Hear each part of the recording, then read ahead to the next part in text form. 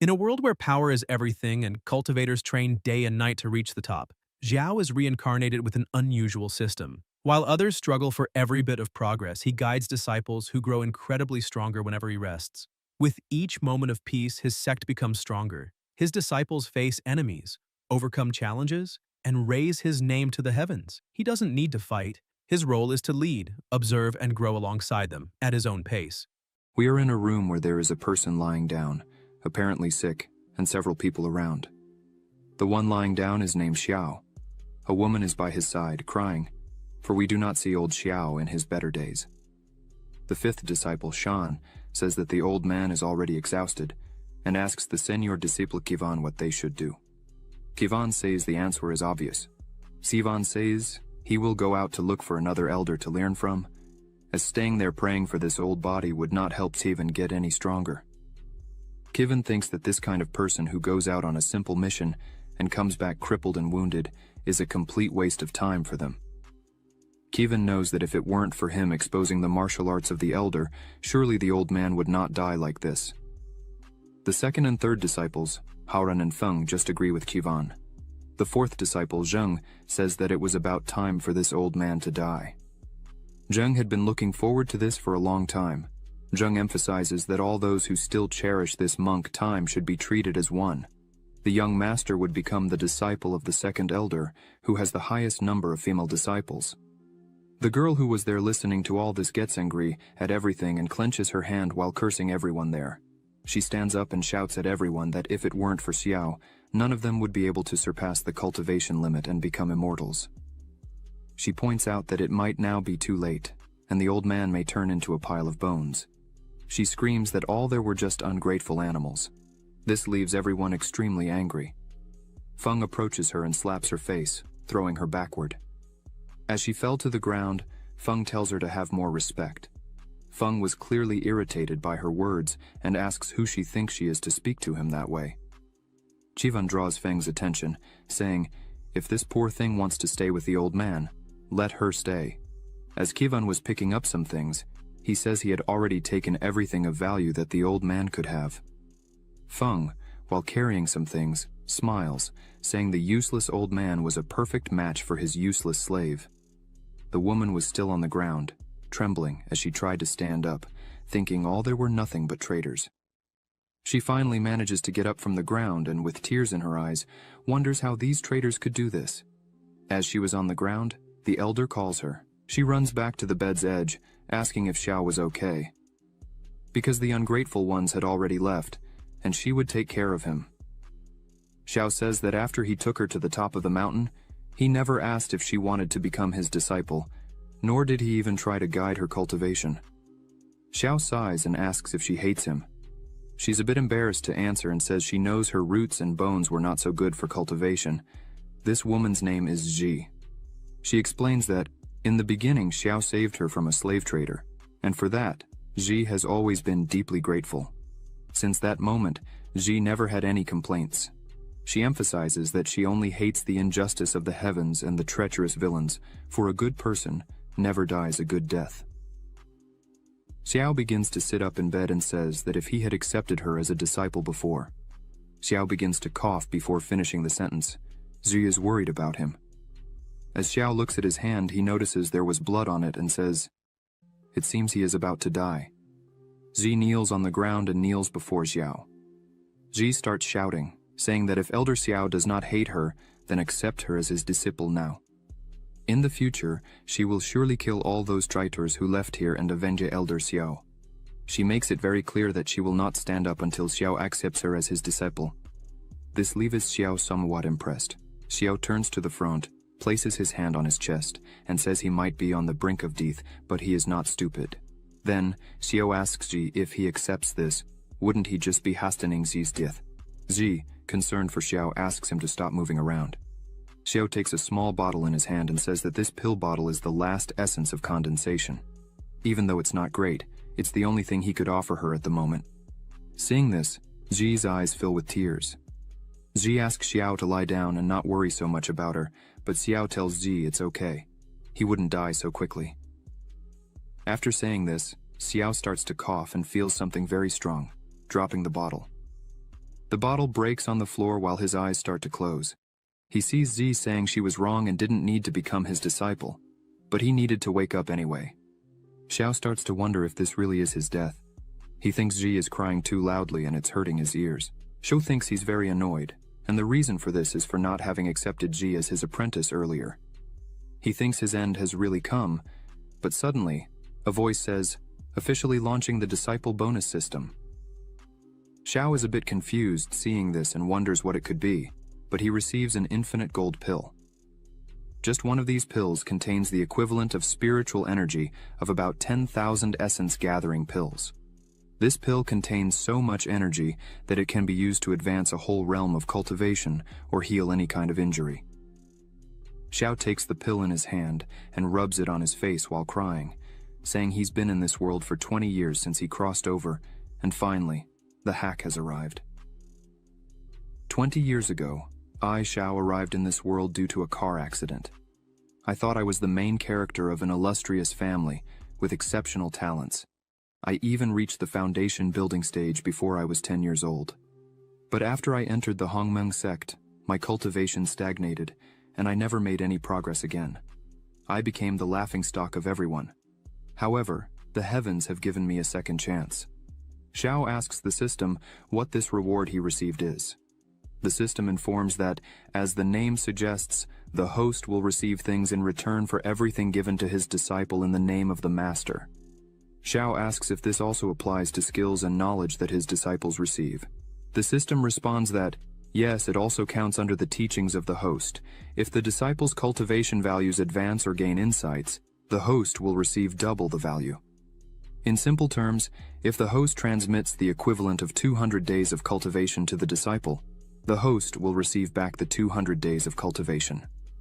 Similarly, if the disciple gains understanding of some type of sword technique under the teachings of the host, the same will receive X times in return. This means that the host will directly understand the sword skill to the level X.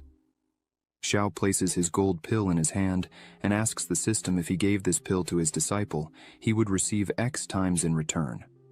The system says that, no. Items received as a reward from the system cannot be rewarded again. However, if the master teaches a disciple the skills that were given by the system, and the disciple gains new insights, it is not considered something from the system. Then, the master will receive a second reward. Xiao says he understands and it's not something as simple as an infinite reward loop. Xiao decides to eat the pill, as he should take advantage of the opportunity. After consuming the golden pill, Xiao starts to emit a strong glow and rises from the realm to the golden core in one go. While all this was happening, Ji was still kneeling near Xiao's bed, trembling and crying, begging him to wake up. She says in a trembling voice that she doesn't want anything else, not revenge, doesn't need to be his disciple, much less receive gifts like essence pills. Ji just wants her master to wake up. Suddenly, Xiao places his hand on Ji's head, saying she should remember the first thing her master will teach. Ji lifts her head, with her eyes full of tears, surprised by this. As soon as Ji looks at her master, she sees that he is completely fine. Xiao is physically healed, with a strong energy coming out of his body. He tells Ji that if she has enemies, she should seek revenge and face everyone with ferocity, and the revenge should be doubly severe. Meanwhile, in another location, Feng knelt before a man, pleading for him to take him as his disciple and offering all of Xiao's secret martial arts in exchange. This place where Feng was is the Hongmeng sect, 6th peak. The man took the scroll offered to him by Feng and remarked that Xiao had indeed made an excellent disciple. The man pointed out that Xiao, who once was the star of the Hongmeng sect and considered himself unparalleled, ended up in such a state. It's unfortunate. This man is the elder of the 6th peak and head of the discipline hall, Wang Na. The elder told Feng that if he truly wished to become his disciple, it could indeed be possible. But the elder showed a ruler called the Ruler of Repentance. This ruler is capable of dissecting a person's spiritual roots. The elder said that if Feng could extract Xiao's spiritual root, then he would accept Feng as his personal disciple. However, Feng should be careful when holding this ruler, as once it comes into contact with blood, it won't easily come off without a proper method. Feng held the ruler and told the elder not to worry, as he, Feng, would not let the elder down. However, suddenly, a very strong attack came from behind Feng, hitting him in the back and throwing him into a wall. This attack left Feng severely injured. When Feng looked down, he was utterly terrified by what he saw. In the attack, his body was wounded, and his blood came into contact with the ruler, which was sucking his energy out of his body. This caused Feng to fall to the ground, screaming in pain and crying in despair. As he lay on the ground, he screamed, saying he couldn't die there as his path to immortality had just begun. Elder Wang Na, confused by all this, asked who could have done this. Looking up, the elder saw Xiao and Ji flying. Xiao looked at Wang Na and said that if he really wanted his spiritual roots, Wang Na should come and get them himself. Wang looked up and apologized to Xiao, saying it was just a joke he was playing on Feng and nothing serious. But, while saying this, Wang was actually wondering how Xiao had such a strong aura, as Feng had said Xiao was on the verge of death. It didn't make any sense. Xiao replied that if that was the case, then all was well. But unfortunately, Xiao wasn't joking. Wang Na. Xiao began to use his magic power and several swords appeared around him. Wang Na, seeing this, was impressed, as this was the Kanglang sword art technique. This reminded Wang Na of something. When I and Xiao entered the Hongmeng sect, Xiao gained the sect master's favor by creating the Kanglang sword art, and received most of the cultivation resources. Luckily, I advanced to the Golden Core realm first, and Xiao became useless. Wang Na created a barrier around himself to defend against Xiao's attack. While Wang Na was inside his barrier, he told Xiao not to be foolish to attack him, as Wang Na had already advanced to the second level of the Golden Core. This meant that Xiao would have no advantage in this attack. As soon as Wang Na finished his sentence, his barrier was easily broken by Xiao's attack. This left Wang Na completely terrified by Xiao's strength. While Wang Na wondered how this could be happening, Xiao, with a slight smile on his face, asked if this was what a person of the second level of the Golden Core could do. Xiao's attack began, and the sword started flying around Wang Na, who was in shock thinking that the power Xiao was demonstrating was of the third level of the Golden Core, or even higher. As Wang Na pondered the power demonstrated by Xiao, one of the swords hit his hand, causing him to scream in pain. Wang Na emerged from the midst of the swords and shouted at Xiao, saying that if he dared to kill Wang Na, the sect would not forgive him for such an act. Xiao quite calmly questioned Wang Na if that could really be true, and highlighted that he was curious to know what the sect would be capable of doing once Wang Na was dead. Xiao turned his attack back to Wang Na, who, with no other option, decided to use a mysterious artifact. Upon using this artifact, a shield rose in front of him, protecting him. Wang Na thought to himself that unfortunately, this artifact only had 3 charges, and this was the last remaining charge. Wang Na considered this a huge loss, as he had intended to use this last charge when he was advancing to the nascent soul stage. Xiao observed this, and thought to himself that Wang Na really did have some tricks up his sleeve. Xiao remarked that it seemed Wang Na had received quite a few gifts over the years. Suddenly, black lightning started to strike everywhere. Wang Na yelled Xiao's name, questioning if he really intended to continue with this. Xiao, with a determined look, questioned why he should stop. Xiao continued his attack, leading to a massive explosion. Amidst it all, Wang Na couldn't believe this was happening to him. Xiao's attack began to destroy everything around. After the attack ended, everything nearby was destroyed, and a huge hole was created on the ground. In the midst of all this, Wang Na was severely injured, cocking in pain. When Wang Na saw Xiao approaching, he was completely terrified and began screaming for Xiao not to come any closer. Xiao, as he approached, asked if the shield Wang Na was using was a top-tier artifact, classified as mysterious, because it managed to keep him alive in this world. Artifacts are divided into 5 levels: mortal, mysterious, earthly, celestial, and finally, immortal. Within each level, there are 4 grades: low, medium, high, and supreme. The shield used by Wang Na was of the mysterious class, high grade. Even within a sect, this would normally be considered a sect-defending treasure. Xiao hadn't expected Wang Na to have such a valuable treasure tucked away. Xiao didn't care much about that. In any case, it was going to end there. Xiao drew his sword and aimed to deliver a finishing blow, but Wang Na created one last barrier around himself and pleaded for Xiao to spare his life.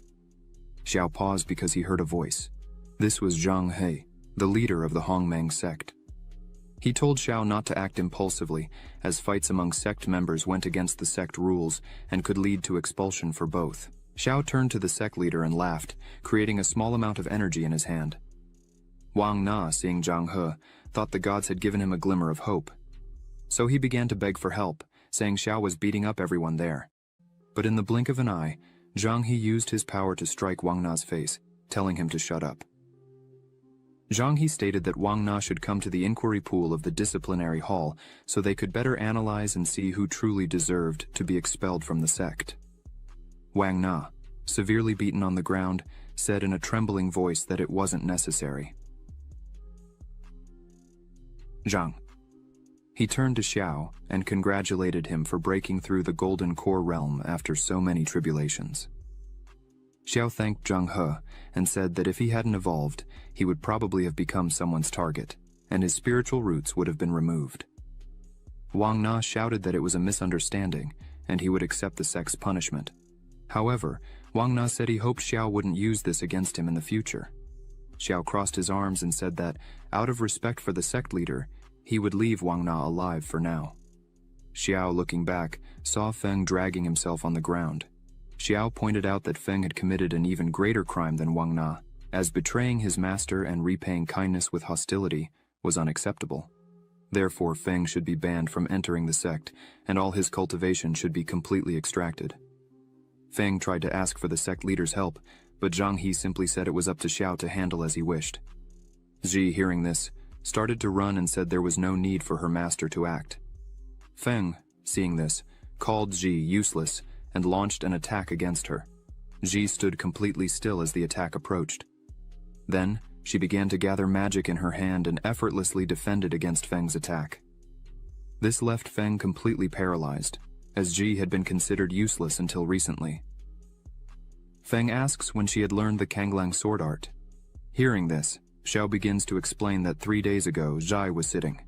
The system pops up with Zhai's specifications. Name, Yan Nu, true identity, disciple, comprehension, 260, root, 15, talent, innate immortal sword. Inactive activation requires reaching the foundation establishment stage to gain recognition from the Lin family's ancestral sword embryo. Xiao thinks to himself how incredible innate immortal sword talent is. Ji asks what an innate immortal sword is. Xiao, with a suspicious look, says it's nothing much, just thinking that Ji might have talents with swords. Xiao says he would look for Feng so Ji couldn't be defenseless. Xiao cuts down a tree with his Kanglang sword art. He explains that this technique was created by him years ago and emphasizes that even if Ji could learn a little, it would be great. Ji forms a small sword with her magic and asks if it's something like this. Xiao says yes, she's doing very well. The system notifies that Ji has entered into the Kanglang sword art. Another window opens, stating that teaching the disciple the Kanglang sword art, a mortal grade sword art, rewards tenfold. The host is rewarded with the sky-slicing technique, high-level mysterious grade. This makes Ji the real treasure there. Ji approaches Feng, preparing to step on him, and starts saying that even with all the guidance from Master Xiao, Feng still couldn't learn to use this technique. Ji stares down at Feng, who begs Ji to stop. Then, she asks who the useless one is now and steps on his chest, causing Feng to scream in pain. Ji turns to her master Xiao, saying that the spiritual root of the traitor Feng has already been destroyed, and asks Xiao to verify. Xiao, looking at her, says, "She did a great job." Zhang He says that now Xiao has explained his punishment, it's Wang Na's turn to be punished. Zhang He asks to take Wang Na away to resolve the matter. Xiao turns to leader Zhang He and asks when Xiao said everything was finished. The leader Zhang He, a bit confused, asks Xiao what he's talking about, since a while ago, Xiao said he would spare Wang Na's life. As soon as Wang Na hears this, he gets up worried, asking what more Xiao wants from him. Xiao gives a slight smile, saying he indeed intends to leave Wang Na alive, but turns with a cold look and says he won't let Wang Na go just like that. Xiao says it will all depend on Elder. Wang Na's sincerity. Wang Na starts to smile and takes out a bag, saying all his treasures are inside. Then Wang Na offers the bag to Xiao, hoping it will be enough. Xiao uses his magic to quickly grab the bag, saying Elder Wang Na is a wise and truly enlightened person. Xiao thanks Wang Na for the gift, bids him farewell, and calls his disciple Ji to leave. As the two were leaving, Ji highly praises her master Xiao, who in turn says they would rest today, as tomorrow he himself would guide Ji's cultivation. Wang Na just watches all this. Leader Zhang he bids farewell to Wang Na and asks him to take care.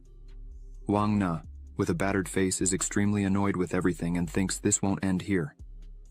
The next day, at the 7th peak, Xiao was checking what was in the bag he received from Wang Na. As Xiao looks through it, he sees there were a lot of things, even elixirs good for the Golden Core realm. Even though they were not of good quality, they would still serve. Xiao picks up 2 scrolls in his hand, one of mortal grade and the other of earth grade. Xiao thinks that this medium grade primordial technique would be perfect for Ji to establish a foundation. Xiao looks over everything there and thinks that, amidst it all, the most valuable item would be this sword called the 5-element seal, earth grade, intermediate level. Xiao thinks none of it would be useful to him, as he needed nothing there. Then, Xiao decides to give everything to Ji, because when it comes to treasures, the system's rewards will always be better. Now that Xiao had looked through almost everything, only one thing remained: a small bag filled with high-level spiritual stones. Xiao thinks Wang Na must have mined a lot in recent days to have all this. Xiao thinks now it's all his, and he's rich. So maybe he'll create a small village one of these days. Ji arrives and knocks on the door, saying Xiao had told her to come in 2 hours for training. She asks if she can come in. Xiao says yes, asks Ji to sit with him. The cultivation realms for practitioners are postnatal, innate, chi refinement, foundation establishment, golden core, nascent soul, separation realm, integration realm, Mahayana realm, transcendental realm. Each realm is divided into 10 minor realms. The postnatal realm strengthens the blood energy to temper muscles, bones, and skin, enhancing physical strength and its quality. The innate realm fills the blood and chi to form internal energy, increasing the power of martial arts and physical defense up to the transcendental realm. Should you reach it, you may ascend to immortality, but this is only a level few have reached. Xiao and Ji sit opposite each other, touching hands. Xiao says he will start by teaching the primordial technique. He asks Ji to focus on comprehending with dedication. Ji agrees, so they begin. While Ji is extremely focused, Xiao is guiding her, telling her what she should do. Xiao says to circulate the qi behind her body a few times to gain understanding. The system window pops up again with the same specifications as before.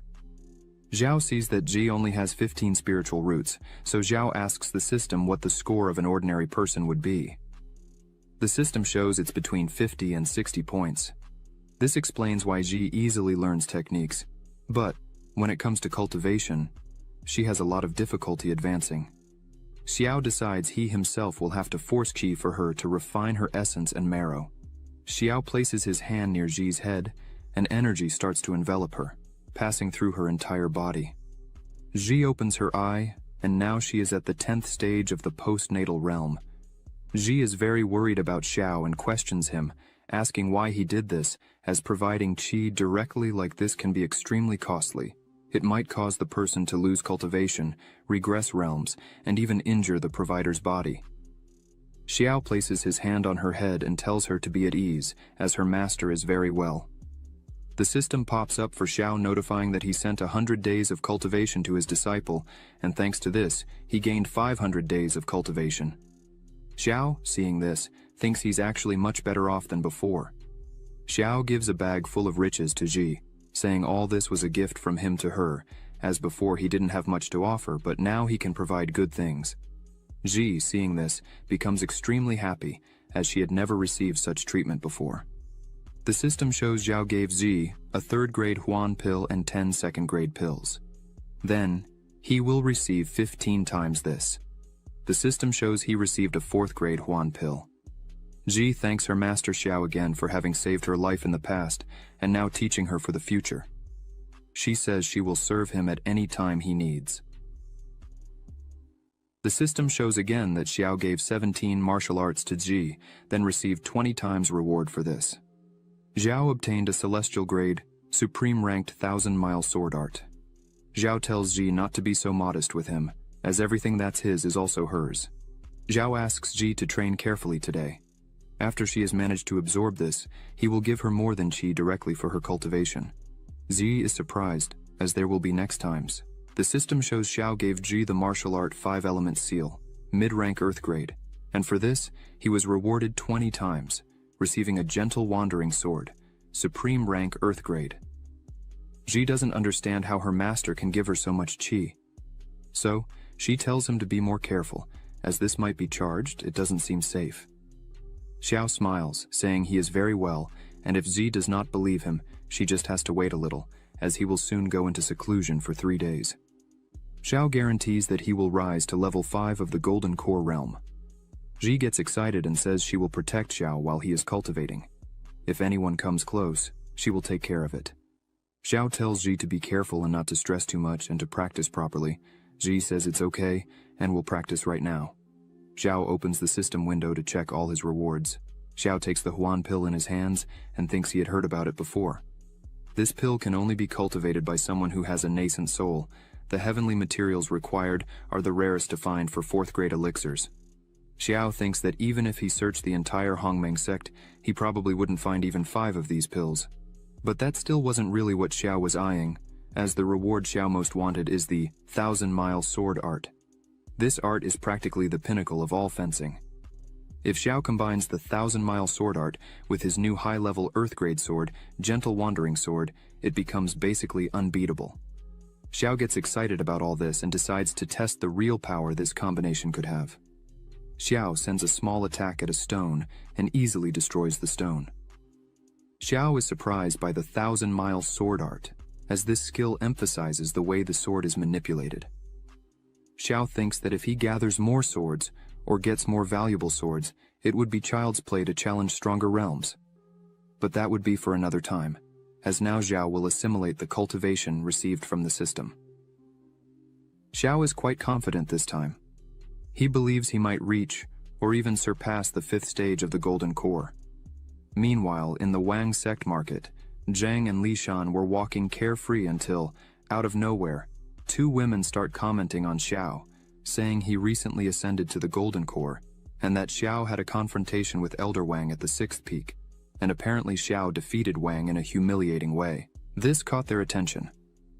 The 2 women highlighted that Xiao was willing to sacrifice his own spiritual roots to assist his disciple. The other woman says that's so perfect and envied people who had a master like that. The 2 were completely in love with Xiao. Li Shan, upon hearing this, starts to think, could Xiao really have been able to help and pass his skills to that Ji? The other 2 women who were with Wang Zheng ask him and Li Shan why they left the 7th peak. Wang Zheng answers the women that everything they were hearing was a lie, as Xiao was a complete idiot who mistreated his students, and that's why they left there. While Wang Zheng and Li Shan were with these women, Lin Haran was just. Watching all this, he starts to think that Xiao, besides having a new disciple, was still able to move to the Golden Core. Not to mention that Elder Wang was not able to defeat him. Lin Haran wonders if this could really be true. So, he decides to see with his own eyes. At the gate of the 7th peak, a man stands in front of Xiao and Ji. This man says he was sent there on behalf of the sect leader Zhang He. This man introduces himself and says he is Ye Chen, the senior disciple of Zhang He. Ye Chen says he came to warn that the great sect competition will be in 100 days, so Xiao should prepare for such an event. Ye Chen looks at Ji and apologizes for what he is about to say, but in Ye Chen's view, Ji is a seemingly weak person. By her talent in the great competition, Ye Chen thinks she will lose and cry over the defeat. Ji gets angry when she hears this, but Xiao steps forward and says that Ye Chen has a somewhat limited view. Ye Chen is a little startled by this. Xiao says that Ji was a person completely without cultivation 3 days ago, and now is already at the 10th stage of the postnatal stage. Xiao asks Ye Chen what he thinks of Ji's rate of evolution, if she really seems irrelevant. Ye Chen is dumbfounded and can't believe what he heard and asks Xiao if he is joking. Xiao says that if Ye Chen doesn't believe him, then Zi is free to show who's boss. Zi obeys immediately and starts to emit flames from her body. Ye Chen, scared seeing this, says that this really is the 10th stage of the postnatal realm, but Ye Chen can't understand how this is possible. Lin Haran, who was hiding and watching all this, is also surprised. Xiao turns back to return to his realm and says that anything is possible. Zhi makes a face proving Ye Chen wrong and saying it served him right. Lin Haoran, still hidden, thinks that a useless person like Zhi could not have risen in such a way with her own talent. Clearly Xiao used his qi to help Zhi. Lin Haoran thinks that the person who directly transfers their qi to another person faces major problems, including in their cultivation. Lin Haoran can't believe Xiao went to such lengths to help Zhi. Then Lin Haoran thinks it would be a good time to extort some things from Xiao. After all this, in the hall of the third peak, Lin Haoran is before Elder Meng Yu, who is asking Lin Haoran if everything he said is true, that Xiao took everything from Wang Na and transmitted the peak of the supreme technique to his disciple. Meng Yu asks if there is anything they can do. Lin Haoran tells Meng Yu that he is the strongest in the sect and should receive the most resources. What Xiao is doing is just squandering the sect's resources. Hearing this, Meng Yu gives permission for Lin Haoran to personally take care of it. Meng Yu emphasizes that if Lin Haoran really manages to defeat Xiao, then he will be accepted as a direct disciple. Lin Haoran thanks him for the opportunity. Meanwhile, in the training room of the 7th peak, Xiao and Zhi are sitting. Xiao asks Zhi if she is ready, as today she will break through to the inner realm and cleanse her meridians. Xiao notes that if everything goes right, in the future, Zhi will be able to cultivate with less effort and more ease. However, for that to happen, she will have to endure very strong pain. Zhi says she is ready and remembers everything Ye Chen said before and promises that as soon as she gets stronger, she will not accept this anymore and everyone will pay attention to her. Xiao sees that although Ye Chen has been spoiled by the sect leader, the encounter between Zhi and Ye Chen was very good. It made her more motivated, and it is this motivation we need. Xiao thinks this really is the moment for Zhi to break through to a higher realm and perform a cleansing on her meridians. Xiao takes a small bag in his hand, and from it takes out a 4th-class meridian cleansing pill. Xiao was able to buy them thanks to the riches he took from Wang Na. Xiao decides to start and prepares to begin the training. As soon as it starts, Zhi tries to concentrate as much as possible. Joy thinks this is more painful than she was thinking, but after the pain passes, Zhi feels as if her whole body becomes lighter. A system window opens, informing that Xiao transferred 200 days of cultivation to Jai, increasing her aptitude by 70 points as a reward. This was doubled, resulting in 400 days of cultivation and the low-class autumnal water sword technique of Earth rank. Xiao, seeing this, thinks it is finally done. Xiao is very satisfied, as the feeling of gaining something is very good. Now Xiao is at the 6th level of the Golden Core. Zhi finally opens her eyes and feels much better, as she is now at the 1st innate level. Zhi asks if this is a technique to purify the meridians and marrow, and completes asking if now that she has reached the celestial realm, if this was enough to face Ye Chen. A window opens again, showing Zhi's information. Name, Zhenu. True identity. Disciple. Understanding. 260. Aptitude. 85. Talent. Innate body sword. Not activated activation condition. Reach the foundation realm. Obtain recognition of the ancestral sword embryo of the Lin family. Xiao laughs and touches Zhi's face, telling her to be brave and take Ye Chen down. If Zhi defeats Ye Chen, Xiao promises to take her to the World Genius Challenge. Zhi is extremely happy with this, asking if she really can do all this. Suddenly, someone starts knocking on the door, leaving Zhi and Xiao surprised. This person calls for Xiao, saying that one of his disciples had been seriously injured while collecting medicinal herbs for his treatment, and asks Xiao to come outside to take a look. Xiao, already suspicious, decides to follow. As he was leaving, Zhi was just wondering who it could be, and if her master really had other students besides her. As soon as Xiao opens the door, Zhi is surprised to see Lin Haoran lying on the ground. Lin Haoran, with a trembling voice, calls for his master, referring to Xiao, and says that unfortunately, he is still weak because he managed to recover only one blood dragon plant, and asks Xiao to take the plant. Zhi screams furiously that Lin Haoran is just a traitor who swore loyalty to the 3rd peak and asks what he is doing there. Lin Haoran, still lying on the ground, tries to explain with a still trembling voice, saying it's just a misunderstanding and the only reason Lin Haoran entered the 3rd peak was to get this life-saving plant for his master. The disciples of the Third Peak's elder Meng Yu say that Lin Haoran almost died to get this plant and doesn't need to speak to him in that way. Meng Yu adds, saying that for 3 consecutive days Lin Haoran had kneeled asking Meng Yu for help, and this moved Meng Yu. Zhi doesn't accept any of these words, saying they are just distorting the truth. It's clear that Lin Haoran betrayed Xiao and is now trying to navigate the situation with this ridiculous act. Xiao asks Zhi to calm down and leave this matter to him. Xiao asks Lin Haoran why he is there if he had already sworn loyalty to the Third Peak's elder. Xiao smiles with a cold expression and asks if Lin Haoran really wants to return to his side. Lin Haoran kneels in front of Xiao, saying he recognizes the weight of his sins, and for having betrayed his master, he is unworthy. However, Lin Haoran begs for forgiveness and asks that Xiao accept this blood dragon herb. The disciples of Meng Yu, watching this scene from afar, start to think that Xiao is very healthy and doesn't need this herb. Another disciple says that Lin Haoran's talent is deteriorating, and if he doesn't get a Class 4 pill, his future in cultivation will be very bleak.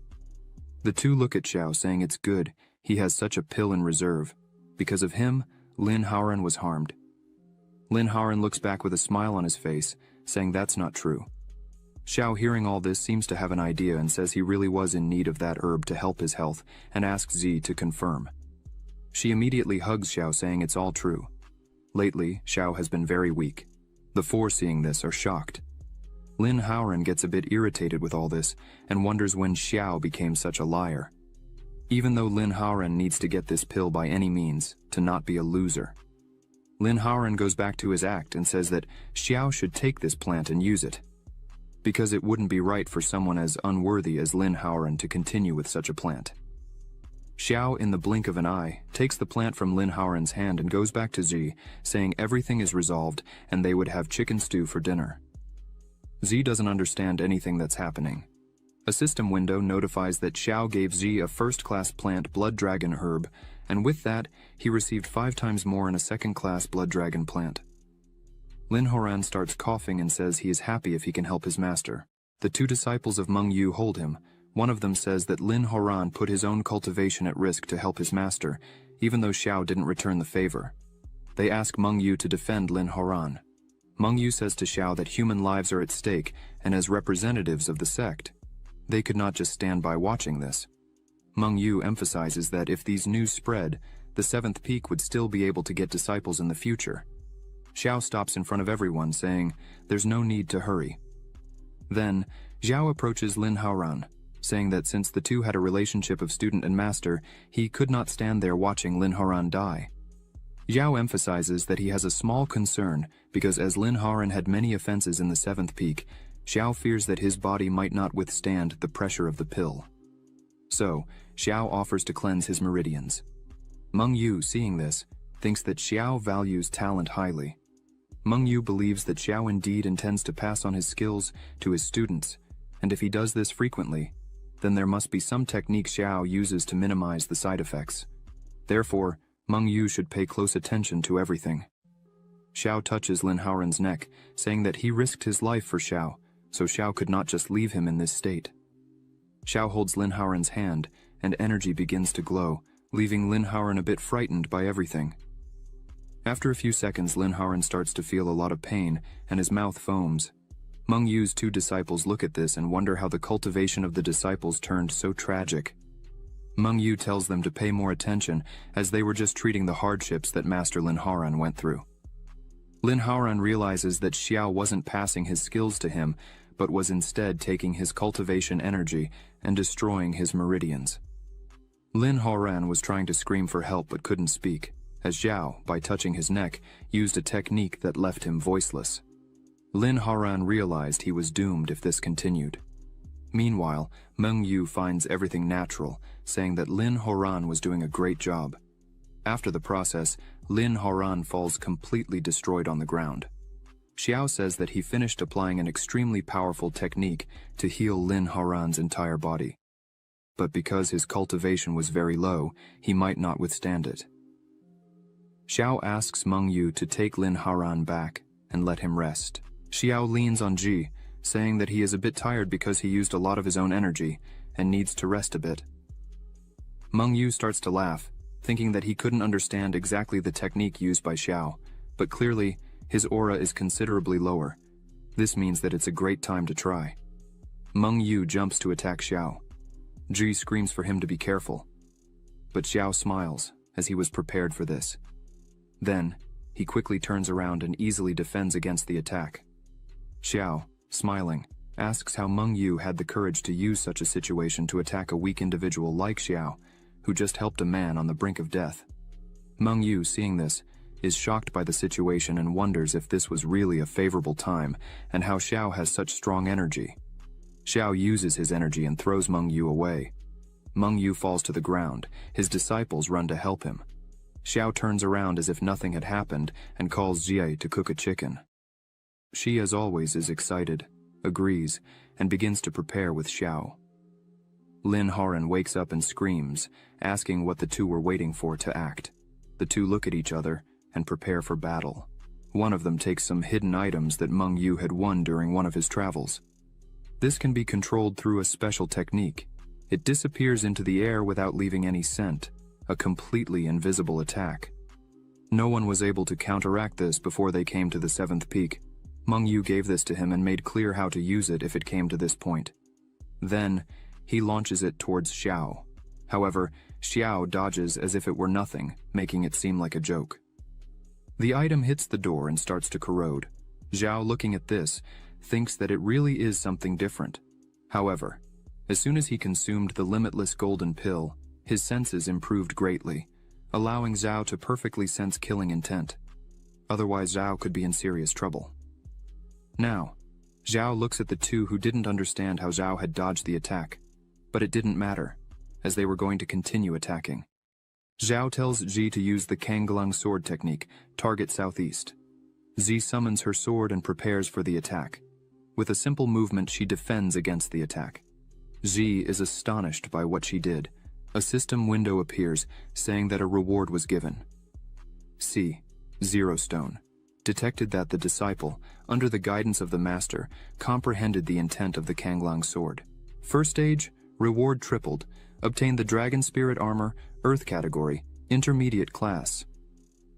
Xiao looks at Ji and thinks he had expected this. Ji's innate body sword she learned recently, although she is already able to understand the sword intent. Meng Yu's two disciples are completely astonished by this, for even over the nascent soul realm, even the realm gathering separation would not be able to detect this attack. They ask who the hell Zai is. Lin Horan, crawling on the ground, screams that he needs to get out of there quickly. Zai notices this and, looking at Lin Horan, who had betrayed his master and harmed his ancestors, how Lin Horan had the courage to try to harm his master. Now, hearing this, Lin Horan gets scared. Zai jumps with her sword and says it's unforgivable. Lin Horan tries to flee, but Zai's attack hits him with great force. Lin Horan falls completely defeated on the ground, saying with his trembling voice that this could not be happening. One of the disciples tells him not to approach. Master Meng Yu says it will not end like this, for Xiao harmed their companion. The sect master will not let this pass.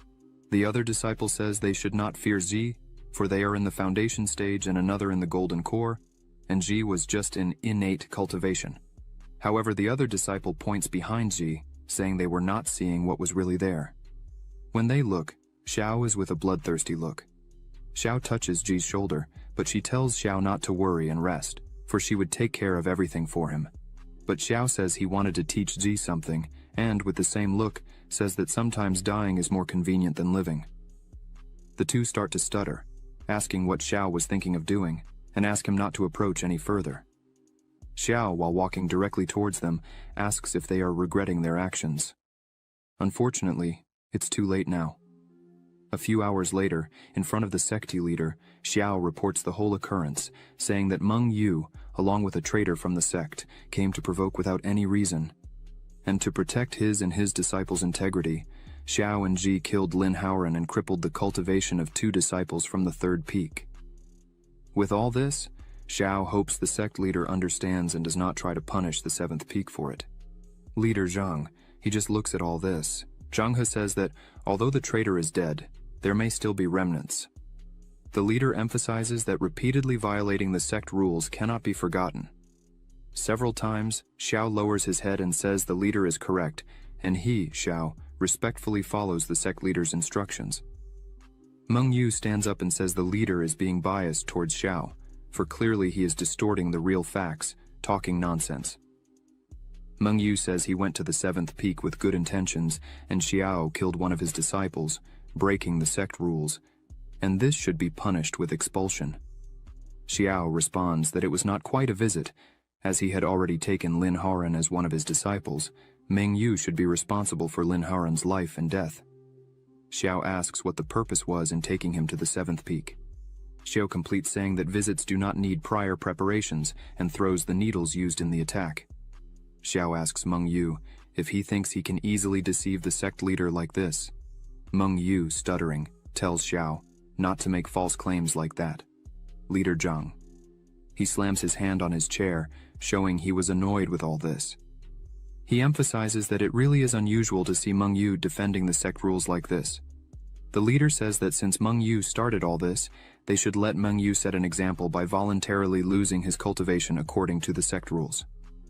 Meng Yu, upon hearing this, kneels down again, begging for mercy. Zhang. He stands up and says, "That's enough. This matter would end here. As punishment for Meng Yu's behavior, he should undergo 3 months of physical penance and 1 month of reflection facing the cliff, and there will be no further discussion." Xiao thanks, saying the sect leader is very wise. The guards arrive to take Meng Yu, who is disbelieving to this point. While being taken away, Meng Yu looks at Xiao and says he would take revenge no matter the cost. While all this was happening, Ji was training seriously in the 7th Peak's training hall. Xiao opens the door and asks how Zi's comprehension was going, but as soon as he opens the door, she gets startled and quickly gets up, starting to run around Xiao, apologizing for having acted that way with the traitor. And if the sect leader had applied any punishment, she would take full responsibility. Xiao calms her down, saying that it was nonsense in her head. She wasn't at fault for anything, and she should be more at ease, for Xiao would protect her from everything and everyone. No one would be able to harm her. Xiao touches Ji on the shoulder and tells her to remember these words well. From today onwards, whether it's traitors, gods, Buddhas, emperors, or ministers, if anyone dares to offend Ji or Xiao, he himself would retaliate. All this leaves Ji with a face red from excitement. Xiao says that even if the sky falls, he will still be by Ji's side to protect her. Ji starts to cry and falls to her knees, showing gratitude.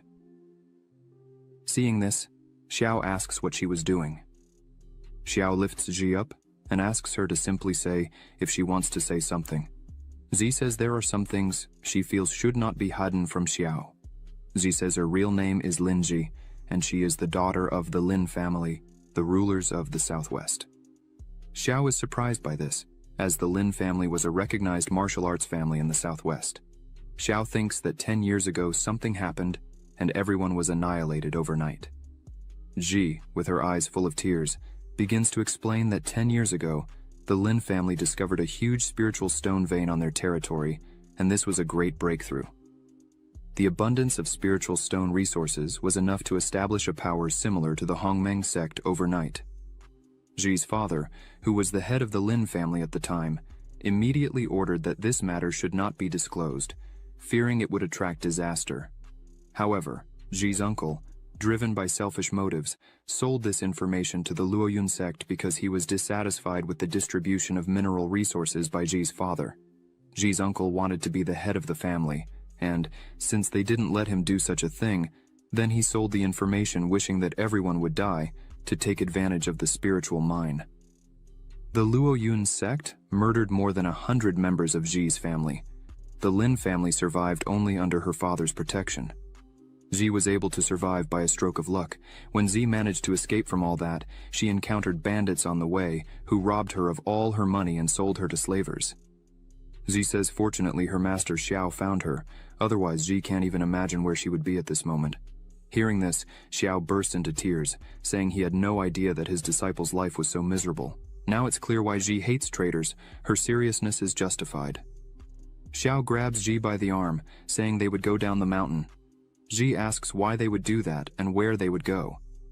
Xiao says Ji begged Xiao to be her master. and out of respect for that, he should avenge everything.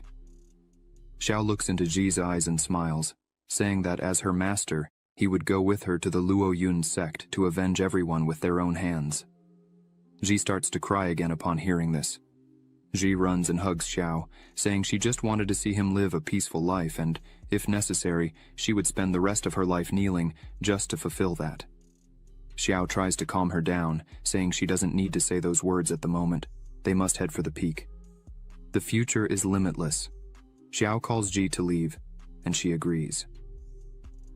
In the middle of the forest outside the city, two people were fighting when suddenly another person arrives there. These two people are Bai Luori and Linqing Xuan. As soon as Bai Luori sees the leader, he raises his sword enraged, saying he should have known who was behind this, for letting all these other people die one by one, consuming their energy. Only this guy is capable of doing such a thing, isn't that right, Zhang Yi? This man is named Zhang Yi. He is from the Sun and Moon Ghost sect. Zhang Yi smiles, saying it's no wonder Bai Luori was a disciple of Fairy Zhu, as Bai Luori was able to kill several men there. Zhang Yi highlights that the green twin swords technique certainly deserves its reputation. Zhang Yi leaps towards the two, declaring that it all ends there. Bai Luori and Linqing Xuan brace for battle, but suddenly, a beam of energy shoots between the three, causing everyone to halt. Zhang Yi turns angrily, questioning who did that. Linqing Xuan and Bai Luori, startled, gaze at the hole created in the stone. Ji appears, frustrated with energy in her hand, lamenting that she unfortunately missed her attack. Xiao, quite calmly, mentions he had warned that Ji's attack was timed too early, which is why she missed. Zhang Yi turns and comments that all this was caused by such a beauty, mockingly asking how she plans to compensate him. Ji dislikes Zhang Yi's tone and declares his arrogance warrants death. Ji advances on Zhang Yi, but with a simple move Zhang Yi disarms Ji, telling her that her master should have advised her against such actions if she's not strong enough. Linqing Xuan and Bai Luori, witnessing this, shout for Ji to be careful, concerned for her, but Ji is entirely focused on her task and tells Zhang Yi that the only thing her master taught her was not to pity fools like Zhang Yi. Then Ji uses her magic and a glow forms behind Zhang Yi, and before he can react, several swords strike him from behind, causing Zhang Yi to scream in pain. Ji takes Zhang Yi's Qiankun bag and brings it to Xiao, noting it contains nothing of great value, just some spiritual stones and elixirs. Xiao suggests she should just keep the bag. Linqing Xuan and Bai Luori approach Ji and Xiao, thanking them for their help. They introduce themselves as students of Elder Zhu Xuan from the Hongmeng sect and inquire about their names. Xiao introduces himself, pleased to meet them, as Elder Xiao of the 7th Peak, and introduces Ji as his student. Linqing Xuan and Bai Luori are surprised to meet Xiao and express their gratitude again. Xiao dismisses the formalities and inquires why they were in such a remote location, fighting against the Sun and Moon. Ghost Sect. Bai Luori explains that the Ghost Sect has always harbored resentment towards the Hongmeng sect. Some members even relish in killing monks, and the prior conflict was over this plant, the colorless grass of 1,000 years low grass. This plant comes in 5 quality levels: low, human, mystic, earthly, celestial, and immortal. Among them are 4 grades: inferior, medium, superior, and absolute. Bai Luori mentions that although this plant serves merely as a base for creating foundation stage pills, they are still highly valuable.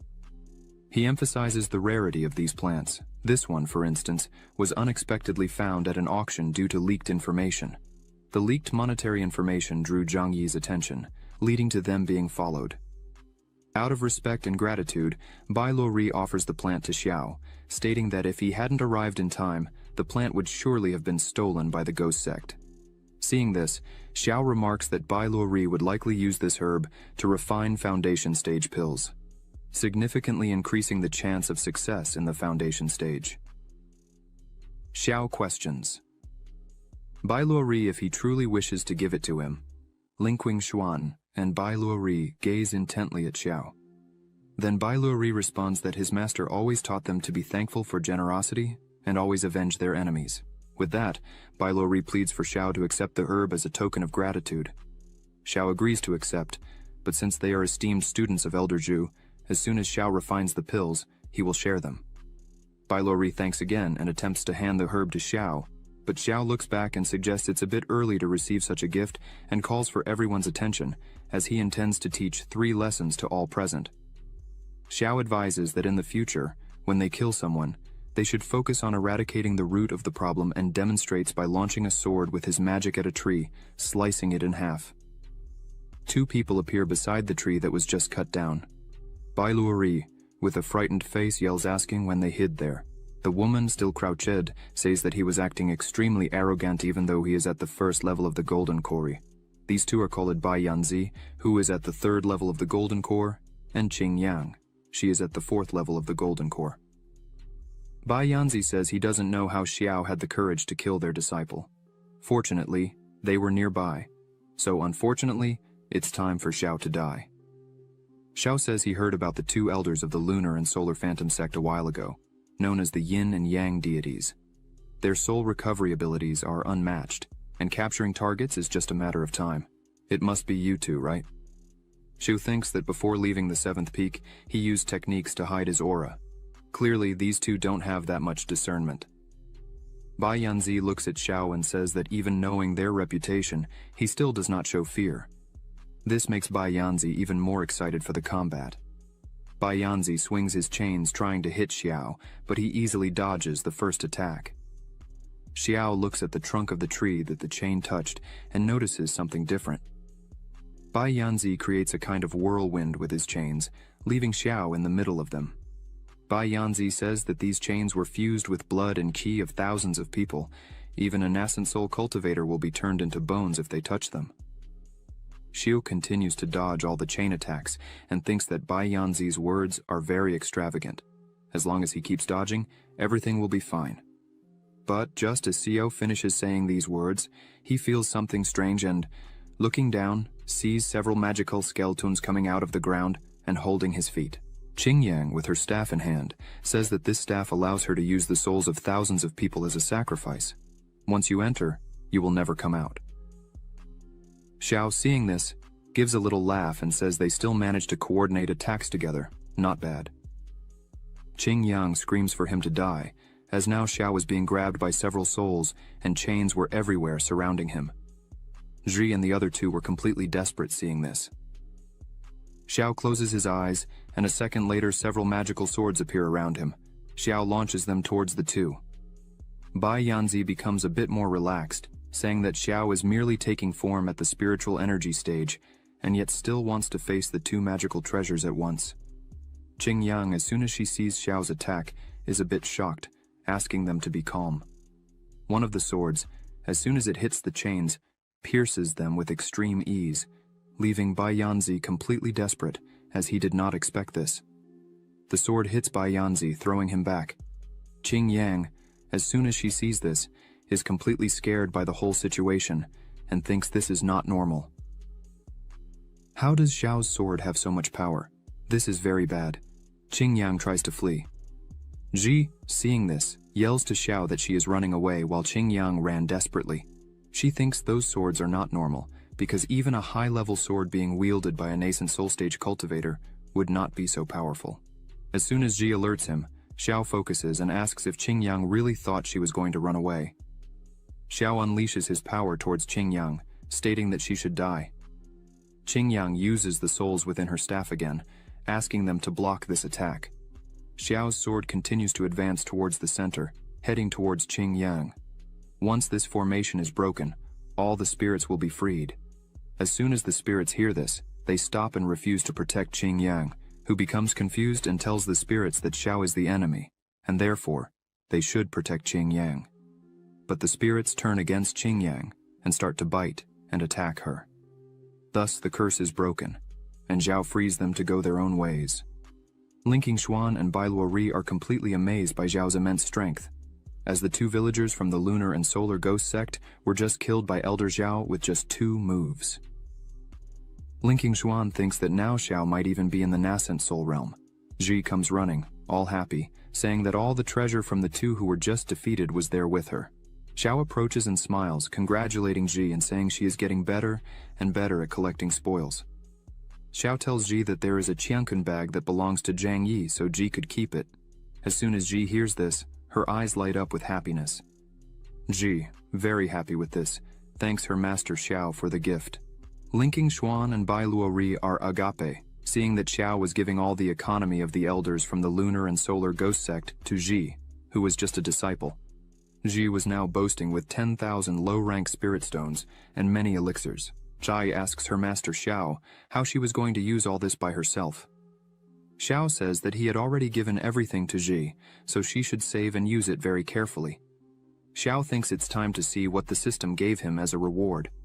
The system notifies that it was detected that the host gave to his apprentice 68,720 low-rank spirit stones, 4,600 intermediate-rank spirit stones, 36 second-stage cores, 16 third-stage flying locust condensed pills, merciless millennium herb, 100 cubic meters Kenkun ring, 250 cubic meters Kenkun bags.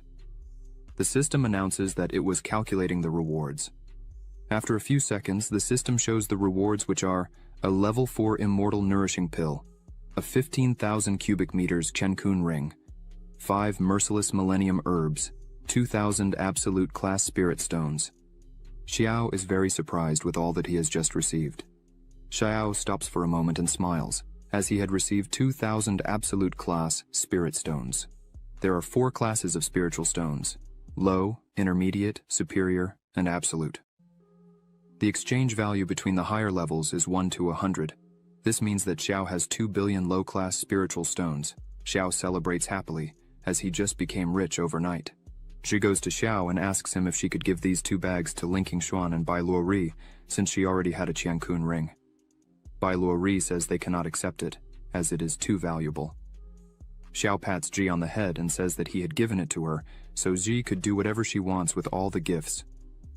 Ji smiles and hands the 2 bags to them, asking them to take good care of them. Linking Xuan and Bai Luori cry with happiness, saying that Ji and Xiao were good people. Bai Luori thinks that he is envious of Ji for having such a selfless master. After some time, Xiao and Ji arrive at the Luoyun city, alchemy room. After entering, there are several people inside focused. Ji asks Xiao what they were doing there.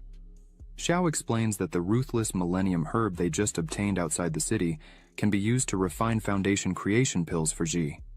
To avoid losing the efficacy of the medicine, they would refine the elixir first and then go to the Luoyun sect.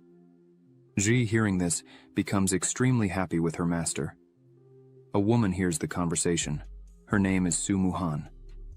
As soon as she hears this conversation, she is surprised because one must be at least at the golden core cultivation level to refine foundation creation pills. Su Muhan, seeing Xiao, thinks he looks too young for such an achievement, but as she takes another look, she sees Xiao cultivating calmly, which impresses her. Suddenly everything explodes. Xiao and Ji are thrown away by the explosion.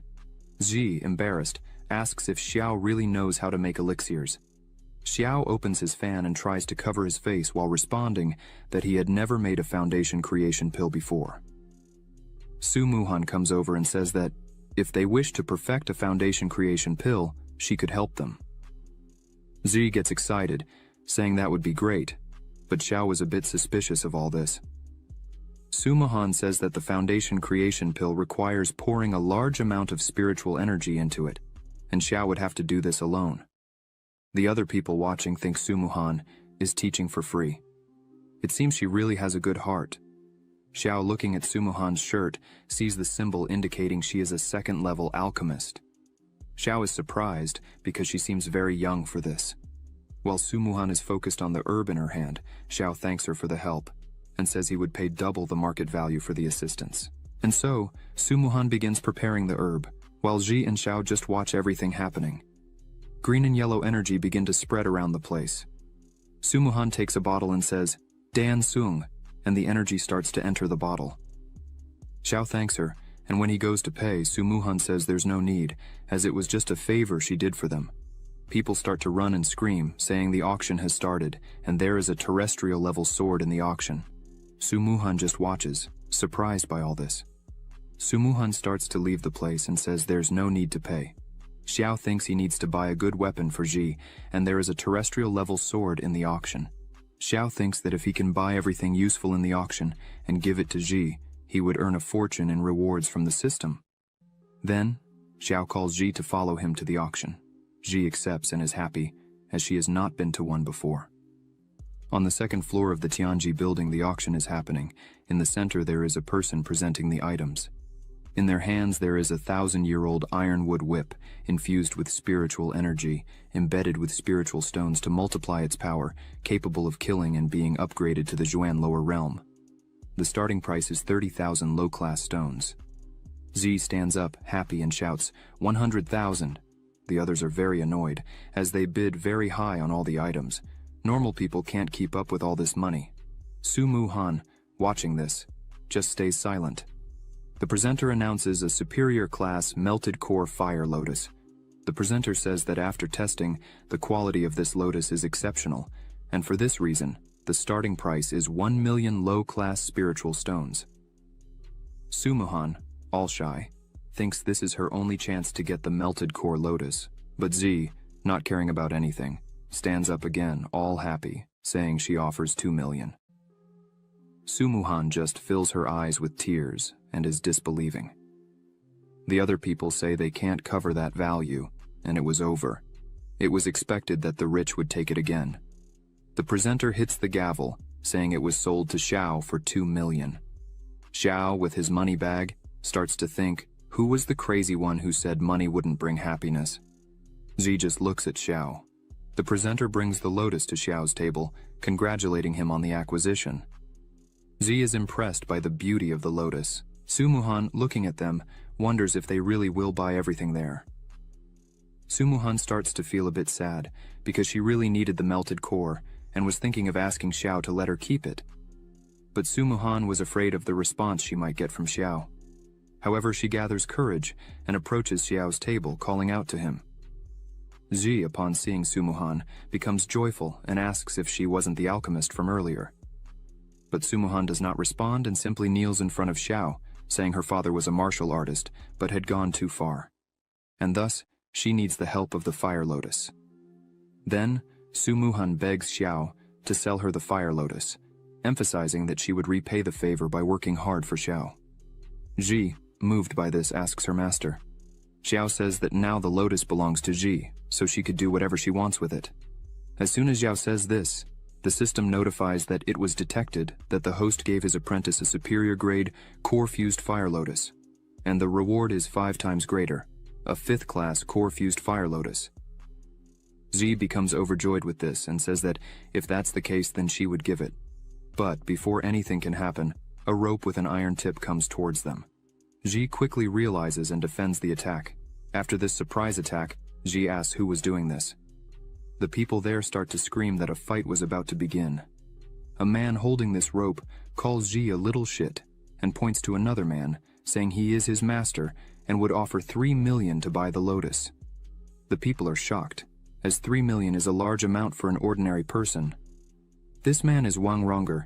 He is the son of the lord of Luoyun City.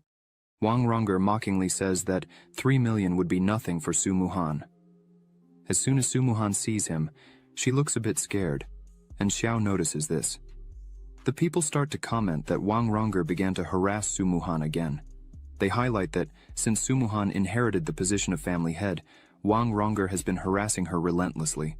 The subordinate who had attacked stands up again and yells that these 2 bitches should stand up and offer the lotus with both hands, as Wang Ronger wanted it. Ji puts a hand on her hip and says they would not sell, just because Wang Ronger wanted it.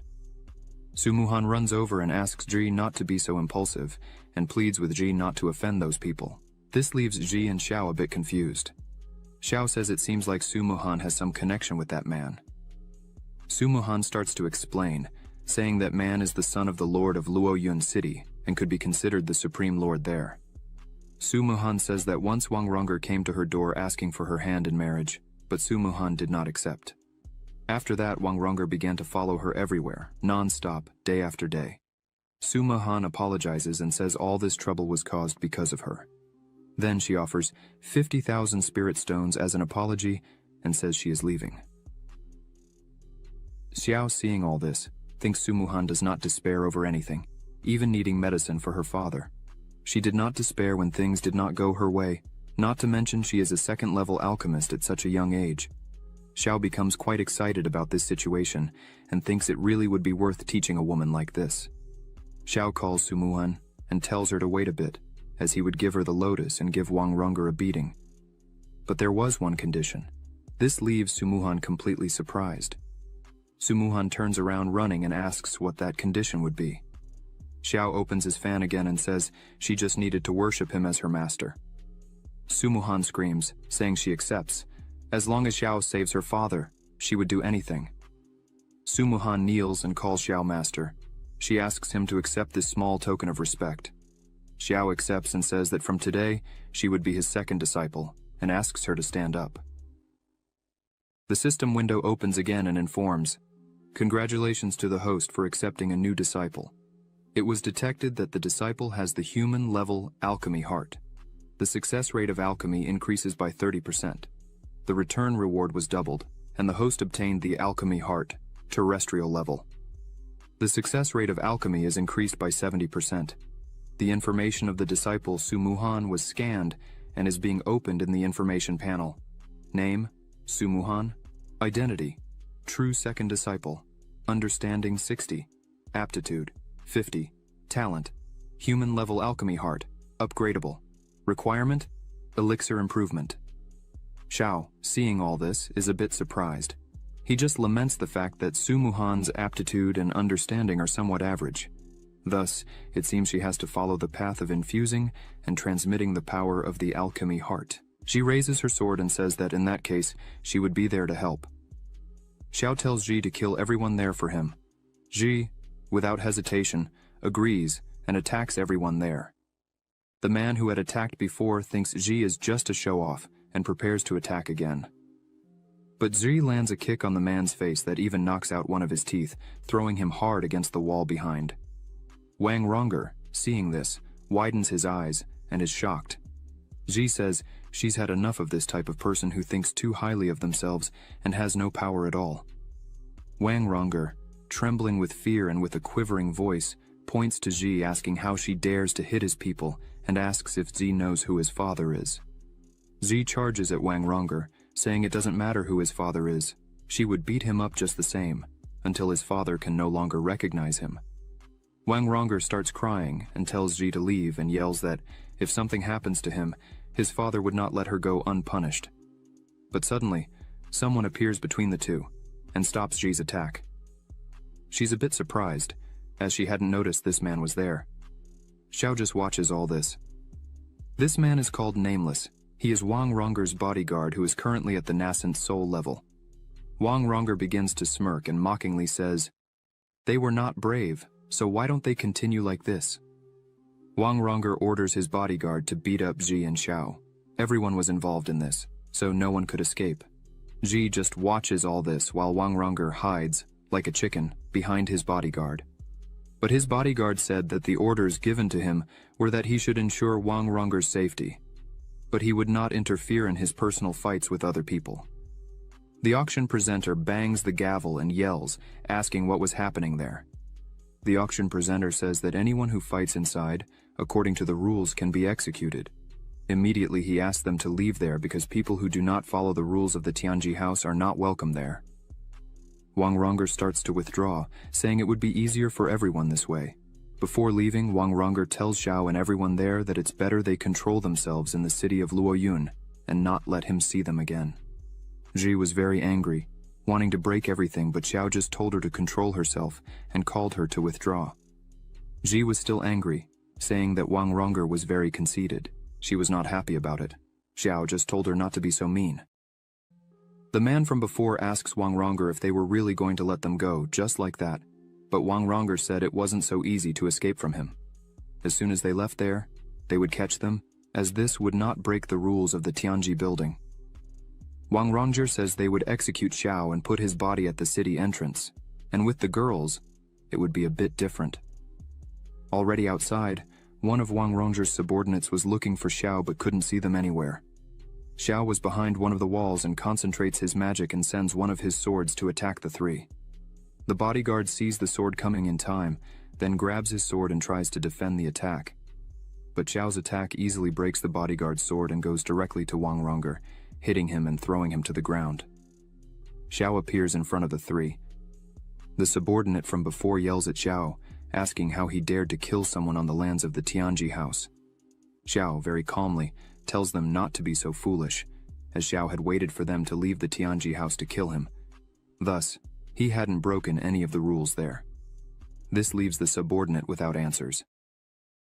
The bodyguard drops the rest of his sword on the ground and says that Wang Rongger was authoritarian, idiotic, and annoying, but the bodyguard was paid to protect him, and so he should be loyal to Wang Rongger.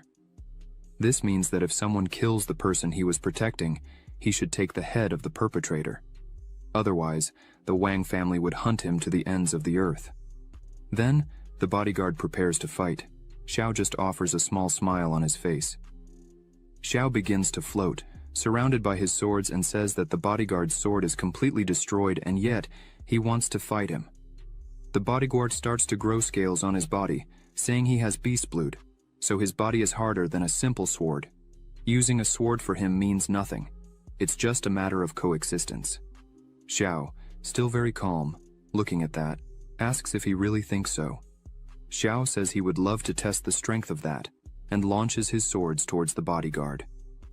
The bodyguard catches the swords with his hand and breaks them in the middle, saying that was useless.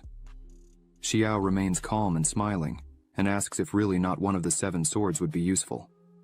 A sword appears behind the bodyguard, leaving him surprised. He tries to catch the sword with his hand. Energy begins to fly everywhere while the bodyguard holds it and screams. Xiao calls his sword back and says that even though he caught the sword, his hand seemed quite injured. Xiao asks how he plans to defend the next sword and attacks again. The bodyguard says that indeed Xiao's technique is without a doubt impressive, but his beast blood allows him to heal quickly. Thus, his hand begins to heal and change shape, which leaves Xiao a bit apprehensive. The bodyguard manages to catch the sword again with his hand. As he holds it, he looks at Xiao and says that just the swords wouldn't be enough to kill him. But the bodyguard thinks that the power of Xiao's sword is really out of the ordinary, because, just by holding a sword, the bodyguard almost exhausted all his strength. If Xiao launches one more of those swords, the bodyguard would be in trouble. The bodyguard looks at Xiao and says that apparently Xiao was already at his limit of strength. Xiao, looking at that, thinks what the bodyguard said is really true. The ordinary magic swords don't have much effect on him. However, this melted core fire lotus that Xiao had obtained from the system is cultivated by absorbing the purest fire element from the world, and is perfect for refining weapons. Xiao takes this moment to refine his equipment, and thus, a huge golden sword appears in front of him. Xiao says that this sword is extraordinarily dominant. Just by looking at it, Xiao is extremely happy. Xiao picks up the sword in his hand, very happy, and names it Happiness Fire. Xiao returns to the battle and launches his sword, telling the bodyguard to have a lot of fun with his arrogant friend. The bodyguard tries to defend with his arm, and as soon as the sword hits, he feels enormous pain. His arm is all cut up and smoke coming out of his body. The bodyguard, confused, wonders what kind of fire element that is and thinks this is not good. The bodyguard starts to concentrate and creates an energy barrier around himself while Xiao's swords were on their way, surrounding him. The bodyguard thinks that this shield he created won't last long. Looking at Xiao, the bodyguard thinks he definitely won't be able to face Xiao. If it continues like this, he would surely die. Xiao, seeing the bodyguard in trouble, says he still hadn't finished. Then, the sword that was in the bodyguard's hand starts to tremble and releases from the bodyguard's hand, breaking the barrier from inside out with extreme ease. Suddenly, all the swords are upon the bodyguard, and he can do nothing more. The bodyguard accepts defeat, lowers his head, and tells Xiao that he would accept anything. Xiao could kill him or damage his cultivation if he wished. Xiao just smiles and calls all his swords back to himself. The bodyguard, seeing this, does not understand why Xiao was sparing his life. Xiao says that if the bodyguard feels comfortable admitting defeat, then he would spare his life. Xiao thinks the bodyguard is a bit arrogant, but is a truly strong man with a strong determination. Xiao turns and begins to walk away, saying his name is Xiao, and that if one day the bodyguard wants to seek revenge, it would be a pleasure to fight him again. Xiao turns and says, however, that once a bodyguard fails in his mission, someone would come to collect that debt. Thus, the bodyguard should try to survive. This leaves the bodyguard completely scared. Xiao joins Ji and Su Muhan and says they would now go after Su Muhan's father to help him. Su Muhan thanks him, and Ji is all happy, saying how amazing Xiao is. The bodyguard watching the three leave thinks that Xiao is so young and has so many achievements, which is really something extraordinary to see. The bodyguard begins to retreat and thinks that if he survives the Wang family's hunt, he definitely wants to meet Xiao again. After some time, they arrive at the mansion. Su Ji, seeing this huge house, says that Su Muhan seems to come from a very wealthy family. Ji says that in her father's time, the Su mansion was indeed prosperous. But since Su Muhan took over as the family representative, the Su mansion has been declining day by day. Now it is far from what it used to be. Su Muhan says Xiao should not have killed Wang Rong'er because his father, Wang Cheng, besides being the city lord, is also an elder of the Luo Yun sect. Su Muhan says that in the past, Wang Cheng followed the current sect leader in several dangerous situations, thus, they have a very close relationship. By provoking him, probably in the future, Xiao would have trouble. Ji gets angry and says that if Wang Cheng were to come after them, she herself would make sure Wang Cheng would not return, as the Luo Yun sect was her main goal from the start. Su Muhan is happy and opens the door for them to enter. As soon as they open the door, they see a man sitting there. This man is named Su Hongyuan. He is Su Muhan's second uncle. As soon as she opens the door, he shouts her name and punches the chair. Her uncle calls her unworthy and asks how she dares to return there, leaving Su Muhan a bit surprised. Su Muhan asks why her uncle was there, and all the clan elders were also present. Ji is already a bit apprehensive about all this. Xiao is already on alert, as he noticed these guys were not friendly. A woman points her finger at Su Muhan, and begins to say that Su Muhan should not even dare to ask that, because if they had not come there, they would never know that the Su family had been sold by Su Muhan herself. This woman is Su Muhan's third aunt, named Su Runyue. She asks Su Muhan how she dared to take advantage of her older brother's great injury to take advantage of the Su family's property in the Celestial Destiny Pavilion. Su Muhan says it's not like that. She did not do this for any profit, but rather to buy the lotus and save her father's life. Her aunt asks where this lotus she claims to have bought is. Su Muhan takes the lotus out of her bag and shows it, saying she was completely happy to have gotten this lotus. Her uncle stands up and tries to forcefully take the lotus from Su Muhan. He is currently at the 6th level of the Golden Core. In terms of strength, Su Muhan turns around, scared, shouting for her uncle to stop, but before Su Muhan could see, Xiao steps in front of her with all his swords pointed at them and says he wanted to see who there would dare to touch a hair on Su Muhan. As soon as Su Hongyuan sees all of Xiao's power, he thinks it is something out of the ordinary, and clearly the power difference between them was glaring. Su Hongyuan realizes he couldn't even touch someone like Xiao, so he tries to flee from there at all costs. But suddenly, a sword hits the wall right in front of him, making him stop, and as soon as he notices, his entire body had been surrounded by swords on the wall. Runyue, seeing this, becomes worried and shouts, asking if Hongyuan was okay, but he just tells her to be very careful with those swords. Runyue turns and yells at Muhan, asking what this means. Why Muhan was seeking foreigners to fight against their own family. Muhan starts to say something, but Zi grabs her arm and says she should not answer. Then, Xiao positions himself in front of the two. Runyue points her finger at Xiao and asks why he is acting like this and challenges him to try to hit her. Within seconds, one of Xiao's swords strikes right in front of Runyue, making her fall down scared, as she didn't even see the attack coming. Xiao points all his swords at them and says that anyone who dares to take another step, he would kill without hesitation. The other people there start to smile and say that even if Runyue and Hongyuan were wrong in being rude, they were still a family, connected by blood, so it's not right to let someone from outside treat them this way. Muhan starts to speak, but is interrupted by Runyue, who points her finger again at Muhan, calling her ungrateful, as the Su family had raised her for 20 years, and this is how she was repaying them. Muhan starts to cry and asks how they dared to accuse her like that. Muhan begins to scream that as soon as her father went mad, none of them had asked if she was okay, not even once.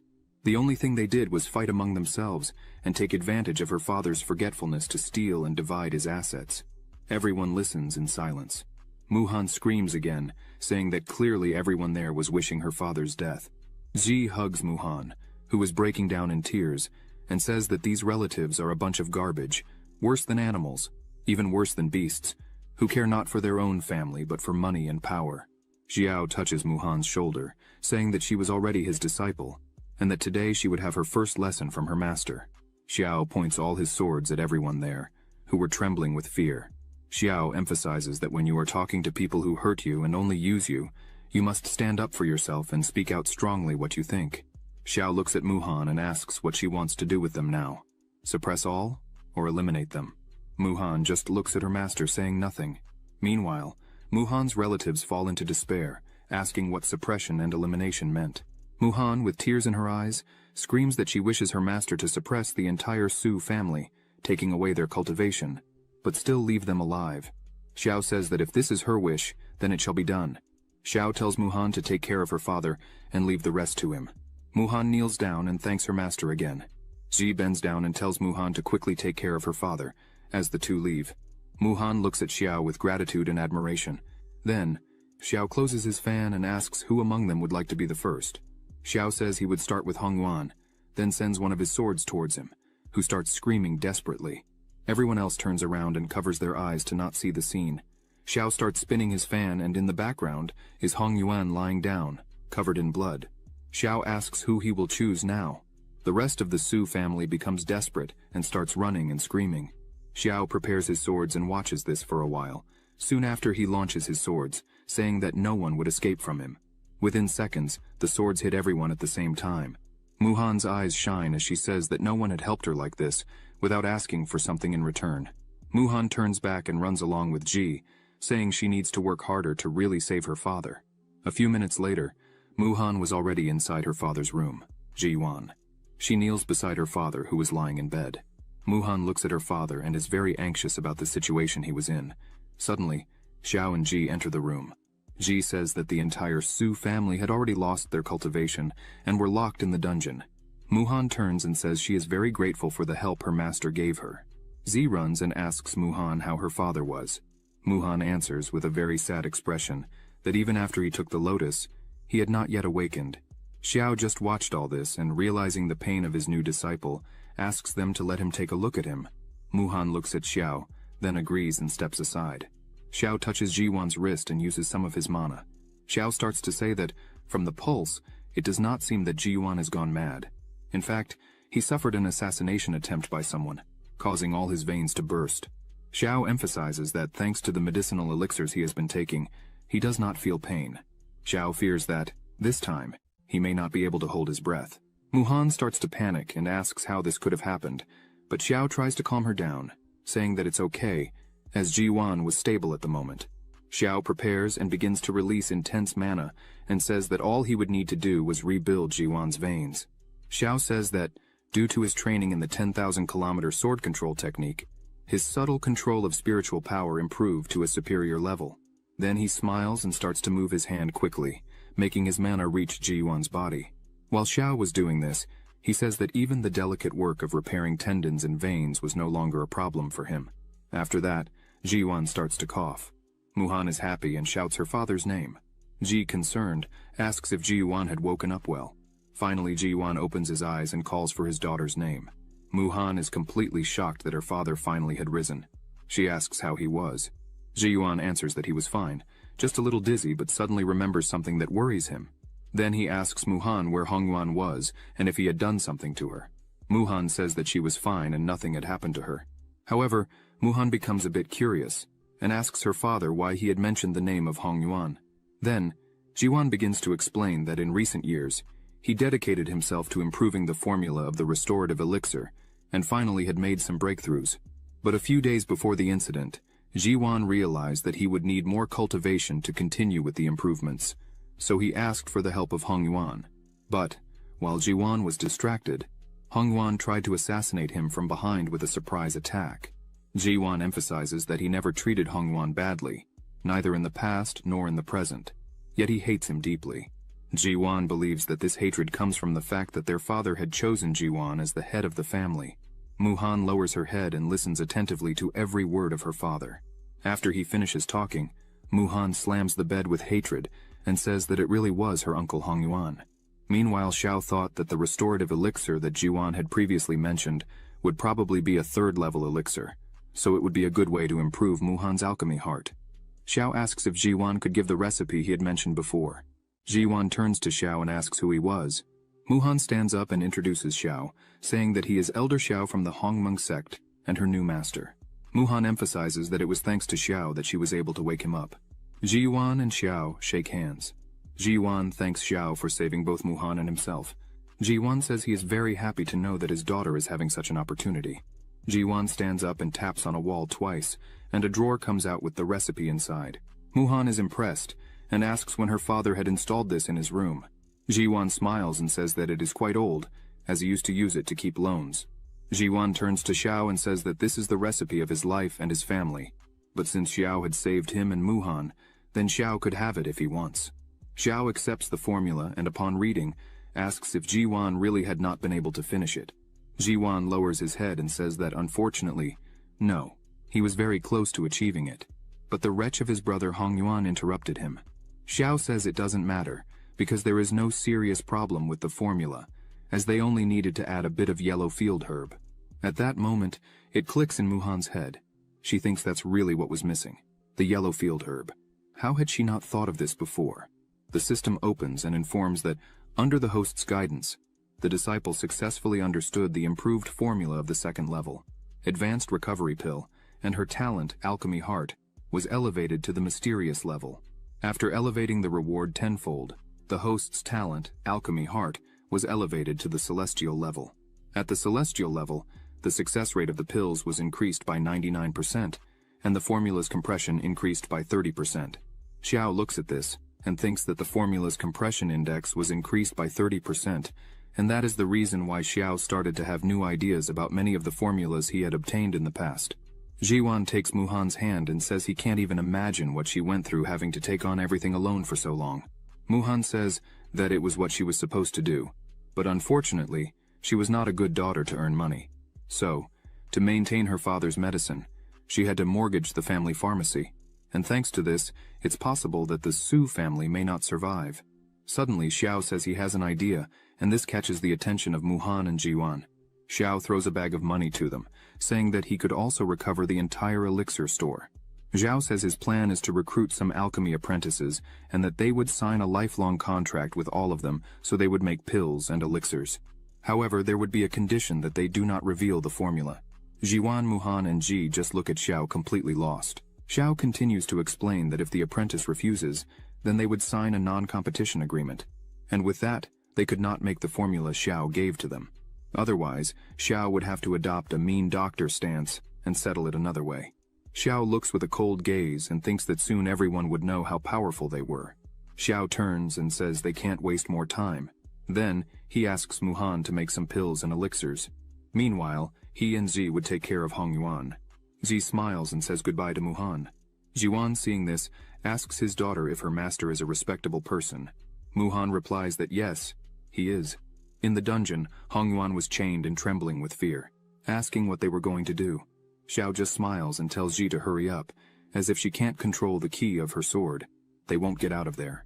Zi concentrates a lot, and swords start to form one by one, until she reaches 10,000 swords. This is called Wanli sword. Around Zi there were many swords, all pointed at Hongyuan, who was lying on the ground, trembling with fear of all this. Zi was all sweaty, as she had a hard time doing all this, but Xiao does not let her rest and says that she did very well. But the next step is to convert all this into just one sword. He smiles and says that he believes in Ji. This leaves Ji quite excited. She starts to concentrate, and says that she also believes she could do this. A ball of mana forms at the tip of her finger, and suddenly, a giant sword appears right above her hand. Zi turns to Xiao, smiling, and says that she finally did it. Xiao smiles back, and says that just with that, they were already enough to deal with the Luoyun sect. While they were talking, Hongyuan was dying of fear, leaning against the wall, looking at all this. Hongyuan starts to scream, as the great sword was about to hit him. Hongyuan begs them to stop, shouting no. Xiao, sitting in a chair, asks Hongyuan if he had thought the same way when he tried to kill Jiwan. Did he ever think this day would come? Xiao looks at Ji and asks her to finish. Then Ji attacks, but Hongyuan manages to dodge. Xiao asks for the assassin to help as this won't do. Ji gets angry, saying she missed by a little, but Xiao tells her that she just needs to aim and shoot again. She doesn't need to rush as they had plenty of time. Then Zi tries again and misses once more, and continues missing for a few other times. Half an hour later, with various marks on the wall, Hong Yuan's body was lying in a pool of blood. The system opens and informs that it has been detected that the disciple has understood the Wanli sword control technique. The host will be rewarded with 10 times the amount of the Wanli sword control technique, in addition to the flexible fingers sword, an object of the highest quality of ground level. Xiao gets up and thinks that now he has 2 flexible swords, and if he adds the transformation of all into one, even if someone manages to hit him when he is distracted, it will not cause him problems. Xiao thinks that this is much easier than cultivating himself. He calls Ji to see if Muhan was in need of any help. Zi agrees with him. Meanwhile, at the mansion of the city lord Luo Yun, everything was very quiet on the outside. On the inside, in the hall, there were 3 people kneeling, and a body covered with a white cloth. These people were telling their lord that young Master Wang Ronger had been murdered. As soon as the lord hears this, he clenches his hand very tightly and screams, calling everyone damn trash, as they were paid to protect him. This man is the city lord of Luo Yun, father of Wang Ronger. He says that since his son Wang Ronger was killed, they should bring the head of the culprit. Otherwise, they would not leave alive. This leaves them paralyzed with fear, but one of them takes courage and says that the one responsible for the death of Wang Ronger was Xiao, an elder of the Hongmeng sect. Even Wu Ming was defeated by Xiao with just a few moves. It is impossible for them to do anything. This makes the lord even more nervous, calling them losers. Currently, the city lord is on the 7th level of the Golden Core. A dense and strong energy starts to spread throughout the room, and this throws the 3 men backwards. They scream for the lord to forgive them, as there was nothing they could do. The lord begins to think that he himself had verified the strength of Wu Ming, the personal bodyguard of his son. He thinks that if it is really true that this man named Xiao defeated Wu Ming with just a few moves easily, then definitely, the strength of this man is not something that the lord could compete with. The lord begins to walk and kicks one of the men who were there, telling them to get out of there. He thinks that the only way to avenge his son, Wang Ronger, is to ask for help from the Luo Yun sect. He starts to leave and says he would go to the Luo Yun sect and asks the men there to send invitations to all the nobles of the city, even to the Su family. The lord is completely irritated, saying he would avenge his son's death. Then, he promises that he would cut Xiao into pieces. Meanwhile, at the house of the Su family, the invitation arrives, saying that the Su family is cordially invited to a banquet at the Wang family's house this evening to rectify the situation of the family. Xiao, Muhan, and Ji were at the table. Ji says that this invitation is not a good thing. It is clearly a banquet to meet with the Hongmeng sect. Ji stands up and says they needed to leave the city right now and head directly to the Luo Yun sect. As soon as they leave the city of Luo Yun, they would find out what the Wang family would do. Xiao thinks a bit and replies no, because how could he refuse an invitation? Clearly, he would go. Ji waves his arms asking why. Xiao touches Ji's shoulder and says he heard that Yun Cheng would be at the banquet. Xiao asks his beautiful disciple if she really wanted to take revenge. As soon as Ji hears that name, she becomes angry. She sits down irritated and asks if that traitor would really be at the banquet. Muhan is shocked, as he has never seen Ji like this before. Xiao opens his fan and looks right into Ji's face and says that now Yun Cheng trusts in the power of the Luo Yun sect and that it is unparalleled. Previously, it would not have been so easy to catch him. Xiao stands up and asks what Ji thinks of joining him and causing a little chaos at this banquet. Ji, completely nervous, tells her master that she will do whatever he asks. Muhan, seeing this, thinks that someone is going to get hurt there. Xiao, out of nowhere, turns to Muhan and asks how the matter of the pill and elixir factory is going. Muhan is startled, but says it is going very well. They have already recovered the old 17 pill factories of the Su family and are recruiting alchemy apprentices. And this afternoon, they put the recovery pill on sale. Muhan, all happy, says they sold 50 bottles and earned 5,000 lower-grade spirit stones. Xiao thinks for a moment and feels that 50 bottles are too few. He asks Muhan if she has analyzed the reasons for this. She says yes, then she raises her little finger and, all confident, says that the main purpose of the Huishan pill is to clear the mind and regulate internal energy. The uses are relatively limited. Besides all this, it is the first day of test sales. Xiao puts his hand inside his clothing and takes out some recipes he had made recently. Xiao says that, since that is the case, then she should keep these third-level improved elixir recipes. She should study all of them, and, when the time comes, she should pass the test sales report to him. Muhan, seeing all these third-level recipes, is completely enchanted. Her eyes even sparkle with happiness. Muhan takes the recipes in her hand and begins to read, and starts to laugh to herself, saying that this is an improved golden core pill. The healing effect is at least 10 times more effective than the traditional one, and is enough to protect the life of the user. She believes this would sell very well. While Muhan was hugging the recipes her master had given her, Xiao was thinking that he loved money and money loved him. Money is everywhere, comes all the time. Money comes from all parts. He also says that the happy life he always dreamed of lying down and collecting money, is one step away from being achieved. Night falls and guests are arriving at the city lord's mansion. Ji Yuan arrives at the entrance, and the city lord goes to greet him personally. Right behind him is Xiao. The city lord greets him. The city lord says he was worried when he heard that Ji Yuan was sick. The lord says that unexpectedly, after Ji Yuan recovered from the illness, the Su family's business reached a higher level. Right behind the lord there was a man with red hair, smiling suspiciously. Ji Yuan smiles and thanks Lord Chung for his concern. Xiao just looks at everything without saying anything. Chung goes to Xiao and says that he must be the man from the rumors who helped the Su family to recover. The man who took Muhan as a disciple, helping her to reach level 3 alchemy. Xiao thanks, saying that Lord Cheng is very kind. As soon as the red-haired man sees Xiao, he wonders why he was there. But then he realizes and imagines that this is a plan, as the city lord personally invited the Golden Core elders from the Luo Yun sect to help. Now, everyone is in guest clothes and waiting for him in the banquet hall, just in order for Master Wang for them to act and kill Xiao. But suddenly, he sees a girl with Xiao, and thinks she looks very much like the girl from that time. But he thinks it is impossible to be the same, since he himself had seen Lin Gu's men throw Ji off the cliff. Chung calls them to enter, as the banquet was about to start. Chung says he heard that Xiao had already conquered the 5th level of the Golden Core at such a young age. Chung stands up and says that, in addition, Xiao has 2 promising disciples in his hand, and a great future ahead of Xiao. The red-haired man agrees and says that the Su family is very lucky to have a person like Xiao being Miss Muhan's master. People around think Xiao really is a very talented person. But Xiao starts to laugh a lot and says he feels honored. At this point, Xiao was a little drunk. He turns another glass and says that in fact, there is a misunderstanding about his strength. Because in fact he was only at the 3rd level of the Golden Core, and the only reason it seems like he is at the 5th level of the Golden Core is... Z tries to stop him, but he shows one of his swords, saying that everything is thanks to this sword because he got it, and coincidentally, it is very powerful. He smiles again and says that if it weren't for this sword, he wouldn't dare to come down from the mountain. Muhan just looks at it, while Ji asks him to stop and not expose his treasure like that. What does he think he's doing? Chung says it's very kind of Xiao and asks his men to bring the gift, but in reality, Chung thinks he would have to go through a lot of trouble to check who Xiao really was. But apparently, he's just a fool. A chest is carried to the place, catching Xiao's attention, who wonders what it could be. Chung says that he has long admired young Master Xiao, and today he had prepared a particularly generous gift, hoping to become friends with Xiao.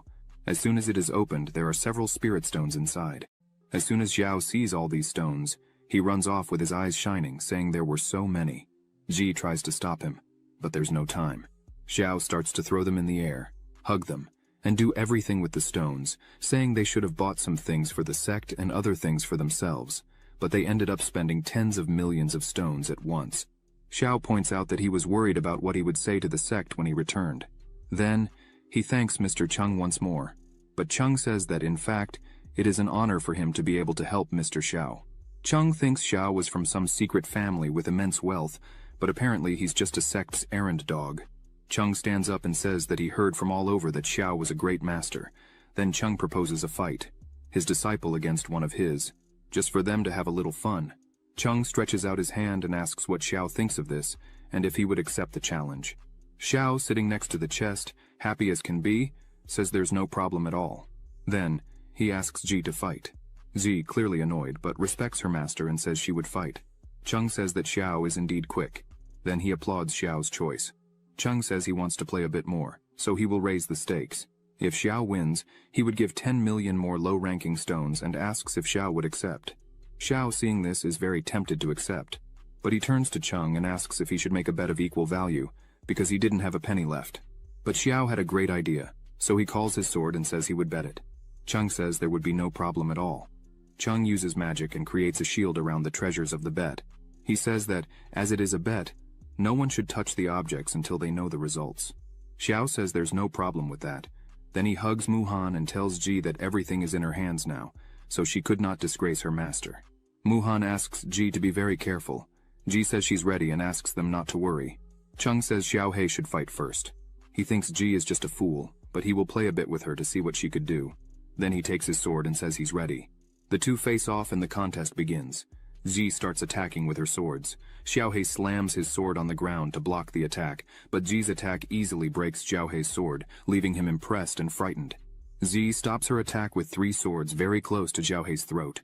Then he sighs and admits defeat, and apologizes to his master. Xiao dies of laughter, saying they couldn't even receive a simple attack from his disciple. They are too weak. The others there don't like much what Xiao says and think it's very rude, but they try to overlook it, as Xiao was just a drunk.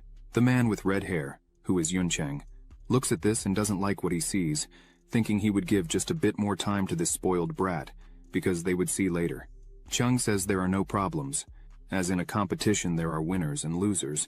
Chung believes that the guards really said that the master and the disciple were good at sword fighting, but today they are nothing more than that.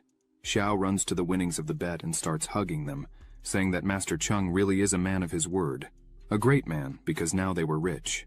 Xiao gets carried away and says he would now bet his sword again, and moreover all his possessions. Chung smiles and thinks that this was really what he was wanting. Then he says that now it is the turn of the ghost voice. She accepts and goes up to Ji. The ghost voice says she is sorry. Chung smiles and thinks that regarding swordsmanship, his niece, who studied in Luoyun, is unbeatable. Chung is sure he will not lose to that fool's disciple. Then the fight begins, and in seconds, Chung is completely startled by what he is seeing. Ji assembles 1,000 swords into just one, and then she launches her attack again. The ghost voice has no reaction against this, as she has never fought against such a force. She wonders how 1,000 swords became one. As soon as she notices that it is impossible to defend against this, she screams, admitting defeat. The ghost voice falls to her knees on the ground and says that such a young girl already can use such immense power. 1,000 swords into just one. She is really impressed. Ji just sighs and says nothing. Chung says that the victory was for Master Xiao and his disciple, but they notice that, by Ji's appearance, she is close to her limit, as she seems to be very tired. Xiao jumps amid all the money he is winning and starts laughing too much, saying that it is all useless. Even if a god descended on Earth today, it would be useless. Xiao celebrates a lot and asks to bet once more. Yuncheng looks at Xiao and thinks that he is really very happy. Chung says that, for her age, this disciple is a genius for having reached the level of turning 1,000 into one. It seems that Xiao really has a great disciple. Chung says that unfortunately this is just for now. Then a person jumps from behind him towards Zi, hitting her belly, causing Zi to spit blood. As soon as Xiao sees the hit, he notes that this attack is the Luoyun palm of the Luoyun sect. Then he quickly jumps and catches Ji in the air. She coughs and apologizes to her master for having fallen. Xiao smiles and says that it's okay.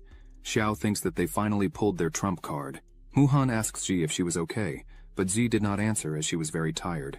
The woman who defeated Ji mocks, saying that it did not take time and she had already lost. This woman is called Liang. She is an elder of the Luoyun sect. Xiao hands over everything he had, almost crying, while Ji was completely upset back there, being comforted by Muhan. Xiao says he could not go back like this, as he had lost everything he had. How would he explain all this to the sect when he returned? Then he points to Chung and asks him to compete with him once more. Chung says he would accept to compete again. However, there was a small problem. Xiao had nothing more to bet, so how would they bet again? Xiao looks coldly and says he would simply bet his life. Some people think this is complete madness, but Yuncheng gets excited as soon as he hears this. Chung just tells Xiao not to expect to stay sober to try not to pay the debt. Chung is thinking that he would love to see what Xiao would manage to do without that sword. Xiao begins to release his power and tells Chung not to worry, as he would not back down from his bet. A huge sword appears behind him. Xiao says that unfortunately he would not lose. A hand begins to form, holding a huge sword. Xiao emphasizes that, as soon as he wins, Mr. Chung, besides returning all his fortune, will also have to pay with his life. Liang is astonished at what she is seeing right in front of her. is a million swords condensed into one. Xiao begins his attack. Liang prepares to try to defend, but her sword is broken like a tree branch. The sword cuts Liang. She screams, "How can there be such extraordinary power in your hands?" While bleeding, Liang does not accept, because her sword was given to her by her master. This sword was strong enough to withstand the entire force of a cultivator in the nascent soul realm. Liang does not understand how Xiao had cut her in half with just one blow and without effort. She looks frightened and asks where this man with such inexplicable strength came from. Xiao continues his attack, hitting Liang once again, who screams in pain. Cheng is startled by all this. He runs and holds Liang, asking how she was. However, she does not answer. Cheng gets angry. Xiao says that apparently Cheng is also a disciple of the Luoyun sect. Xiao forms his sword again, and tells Cheng that to learn the Luoyun palm of the Luoyun sect, one must have a high status. Cheng just listens to all this. Then Xiao smiles, and says that it would not be unfair to kill Cheng there now. After Cheng saw Liang being humiliated by Xiao, he looked at the other fighters and shouted, asking what they were waiting for to attack. Everyone began to surround Xiao, saying that it was finally their turn to fight. Muhan held Ji and stayed close to her father, just watching the fight. Jiwan was impressed by the number of people ready to defeat Xiao. Meanwhile, in the middle of the hall, Xiao still stood still as everyone advanced towards him.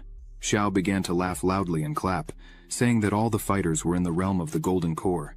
Finally, Master Cheng had prepared for today. Suddenly, Xiao became serious and stared at everyone, saying that unfortunately, today he could only kill 30 Golden Core cultivators by himself. He stepped on the ground, and a magical circle appeared, and his swords rose. Cheng, seeing Xiao's stance, said that in addition to being an idiot, he was a complete arrogant. There is no one who defeats 30 Golden Core people at once. Cheng said he still had a little help, the shadow of the Luoyun sword, which he had asked the sect leader before leaving the mountain. He began to invoke it. As soon as Ji saw the sword's shadow, she felt something very strong. Cheng screamed as he launched the sword, which after years of enhancement with the sect master's blood, the power of this celestial level weapon was no longer comparable to ordinary iron. Even if it was just the shadow of the sword, it was enough to kill a nascent soul cultivator. Zi began to feel the energy of the sword, and was absolutely sure that this sword was obviously the embryo of the sword that the Luoyun sect stole from the Lin family before, the one that was passed down from the ancestors of the Lin family. On the day the Luoyun sect massacred the Lin family, the sword was refined with the blood of the sacrifices of numerous Lin family members, so that the sword could be tempered and manifest its powers. Zi thought that, even after all these years, she could still feel her blood on the sword. Zi placed her hand on her chest and lowered her head, feeling dishonored, as they had just called this sword the Luoyun sword. Muhan, worried about Zi, asked if she was okay. Xiao, hearing this, began to think that when he began teaching Zi, the system showed that one of the conditions for awakening the innate body sword is to reach the foundation realm and obtain recognition from the ancestral king of the Lin family. Cheng launched the sword's shadow with all his strength, saying that today he would show young Master Xiao what it was to have a bit of humility. The sword went quickly straight towards Xiao. However, Xiao remained very calm, as if all this was a joke to him, and simply said that he thanked Mr. Cheng for showing and telling about the embryo. The shadow of the sword was already very close to Xiao's body, who simply called his sword with flexible fingers. Cheng, seeing this, became angry, as he thought that sword had already been taken from Xiao in the previous bets. As soon as he looked at the treasures, he saw that the sword was still there. Then he became even more angry, as Xiao had 2 swords and not just one. Xiao positioned his sword while thinking that the shadow of the Luoyun sword was so powerful that it was worthy of being a divine weapon of celestial level, even though the flexible fingers sword was just a first-grade terrestrial level sword. The existence of the sword domain is to make the sword stronger in the hand of anyone. Even the best of swords turns into nothing. Xiao yelled and told everyone to experience the true power of the sword domain. Xiao threw his sword forward against the shadow of the sword, and the two collided in the air. But with some ease, the flexible fingers sword began to penetrate the energy of the shadow of the sword, causing a huge explosion. Suddenly, Xiao's sword emerged from the middle of the smoke without a scratch. He opened his fan, and mockingly asked if this was really all they could offer, as it was becoming boring. He had not yet felt a speck of fun. All the cultivators were fallen at his feet, leaving only Cheng holding Liang in his arms. Cheng looks back and wonders how a monster of this level could exist. He needs to escape as fast as possible from there. However, Xiao notices that Cheng wants to run away. He turns around and launches several of his swords, asking if Chung really thinks he could escape. Chung turns back, begging for his life, but it is too late. Xiao finishes off Chung without a second thought, and blood spreads everywhere. Yun Chung starts to get up, trembling from the ground, and as soon as he looks to the side he sees that Chung is dead. This scares him. Suddenly, Xiao and Ji stop right in front of him. Yun Chung falls seated out of fear upon seeing them there. He starts to scream for them not to come any closer and begs for his life. Xiao steps on Yun Chung's leg, causing him immense pain. Xiao says that, much as he would like, it would not be him who would kill him. Ji approaches, conjuring her strength in her sword, and calls Yun Chung uncle, asking if he remembers her. With a trembling and scared voice, he asks if she really is Lin Ji. He cannot accept it and starts screaming that this could not be possible. Without any regret, and with just one strike, Ji cuts Yun Chung in half, saying that his answer was correct, and as a reward, he would receive death. After all this, Xiao calls Ji and strokes her head, saying that she did very well, but that next time she should not use the sword so brutally. Thus, when taking care of an enemy, one must not let them not feel much pain. So next time, she should try with a blunt blade. This will surely bring greater pain and cause a slow and painful death. Ji is happy and thanks him, saying that she understood and learned something new. Muhan's father is surprised by this teaching from Xiao and says that her master is really a sincere man, right? Muhan agrees with her father. Xiao calls Muhan and tells her that Mr. Chung has lost all his fortune to him, so she should take care of everything. Meanwhile, he would take Ji to visit the Luoyun sect. Muhan says that's fine. They could go ahead and leave the rest with her. Meanwhile, at the Luoyun sect, in the house of the leader Wen Yuan, he was sitting, conjuring magic on the sword that he had stolen from the Lin family. He starts to laugh and prepares himself. 10 years had passed, and the last soul of the Luoyun sword is finally about to completely submit to him. All the success or failure of 10 years of work depended only on this last move. So, he shoots a wave of energy towards the sword. As soon as the compressed energy in the sword starts to come out, it goes directly outside. The sword begins to tremble and throws Wen Yuan backwards. As soon as he gets up, he puts his hand on his chest and clearly feels that he has not fully mastered the sword. Then, he wonders why he was suddenly rejected like this by the sword. Suddenly, someone outside the room starts screaming, saying that the soul lamps of senior sister Liu Yu, Wang Wencheng, and Yun Cheng have been extinguished. The leader cannot believe this. So he gets up and quickly opens the door, asking what was happening. Meanwhile, the energy of the sword starts to move, leaving the room, passing through the window, traveling through the whole sect, until it reaches a person who was hiding behind a rock. This person is Ji, who was concentrating on finding the sword. Xiao observes this and comments that the ancestral sword of the Lin family was refined with the essence and blood of the Lin family. Ji had said she could feel the existence of the sword through the blood, and this was the first time Xiao heard this in his entire life. As soon as Ji finishes, Xiao asks what the situation is. Ji smiles and says that she really felt the sword. The people of the Luoyun sect probably still have not been able to conquer that sword. Ji points out that she has already left her spiritual consciousness in the sword. As soon as she finds it, she would be able to submit it. Xiao says that this is really incredible. Since everything is ready, today they would invade the entire Luoyun sect at once. As Xiao prepares for this, Wen Yuan is checking the soul candles and is really angry at what he sees.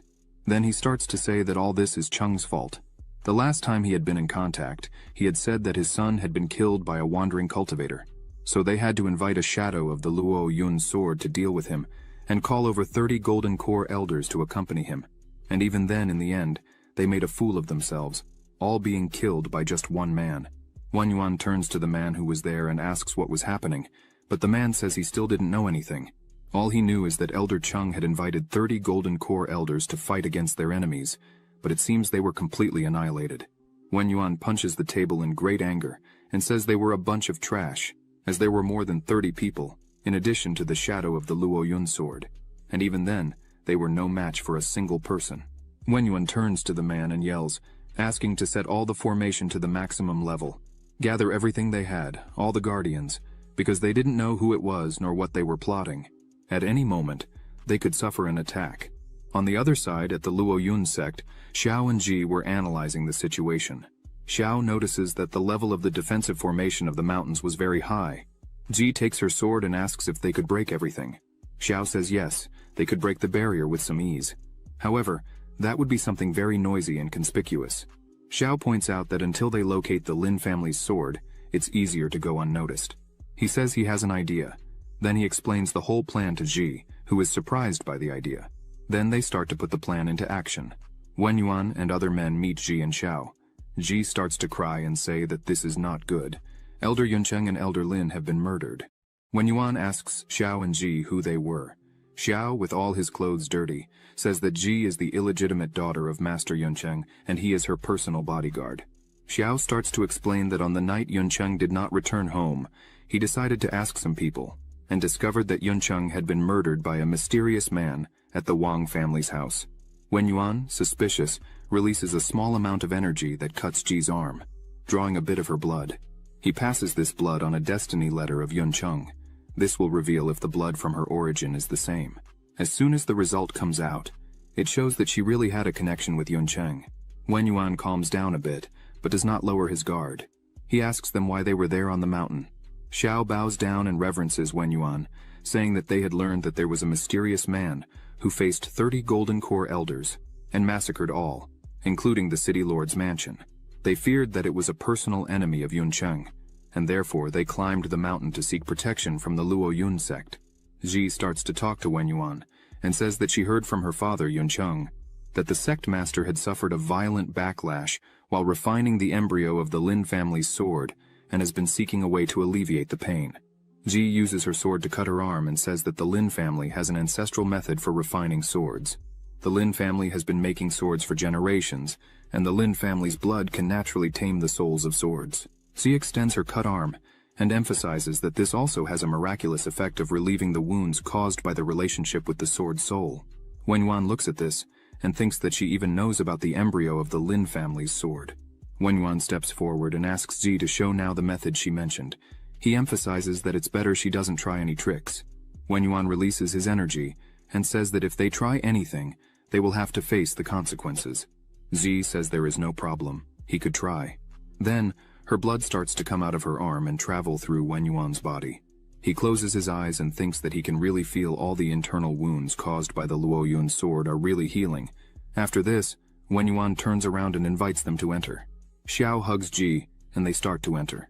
Wen Yuan stays a bit behind and speaks with one of his followers, saying he would decrease the investigation of Elder Cheng's incident and the others while he is away. No one can open the mountain's protection formation.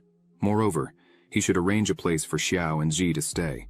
Xiao looks at this and thinks that this is indeed a real opportunity. During the night, in the training room, Xiao and Ji are sitting, training. A large amount of energy surrounds the two. The focus is for Ji to reach the first level of foundation creation. Xiao transfers 200 days of cultivation to Ji, who manages to break through to the first level of foundation creation. The system opens and notifies that the host has transferred 200 days of cultivation to his disciple, and will be rewarded with 3 times that amount, receiving 600 days of cultivation. Xiao tells Ji that now she has the cultivation level of the first level of foundation creation. As soon as she obtains the Lin family's sword embryo, she will be able to awaken her innate body sword. Ji does not understand anything, and asks what is innate body sword. Xiao smiles and says it's nothing serious. They should proceed with the plan. Then, they leave the room, and, on top of a roof, Xiao asks if Ji really could find the sword. Ji says yes, there is nothing to worry about. Xiao says he trusts her and asks her to lead the way. The two start to move forward. They arrive at one of the houses, and a guard was on watch, but was completely passed out, sleeping. Xiao says it's no problem anymore, as he had lowered his and her aura. No one below the nascent soul realm will be able to sense them there. After closing the door, they finally find the sword. Xiao tells Ji to start refining calmly, as he would protect her from anything. Ji approaches the sword, sits on the ground and starts to conjure her energy, casting it onto the sword. This starts to create a reaction in the sword, and waves of energy begin to come out of it. This hits Ji, who ends up getting hurt. She thinks the sword still retains the spiritual consciousness of the Luo Yun sect leader. With that, the guard wakes up and asks who was there. The man quickly grabs something and breaks it in his hand, which sends a signal to the sky. Xiao gets angry and thinks that it seems impossible to hide the truth. He summons his swords and says that if that's the case, then it's time to make a mess. Meanwhile, Wen Yuan was traveling on top of his sword, and noticing the signal, turns around frightened as someone was attempting to steal his Luo Yun sword. This was clearly an enemy attack. After the signal, quickly several men arrive there and say that Xiao was surrounded. Then they ask who dares to act so recklessly in the Luoyun sect, and ask for Xiao's name. He then goes outside and says that, unfortunately, today, without his permission, no one would be able to enter this building. Xiao points his fan at everyone there and says they could all fight together if they wished. Xiao sends his swords towards the men there. The men start to create magical circles and ask how Xiao can be so arrogant in front of everyone there. The Golden Core practitioners, although only skilled in sword abilities, quickly see Xiao's attacks begin to destroy ancestral weapons with just one hit and hit them one after another.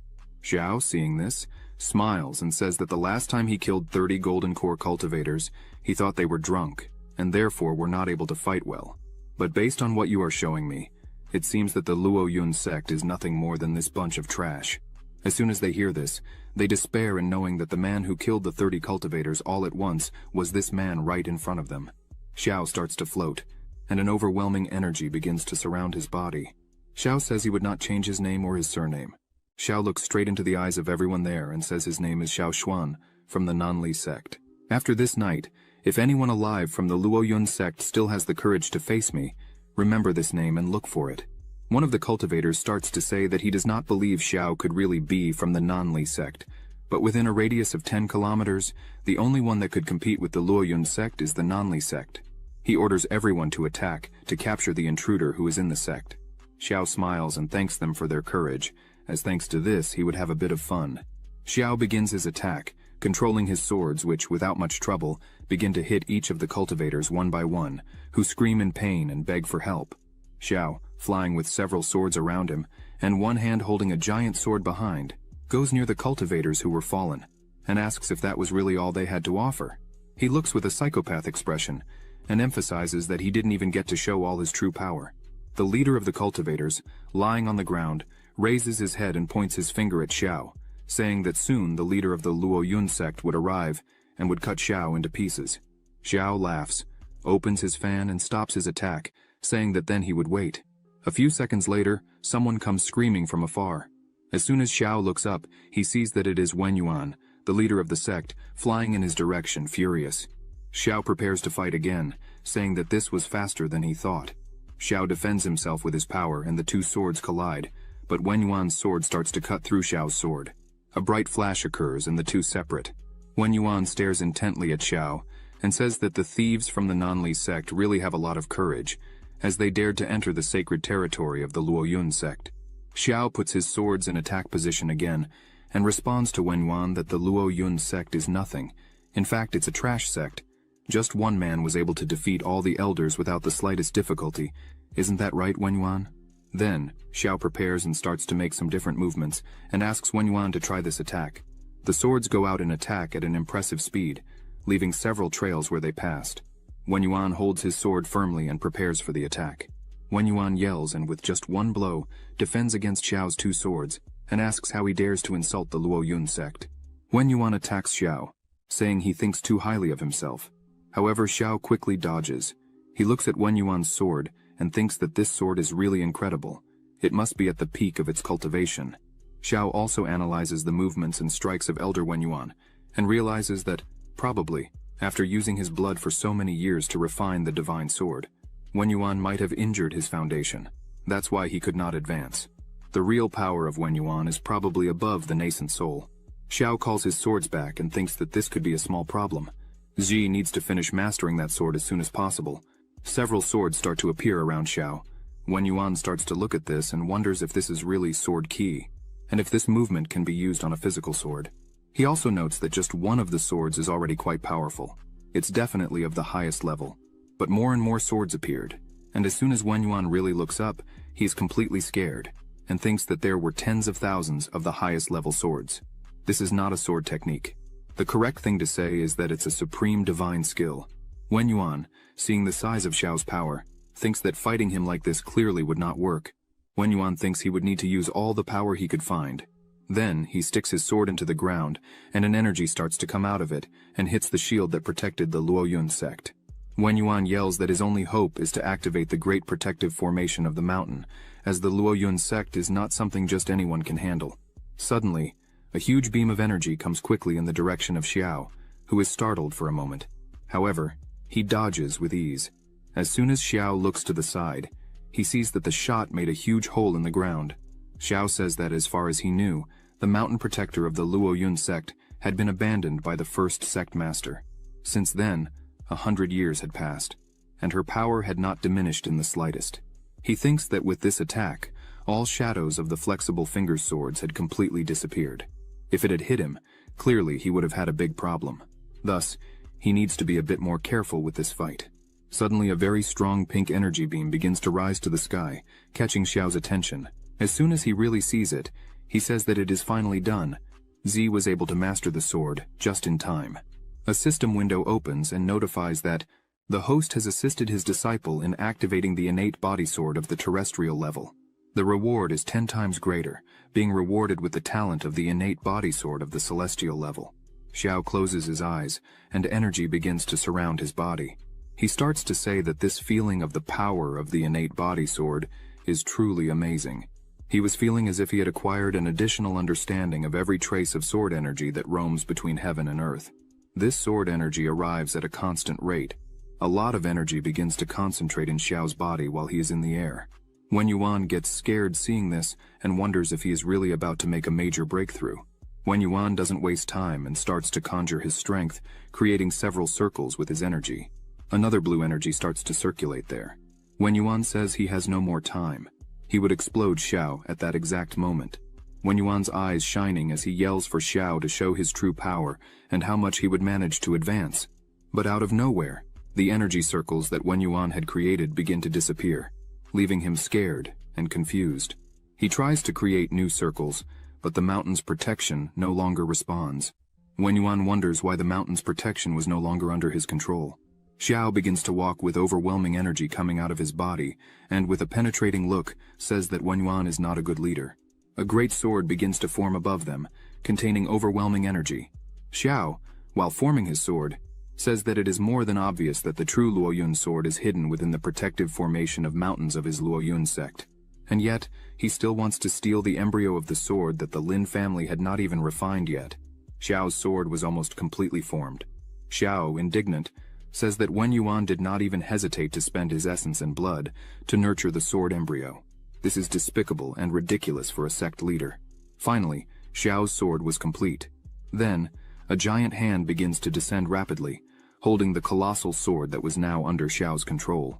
He emphasizes that if the sect leader was nothing but immoral trash for acting in such a way, as punishment for these acts, Xiao declares that the Luoyun sword is now his, as he would take the sword away. Xiao was angry and indignant.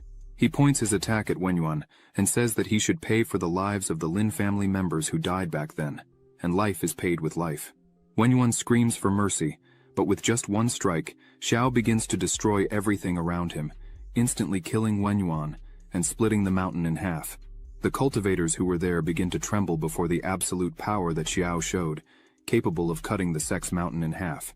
Xiao catches everyone's attention and begins to say that all those who participated in the massacre of the Lin family must be more conscious.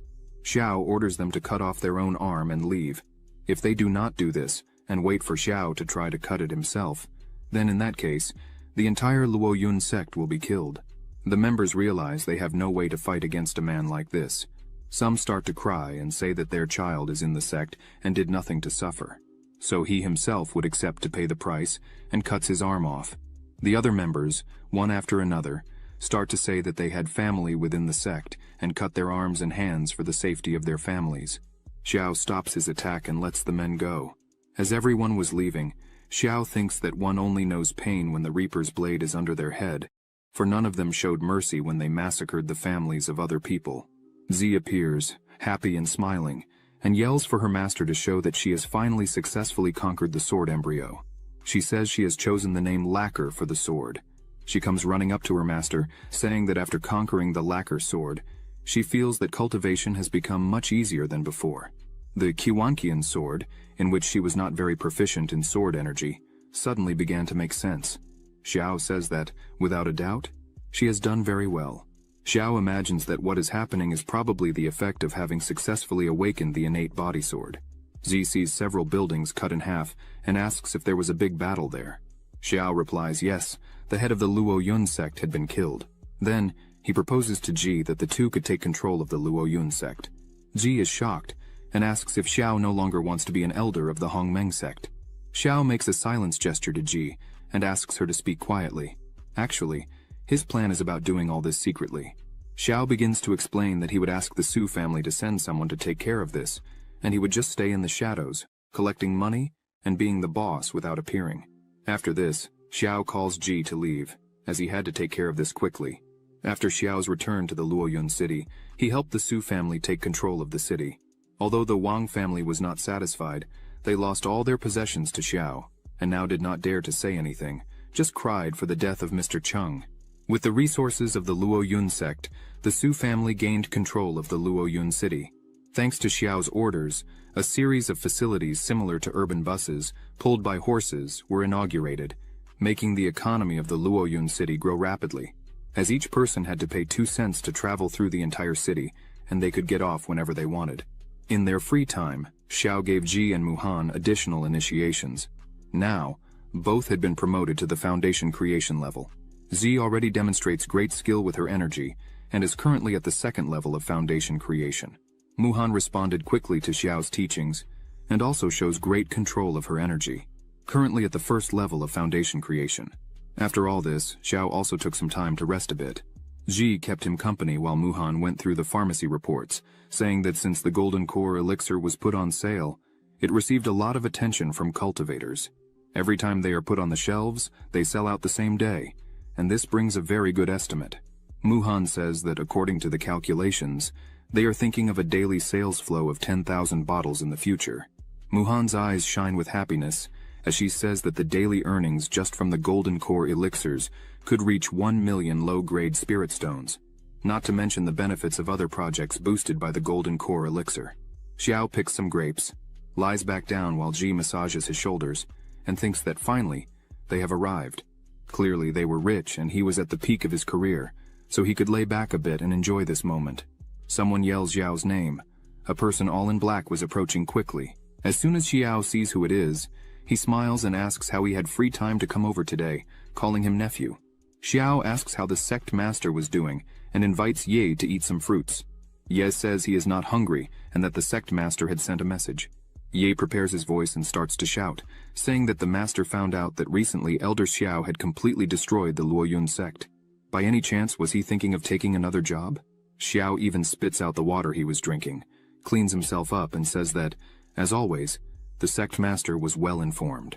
But Xiao asks Ye to go back and tell the master that Xiao's loyalty to the Hongmeng sect was as clear as the sun and the moon, and that the Luoyun sect is just a place to make some extra income.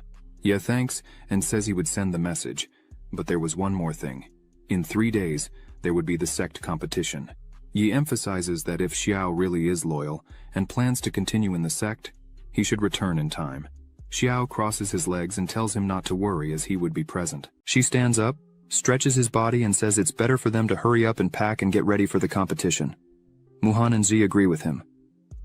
She turns to Muhan and tells her that there are some people she should be cautious of as soon as they return to the sect. Just thinking about it, Muhan already feels a headache, but she asks who these people would be. Ji, with an expression of anger and hatred, begins to explain that initially, these people were disciples of Master Xiao, but they betrayed him and tried to kill him. Ji says he would explain everything properly. Muhan is a bit surprised and says she would listen carefully. Meanwhile, at the Hongmeng sect, on the 6th peak, Wang Na and his 2 disciples were talking. Wang Na says he heard that Xiao would soon be back in the sect, and therefore he wanted to know if his 2 disciples were ready. One of them says that the set of exercises that Mr. Wang Na passed to them should also combine with the cultivation of the essence and blood of spiritual beasts. He points out that he was feeling that these exercises are very similar to a demonic cultivation method. At that moment, Wang Na attacks his disciple with just his energy, throwing him away, saying that he was nothing but an ungrateful boy, as he knew nothing of the Hongmeng sect's techniques, and yet dared to question his master's teachings. The man stands up and kneels, apologizing, but in reality he was thinking that he didn't want to practice something as diabolical as this. Wang Na asks his other disciple, named Qiu Huan. He responds that he followed his master Wang Na's instructions to the letter and managed to advance to the 3rd level. But now, his cultivation was refined, and this allowed him to reach the 5th level of foundation creation. Wang Na smiles a lot and says that this result is excellent, as if Chu Huan could cultivate up to the 3rd level of the foundation. It wouldn't be a problem for him to become the leader among the younger generation of the Hongmeng sect. Wang Na stops smiling and stares at his disciples, saying that nothing else matters in the great sect competition. The only important thing is the prize of the violet key. This is a supreme treasure. There is a legend that, in the past, there was an immortal in the Hongmeng sect, and this violet aura is the great treasure that the immortal left after his death. Thanks to this, every 5 years, the Hongmeng sect holds a great competition, and the winner of each round receives a certain amount of Hongmeng's violet key. Wang Na begins to release a great energy around him and tells his disciples that they cannot lose a single round, as in each round they would win a bit of the violet ki, and the grand winner would receive the purest and first-class violet tiu ki, and so, losing is unacceptable. If they lose, that's how it will end. Wang Na slams his hand very hard on the table, causing small cracks and breaking it, which scares his disciples. Chu Huan thinks that if he knew the 6th peak was so evil, he would have stayed in the 7th peak and lived happily. Wang Na stands up and tells the two to go rest. As soon as they leave, a person who was hiding, watching everything, says that even the disciples were already suspecting. He turns and says that Wang Na would need to speed up the process. Wang Na turns to him and says he didn't open the protective formation of the mountain for him to come there just to mock the situation. Wang Na asks how the preparations of this mysterious man's men are going. The man asks Wang Na not to worry about that, as he himself guarantees that he will make the entire Hongmeng sect know the meaning of the word fear. Then, the man begins to smile with completely strange eyes and a murderous face. A few days later, in the Hongmeng sect square, people were already arriving. A person asks Elder Wang why he was there. He replies that his grandson had obtained his spiritual root, and so he wanted to take him there to see the world. Some people commented on how beautiful and well-made the Russian square was, while others noted that this time there were several spectators from other sects. One person was eager to know which peak would be the winner. His friend says that probably the 1st peak, as they had been winning for a long time. The elder of the 1st peak is called Feng. He is currently at the 4th level of the Golden Core, and his disciples are geniuses. They have successfully reached the foundation. They are indeed very talented. Another man laughs and comments that they had forgotten one thing. The elder of the 2nd peak, Zuxuan, she has also recently reached the 4th level of the Golden Core. And under her, there are disciples as important as the green and purple swords. Her strength should not be underestimated in any way. Not to mention there is also Zhang He, leader of the Hongmeng sect and leader of the main peak. The two friends start to comment that apparently there were only 6 elders there. Where could Xiao, the elder of the 7th peak, be? One of the guys says he probably didn't want to embarrass himself and therefore did not come, since his disciple depends on him to start her cultivation. She is nothing but a losing trash. Suddenly, a person in the center of the arena catches everyone's attention, saying he would explain the rules for the 1st round of the competition. The competition will take the form of a round battle. In each fight, 2 of the 8 peaks will be drawn to face each other. Whoever loses a single time will be recorded as a loser and fall. The 2 peaks selected in the draw, the losers will go back to the queue and wait until the next time, while the winner goes straight to the next match. The winner remains in the field and continues. If they win a total of 3 matches, they advance. If they lose a total of 3 matches, they will be eliminated. Subsequently, the distribution of cultivation resources within the sect will be determined based on the ranking of this competition, and the winner will also be rewarded with a high-level magical weapon, the Ruyi Qingfeng sword. The 1st round of the competition, the 6th peak against the 7th peak. Then, disciple Wang Zheng enters the arena, which surprises many people and makes them wonder if he wasn't from the 7th peak and why he was representing the 6th peak in this competition. A person shouts and says that Wang Zheng had betrayed his master a long time ago and now joined the 6th peak. Now, they would have something good to see. Zhang. He asks his disciple Chen if Xiao had not yet arrived. Chen replies that he still hadn't seen him anywhere. This makes Zhang He a little nervous. People laughed, saying that there was no one living on the 7th peak, so they would win by whoa. They continue mocking that, on the 7th peak, only Xiao would be able to fight against a disciple of the 6th peak. The judge raises his hand and starts to say that since there is no one to represent the 7th peak, this battle is, but suddenly a glow in the sky appears, shouting for them to wait.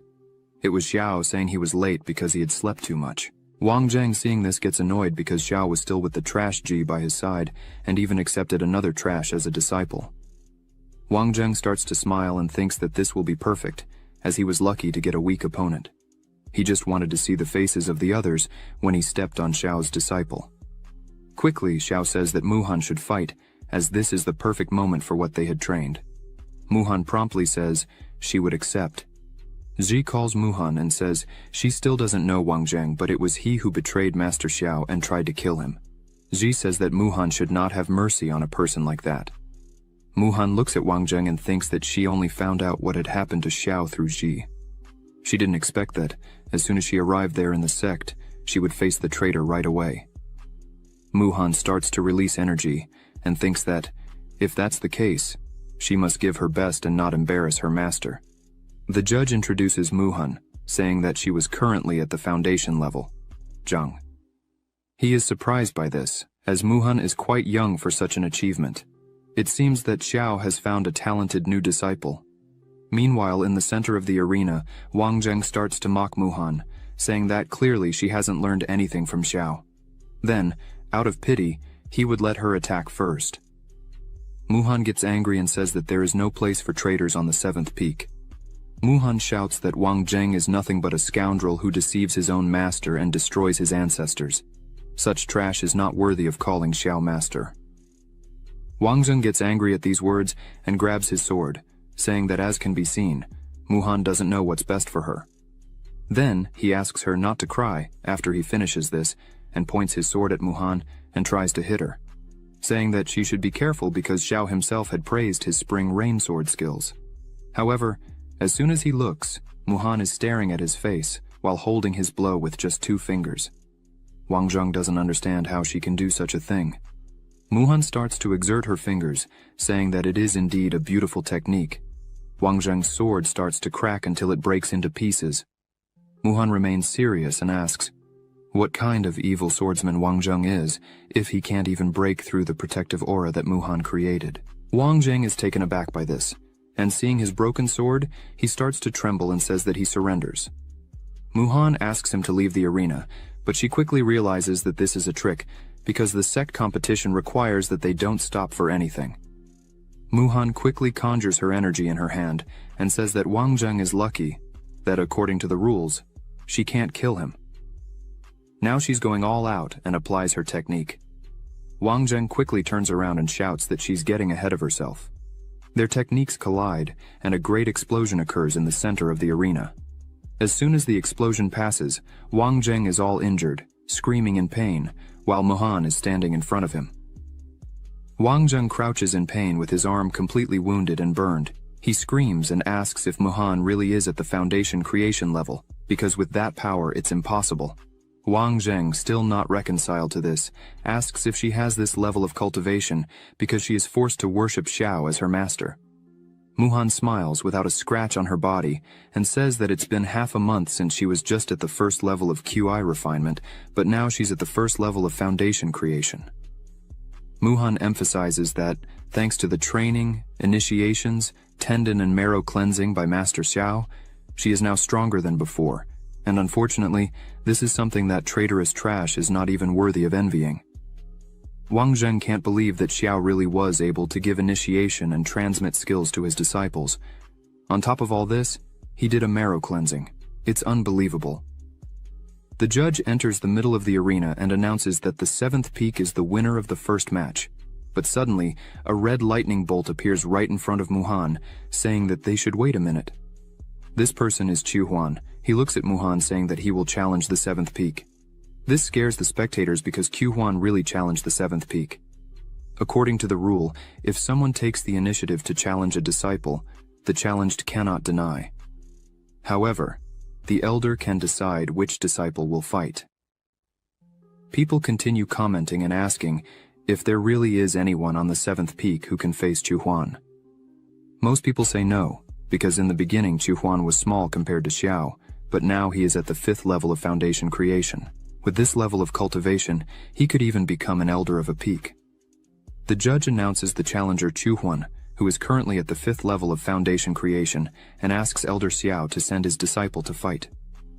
Xiao simply says the name Ji, and she quickly appears in the arena. She shouts that she is ready. Xiao smiles and asks her to be a bit careful while fighting. Chu Huan looks with a very arrogant gaze and asks if slaves were qualified to step into the arena. So she really should be careful while fighting. Xiao smiles and says he meant for Chu Huan to be careful. Quickly, one of Ji's swords was just inches from Chu Huan's face, who is startled by the situation but manages to dodge quickly. However, the sword still manages to wound his face. Xiao starts laughing in the arena and says that Ji should smash everything. She looks at him and says she would follow his orders. Chu Huan, annoyed by all this disrespect, wields his sword and says they don't know what they're talking about. A phoenix appears around him, and flames envelop him, but Ji doesn't move an inch. Wang Na asks if Chu Huan is using the Faiyan sword technique, which was created by Xiao to adapt to his sword skill. Meng Yu replies yes. As soon as Chu Huan defeats his disciple with the sword he himself taught, the expression on Xiao's face will definitely be beautiful to see. Ji, seeing all this show, just laughs and launches one of her swords. Chu Huan wraps himself with his energy and tries to defend himself with his sword while saying that Ji really is brave. But as soon as Ji's attack hits Chu Huan's sword, it breaks it in half, which leaves him completely shocked. He looks at it, wondering what happened there and how it was possible.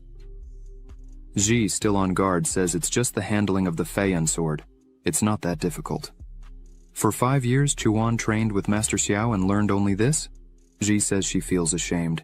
She emphasizes that from such a thing, according to the rules, if the sword is cut and the winner is already decided, the other person must leave. However, she can't stand the way Chu Huan thinks he's so superior. So, Ji takes a new sword from her bag and throws it in front of Chu Huan, asking him to try again. He gets annoyed by this, but picks up the sword saying that, "This is really ridiculous. This time his energy is red." Chu Huan gathers all his energy in the sword and jumps to attack Ji while shouting for her to stop being so full of herself. How dare she speak to him like that? Ji dodges the blow with extreme ease and cuts Chu Huan's arm. He falls to the ground on his knees, screaming in pain in his arm. Ji approaches him and says that at the beginning of the fight, he asked who she was. Ji says it's now clear who she really is. Ji looks at him smiling and says that even if he trained for another 100 years and swung 10,000 swords, an idiot like him couldn't even touch her. Chu Huan screams in anger, but Ji starts throwing several swords on the ground, asking him to try as many times as he wants because he will be humiliated every time. This leaves Chu Huan speechless. Ji looks at him again and says that to prove how much he's traitorous trash, she would admit defeat if he could just touch her. Everyone in the audience was shocked by this, because all the swords Ji threw on the ground are Earth-level magic weapons. They couldn't believe that a disciple had such high-class weapons, because the Sec Master only has 5 or 6 Earth-level magic weapons. Zhang He thinks that Xiao has really become very wealthy. Xiao, in the midst of everyone with his legs crossed, says that the life of the wealthy is kind of boring, because it's all so simple. Chu Huan puts his hand on his face and starts laughing a lot. Zuri doesn't understand the reason for the laughter. A strange energy begins to come out of Chu Huan's body. He says he really had heard that Master Xiao had given initiation and transmitted his skills. At first, Chu Huan thought it was just lies, but now that he's seeing it, it's really true. Moreover, he also gave them these magic weapons, right? Everyone is surprised by what's happening. Xiao starts to analyze this better and realizes that Chu Huan's spiritual power was deviating. Chu Huan, with a completely different face, starts to say that Xiao really turned a useless person like her into a genius. He really is willing to spend a lot of money. Chu Huan grabs the sword with a psychopathic face and asks if Ji really thinks he only knows the Faiyan sword technique that Xiao had taught. The energy emanating from Chu Huan takes the form of a dragon. Then, he charges with full force, but Ji dodges again.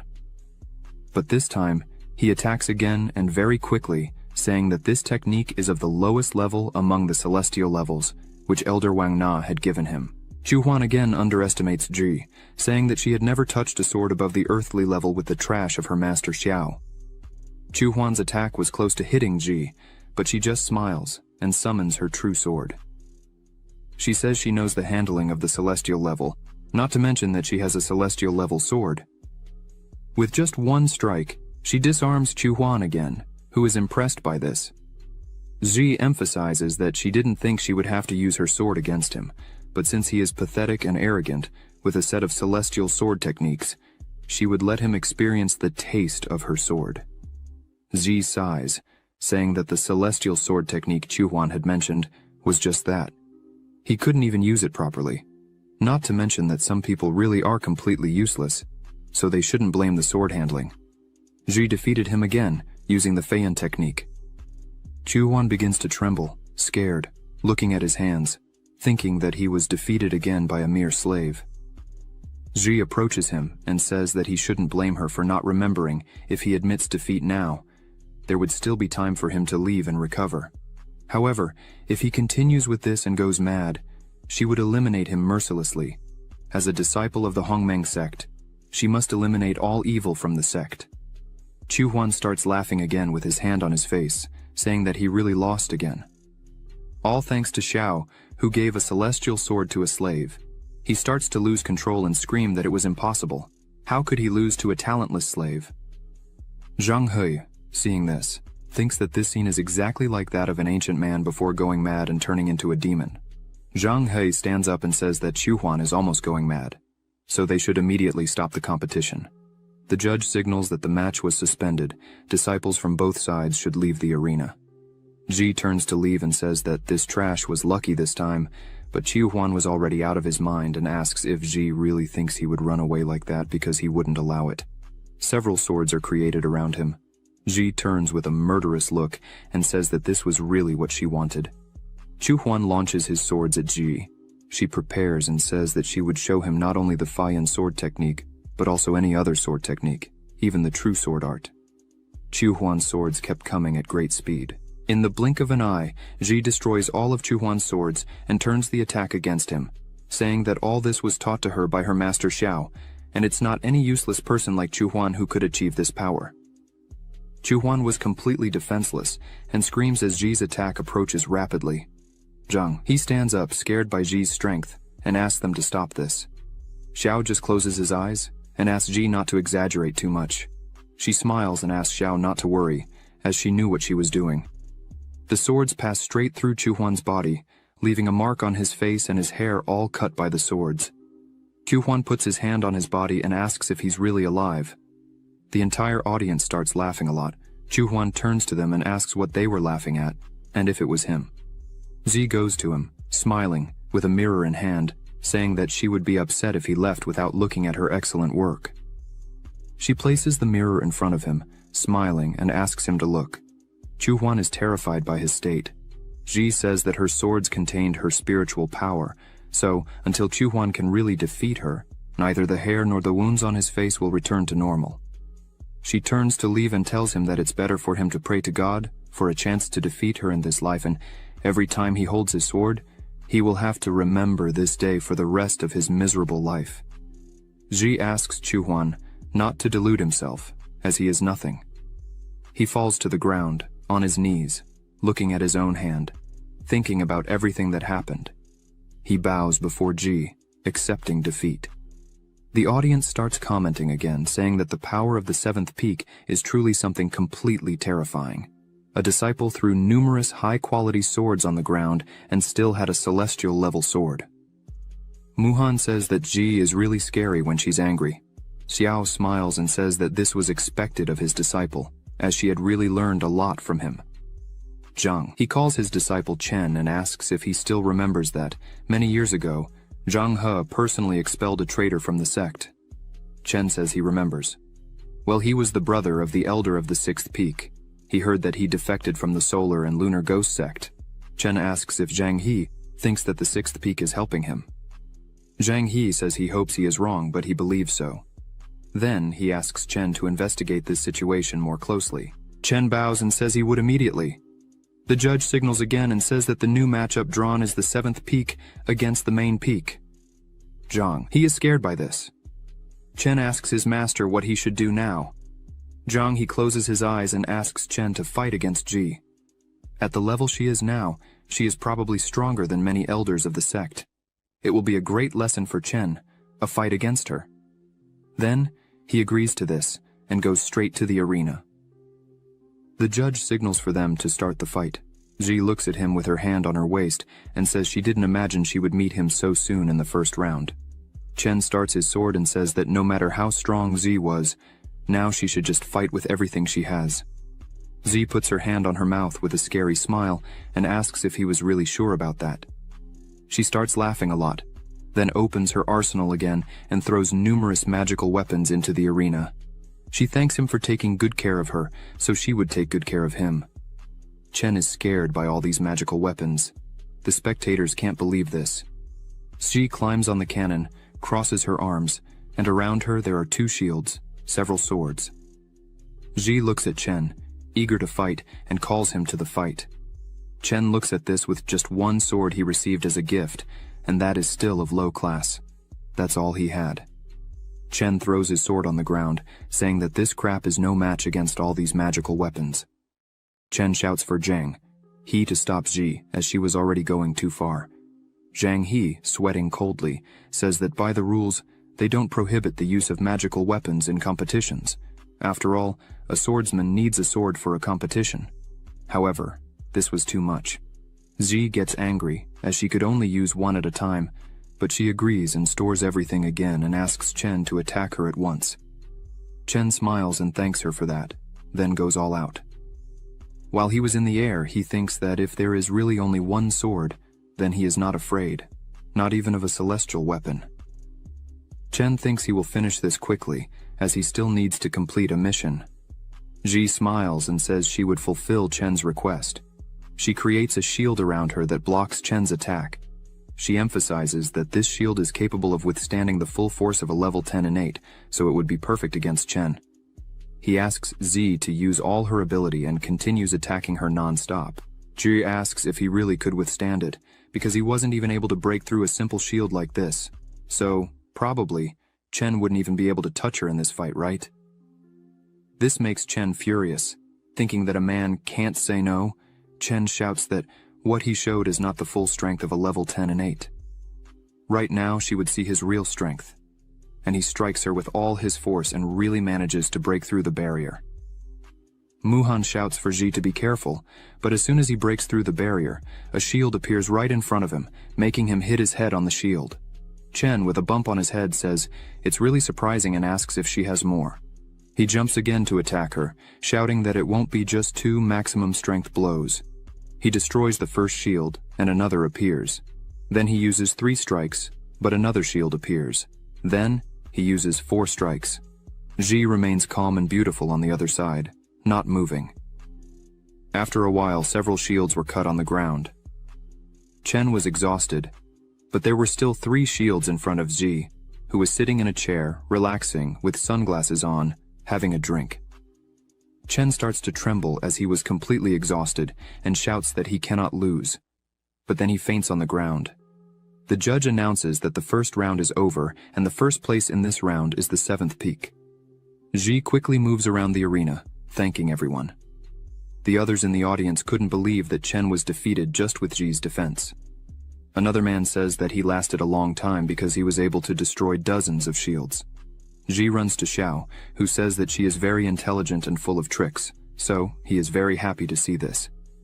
Ji high-fives him, happily. A person looks at them, thinking that such a fighting style is scary. The 7th peak really has overwhelming power, they're just very noisy. Xiao asks Ji if she has always been dissatisfied with Chen, and that's why she wanted to defeat him head-on. Ji sighs and says that in the past, Chen was a much better cultivator than her, and therefore he was her rival. However, now, he is just at the 10th level of the innate, while she is at the 2nd level of foundation creation, so it is not necessary to use her true abilities against him. Muhan looks at her and says that now everyone is saying that Zhai is a bully. Soi's not at all happy about this, but she crosses her legs and raises her head, saying that, in short, she is no longer the Lin Ji of the past. With all the teachings she has been receiving from her master Xiao, her real goal is to challenge the true genius of sword handling. Xiao smiles, happily. Hearing this, Xiao says that Ji is truly worthy of being his disciple, but now they need to go back and rest well, as tomorrow they will have the second round. Wang Na, after seeing everything that happened there, is annoyed because he did not expect Ji to be so powerful. A woman named Ying says that this is truly an incredible competition.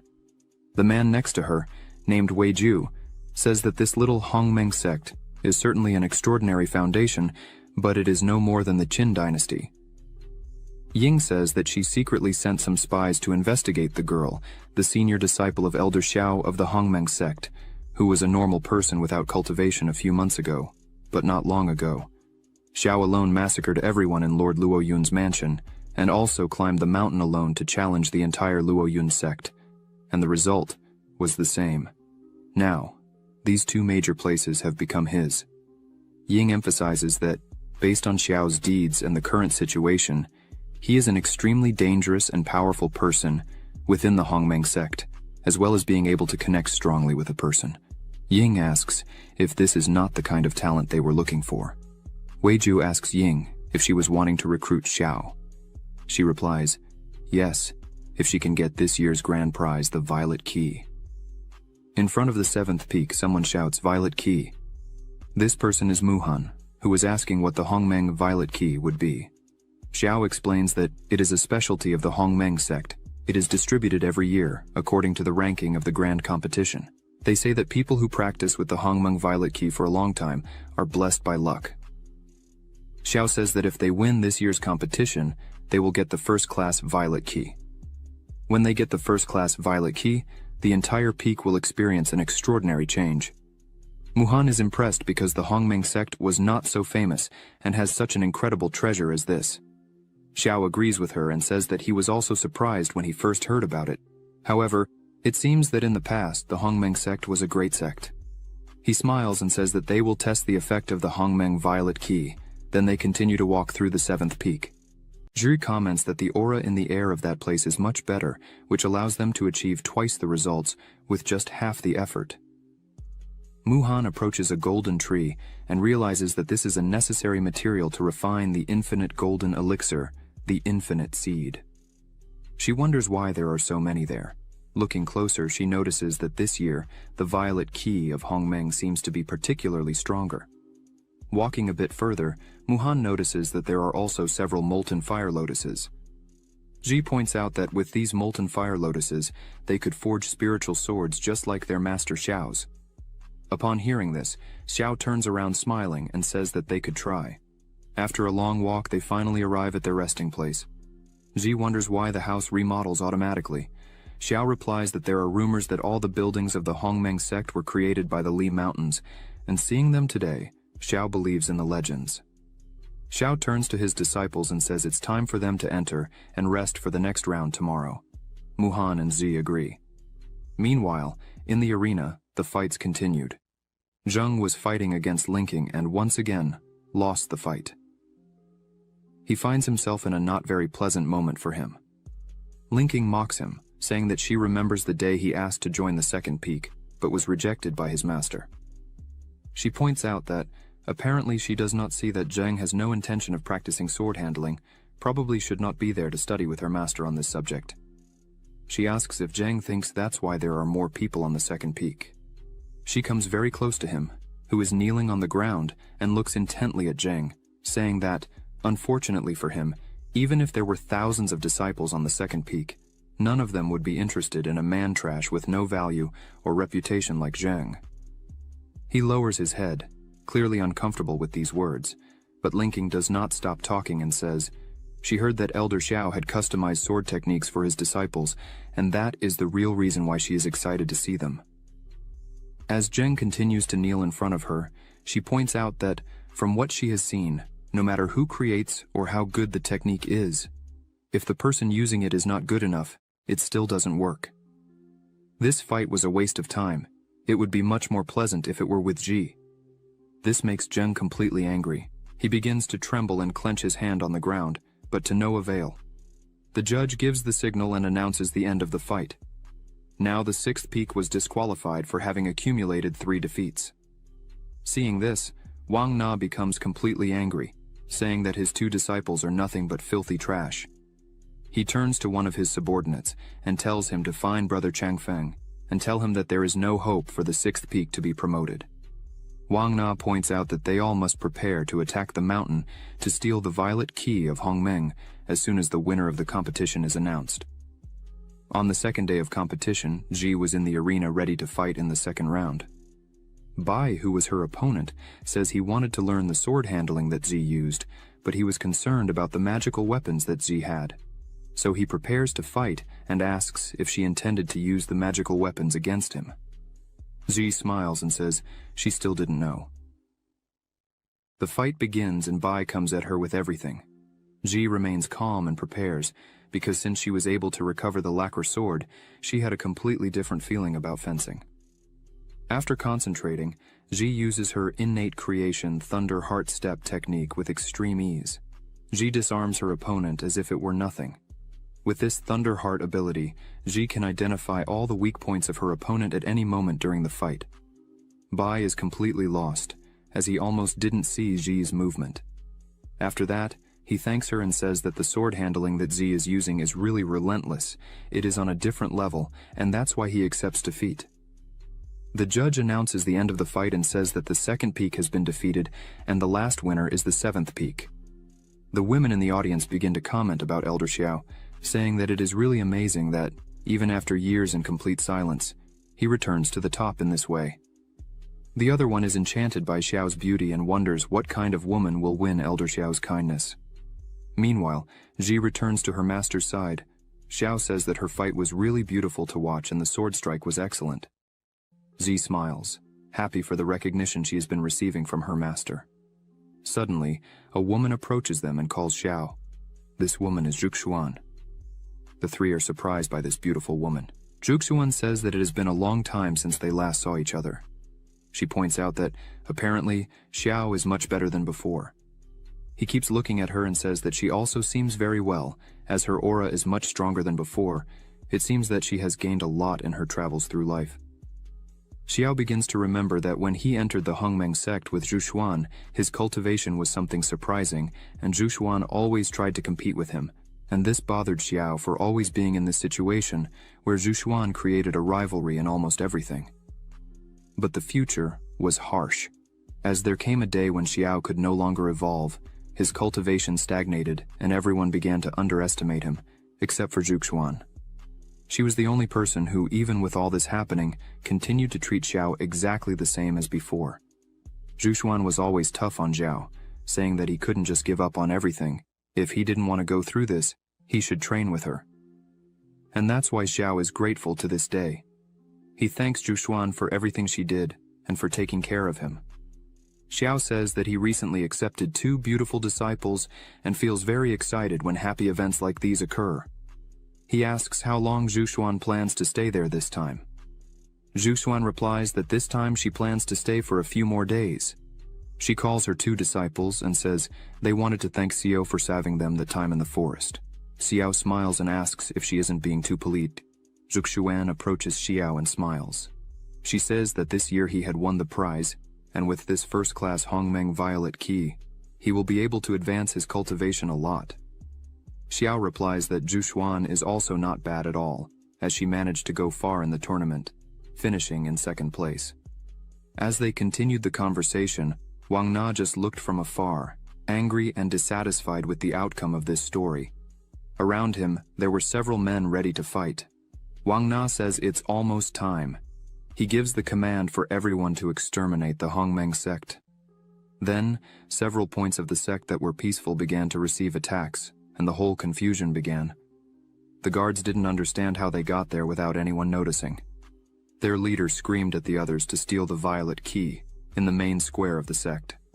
Changfeng, the elder of the lunar and solar ghost sect, screamed at the sect leader. His current power is at the 1st level of the nascent soul. Chang Feng screamed, calling Zhang He an old thief. Behind him there was an army. Zhang He, looking at all this, says that Chang Feng really is a despicable person, as he had deserted to follow the lunar and solar ghost sect, and now dared to come back to cause trouble.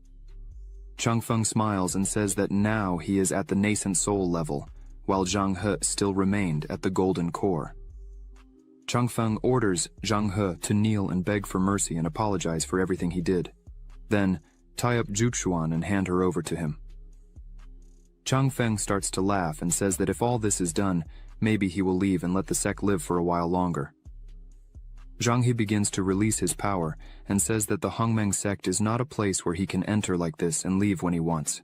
He begins to conjure the protection formation of the mountain that he had prepared a long time ago for this moment. The energy around the sect begins to move, and this means that it is fully active. Suddenly, the protection begins to attack the invaders, hitting several at once. Chang Feng says he had indeed heard stories that there was once a man who reached the immortal level in the Hongmeng sect, and that the power of the mountain protection formation was astonishing. Chang Feng emphasizes that today, he can see it with his own eyes and confirm that it is indeed true. Suddenly, he begins to smile and says that, unfortunately, it would end there. The mountain protection begins to break. Zhang, he cannot believe what he is seeing. Everywhere, the protection is beginning to collapse. The sect members start to get scared as they look up and realize that the protection formation has been breached. They wonder what is happening there.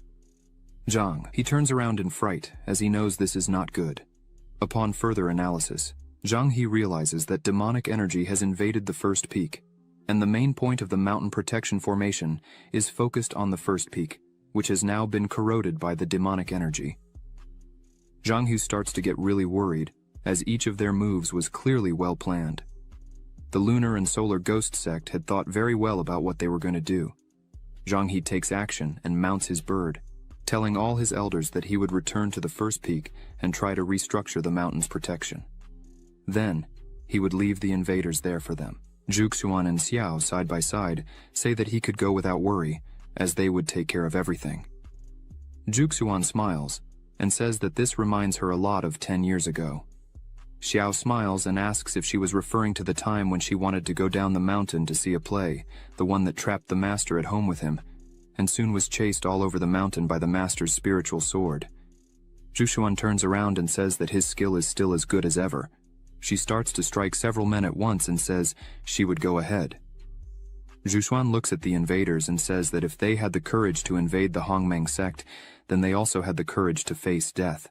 She starts to conjure her energy, and again strikes several men at once. Xiao prepares his swords and says that Zhu Xuan's green and purple swords did very well, so he couldn't fall behind.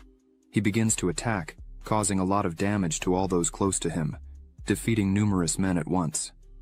Bai and Linking get excited and say they would join in the fun too. The two start to fight together, and combining their attacks and defenses, manage to cause some kills as well. Muhan also prepares for the fight. Z is not left behind either, but she comments that the fighting style of the second peak is the practice of dual swords, and only when the green and purple swords are used together do they show their true strength, and therefore she wants to fight against the two together when she has an opportunity. Muhan tells Z not to worry, that she would provide support and clear the way, so that she can fight more easily. Z advances fearlessly and says she would trust her life to Muhan. Z starts her attack and, with monstrous strength, throws several enemies away with just one blow. Muhan takes one of her medicines. With this, she will be able to control more magical weapons at once. Muhan concentrates, and several weapons start to appear simultaneously. Bai and Linking are impressed with the amount of high-level magical weapons that Muhan is controlling. Linking says that, apparently the seventh peak did not use all its strength during the competition, and yet it was an overwhelming victory against the other participants. Wang Na takes the opportunity and attacks Zhu Xuan from behind, saying that all this is because of Master Zhang He's favoritism.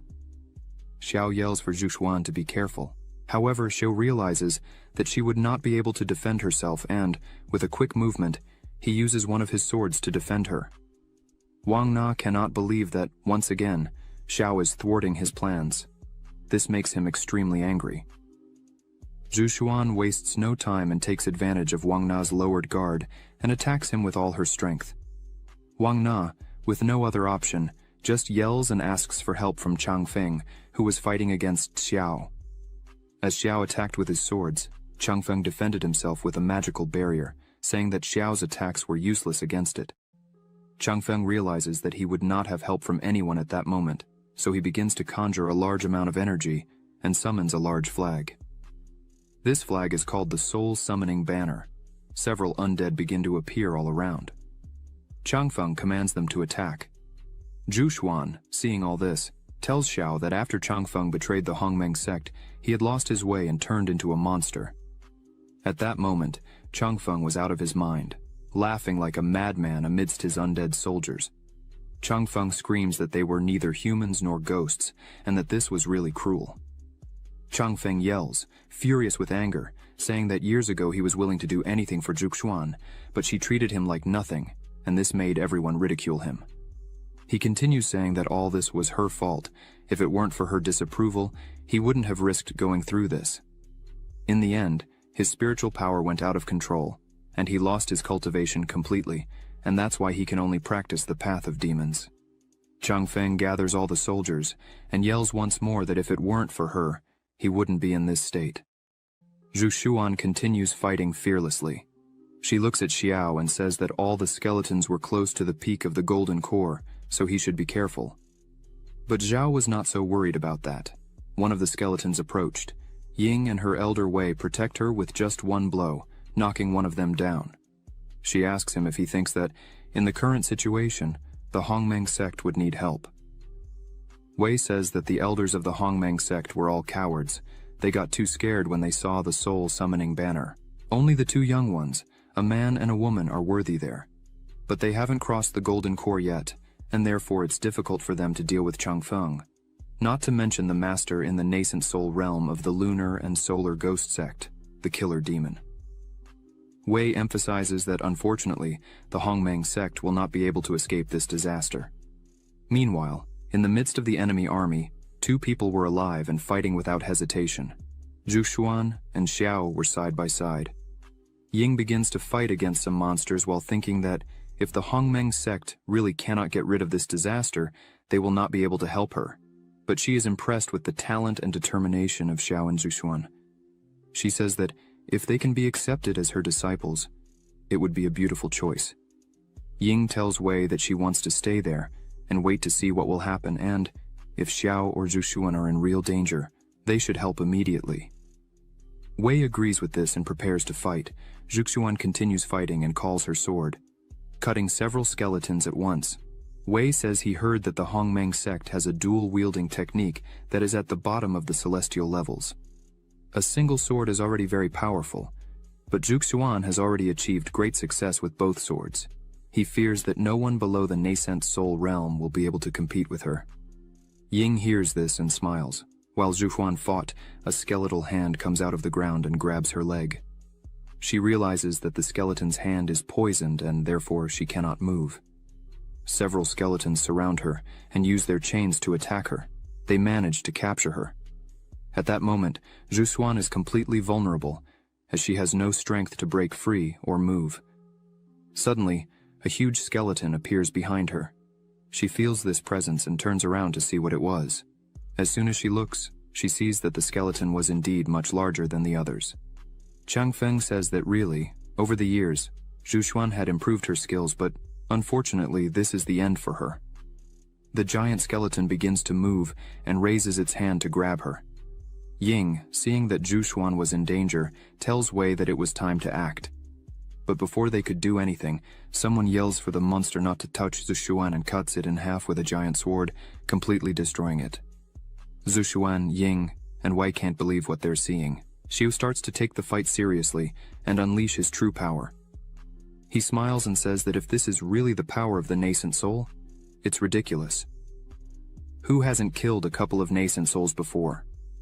Xiao, holding his sword, smiles and thinks that with the support of the innate body sword, he was able to gain a new understanding of the 10,000 transformed into one movement. Before, he had to rely on the large hand condensed from spiritual energy to strengthen the sword's power, but now he only needs to condense the runes to strengthen it. Chang Feng says that Xiao is too arrogant for such a lucky strike. Chang Feng summons several skeletons and says he will teach what it really means to be a strong guy.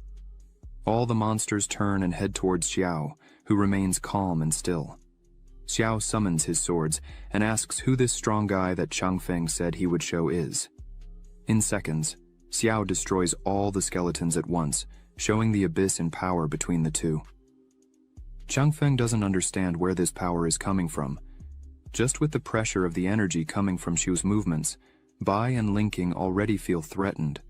Ji creates a barrier and asks Muhan to stay behind it, as the energy Xiao is using is dangerous even for those nearby. Wei creates a barrier to protect himself from the pressure, but he can't believe that Xiao defeated hundreds of undead at the golden core level with just one blow. Ying says she has never seen a golden core man with so much power. If they can conquer him, they will surely win the 10,000 Dao festival. Xiao begins to walk among the remains of the skeletons, asking if that was really all Chang Feng had to offer after causing all this trouble. Xiao says he will give him one last chance. Xiao asks for Zhu Xuan to be released. Chang Feng doesn't like this, as he realizes that Xiao is very close to Zhu Xuan. He begins to think that she had rejected him in the past just because of Xiao. This makes him even more angry. Then he starts to say that he will show Zhu Xuan what happens when you choose the wrong person. The chains around Zhu Xuan's body begin to tighten more. Xiao yells for him to stop and starts to advance quickly. Xiao cuts all the chains with a stroke of his sword, freeing Zhu Xuan. This scares Chang Feng. Zhu Xuan is in a lot of pain. She tries to summon her swords, but she is exhausted. As she falls, Xiu calls her and quickly holds her in the air and asks if she is really okay. The atmosphere between the two becomes pleasant. Zhu Xuan can't say a word, as all this is incredible to her. After a few seconds, she averts her gaze, embarrassed, and says, "She is fine." Bai says that this time, Xiao got it right. Linkwing is happy, and says she can see from afar that her master is blushing. Muhan finds all this beautiful. On the other hand, Ji runs with a broken heart, calling for her master. Xiao, with Zhu Xuan in his arms, holds his sword with just one of his hands. He calls Chang Feng, and says that his last chance is over, so it's time for death. Xiao, like lightning, moves quickly, piercing Chang Feng's body with his sword, making him scream in pain. Chang Feng starts to feel weaker and weaker and thinks that this can't really be happening to him. After a few seconds, he falls to the ground without any strength. Xiao smiles while holding Zhu Xuan in his arms. She is speechless with such strength shown. She turns to him and calls him. Xiao puts on a serious face and thinks that this time she must have been impressed with his beauty, but then she asks if it's not time for him to let her go. Xiao is speechless and says yes. As soon as she puts her feet on the ground, she turns around and says that Xiao's movements were really good. She wishes to practice with him when she has time. Xiao smiles and says that this is a unique special ability he just created.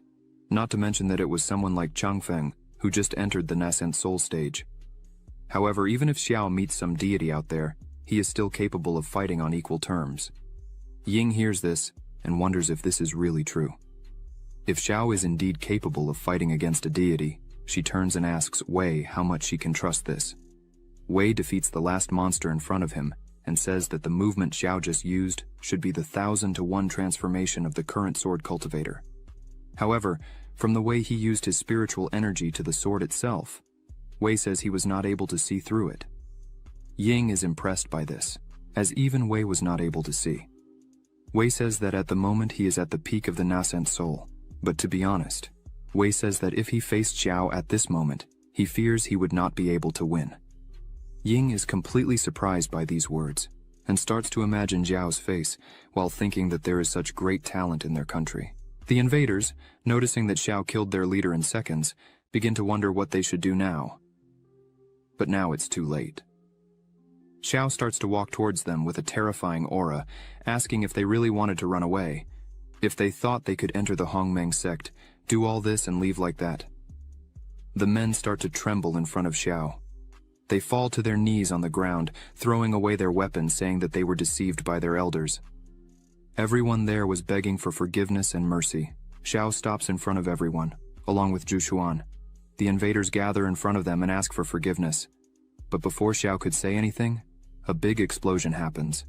Ji and Muhan are startled by the noise. Zhu realizes that it came from the first peak. She screams that Master Zhang he was in danger, so she should do something, but Xiao yells at her to calm down. She didn't need to run there because they were already there. A person with demonic energy approaches quickly. 2 people arrive there. This person is the leader of the Lunar and Solar Ghost sect, call it Old Demon. His power is in the Nasan Sul, 5th level. In his hand was Zhang He. The demon says that they captured their leader and destroyed the mountain protection formation. He asks for the rest of them not to resist and become prisoners at once. That way, they would suffer less. The demon says that if they don't do that, they will have the same fate as their leader, and strikes Zhang He, making him bleed from the mouth and fall unconscious to the ground. This makes everyone completely angry. The invaders who were begging for their lives now celebrated that their leader had arrived to save everyone. The demon turns to them and asks where Changfeng was. One of their disciples says he was killed. The demon doesn't understand and asks how they killed him. The disciple says it's true, he saw it with his own eyes. The demon starts to laugh and says, "That's ridiculous." Even a sect as weak as the Hongmeng sect was still able to kill Changfeng. The demon asks who it was and why he didn't know that there were people at the nascent soul level in the Hongmeng sect. The disciple points to Xiao, saying it was him. Xiao says he doesn't care if it was him or not. The demon looks at Xiao and says he's just a little insect at the 7th level of the Golden Core, and yet dares to be so ignorant between life and death. The demon says that if it was really Xiao who killed Changfeng, he would kneel and lick his feet. Xiao smiles and says he can kneel then. The demon asks what kind of dirty tricks they used to do such a thing. In seconds, Xiao lunges at the demon, hitting him, throwing him several meters back. Xiao says that if he spoke, the demon probably wouldn't believe it, so he prefers to show how he killed Changfeng. The demon lying on the ground says that if that's the case, then it's fine. He gets up, takes his sword, and says he would kill Xiao at that very moment. A huge energy accumulates in the sword and he releases it towards Xiao. The two clash their swords. The pressure caused by this throws the people who were nearby far away. Zhu creates a barrier and asks everyone to stay behind it. The invaders are injured just by the pressure of the blows exchanged by the demon and Xiao. From a distance, Ji and Muhan watch. Ji begins to analyze that it seems Xiao can clearly see his movements. The Luoyun sword that Xiao had picked up is a low-class spiritual sword of the celestial level that, if performed with the 10,000 kilometers technique, should be able to reach the power of a mid-class celestial level. Ji realizes that the demon's sword is superior to that, possibly being of the highest class. As the two fought, Ji fears, because now it can really be dangerous. The demon tries to hit Xiao, but he dodges and jumps back and asks for Zhu swords on loan. Xiao uses his power and calls them immediately. He also uses his flexible swords. Ji is impressed seeing that her master is using the 7-star exorcist sword formation technique. At that moment, Xiao was surrounded by a dense and constant aura. His swords were ready and positioned. Xiao looks at the demon and says that no matter what kind of deity he believes himself to be, the outcome is already decided. He would die today. Ji can't contain her joy, as the 7-star exorcist sword formation is a high-class sword formation of the celestial level. When the 7 swords are completed, its power can come close to the immortal level. Ji, without thinking twice, throws her sword to Xiao, saying that if he needs it, he can use it. Ying is impressed by this, as she had seen this sword formation only in ancient books, but never imagined she would see its true form personally. She takes her sword and throws it to Xiao, saying that if he's going to form the 7-star exorcist sword formation, he can also use her sword, the highest quality terrestrial level dragon sword. Ying thinks this is a great opportunity to gain Xiao's trust. Now everything was ready. Xiao had the best swords in his possession. He points his finger at the demon and says he would exterminate the existence of the lunar and solar ghost sect today. Xiao begins his attack. The demon smiles and asks Xiao if he really thinks he wouldn't be able to win just because he had some extra swords. The demon fearlessly confronts Xiao's attack, but as soon as he tries to block it, he realizes he won't be able to. The attack bypasses his block and leaves the demon badly wounded. But he doesn't give up and asks Xiao not to get conceited too quickly. The demon says that no matter how great Xiao's abilities are, he wouldn't leave there alive today. The demon uses a spell and says it's time to make use of this pile of trash. He attacks his companions. The few who were still alive ask why their leader was doing this to them. The demon begins to take the energy and blood from all his companions. Xiao gets angry at this and says that he didn't even spare his own companions, and therefore would die. The demon rushes towards Xiao with everything he has, while Xiao also charges with his 7 swords. Ji and Muhan are scared because the demon managed to block Xiao's attack. He smiles, saying that his sword can be tempered using blood, and now it was at the 2nd immortal level. As long as there are people in the world for him to kill, he will become stronger. Xiao gives a small laugh, and his energy begins to take the form of a dragon and becomes denser. Xiao starts attacking with all this power. The demon's block starts to break and he becomes desperate, asking how it is possible for the 7-star exorcist sword formation to have all this power.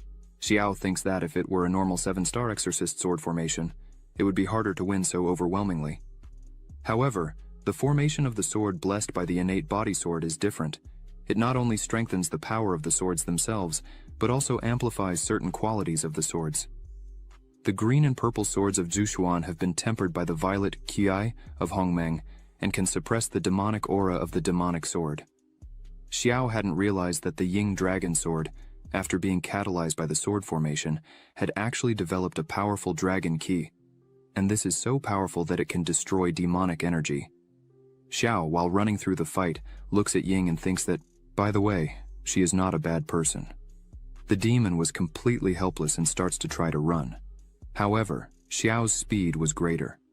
He came quickly surrounded by his dragon-shaped energy.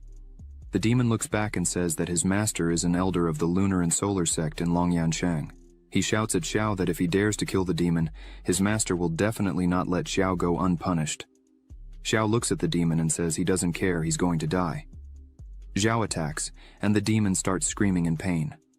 Behind a rock was Wang Na, the elder of the 6th peak and traitor of the sect. He can't believe that the demon was being defeated by Xiao, who had this overwhelming strength. As soon as Xiao looks, Wang Na quickly hides behind the rock.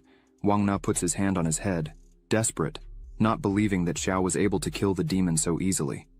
Wang Na starts saying that the lunar and solar sect is a sect that really has the power to govern during the realm of separation. With this, it can be said that it is the supreme lord of the dragon realm. Wang Na points out that even if the power of all the sects of the Qin dynasty were combined, they still couldn't even come close to the lunar and solar sect. Wang Na was trembling behind the rock, saying that now it's really all over. Xiao is dead, the Hongmeng sect is dead, and he would also die. As he was saying these things, Xiao appears behind him and asks if that's really going to happen. At this point, Xiao has a murderous aura and hatred. He starts to grab his sword and says he doesn't know what the future really holds for him and the Hongmeng sect, but he knows what Wang Na's future is. Wang Na starts screaming in terror as he turns his face. Xiao says that Wang Na's future doesn't exist because he's going to die there and now. Only Wang Na's screams are heard as Xiao's sword drips blood on the ground. Xiao turns to everyone and says that it's finally over. Xiao was in the middle of 2 piles of skeletons, saying that this was really a great loss. The sect leader was being healed. Everyone was around him. Xiao approaches and asks what his condition is.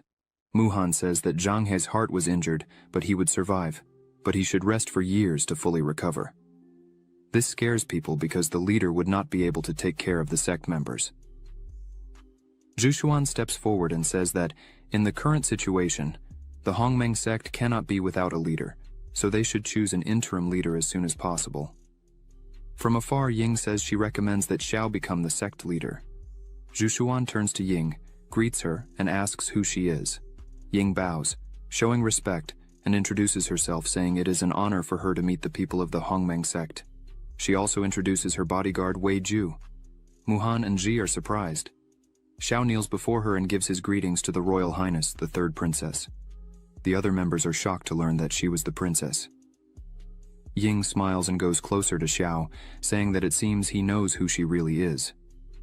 Xiao, with her sword in his hand, says that he just made some assumptions based on the dragon energy in her sword, and as soon as he heard her name, he was sure of her identity. The people around say that Xiao is indeed a wise person. Ying says that since he knows who she is, she will be honest.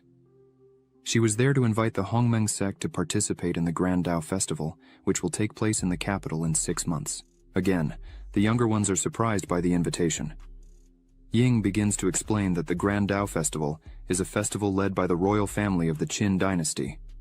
This event is a competition among the various forces of the territory to select the strongest.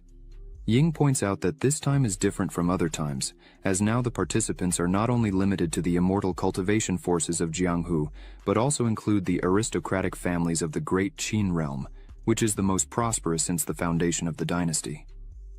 Ying turns to Xiao and looks intently at him and asks if, by any chance, the Hongmeng sect accepts to participate in the 10,000 Dao festival, Xiao would be willing to lead his team. Ying points out that she is offering an unmined mine of spirit stones, as well as a bunch of magical weapons and cultivation resources. Ying continues talking and explains that, according to the rules of this event, the winner will receive the title of Gozong and will work at the service of His Majesty, and all the resources of the entire Qin dynasty will be of the Hongmeng sect if Xiao wins. Xiao listens attentively and starts saying that even the great families are involved, according to what Ying said. Xiao begins to remember that he heard that the Lord of Luoyun City was the greatest of the Luoyun sect. As soon as Xiao found this out, he was a bit strange, as he was surprised that a state official had such a deep connection with an immortal cultivator. Ying smiles and says that it seems Xiao had already understood everything, but she would emphasize it anyway. Xiao interrupts her and says that, in his view, all this is just a big maneuver to bring down all the great families of the world. Everyone is completely shocked by these words. Xiao continues talking that, from what he knows, when the Qin dynasty was first established, it depended on the support and sponsorship of the aristocratic families to maintain the government. Since then, hundreds and thousands of years have passed, and this pattern has become a routine. The court relies on the support of this family to make decisions on important matters. And now the power and greed of the families have become a threat to the royal family, right? Xiao points out that the establishment of Gozong, under the command of the emperor, is to divide the resources of the families and weaken them. Ying lowers her gaze and says that, without a doubt, Elder Xiao is really a talented person in politics.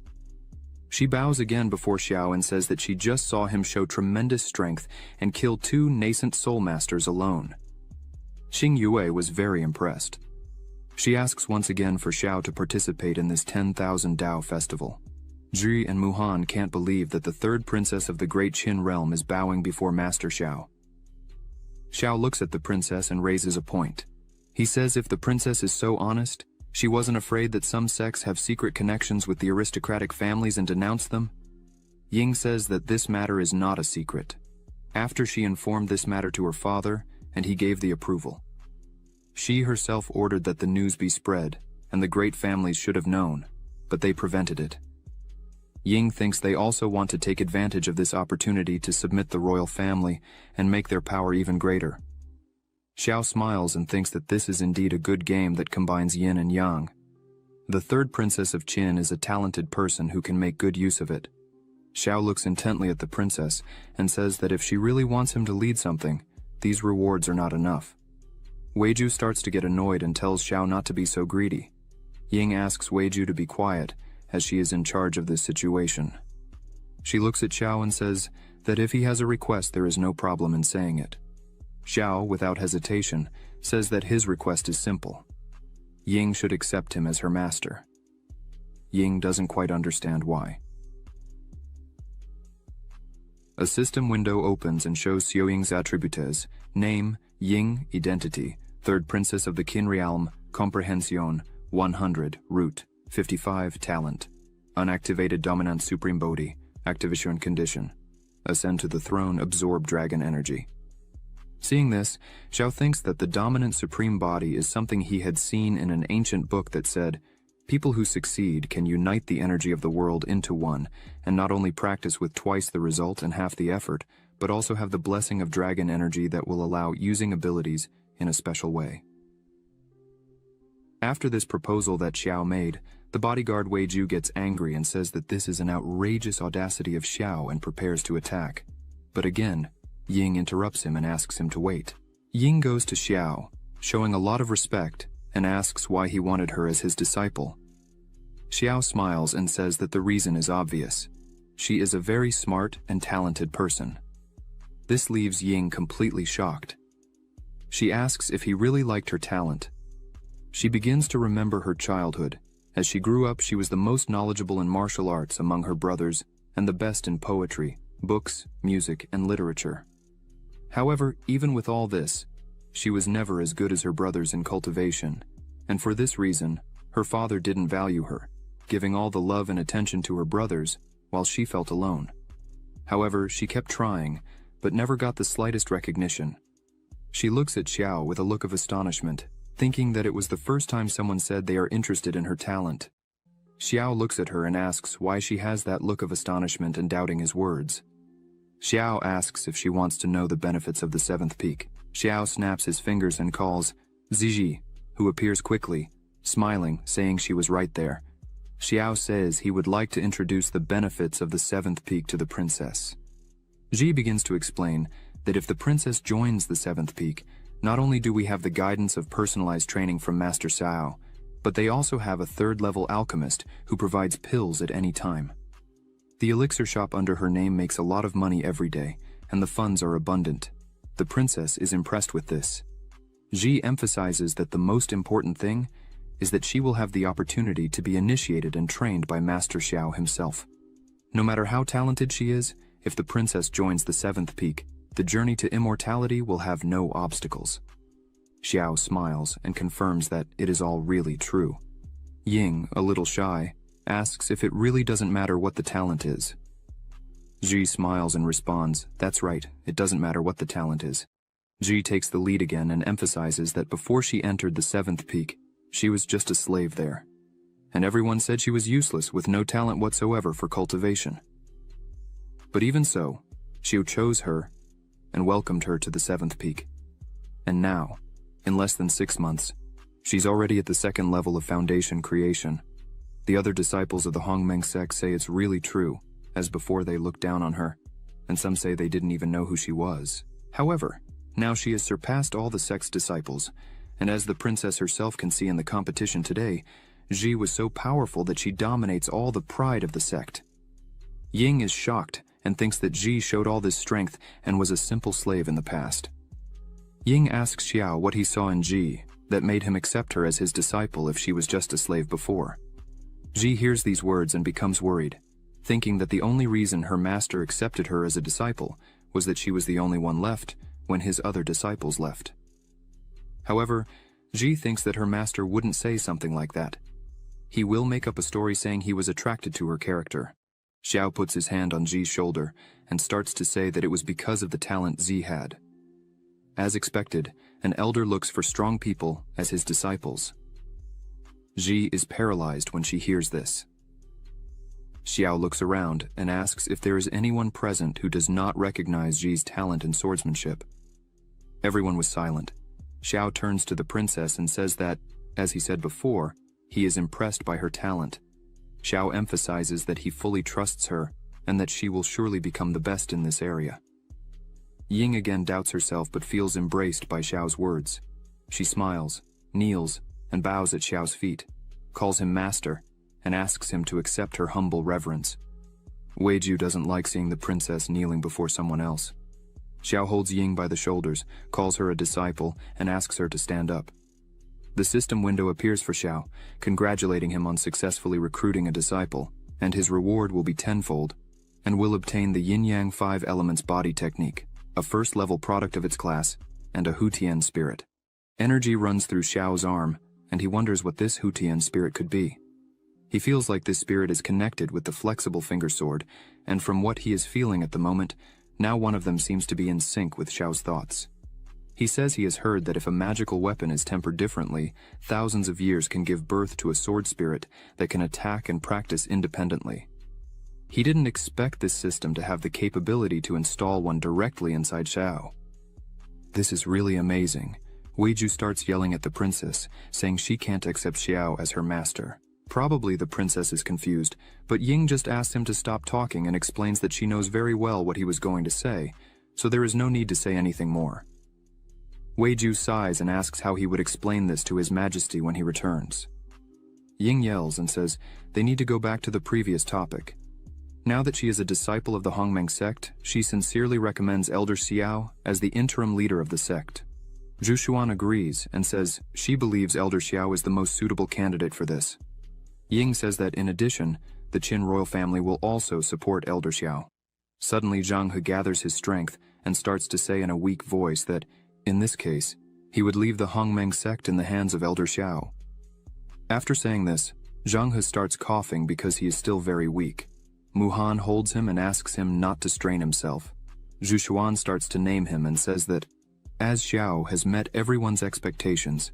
Before she finished speaking, Xiao raises his hand smiling and says he has an objection. No one understands what that was. Zhang. He says he is dying. This is the time to hand over the Hongmeng sect to them, the young ones. Don't choose a new interim leader of the Hongmeng sect. Choose a new sect master. Xiao starts to say that he likes to be free and make some enemies from time to time. Now that he has the third princess as a disciple, his identity becomes even more complicated. Acting as both the interim leader of the sect and the sect master is not suitable for him. Xiao takes Zhu Xuan by the waist and pulls her close to his body, leaving her a little taken aback. Xiao says he would like to recommend Zhu Xuan, the celestial maiden, to become the new leader of the Hongmeng sect. Bai and Linking are surprised by this and ask if Zhu Xuan would really accept this. Feng, the elder of the first peak, stands up and says he heard everything Xiao said and completely agrees with all of it. He emphasizes that, as Xiao himself said before, it is not suitable for him to be the master of the third princess and have another status so controversial. Feng says that in the past, when Zhu Xuan was only 14 years old, she accidentally entered the stone room and read the celestial book of Hongmeng and learned part of her future. Maybe that was God's will.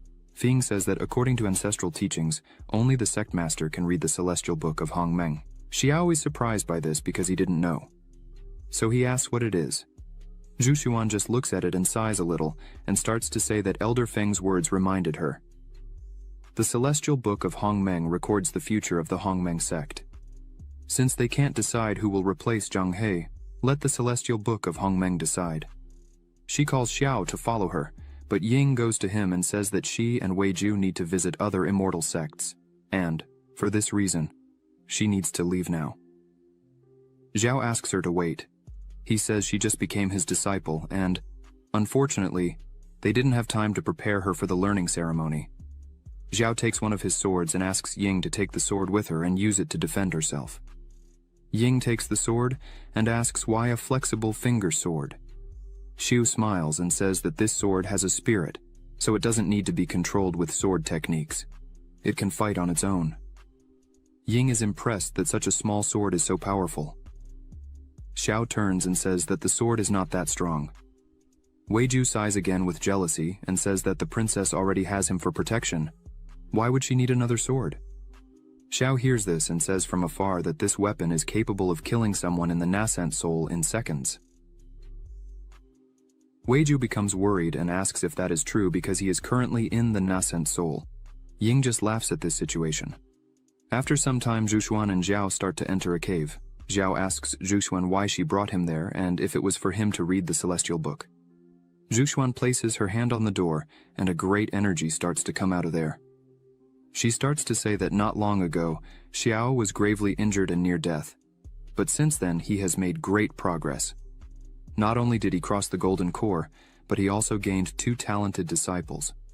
She turns with a more serious face and asks what really happened. Xiao smiles and says it was nothing much. In the past, he just gained an infinite gold pill. He relied on this pill to survive and also to overcome the golden core. Xiao, deep down, wonders if Zhu Xuan is testing him in some way. Xiao starts to suspect that Zhu Xuan thinks he was dominated by something. Zhu Xuan turns to the front and asks if that was really all. The doors open, the two enter, and in the middle of the hall there is a strong energy. In the center of this energy there was an item. Xiao asks what it was. Zhu Xuan replies that this is the celestial book of the Hongmeng sect. She says that this book was inherited from the first generation of the sect master of Hongmeng, and only the person who can succeed the master can awaken it. Zhuxuan emphasizes that, after awakening it, the person who did it can see the fate of the Hongmeng sect for the next 100 years. Xiao just looks at it as she approaches the object. Xiao starts to put his hand together with Zhuxuan's hand. He wonders how something so strange can exist. Zhuxuan says that just by inserting spiritual energy into it, the celestial book of Hongmeng will emit its own judgment. Xiao starts to use his power.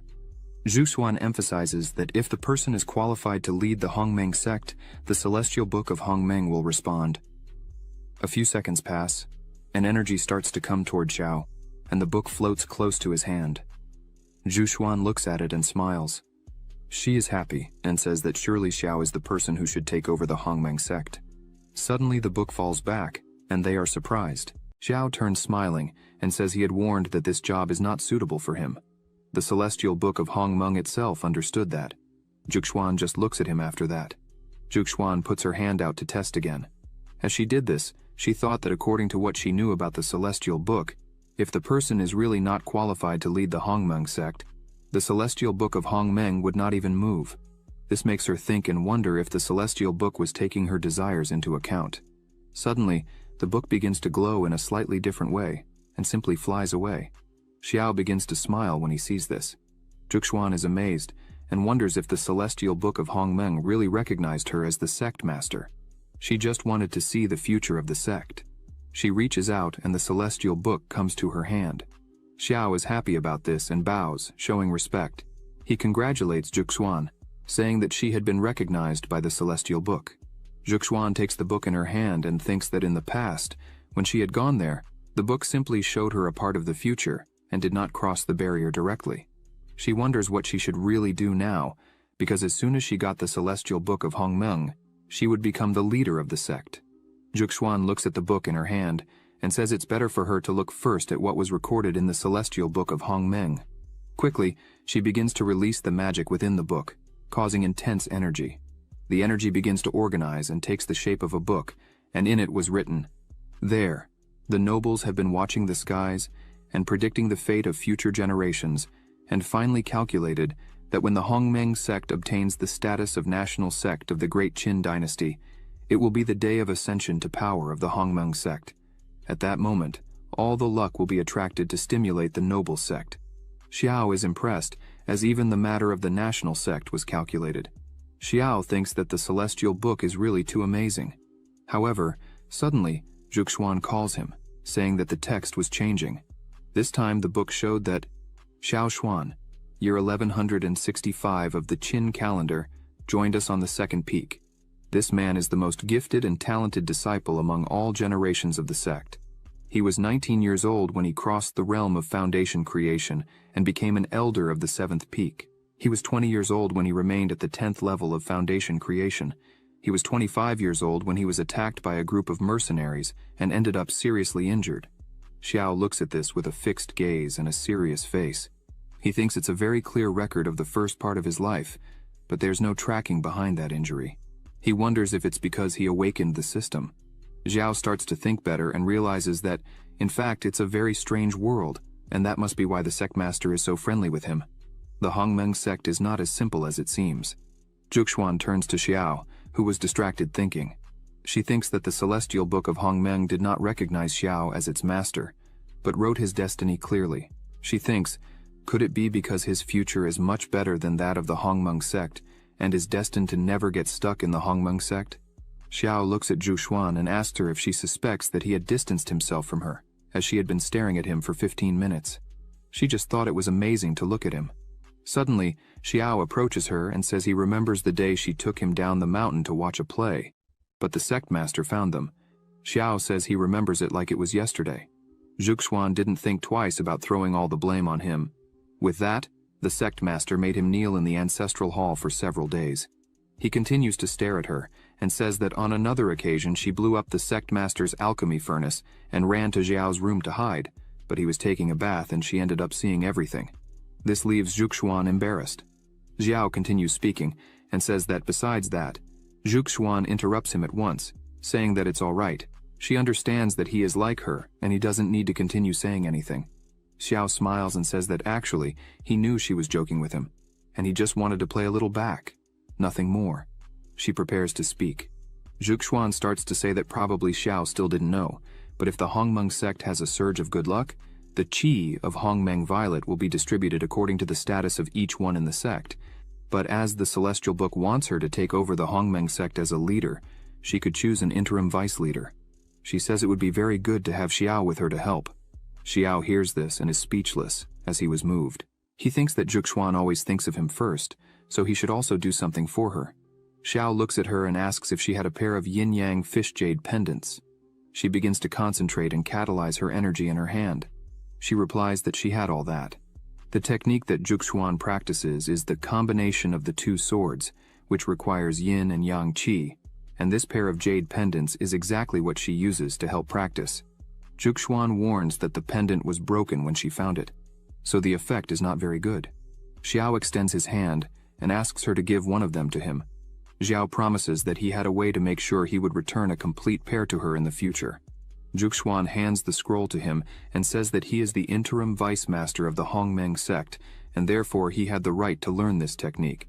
Xiao is happy, as this was a very good boost for the system. The night had already arrived and everyone was inside their houses. The system starts to notify. The host gave his disciple the dual-wield combining snow ability, low-class celestial level, and the reward is 1,000 times greater. Obtained limited-time skill fusion for 1 day. The host handed his disciple the incomplete yin-yang fish jade pendant, and the reward is 20 times greater. Obtained the complete yin-yang jade pendant. Meanwhile, Z was holding the scroll in her hands, with her eyes shining with happiness, and thanking her master Xiao for this. Xiao tells her to practice immediately, and emphasizes that she should share this with Muhan. Z stands up excitedly and raises the scroll, shouting that she would do it right now. As soon as Z leaves, Xiao opens his system again and checks the reward he had won. Obtained skill fusion, limited time for 1 day. He can't understand exactly what this fusion would be. The system shows another information window. Skill fusion can merge all skills of the same nature practiced by the host. After the fusion, the new skills will have all the characteristics of the fused skills, and the level and power will also be greatly improved. After reading this, Xiao smiles and says it's very interesting, and decides to test it immediately. He starts to gather energy in his fingers. The system notifies that the host used skill fusion.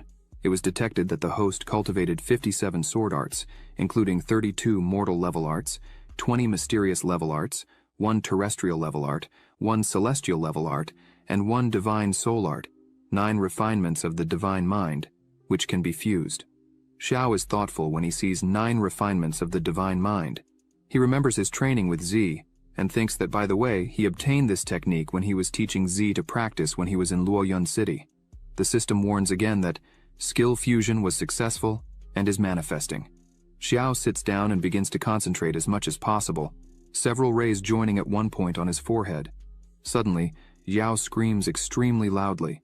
A few days later, on the 7th peak, a strong storm cloud was above the 7th peak. A strong wind also accompanies this. Some people were passing by and begin to comment that this storm cloud over the 7th peak has lasted almost a month. They heard that it was caused by the seclusion of Elder Xiao. A young man says that's exactly it. He heard that Elder Xiao has been in seclusion for a month. Before entering seclusion, Xiao was able to kill a nascent soul person in a second. That's why he's making such a big fuss this time. The young man says no one knows the real strength Xiao will have when he comes out of seclusion. The woman walking with him says that under the leadership of Elder Xiao, the Hongmeng sect will definitely be elevated to the sky in this grand event. She was eagerly waiting for it. Another guy takes the opportunity to speak softly that he heard that the current sect leader and Elder Xiao have been childhood sweethearts, and last time they worked together to destroy the lunar and solar ghost sect. This leaves the other two astonished. The man emphasizes that, in his view, the two were perfect for each other. The three continue to walk while still talking about it, laughing and saying they don't know if they were really together, but a person was standing behind the three. This person is Meyer. She's a disciple of Zhuxuan and a newly appointed elder. She gets nervous and catches the three while shouting, calling them brats. As she shouted at them, she said they only know how to talk and complain. If they had done half the hard work of the sect leader, they would already be the best.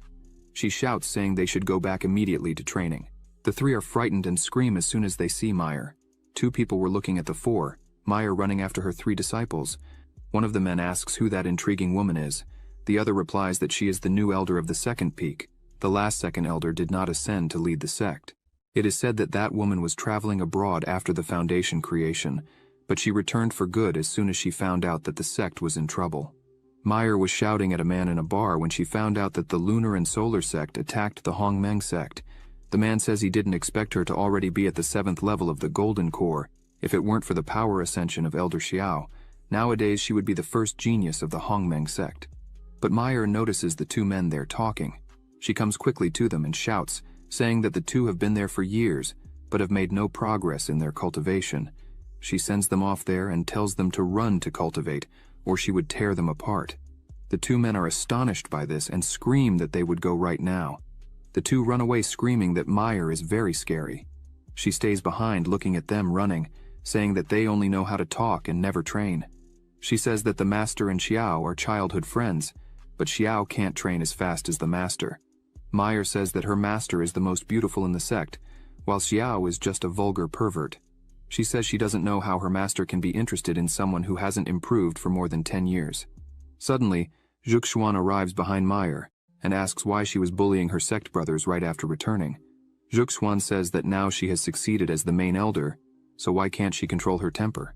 Meyer comes running to her master and says that it was all just to protect her because those disciples were not cultivating properly and were talking about Zhuxuan and Elder Xiao behind their backs. Zhuxuan asks what they were saying about her and Xiao behind their backs. Meyer starts to say that everyone was saying that Zhuxuan and Elder Xiao were childhood sweethearts and were made for each other. This leaves Zhuxuan completely embarrassed. Her face turns red and her eyes widen. Meyer gets worried and shouts asking her master why she was turning red. Meyer starts to realize and continues shouting asking if Zhuxuan really liked Xiao. Meyer's world starts to fall apart with this. Zhuxuan just turns away full of shame and asks Meyer to stop talking nonsense. While the two were there talking, a strong and huge lightning bolt falls, hitting the 7th peak. This leaves the two not understanding what was happening. The flash of lightning is so strong that it begins to illuminate the entire sect. People are frightened by this and wonder what it could be. A person shouts that just looking at this scene, it seems to be something like the heavenly tribulation recorded in ancient books. Meanwhile, at the 7th peak, Muhan and Z were at the entrance of the 7th peak looking at this. Muhan says that this power is very great. She asks if it could be a heavenly tribulation. Z asks if the heavenly tribulation only appears when a great realm is broken, or when some strange treasure is born.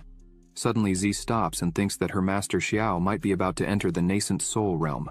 That energy was still flowing and continued intense. Z says that in her entire life, she had never seen anyone go through the heavenly tribulation with so much power. Muhan smiles and asks if they should look for a place to hide for a while. Suddenly, Xiao appears in the midst of all this energy and tells his two disciples not to be afraid, as he had his own way to deal with this tribulation. They scream, asking if he had really finished his seclusion.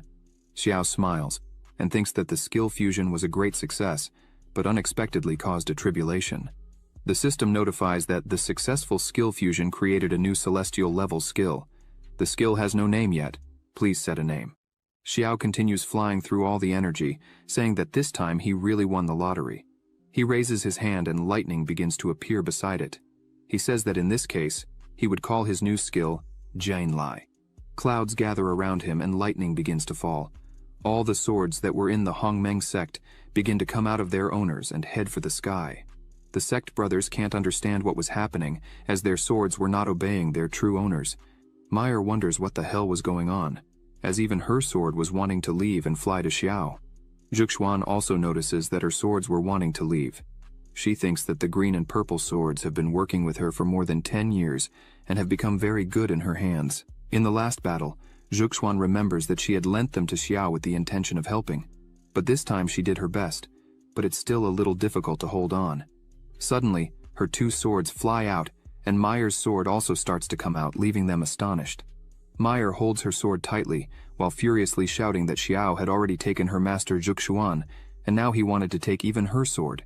She shouts that he shouldn't dare to do that, but she can't hold on for long, and gradually the sword starts to come out of her hand, until it finally comes out completely. She screams for losing the sword and laments. Zhuxuan looks up and says that this is really amazing. All the swords were going to Xiao. He was concentrating such a huge amount of energy that it was something no one had seen. The glow was enough to be seen from afar.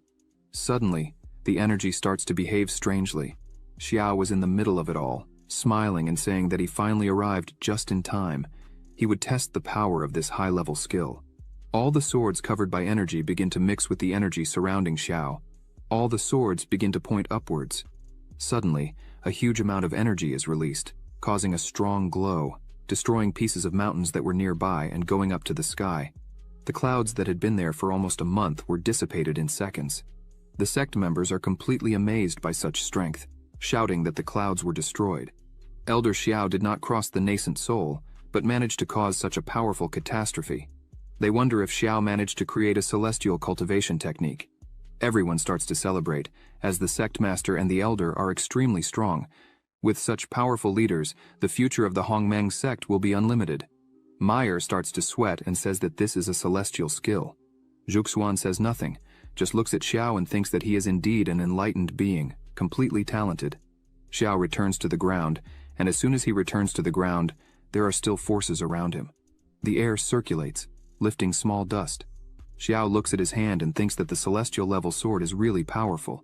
He says that with this sword skill, he is sure that he can face even a dual spirituality practitioner. Z comes running, saying that her master is extremely strong.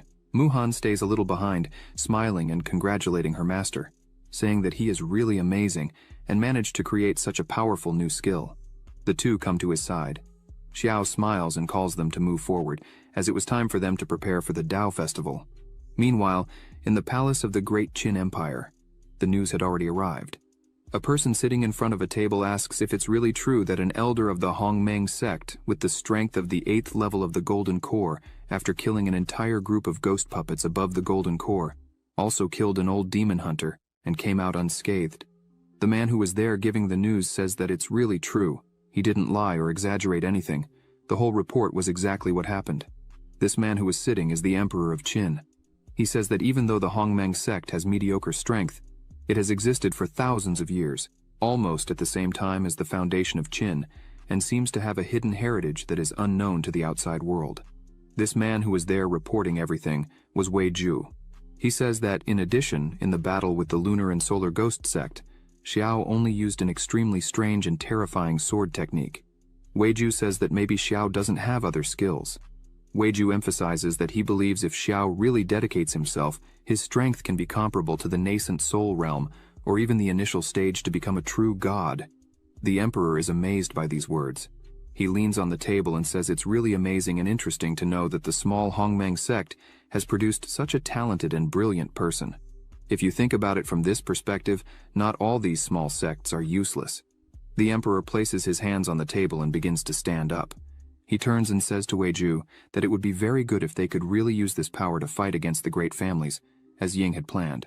Wei Ju bows and calls the Emperor, and says that he still has one thing to tell. The Emperor turns and asks what it would be. Wei Ju begins to say that the third Princess Ying asked Xiao to represent the sect in the Great Dao Festival, but for this, she promised to be his disciple. The Emperor slams the table with great force and shouts. Wei Ju lowers his head even further, and says that Xiao's strength is really extraordinary. Even if Wei Ju fought with all his strength, he couldn't win. Wei Ju says that the third princess considered her options and thought that it could be useful for her next plan. So she took the liberty of asking him to be her master. The Emperor doesn't know how to act. He is still not at all happy about this and says that this is all because of the family. They made the princess learn from a charlatan. That's a shame. The Emperor composes himself and says that's all.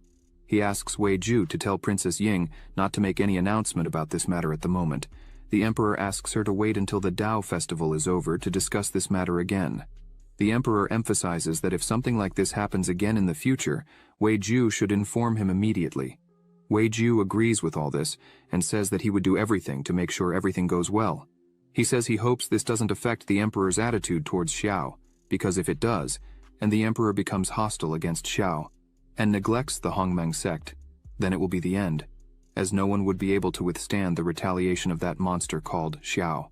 After this, in the capital of Qin, Yulong City, in front of the city gate, was the great guard of Qin City, Hongda. Currently, he is at the 8th level of the Golden Core. Xiao and his team approach. Meyer is happy with Yulong City. She says that the city is undoubtedly the grand capital of the country. Guard Hongda greets everyone, welcoming them. He says that the capital feels honored to receive guests like them from the Hongmeng sect. He introduces himself, saying his name is Hongda, and he is the city guard. He was tasked with receiving them and welcoming them on behalf of Lord Wei. The people who were there are amazed, as General Hongda himself came to receive those people. They ask if they were part of one of the 10 main sects. Some people say that probably they were more important, as not even the 10 great sects would have the honor of being personally received by the general. This scene made the whole city stop. People look at them and say that these people were extremely important. The guard says that Wei Ju was waiting for them. With this, the people are even more surprised, as Wei Ju was the emperor's trusted man. Xiao opens his fan again and smiles, thinking that it seems that this great General Hongda must have been prepared by Princess Ying to receive them at the entrance, and just to avoid suspicion, borrowed Wei Ju's name. As expected of a member of the imperial family, she is very attentive. The general turns and asks them to follow him.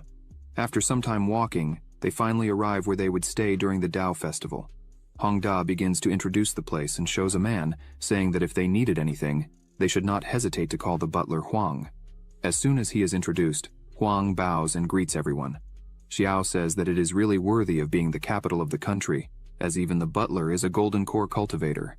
Meyer is impressed by this, asking if the butler was really at the golden core, and if he was not an elder. Xiao sees this and hits her head with his fan. He says that was enough.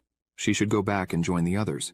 Meyer gets angry with this, and asks Xiao if there was anything she could not say there. But Zhuxuan interrupts the two and calls Xiao, saying that she had gathered information about the participants of the Dao festival.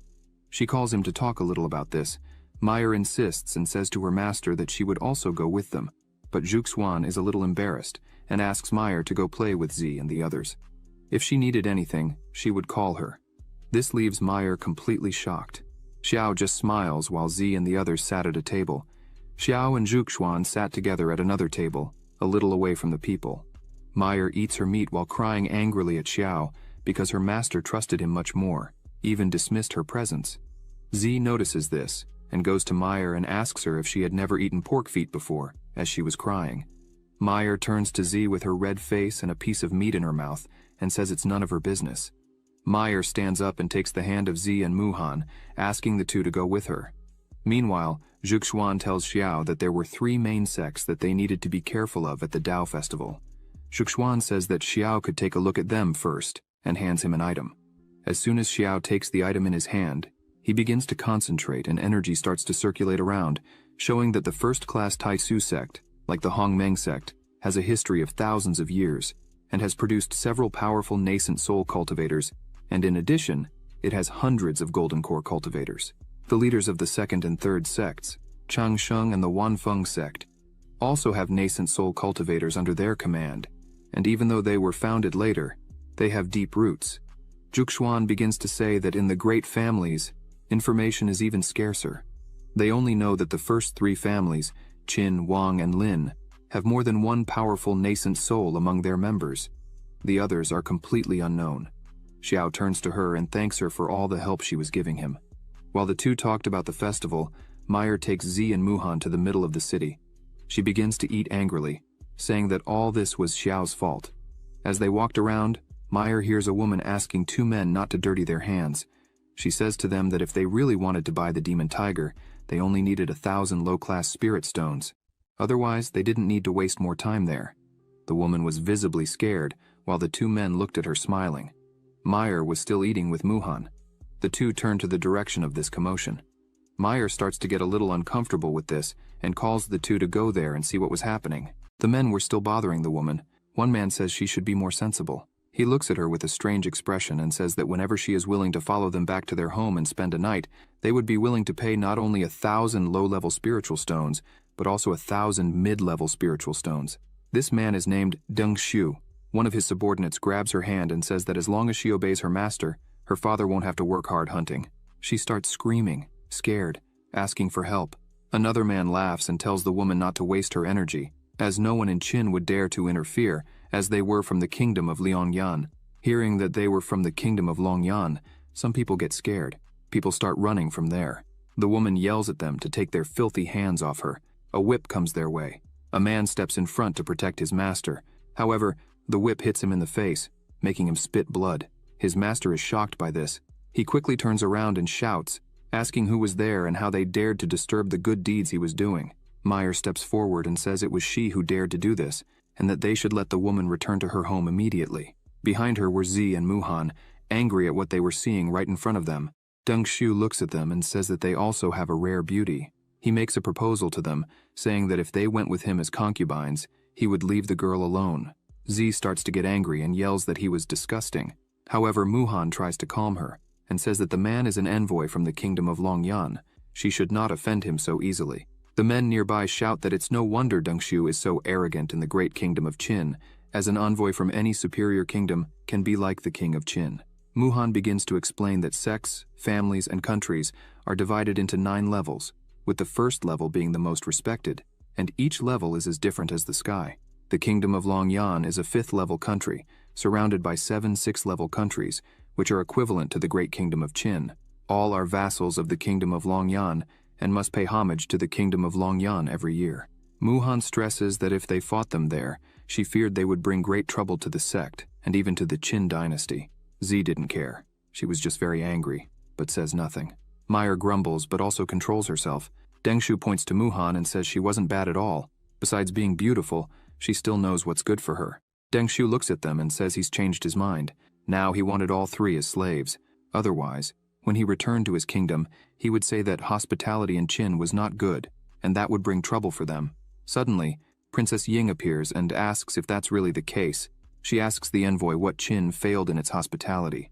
She emphasizes that, from what it seems, everyone was courteous to him, and just because he bullied the people of the great kingdom of Qin on the street, he should be executed for his crime. Deng-shu scoffs at her, saying she, the princess of the kingdom of Qin, was so majestic that he would remember perfectly what he heard, and when he returned, he would ask the king who really should be beheaded. Princess Ying holds her sword, and with a serious look, she asks if that's really how the kingdom wants to declare war on Qin. Deng-shu asks if she really wanted to fight, as if anyone did any damage to him while he didn't die, he would return that damage to Qin 1,000 times worse in the future. He steps forward, showing himself, and tells them to hurry up, and asks why the princess was so afraid to do anything.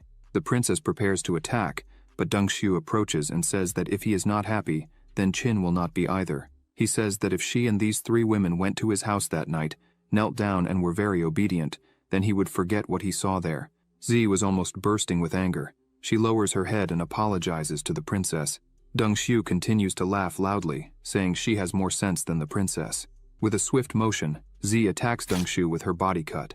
He can't believe it, and asks how she dared do this. He falls to the ground, and Z sheathes her sword, stating it's simply a matter of killing an animal with a single move. Princess Ying yells at Z, saying she doesn't understand. She would be taken by the 9 sects. Z turns around angry, and says she doesn't care about anything, as she has no father, mother, or family. Thus, she would take the blame for today's incident. No one else would be involved, and if anyone had a problem, they could try to kill her right there. Suddenly, an energy ball appears, and a man emerges from it very angrily, asking who did this. He shouts, asking how they dared to kill his men from the kingdom of Longyan. This man was Deng-shu's bodyguard. His name is Lu Sheng, and he is currently at the 7th level of the nascent soul. He begins to release large amounts of energy, frightening everyone there. Hongda creates a shield around him and Princess Ying. Meyer also creates a shield around her and the girls. She yells, calling this man a damned one, and says she herself wanted to have killed that man with her sword. Hongda eats a pill. The princess notices this and asks what he is going to do. He enlarges his form and continues focusing. He says he would protect her with this shield, whatever it costs. She notices that Hongda's aura rose from the 8th level of the golden core to the 7th level of the nascent soul. She wonders if he was using these pills to force his cultivation. Hongda begins to release all his power, increasing the size of his muscles to the point of tearing his shirt. A dense aura comes out of his body. He stomps hard on the ground to gain momentum and leaps towards Lu Sheng. He shouts that if he wants to do any harm to the kingdom of Qin, he would have to kill him first. Lu Sheng wastes no time and also prepares to attack. The two collide their attacks, causing a strong pressure between them. However, Hongda feels the blow and starts to bleed. Lu Sheng begins to laugh and says this is the great general of the city of Qin. He continues attacking Hongda and asks if that's really all he has. Hongda begins to fall uncontrollably.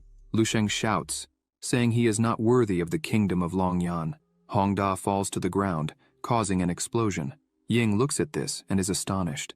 She thinks that relying on elixirs to improve one's cultivation strength in the end won't match those who obtained strength through true practice. What should they do now? Suddenly, someone arrives and says this guy is just a nascent soul. Xiao and Zhuxuan had arrived there. Xiao asks Lu Sheng how he dares to do as he pleases in the territory of Qin. Xiao uses a simple attack on him and says he is just arrogant. Lu Sheng sees that Xiao used a simple attack, a single sword strike. He thinks that for him, who learned the 9 transformations of the golden body, it is a simple thing to defend.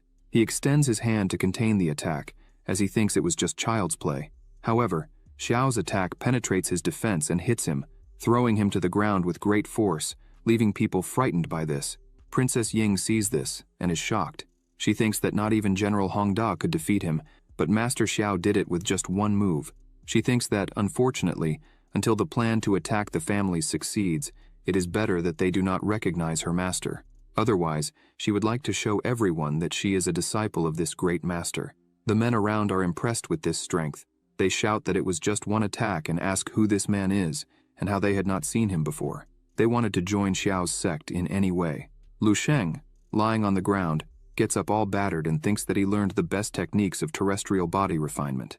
He wonders how someone managed to penetrate the protection of his body with just a sword qi. He looks at Xiao and wonders if that man is a nascent soul cultivator from the great kingdom of Qin.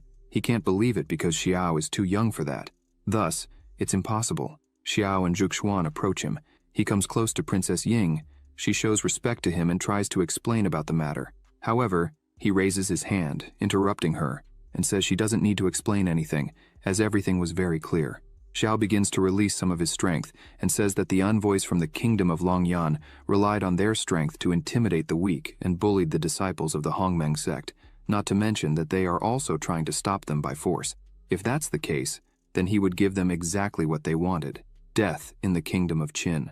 Lu Sheng angrily stomps on the ground, releasing his power and shouting at Xiao. He asks how he has all this courage.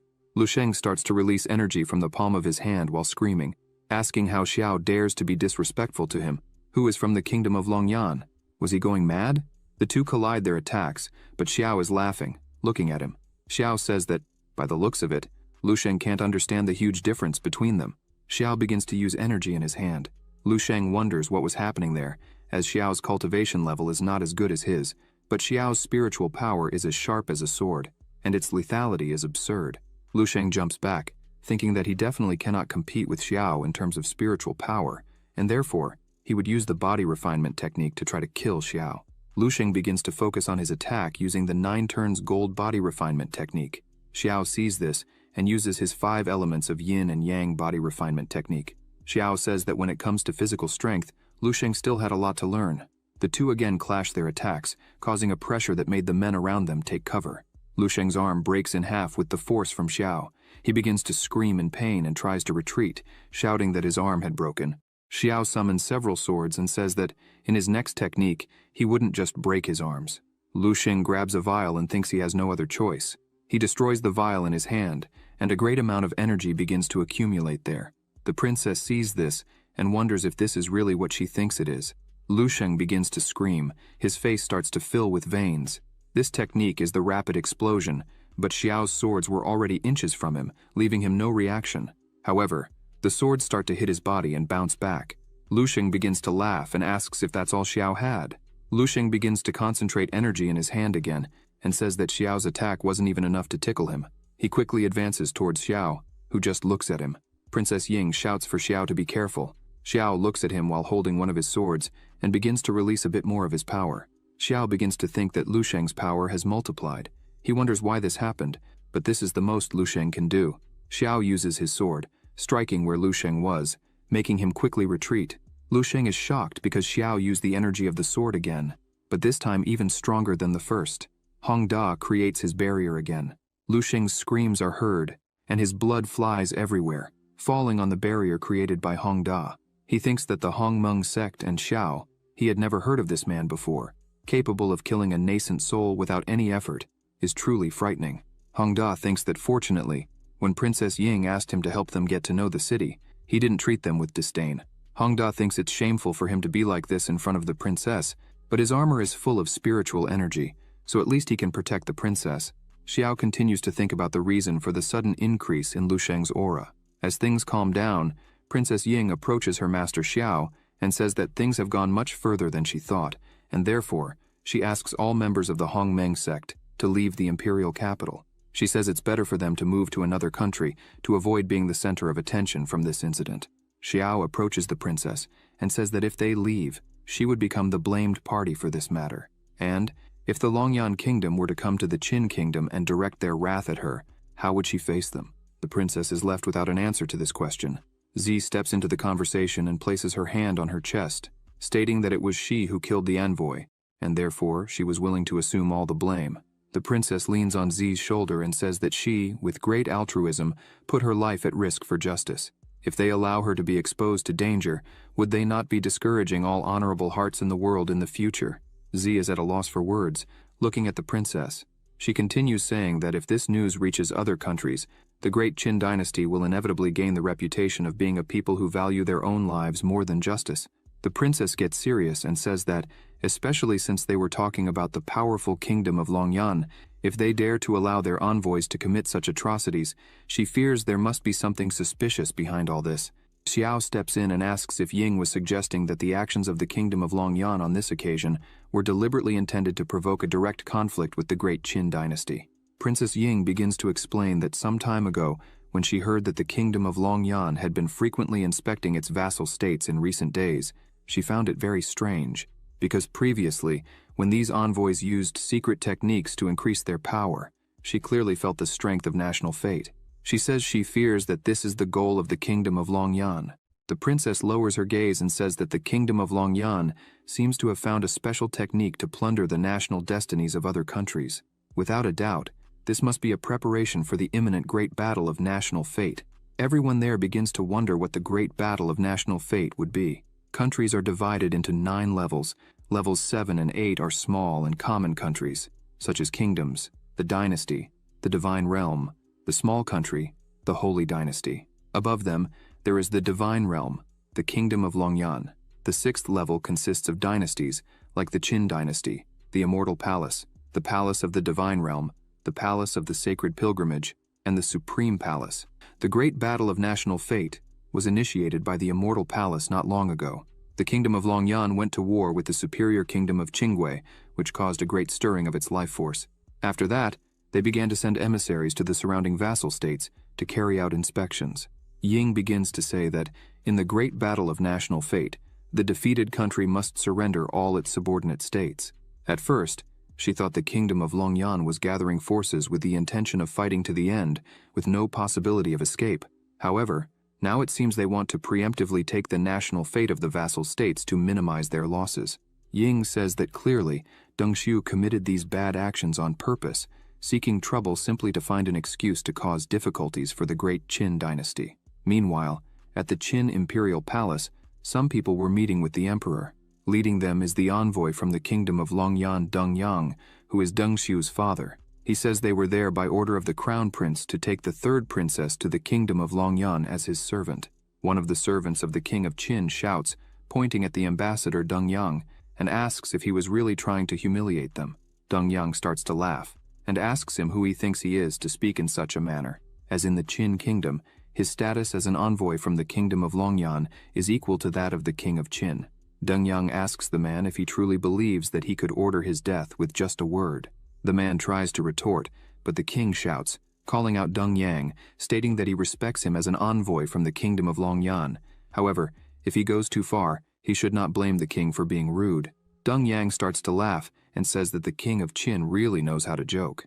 Deng Yang points his finger and says he did not come there to ask for the king's permission. He just came to deliver the order of the crown prince. He emphasizes that if the king is wise, he should hand over the 3rd princess.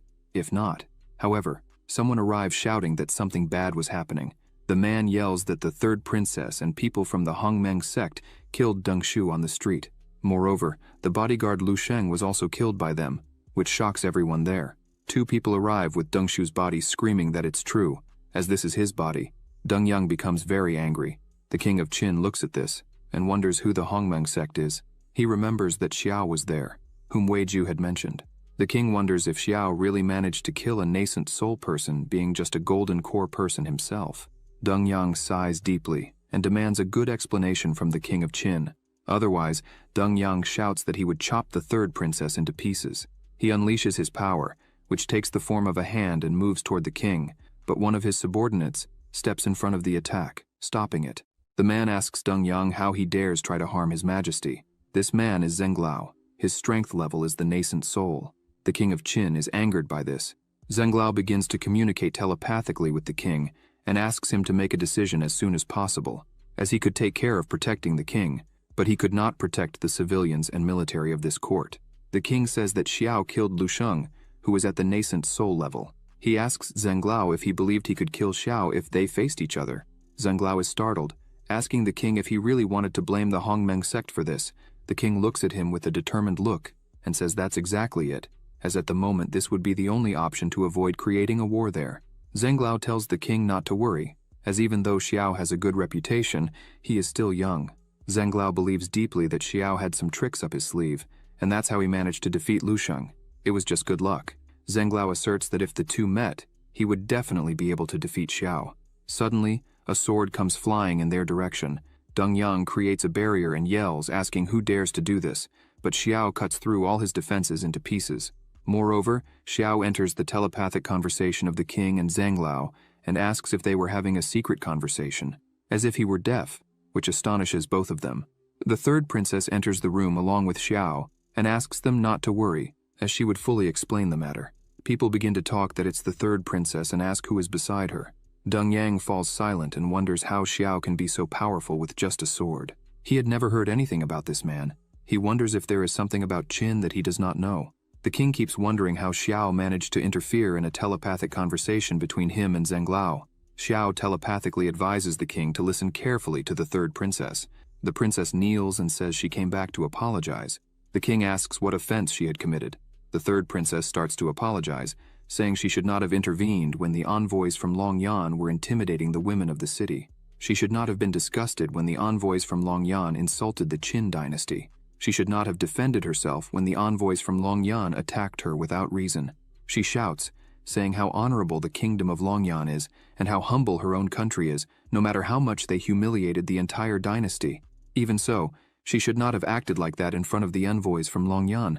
People do not like what they hear. She shouts that today she was so lost in her thoughts that she ended up forgetting this and offended an envoy from a superior kingdom, an act that violates the laws of heaven and God, and therefore she hopes her father will sentence her to death for her mistakes. Xiao looks at her kneeling and thinks that it was a great performance. The king closes his eyes and says that Ying was mistaken. He thinks that, of all his children, Ying is the most incredible. If she were a man, he would protect her regardless of the consequences. It's a pity that now the only option seems to be to expel her. Xiao starts communicating with the king telepathically and says that the king can protect the dynasty today. Xiao also states that the Qin dynasty will win the national destiny war and surpass the kingdom of Longyan in the future. Xiao asks the king if he is willing to bet on him. The king is astonished by this and says that Xiao is being arrogant and asks how he can guarantee this.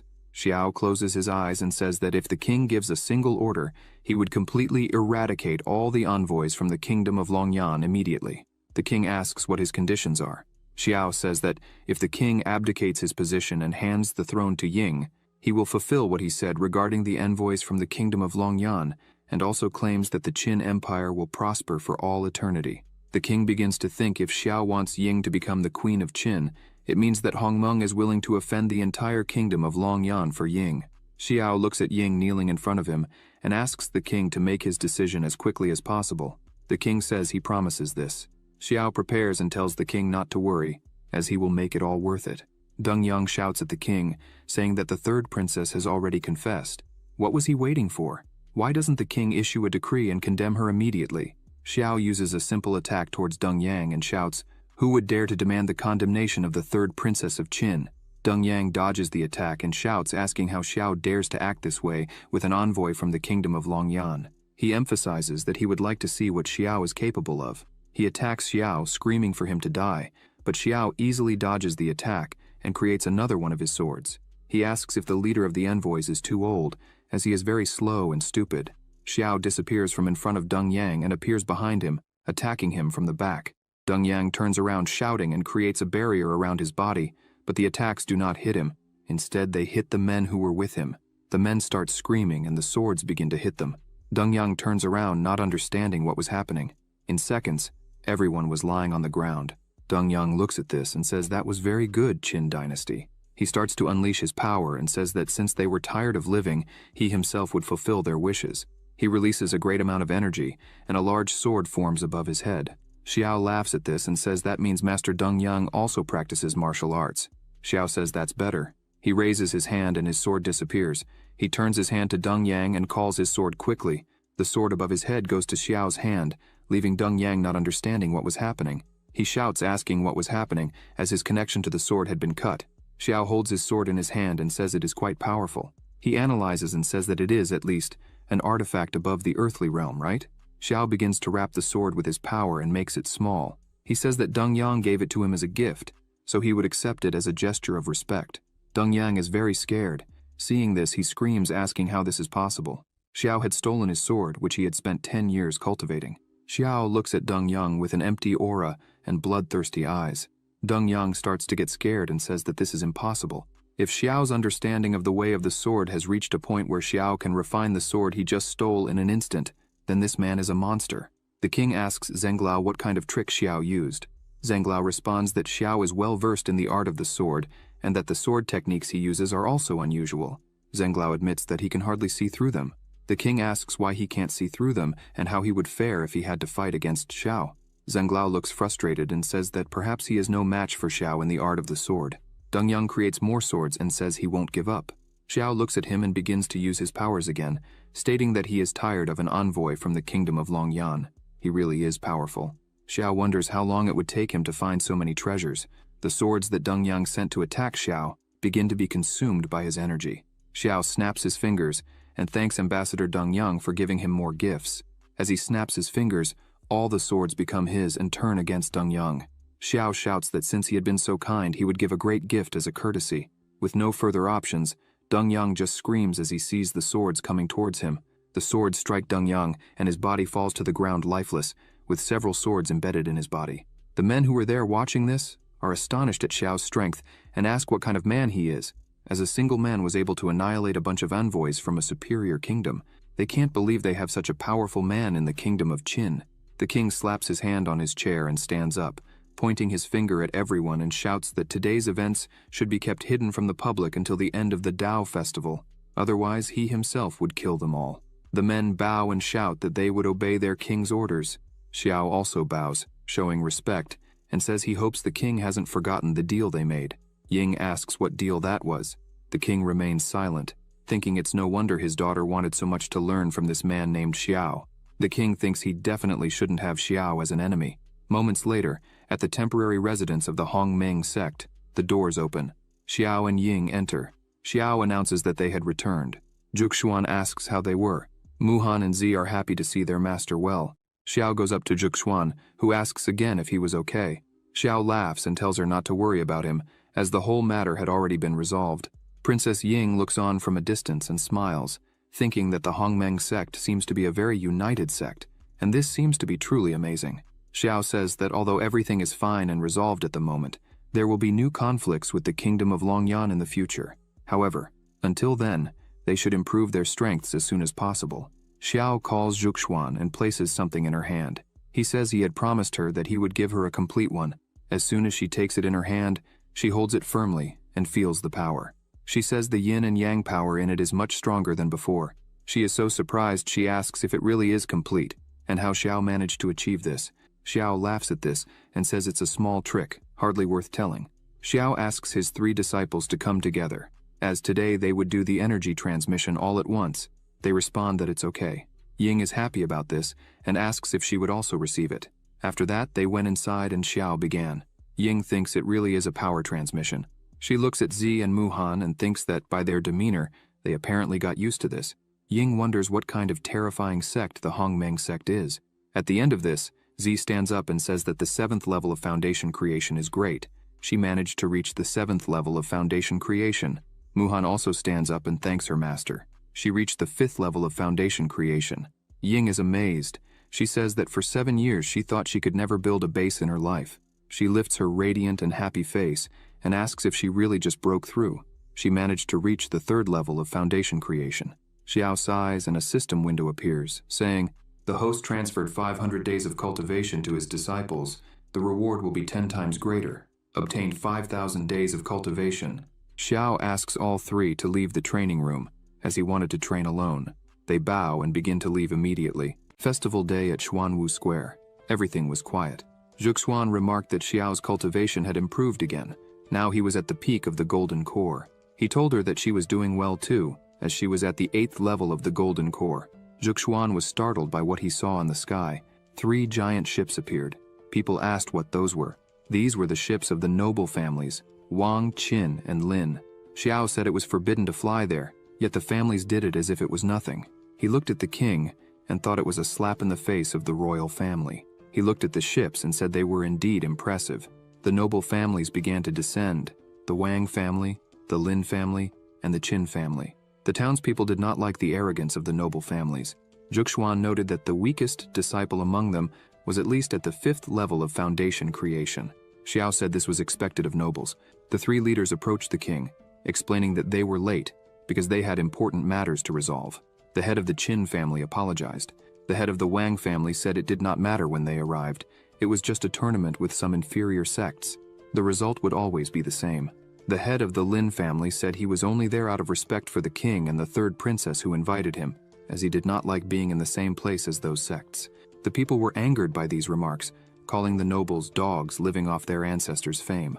The 3 leaders did not like what they heard and also became irritated. The nobles said they were very bold and began to release their aura. The people started to feel sick from the pressure caused by the nobles. Zhuxuan said they were arrogant and pompous, and Xiao agreed. The king asked everyone to be quiet and announced that they would begin. Wei Ju announced that the grand meeting of the 10,000 sects would start. Energy began to form. The magic circle formed, and he explained that the tournament would be divided into 2 rounds. In the first round, each sect could send 1 disciple in the foundation creation realm.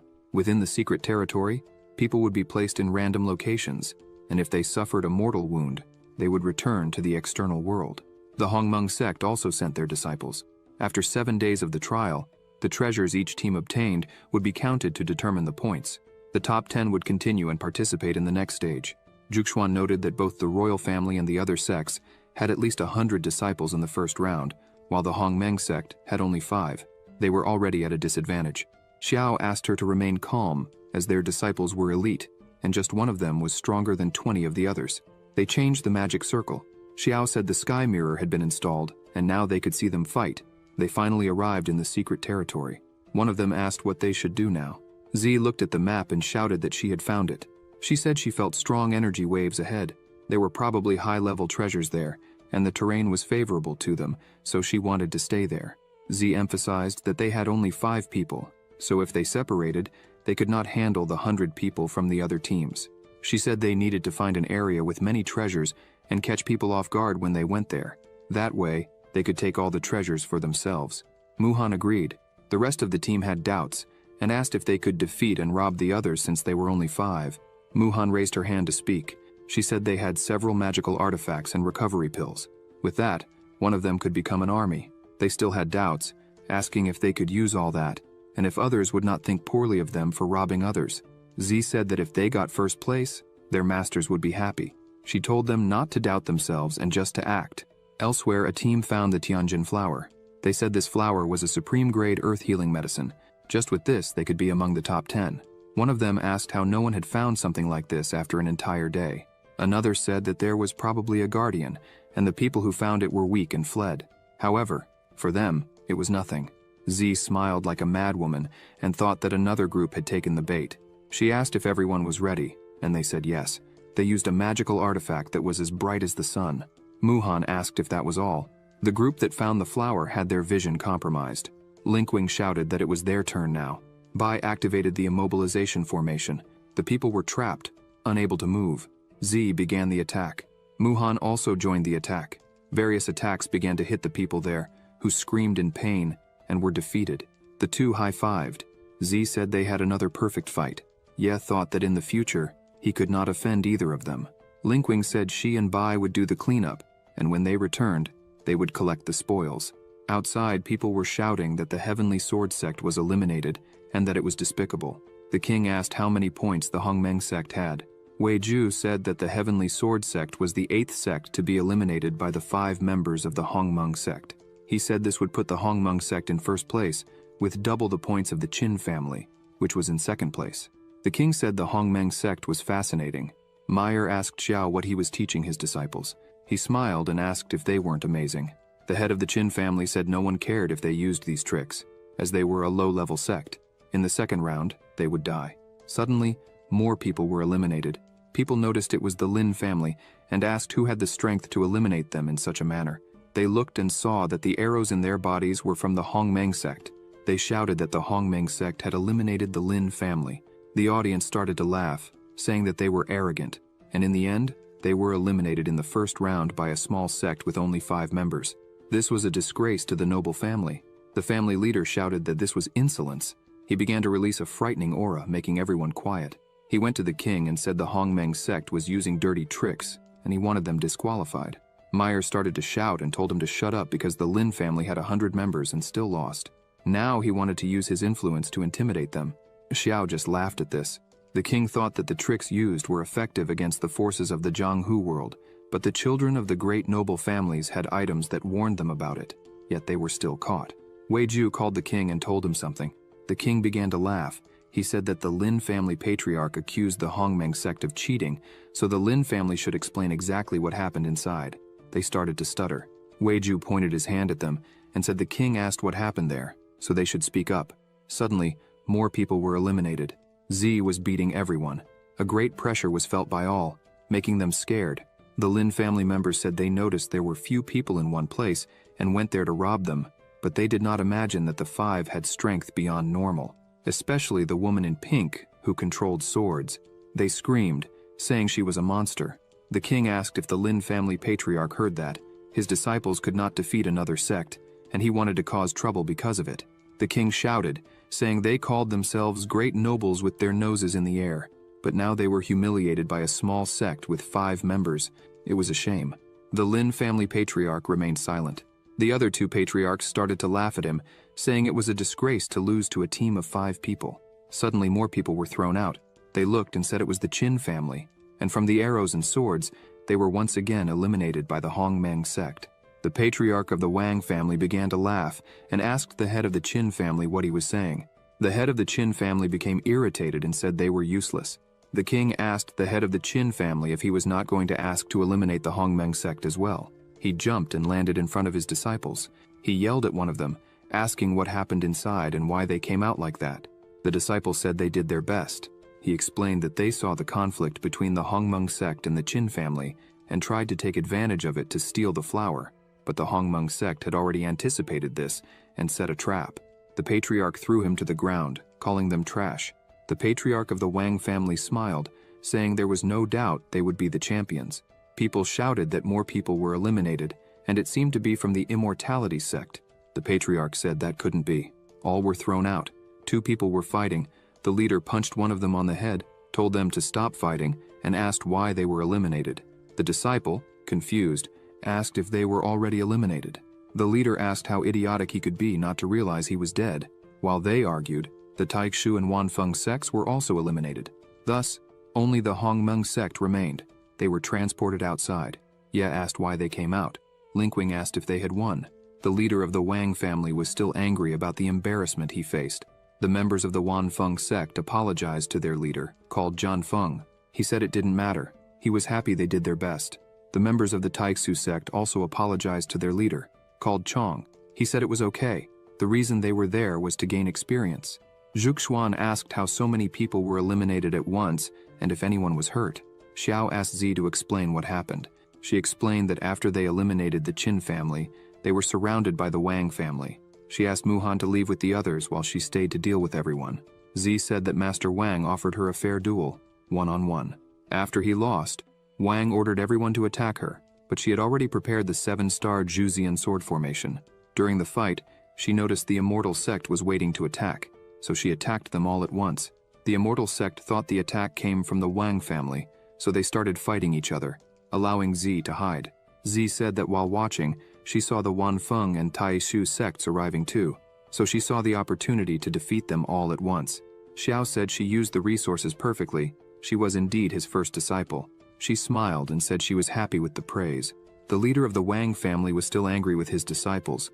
The patriarch of the Qin family thought the Hongmeng sect was nothing special, but they were very smart. The king said the Hongmeng sect was not ordinary. He laughed and said seeing the three great families with those faces was priceless. Wei Ju stood up and said he would announce the winner of the first round. He shouted that the Hongmeng sect won without contest. Wei Ju said that only the Hongmeng sect came out victorious, so the others would be ranked according to their points. Tomorrow, the top 10 sects would each send 3 high-ranking members for a royal battle until only one sect remained capable of fighting.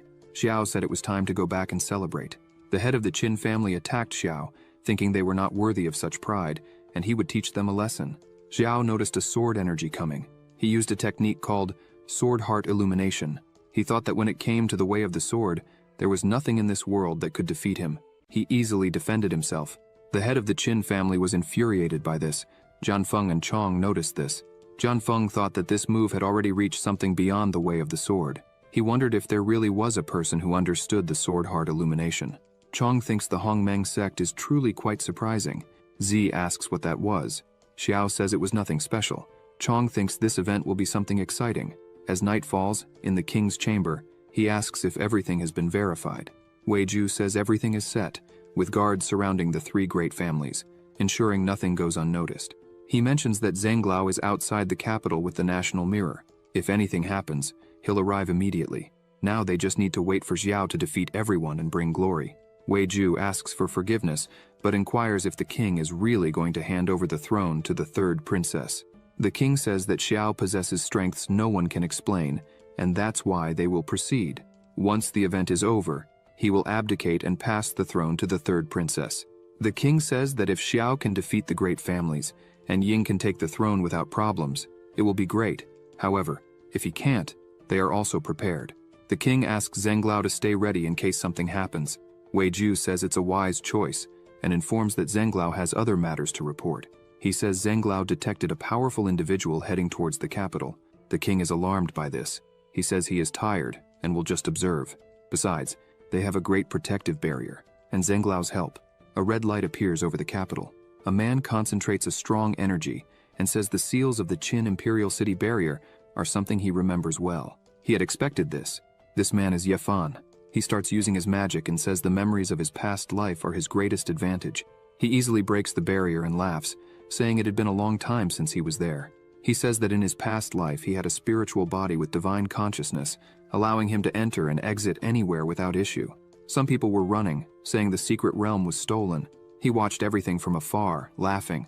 Yefan says his cultivation increased rapidly, and he gained the favor of many noble ladies, including Empress Ying of the Qin dynasty, who had the national fortune. However, he realized that when he was about to ascend to an immortal emperor, his cultivation was still insufficient. He should have cultivated through multiple paths simultaneously but failed, and ended up dying. But the heavens gave him another chance, and he was reborn. This time, he will achieve his goal. He thinks that this time, he will enter the Imperial Star secret realm of the Qin dynasty. The strength of the national fortune he can gain is much greater than 5 years ago, not to mention he can win Ying's heart, and make her use the imperial family's power to fund his cultivation. The next day, Wei Ju announces the start of the final round. He says that the responsibility for life and death is in their hands, so everyone should be careful. The winner will receive the national title, gain support from the Qin dynasty's imperial family, and be able to serve the imperial family. The first team was formed by the 3 patriarchs, followed by the immortal, Taishu, and Wanfeng sects, and lastly, the Hongmeng sect, followed by the other participants. Yefan watched everything from afar. He wondered if Ying hadn't become queen yet.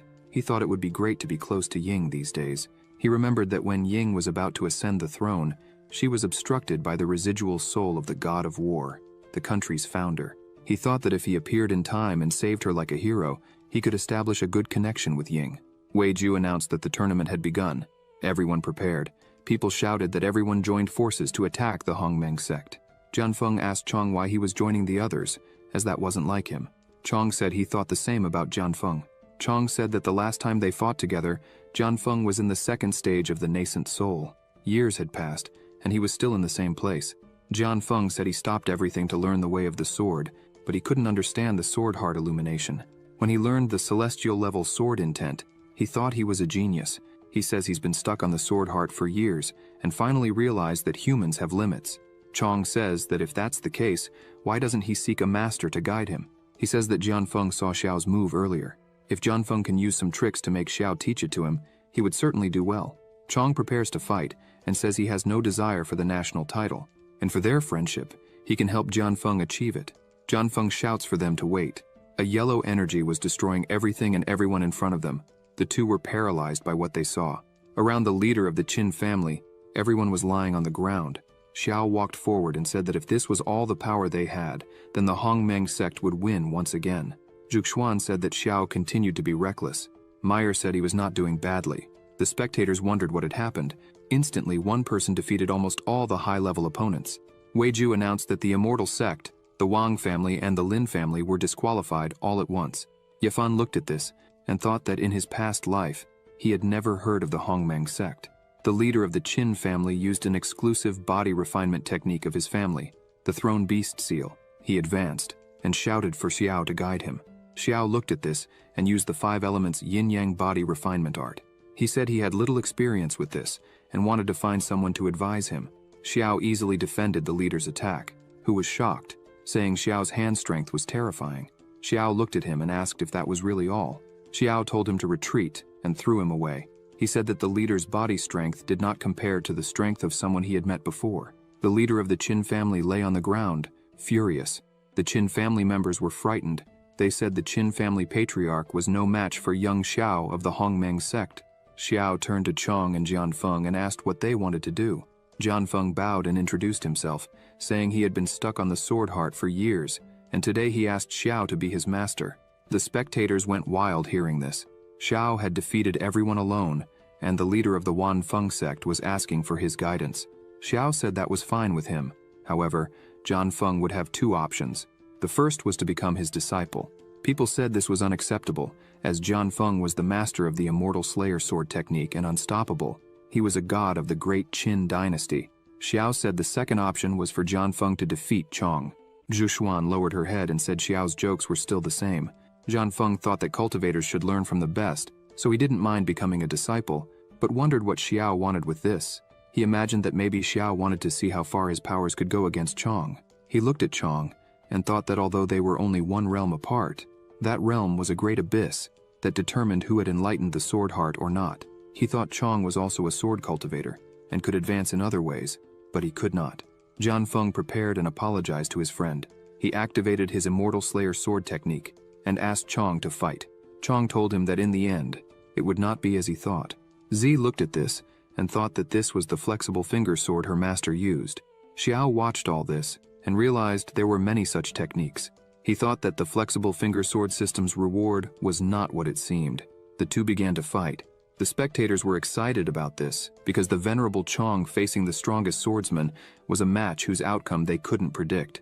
Chong said his demon subjugator seal could enhance his body when he attacked and protect him when he retreated. He thought Jianfeng's sword still lacked experience, as they couldn't even penetrate his body-protecting qi. Chong attacked Jianfeng, hitting him hard, and advanced for another strike, throwing Jianfeng away. Xiao looked at Chong and thought he was indeed interesting. Jianfeng began to say that he had expected this. Without the sword heart illumination, facing a complete cultivator like Chong wouldn't work, as he would always find his weaknesses. He stood up and said he conceded defeat. Chong said that, unfortunately, he couldn't help anymore. Xiao said he accepted Jianfeng as his disciple, so fighting in his disciple's place was something a master should do. Xiao began to release a bit of his power while thinking he wanted to test Chong's strength. Jianfeng asked Xiao what he meant. Xiao looked at him and asked if the first option was still on the table. In fact, he should change the way he spoke to him now. Jianfeng smiled. He bowed and said, "Since the master is present, this disciple bows before you." Chong released his strength and said that Xiao had refined power, so he would fight with everything he had. He advanced, but Xiao defended with one hand. The brilliance of the attack made it difficult for people to see. They shouted that this was a high-level battle. Jianfeng watched the fight and said that after understanding the sword heart illumination, the situation is different. The sword illumination can also be called the Tao heart illumination. Before illumination, cultivators judge their opponent's attacks with their 5 senses. After illumination, they use the Tao in high-level battles. This small difference can, by a narrow margin, determine the outcome. Jian Feng thought he needed to advance to this realm as soon as possible. Chong began to release more of his power. He retreated a bit and said he didn't expect Xiao's body strength to be so strong. He said his seal could also enhance his body. Chong attacked confidently this time, but Xiao defended again with one hand and smiled, saying he was happy. Normally he won before he could use his body refinement, but this time he could use it freely. Chong was startled, thinking that Xiao defended his full-strength blow as if it was nothing. Xiao thanked him for this moment and began to accumulate a frightening energy in his hand. Chong thought he couldn't take this blow, as Xiao's strength was beyond comprehension. Xiao attacked. Chong raised his defense to the maximum, thinking he needed to be careful with every move. However, a single attack from Xiao easily broke his defense. Chong couldn't believe it. People couldn't believe it either. The demon subjugator seal, which even Master Jian Feng at full strength couldn't scratch, was destroyed with just one blow from Xiao. Xiao prepared another attack and said that if Chong didn't have any more techniques, this would end now. Xiao struck again, sending Chong flying several meters away. Chong hit the wall hard. People shouted that the strongest cultivator was defeated. The king couldn't believe it. Even Chong was defeated by Xiao. People said that Xiao really won the battle. Having such strength at his age made him a genius. Jian Feng thought that Xiao was able to take Chong's strongest blow, which showed that his strength was superior. His level of heart illumination was higher, and his reactions were faster. Chong got to his knees. He stood up, thanked for the fight, and conceded defeat. Yafan was impressed, and thought that if even Chong couldn't defeat Xiao, the immortal Slayer sword god in the future would be a very dominant figure who controls the fields he specializes in. He wondered why he had never heard Xiao's name before. Xiao thanked him, saying it was a good fight. Chong left with back pain, saying that the new generation had surpassed his. He was already old. Xiao told the king that there was no one else there who could fight him, so he asked the king to declare them the strongest in the great Qin dynasty. The king thought that Xiao's strength was terrifying, so everything would be fine with these people taking care of everything. Ying could maintain the country firmly. The king stood up, smiling, and said that the Qin dynasty had produced exceptional talents, and since no one had any objections, he declared that from today, the Hongmeng sect would be the principal sect of the great Qin dynasty. He asked if anyone opposed this. The people shouted that the king was wise, while the aristocrats just looked on. They lowered their heads and said that the king was wise. The king sits down and announces that he will abdicate in favor of the third princess Ying. In the presence of everyone, he will write her name on the imperial monument. Everyone is shocked by this. The aristocrats plead with the king not to do this. Suddenly Ying arrives, asking why he couldn't do that. She looks at them, thinking she expected they wouldn't accept it. They say there has never been a woman who took the throne. And besides, the princess's cultivation level is low. If another country attacked them, how would they defend themselves? Ying becomes angry, thinking they were using her cultivation level to justify this. Yefan sits and says that it seems, in this life, Ying is not as powerful as in the past, and will be prevented from ascending the throne. He starts to laugh, and thinks that if he interfered now and suppressed the ministers, maybe he could. However, someone interrupts him, saying that as a disciple of the honorary master of the national sect of the great Qin dynasty, Ying can assume the throne. Xiao becomes irritated and starts to release his power, telling Ying not to worry because he would take care of everything. Several swords cover the entire space. Xiao says that anyone who opposes will be killed by him, and anyone dissatisfied will be convinced. People are shocked to learn that the third princess is Xiao's disciple. Ying is delighted by her master's leadership. He touches her head and asks her to proceed and take what is rightfully hers. Ying says that everyone recognizes the status of the Hongmeng sect.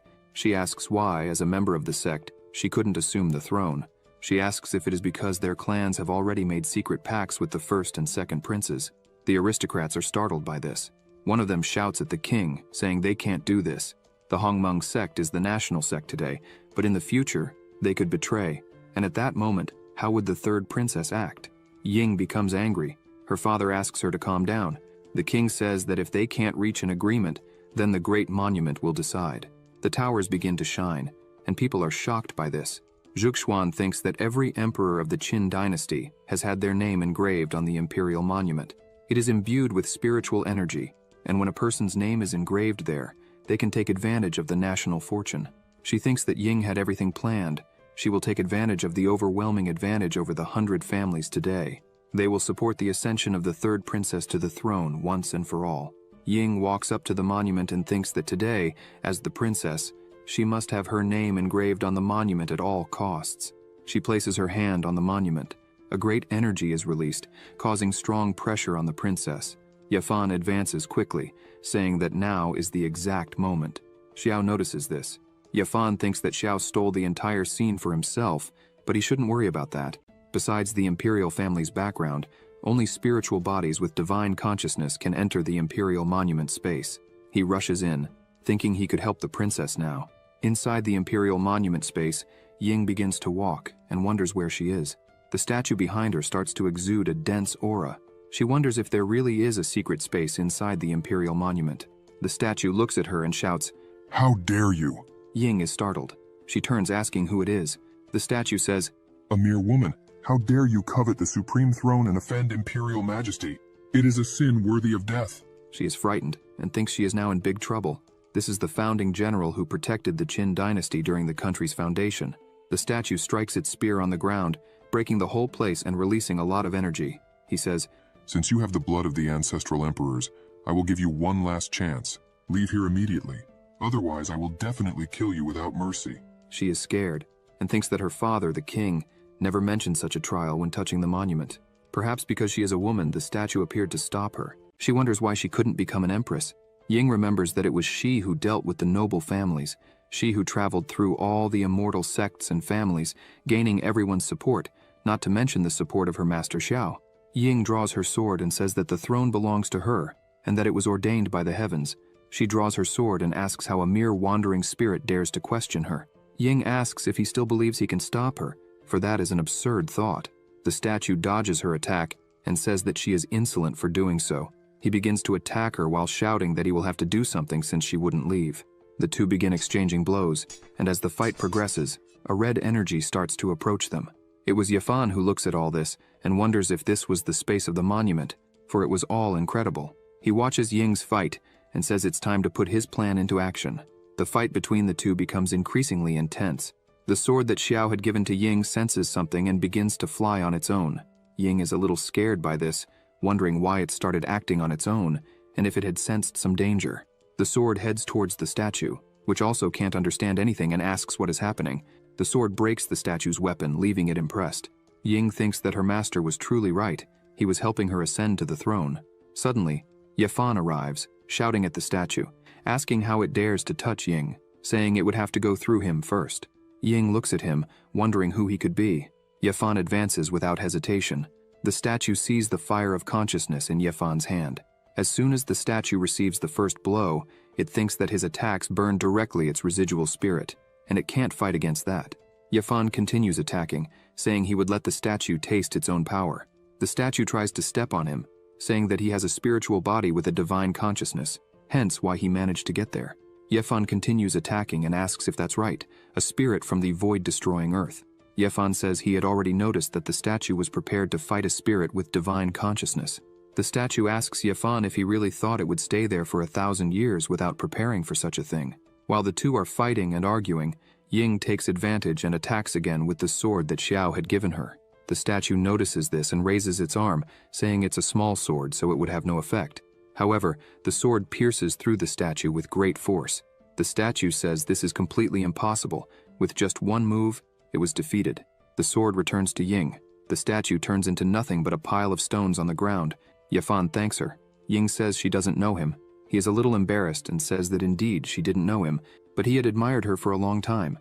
She says she understands but thinks that Yafan is very strange, as he is not a member of the royal family but managed to get in there. She plans to investigate this later. Ying says she needs to leave soon, as her father and master are waiting for her. Yafan is a bit irritated because Ying constantly mentions Xiao. He thinks he needs to be careful. Ying starts to leave, but Yafan grabs her arm and asks why she is already leaving. He points out that there is still the dragon's spiritual energy there, which would be very good for her to absorb. She asks what energy that is.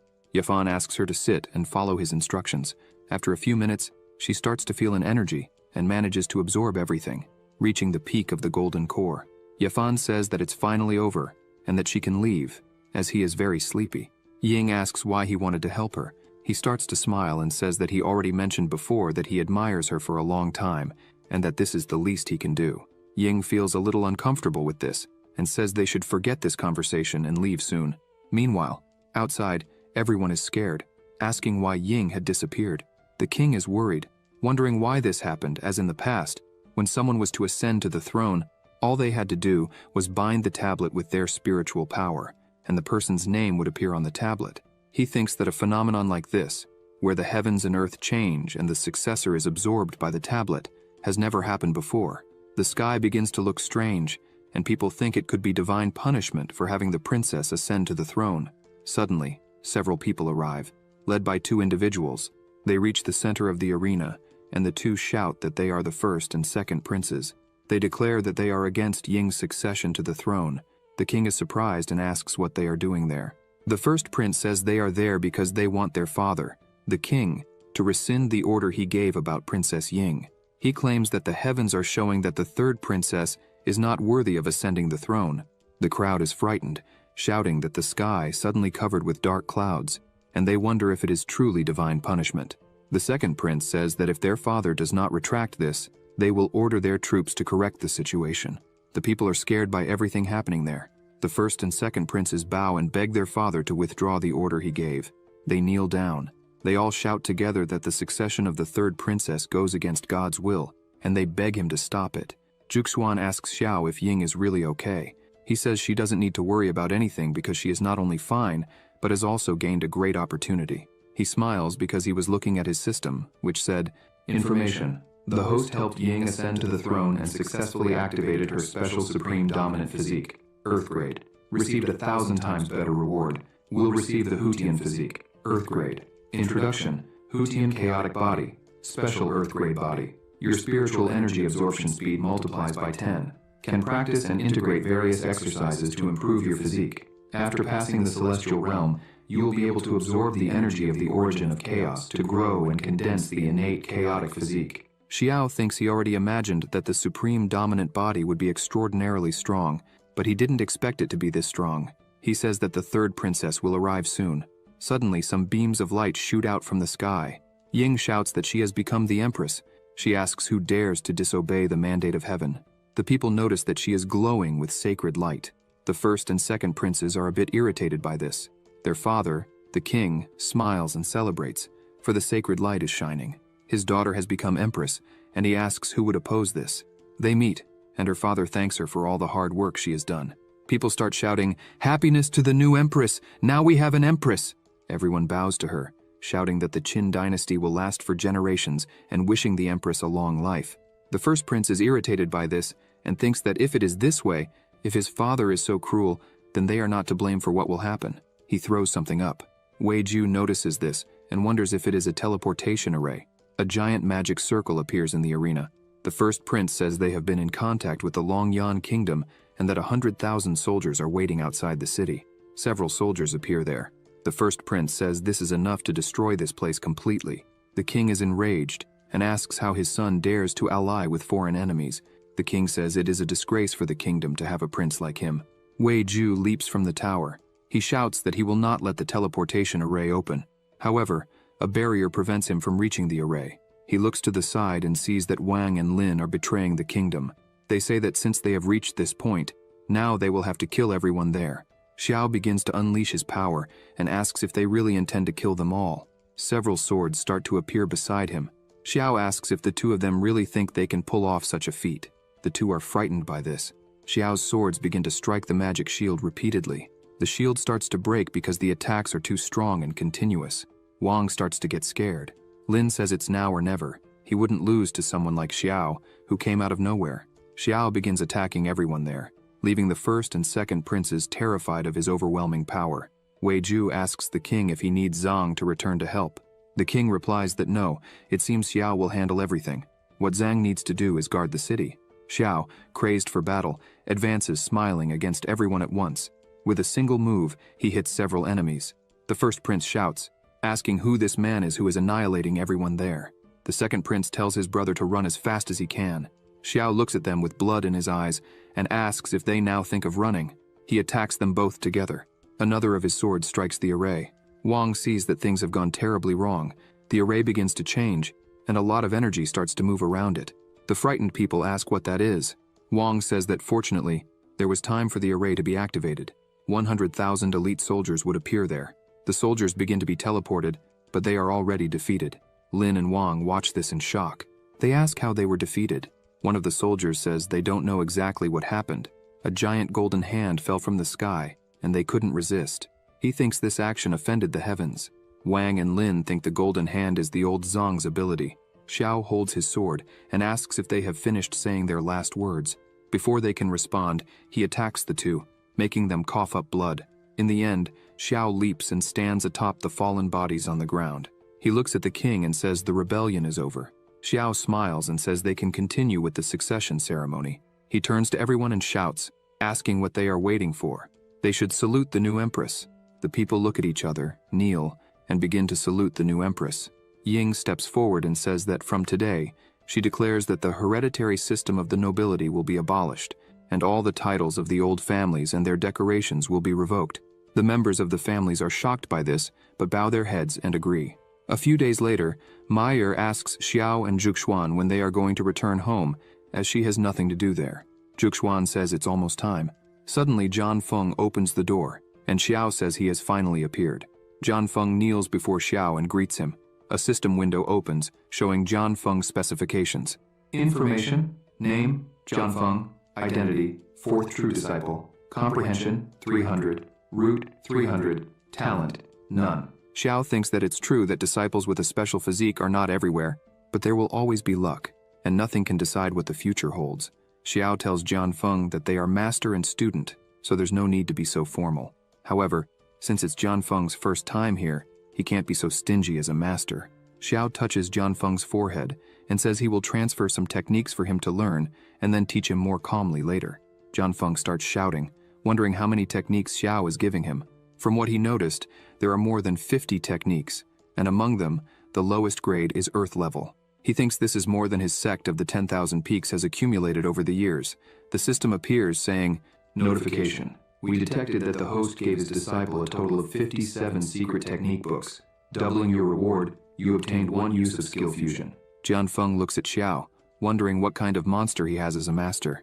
Xiao says it's time to visit his 3rd disciple. Several people are walking down the street. One of them shouts that Her Majesty has arrived. Ying descends, accompanied by Wei Ju and Chong. Xiao greets Her Majesty. She bows and also greets her master. Xiao says they don't need to do this all the time, and that if she has something important to say, she should just say it. She asks if he remembers the National Destiny Conference she had mentioned. Ying says that the Longyan Kingdom is stealing their vassal states and is about to start a war. She explains that although the plan has been exposed, once the Qin dynasty falls, it would be difficult to escape the outcome of being manipulated by others. She suggests that the best course of action is to participate in the national games and make Xiao's name even greater. Even so, the Longyan Kingdom would not be easily convinced. Xiao asks what the rules of the game are. Ying begins to explain that following the experience of previous years, representatives are usually sent. Each country sends 5 people, all of whom must be at least at the nascent soul stage. He asks for the names she has chosen so far. Chong smiles and says that he is one of the chosen ones, and that's why he came to invite his friend Zhan Feng to join him. Zhan Feng says that now it makes sense why Chong had been eyeing him since the beginning of the Dao Festival. Chong smiles and says that's right. Zhan Feng turns to Xiao and says that he now belongs to the Hongmeng sect and will do whatever his master commands. Xiao says they will try to obtain a consultative status from the Superior Kingdom, just for fun. He asks Ying if she wants to become the Empress of the Superior Kingdom. Everyone is shocked by what Xiao has just said. Chong shouts, asking if Xiao really said that. He explains that Her Majesty simply asked them to do everything possible, but she didn't say the goal was to become a great nation. Ying says that it's difficult for Qin to obtain 5 nascent souls, let alone become the most important one. However, if her master believes in her, she feels confident she can do it. She shouts that she wants not only to become the Empress of the Kingdom, but also the Empress of the Immortal Court, and she asks her master for help in achieving this. Xiao mentions that they have set a small goal. Qin will become a great country. Yafan, observing this, thinks that the Hongmeng sect is quite lively and wonders if he could be a part of it. Ying notices him and asks what he is doing there. He responds that he counted on his fingers and it seems they will need him too. Yafan adds that, According to his calculations, they need more nascent souls for the national destiny war. He asks what she thinks about his participation. Currently, Yefan is at the 5th level of nascent soul. Wei Ju senses something unusual. He informs Ying that this man is the same one Zhenglao saw in the Haochen mirror a few days ago. She thinks that this man is indeed remarkable. Ying calls everyone and introduces Yefan, stating that he was the one who helped her when she challenged the Imperial Monument, and that, since he is interested, he will join them. Ying asks her master what he thinks about this. Xiao recalls that this is the person Ying mentioned had helped her by warning about the dragon's energy. Yefan smiles and asks the protagonist if he is Ying's master. Yefan explains that 5 years ago, Ying saved his hometown, which is why he came to Qin to admire her, but he didn't expect to encounter this situation. The two greet each other, but Xiao thinks that he came alone to watch the Dao Festival and somehow ended up in the mysterious space and now wants to participate in the national games. The protagonist looks at him and thinks that he is a reincarnated person like himself. Yefan wonders what secrets Xiao has. The protagonist turns and says that the participants will be him, Jianfeng, Chong, Wei Ju, and Yefan. He also mentions that if they need any help from the Hongmeng sect, they can ask Zhuxuan, as he will be in seclusion every day. He calls Jianfeng to follow him. Inside a house, Jianfeng asks his master what had happened. Xiao asks him to look at the sword in his hand first. Jianfeng asks if it is the immortal sword. Xiao asks if he knows where it comes from. Jianfeng says that informing the master, the disciple obtained 7 strange divine swords from ancient ruins in the northern region of the Qin dynasty about 85 years ago. There, they also acquired the 7 Importus assassination techniques, a low-level celestial technique practiced by disciples.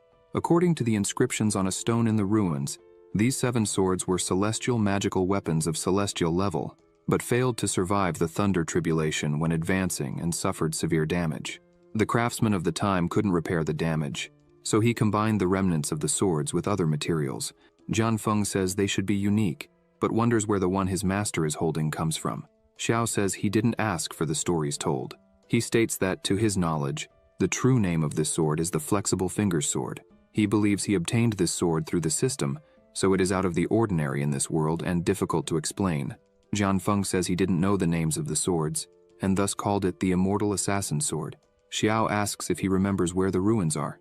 Jianfeng replies that the ruins are beneath his sect, protected by magic circles, and they can enter there any time.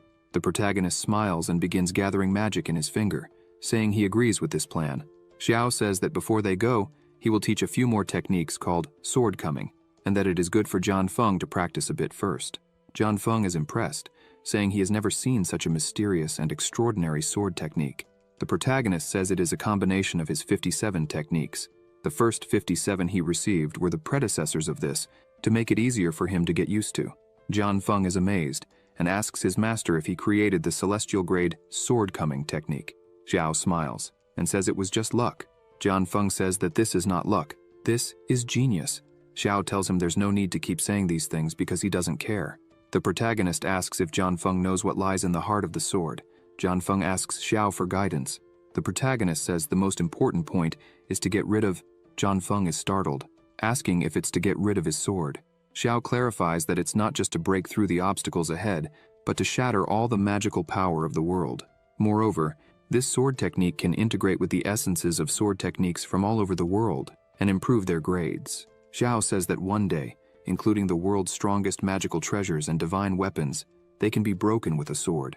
Including evil spirits and demons, they can be defeated with a sword. Jianfeng shouts that breaking all laws, breaking all weapons, breaking all means if he also incorporates the 7 styles of immortal destruction. At the heart of the sword, energy begins to emanate from his body, and he shouts that he has succeeded.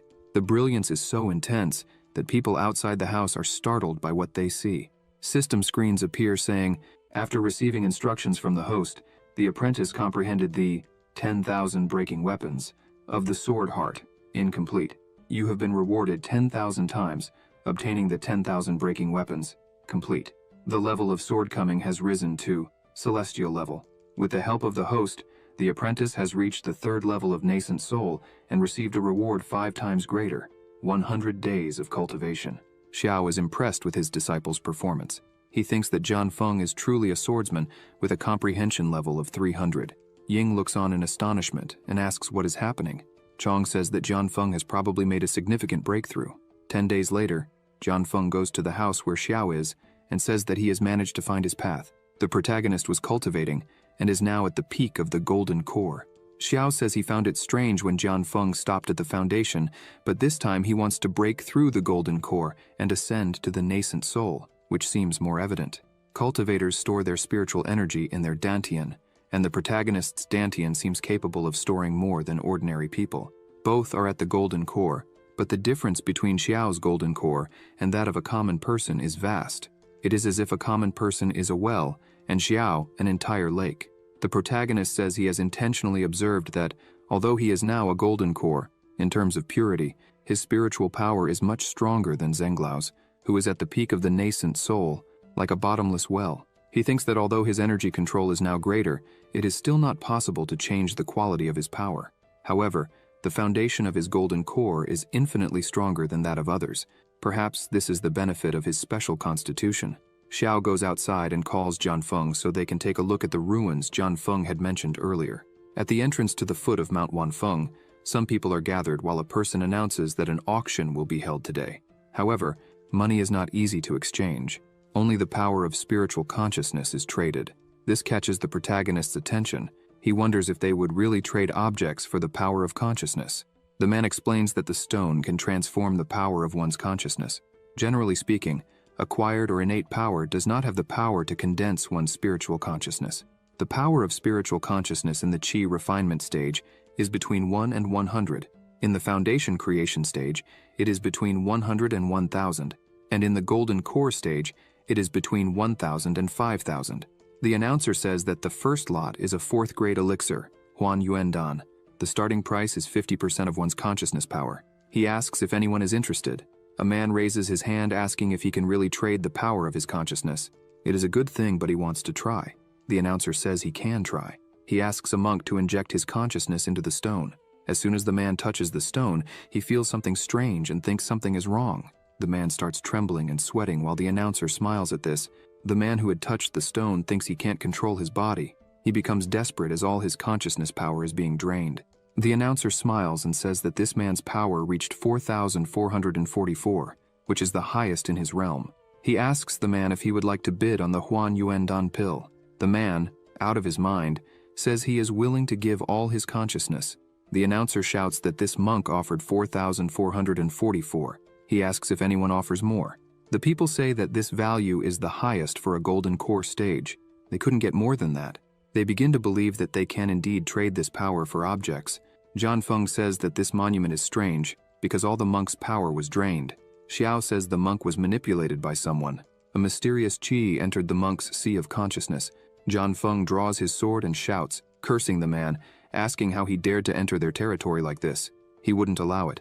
Xiao tells John Feng that he is already old and still so reckless. John Feng asks his master to teach him. The protagonist says that these people know the Tao festival is over, and yet they are still there, so they don't fear John Feng's presence. Xiao says that perhaps the root of the problem lies within the sect.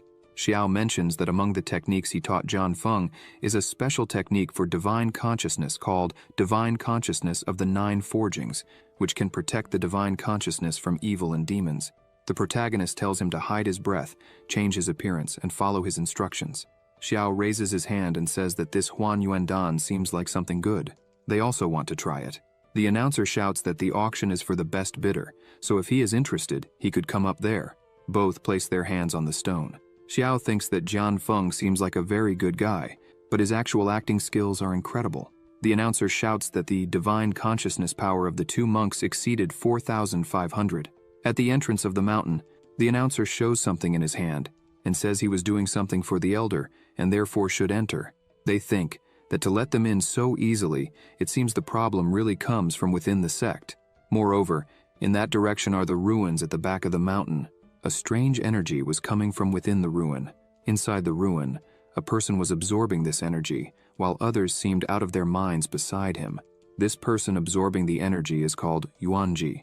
The announcer tells the great elder that he managed to bring everyone there this time. John Feng looks at this and gets angry, thinking, Yuanji, it really is you. Yuanji attacks the announcer with his aura. He asks why it took so long. Yuanji had warned that he would kill him if he arrived late again. The man shouts, saying that this time so many monks were deceived. He thought Yuanji would be pleased to have brought more people. Yuanji asks if the man wants to make him happy, then he should offer all his spiritual energy, blood, and consciousness. He starts to suck the man's energy while he screams. The man faints. Yuanji asks if that is all he had. He shouts that it is not enough. He uses his aura to grab more people. Xiao pushes the person Yuanji was going to grab, saying he twisted his ankle. Yuanji grabs Xiao. He asks why Xiao is not being controlled by the stone monument. Xiao says nothing, just looks at Yuanji. The protagonist looks at him, releasing a bit of his power. Yuanji trembles. Still trembling, he asks if Xiao really wants to compete with him because that is very audacious. The protagonist steps back and asks what Yuanji is talking about because he has already lost. Yuanji is startled and shouts, asking what is happening because he can't control his body. He asks Xiao what he did to him. The protagonist says he did nothing special, just used the same trick Yuanji was using.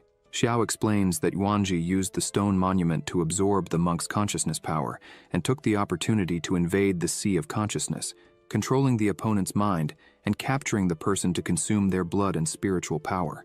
Xiao says he just made some manipulations in the divine consciousness power he let Yuanji absorb, creating the opportunity to counterattack whenever he wanted. Yuanji starts screaming in pain as a lot of energy begins to surround his body. Xiao says it's a shame. It seems he is faster. The protagonist explains that this is the 12-star dragon blocking formation, which requires the sacrifice of a large amount of blood, spiritual energy, and divine power to achieve balance. Xiao thanks Yuanji for giving him this gift. A strong amount of energy starts to surround the place. The ruin begins to tremble and break apart. John Feng exclaims that the ground is falling. Suddenly, everything stops. John Feng looks around and asks if this is the 7 stars of man. The protagonist asks what the 7 stars of man are. John Feng starts to explain that, according to legend, in ancient times immortals and gods were side by side, and among them was a supreme ruler called Shu Yuan. He ruled over the flooded lands and all the races of the heavens, a true emperor of the laws. Due to a catastrophe, the order of the heavens collapsed, and Armageddon arrived, causing all creatures in the world to be reduced to ashes while bleeding. The immortal emperor Shu Yuan could not bear the suffering of common people, so he led his immortals to fight. However, the celestial Tao was too powerful for the immortal emperor Shu Yuan to defeat, and he had no choice but to establish the 7 great formations. He captured 7 stars that contained the great power of the Tao, and used the power of the stars to suppress the heavens, resisting the collapse of the celestial Tao and protecting the peace of all races in the heavens. Xiao asks if this legend is true, and what happened to the immortal emperor Shu Yuan. Jian Feng says that, after capturing the stars, the immortal emperor Shu Yuan was so weakened that the celestial Tao took advantage of his weakness and destroyed his physical body, and his soul could only hide within the 7 stars. It was never said whether he died or remained alive since then. The 7 stars of man constitute an ancient power, with the myth and legend of the immortal emperor Shu Yuan as their belief and the 7 stars as their name. They worship the immortal emperor Shu Yuan and spread all his great deeds. Suddenly, the marks on the wall begin to glow. Jian Feng is scared, and the protagonist asks if this is power and energy start to fly towards Xiao's body. The energy begins to pass through Xiao's body. He thinks it seems to be more condensed and powerful than spiritual energy, and has some similarity with the purple qi from the Hongmeng sect, which was once refined. The protagonist starts to concentrate and asks Jian Feng to protect him. Jian Feng says he will do his best. Jian Feng thinks he heard that before the 7 stars disappeared, the legacy of the immortal emperor Shu Yuan was divided into 7 parts and spread across the world. He wonders if his master was chosen by the 7 stars and is about to become the heir of the immortal emperor Shu Yuan. Jian Feng thinks that if he were in his master's place receiving all this power, he wouldn't be able to bear it and would die quickly. He looks at Xiao and wonders if he is all right. After a few moments, Xiao opens his eyes, and his current level of strength is the peak of the golden core. He thinks that even with such a large amount of power, it was not enough to fill his golden core. It seems he will have to return to the Hongmeng sect to absorb the purple qi before trying to advance. Suddenly, a woman passes through the wall. She says that, by order of the immortal emperor Shu Yuan, the 7 stars below her are the 7 stars of light. She is there to guard the legacy of the immortal emperor, waiting for someone with a suitable fate to obtain it. Xiao asks if she is floating light, one of the 7 stars of man. He also asks if this means the heritage of the immortal emperor Shu Yuan is sealed there, and if it is the power he just absorbed. She says she is not one of the 7 stars, but a remnant left by floating light, one of the 7 stars. She says the legacy of the immortal emperor is not what Xiao just absorbed. She asks Xiao's name and he says it is Xiao. She creates a ball of great power in her hand and says this power is called stellar power. Those who possess the power of the stars will be favored by the heavens and will be especially fortunate. Xiao remarks that this power is very similar to a power he refined before, called Hongmeng's purple qi. He asks if she has heard of Hongmeng's purple qi. She looks at him thinking, so he is from the Hongmeng sect. She says the ancestor of the Hongmeng sect was an immortal human. Since Xiao is a disciple of this man, he inherited the cause and effect of his stay in this world. Likewise, he will also inherit the fortunate power of the human immortals. This Hongmeng purple qi is also the fortunate power of his ancestor. She applies the power to Xiao and says that when the power of fortune condenses and solidifies countless times, it turns into stellar power. If he cultivates the stellar power to the extreme, he will be able to fight against the celestial Tao. Xiao says that Hongmeng's purple qi is also a kind of fortunate power, and the stellar power is an advanced version of the fortunate power that has been condensed numerous times. The woman confirms this. The protagonist asks if she knows about the power of national destiny. The stellar power is above Hongmeng's purple qi, above the fortunate power. The woman says the power of national destiny, as the name suggests, is the power of a country's destiny, and is also one of the lower levels of stellar power. Xiao says he understands but has one last question. Has anyone else obtained this heritage of the immortal emperor Shu Yuan? The woman says that besides him, others have been there before. They all completed the trial well and received their own heritage. Xiao thanks the woman for clarifying everything and says he has no more questions. She says that, as Xiao already knows, this place is where the immortal emperor Shu Yuan left his heritage. Once he has received this heritage, he will be able to fight against the celestial Tao. She asks if he is willing to take the trial. The protagonist asks what the trial would be. She smiles and says that if he wants to receive this heritage, he must kill the man who came with him. John Feng is so scared that he reverts to his original form. Xiao remains silent while John Feng screams for his master, terrified. The protagonist smiles. He asks John Feng if the Emperor Shu Yuan is really as powerful as he said. Xiao says he believes this trial is a joke. The woman becomes angry, calling the protagonist presumptuous. She shouts, asking how a mere mortal dares to question the immortal emperor. She attacks, but he easily defends himself and asks if this is serious. He says he already understands everything. John Feng kneels and screams for his master. Xiao looks at him and asks what he is doing. John Feng cries out, saying that all his life he wanted to reach the highest level in the art of the sword, but now he realizes that it is impossible for human power to defeat the heavens. John Feng says that Xiao is different. In time, he will be the best in the art of the sword. He only hopes that Xiao can become an immortal emperor in the future. The protagonist sighs and asks John Feng what he is talking about. The woman says that Xiao's disciple is much more sensible than he is. She asks what he is waiting for. She says that now Xiao doesn't need to worry about being blamed. He can receive the heritage openly. She asks why he doesn't do it now. The protagonist smiles and says rebellion against the heavens. Immortal Emperor Shu Yuan, now he can understand completely. Xiao uses his power and says he will borrow John Feng's swords quickly. He creates a large sword in his hand and says he understands this thanks to John Feng, since the flexible fingers swords are originally just one sword. Therefore, if it can strengthen the magical weapons of the world, why not combine them into just one? Xiao creates a sword with incredibly strong energy and shouts that this is the sword that will break the world. John Feng is amazed and shouts, asking if all the flexible fingers swords have turned into one. He asks if this is not something even the ancient weapon forgers could do. The protagonist looks at him and says this is nothing. He grabs another sword in his hand and merges it with his true sword, saying it can be even stronger. The woman is startled, saying that the flexible fingers sword given to her by the immortal emperor has been strengthened. She asks if this power is now available to today's cultivators. Xiao advances, saying he will put all this to the test. The woman is frightened and shouts, asking what he is doing. She asks if he doesn't want the heritage of the immortal emperor. The protagonist asks her how it is possible that the immortal emperor Shu Yuan, who fought against the celestial Tao to protect the races of the heavens, would set such a trial. The only solution he thinks is simply breaking their customs without scruples. He strikes the woman.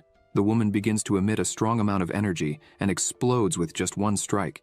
Xiao says that if he is not mistaken, he could consider this a way to end the false legacy of the immortal emperor. Yuanji screams for his master. Beside them, a book with a lot of energy appears. The book opens, and John Feng shouts, saying that this is the technique cultivated by the legendary immortal emperor Shu Yuan. The protagonist approaches the book, and the energy begins to enter his head. He says that unfortunately, there are 7 chapters in the 7 Stars Sutra, but this is only the first, the chapter of tenebrous light, which can support his cultivation, but it is not enough to reach the first level of the separation realm. If he wants to cultivate to the first level, he needs to find the remaining 6 chapters. However, the chapter of tenebrous light also contains the location of the next chapter of Kaiyang, which is located in the Longyan Kingdom. He thinks it will be easy to find. It is also written in the chapter of tenebrous light that anyone who decides to kill their companions in the ruins can obtain part of the heritage, but will not be able to find the whereabouts of the other relics. Xiao thinks that until the true heir appears, the relic will remain sealed. From what he has noticed, the men who arrived there before him chose to kill their companions.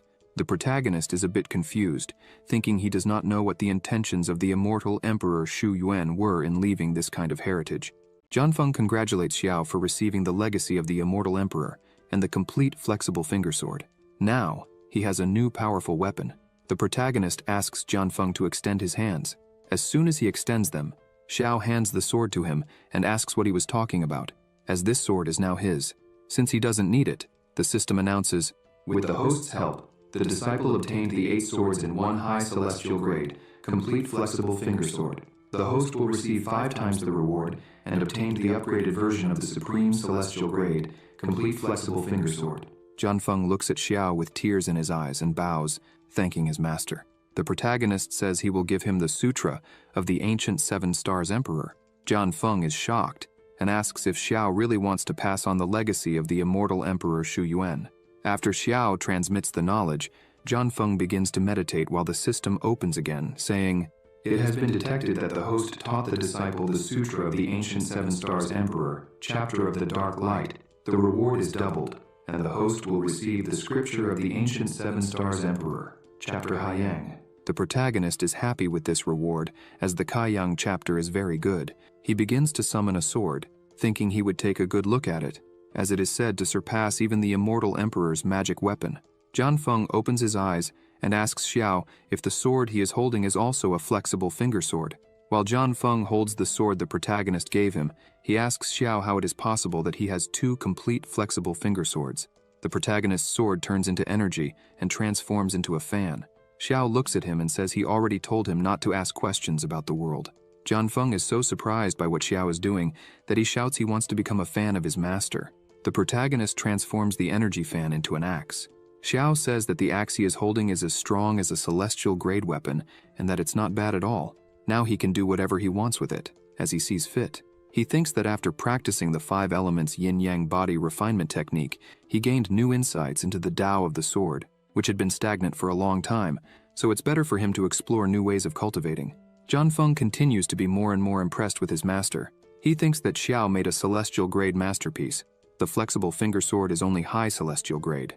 From what he knows of the legend, this is the magic weapon refined by the immortal Emperor Shu Yuan to shake the light. Xiao asks the system if this upgraded version of the flexible fingersword has new functions besides changing shape. The system says, By merging weapons containing the power of the stars, it is possible to evolve the sword's level. The protagonist is happy to know that this is a divine weapon that can evolve. He says this sword is much more powerful than the complete flexible fingersword, so he will call it Wushuang. He makes a movement with the fan, releasing a good amount of energy, and says they should get those people out of there. The released energy begins to transform into spirits, lifting and carrying the fallen people. He says it's time to test the puppet technique written in the chapter of the Dark Light. After getting everyone out of the cave, they went to Wangfeng Mountain Square. Several people were lying on the ground. Jianfeng informs Xiao that these people suffered damage after losing some of their consciousness power. Jianfeng emphasizes that if they leave these people alone, in the future, they may end up going mad. The protagonist begins to release his power and says he just learned several routes for the movement of spiritual energy and asks Jianfeng what he thinks. He says he will try too. Jianfeng begins to concentrate and releases a large amount of energy around him. After a while, he notices what this technique is and shouts at his master, asking if that ability is not the heaven and earth demon devouring technique used by Kui Wu Wu. He asks what the protagonist wants with that kind of magical power. Xiao smiles and says it's to reverse the technique and save Jianfeng's disciples and grandchildren. The system announces, Through the host's teaching, the disciple learned the incomplete heaven and earth demon devouring technique. The host will receive a reward 7 times greater and obtained the complete heaven and earth demon devouring technique. Xiao begins to concentrate and releases his power into Yuanji. The protagonist thinks that this magical power can not only absorb other people's spiritual power, but also control their minds, which is quite practical. All the spiritual power that was stolen from the people starts to come out of Yuanji's mouth and return to its rightful owners. The people begin to get up, still a bit dazed. They were scared, but besides having their powers back, they were stronger than before. Jianfeng asks Xiao what he did to those people. The protagonist says that when he returned their consciousness power, he also purified them, since some of Jianfeng's disciples had a weak foundation, so he decided to take care of them. Jianfeng is completely amazed by his master's feat. The people start shouting that their master, Jianfeng, saved them and even made them stronger than before. Xiao turns around, saying he would leave the rest to him, and that once he finished handling things, they would go back home. Jianfeng watches Xiao, who walked away too quickly, and wonders if this is how a master acts. After all this, they begin to return to the Hongmeng sect. As soon as Jianfeng sees the sect, he is astonished and asks what happened, as the place looked different and luxurious. Compared to his own sect, Hongmeng seemed like a remote and poor place. The protagonist laughs at this and says it wasn't like that before, but they arrived at the right time. He descends and says they were expecting them. As soon as he arrives, Z starts shouting that her master has returned. Muhan comes forward and greets her master. Xiao asks how she feels now that she is helping with the sect's affairs. Zhu Xuan Xiao starts to say they are doing a great job there, and that she was thinking of appointing Z as the master of the 7th peak, and giving Muhan a separate Dan peak to recruit new disciples who hope to use the Dan to enter the Dao. Xiao holds Zhu Xuan Xiao by the shoulders, looking directly into her eyes, making her embarrassed. He asks if she is serious, because it seems he has a problematic person taking care of them these days. Suddenly, Meyer arrives shouting, calling her master and saying she has something to ask her. Zhu Xuan Xiao says goodbye and mentions she will resolve this first. The protagonist asks Z and Muhan to take Jianfeng to see the sect. He would return later to guide them in cultivation. Alone, the protagonist goes to the sect's ancestral shrine. He says this power is much more condensed than before. Purple Qi of Hongmeng. This must be the stellar power. He thinks he didn't expect that the celestial book of Hongmeng, which said that on the day he became the leader of the great sect, he would attract all the fortune left by the ancestor of Hongmeng, was actually true. Moreover, this fortune is much more incredible than he imagined, as it is already condensed into stellar power. Suddenly, the energy expands, making a loud noise. Bai Luo-ri opens the door, coughing. The protagonist asks what is happening. He says he doesn't know what was going on with the ancestral shrine. Suddenly, the spiritual power became violent and injured several passing disciples. The master ordered him to go there and find a solution to the problem. Bai Luo-ri says he asked around and finally found a high-ranking person to help. He points forward, saying that is the person. An old man introduces himself, saying his name is Xuan Xiao from the Nanli sect. He asks if they need his help. The protagonist just looks at him. Bai Luo-ri celebrates and asks if Xiao knows him, since he is known for having destroyed the Luoyun sect alone. He is almost a demigod. Bai Luo-ri says he spent all his money to bring this guy here. Xiao begins to pat Bai Luo-ri on the head and asks if he had told his sister about today and about the day they met in Luoyun City. He says yes, and mentions that the protagonist said he would give him the opportunity to practice. He asks why Xiao is patting him. The protagonist says it's nothing, he just thinks Bai Luo-ri is cute. Xuan Xiao bangs his staff on the ground and yells at the two of them, asking if they know how valuable his time is, and yet they are standing there chatting. Bai Luo-ri is startled by this. He apologizes and shows the way. As soon as Xuan Xiao enters, the energy begins to manifest, and Xiao just smiles behind him. Xuan Xiao is shocked, wondering why this energy is so pure. It seems infinitely purer than common energy. He thinks the Hongmeng sect is very lucky, since the ancestral shrine is emitting such a pure flow of spiritual energy. Xuan Xiao thinks that if he can steal and absorb all that energy, he could reach the nascent soul in an instant. Xiao becomes serious behind him, while Bai Luo-ri asks if Xuan Xiao can solve the problem. Xuan Xiao turns and says, this is not a simple matter. He will have to use the treasure of fate to solve it, so the price will go up. Bai Luo-ri is disappointed, saying he has no more money. Xiao, irritated, tells Xuan Xiao not to worry, as the protagonist is interested in seeing Xuan Xiao's skills. If he can solve this problem, he will pay the additional costs. Xuan Xiao says he will solve it since they are so generous, but thinks these two are just dumb sheep. He takes out his bag, a treasure capable of storing and absorbing spiritual energy, called the spiritual storage bag. As soon as he opens the bag, the energy starts to flow in. The old man starts shouting, thinking this is fantastic. The bag begins to grow larger as the old man thinks all that pure, high-quality energy is now his. He continues absorbing as much as he can. The bag starts to make noise, and he is surprised, thinking the bag won't hold. The bag explodes, spreading all the energy again. Xiao thinks he has no choice but to absorb this energy right now. As he starts to absorb the energy, he is frightened. He wonders what is happening because this is not spiritual energy. The energy increased dozens of times after entering his dantian. The energy keeps flowing in, and he thinks this is not good. If the energy keeps coming in like this, his body will explode, and he will die. Bai Luori notices the spiritual energy has decreased a bit and says Xiao is truly incredible. Xiao's body begins to grow enormous, and he tries to ask for help. Bai Luori is surprised, asking if Xiao is really asking for help. Xiao looks at this and starts laughing hysterically. He begins to control the energy in the place. Bai Luori asks what he is doing. The protagonist says that if he doesn't help, this little master will be reduced to several pieces of meat scattered everywhere. The protagonist starts absorbing the energy while thinking that, fortunately, he obtained the heaven and earth demon devouring technique, and this is a perfect occasion to use it. The old man's body begins to return to normal. He falls to his knees on the ground and sighs with relief, saying he is saved. Xiao asks the old man if he is sure about that, and steps on his body. Xiao screams in fright, asking what the protagonist is going to do with him.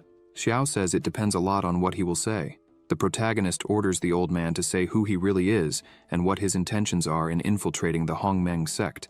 The old man, scared, shouts that he will tell everything. He says he is very sorry, that he deserves death, that he did not recognize such an important person and deceived everyone.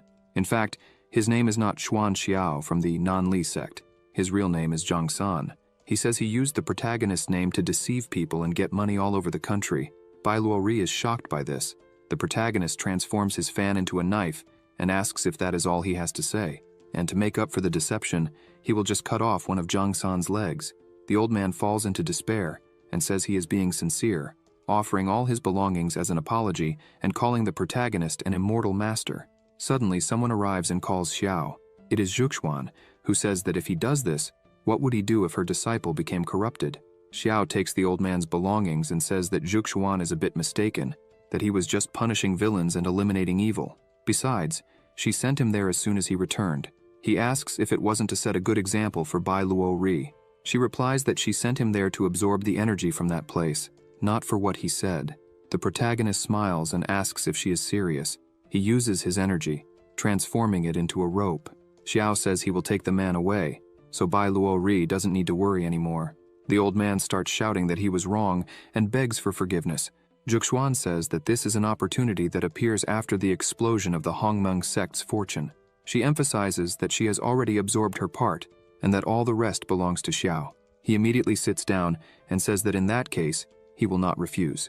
She starts to leave the place while Bai Luori runs after her, asking why she didn't absorb everything if she knew what it was and why she sent him to guard that place. She stops and thinks that the fortunate power is much stronger than spiritual energy, but if a cultivator cannot absorb it, it is a waste. Previously, when she used the purple chi of Hongmeng to temper the green-purple twin swords, it took an entire year. When the protagonist left the capital of the Qin dynasty, he had another great breakthrough. Now she could master the fortunate power almost effortlessly. She turns to Bai Luori and says that everyone has their own opportunity. She thinks she needs to hurry, otherwise Xiao will leave her behind. First peek. Night falls, and the sky is behaving strangely. A lightning bolt begins to fall towards the house. That house starts to emit a gigantic amount of energy. It was Xiao meditating. He thinks this is the 10th lightning bolt of the tribulation. He opens his eyes, saying that the tribulation from breaking through the golden core to advance to the nascent soul has finally arrived. It is not easy to fill this bottomless abyss of his dantian.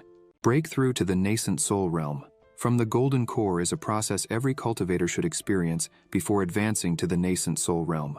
During this process, the transformation of the golden core attracts the tribulation of heaven and earth. To form the nascent soul, one must first absorb the power of the lightning tribulation that descends. It can be said that the power of the lightning tribulation is also a kind of fortuitous power. Generally, the power of the thunder tribulation is proportional to the strength of the golden core.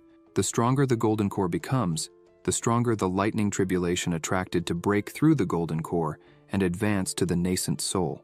Xiao says that the cultivator Chongling was called the strongest cultivator for withstanding 5 tribulation bolts when advancing to the nascent soul. The protagonist says that if that is the case, then it wouldn't be a big deal if he proclaimed himself the strongest nascent soul cultivator. Another lightning bolt forms in the sky. Xiao looks at it and thinks that this is the 10th tribulation bolt. Historically, no one has faced the 10th bolt, so that should be enough.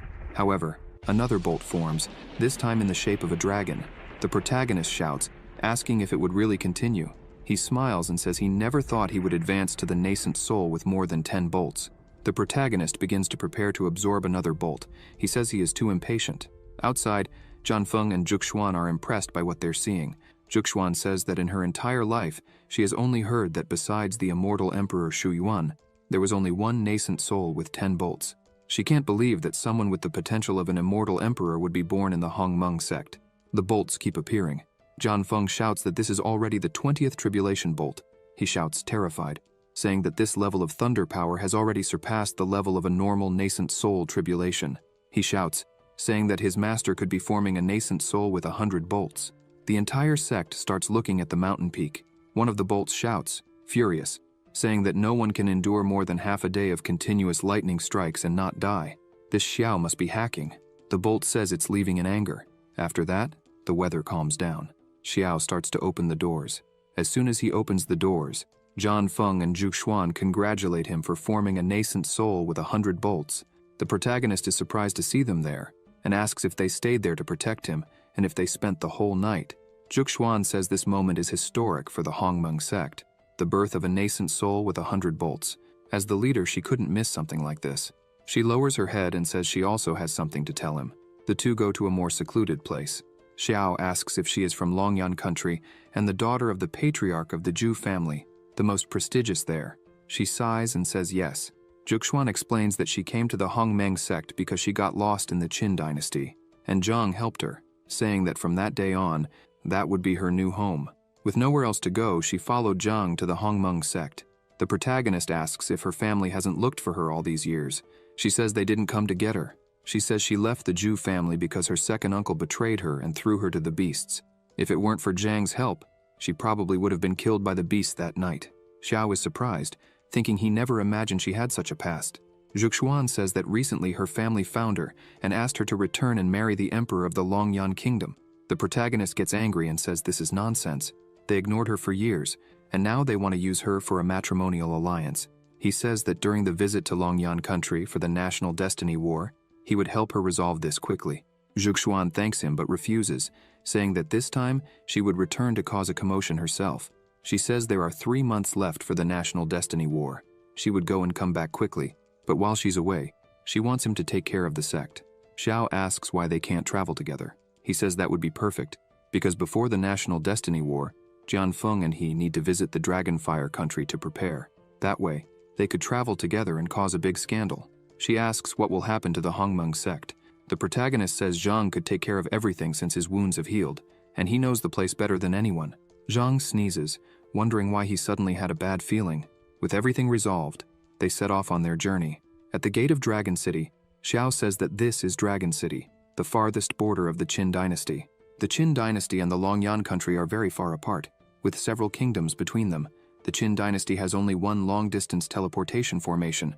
To reach Longyan country quickly, they must use the large teleportation formation here. The protagonist tells them to hurry because he already asked Xingye to inform the governor. He should be waiting for them at the city gate. The rest will come later with Xinye.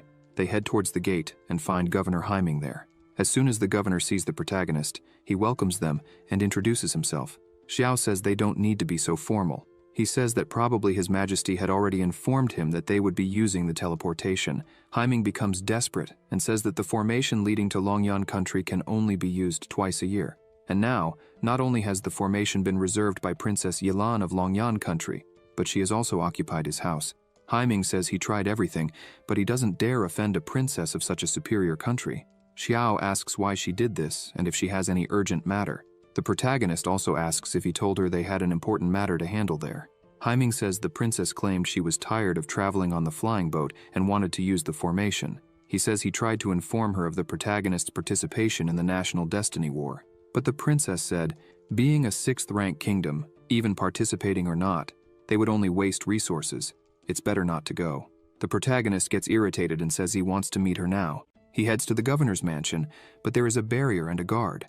Haiming tries to talk to him to let them in. However, the guard tells the governor to leave, saying that the princess is not available for visits at this time.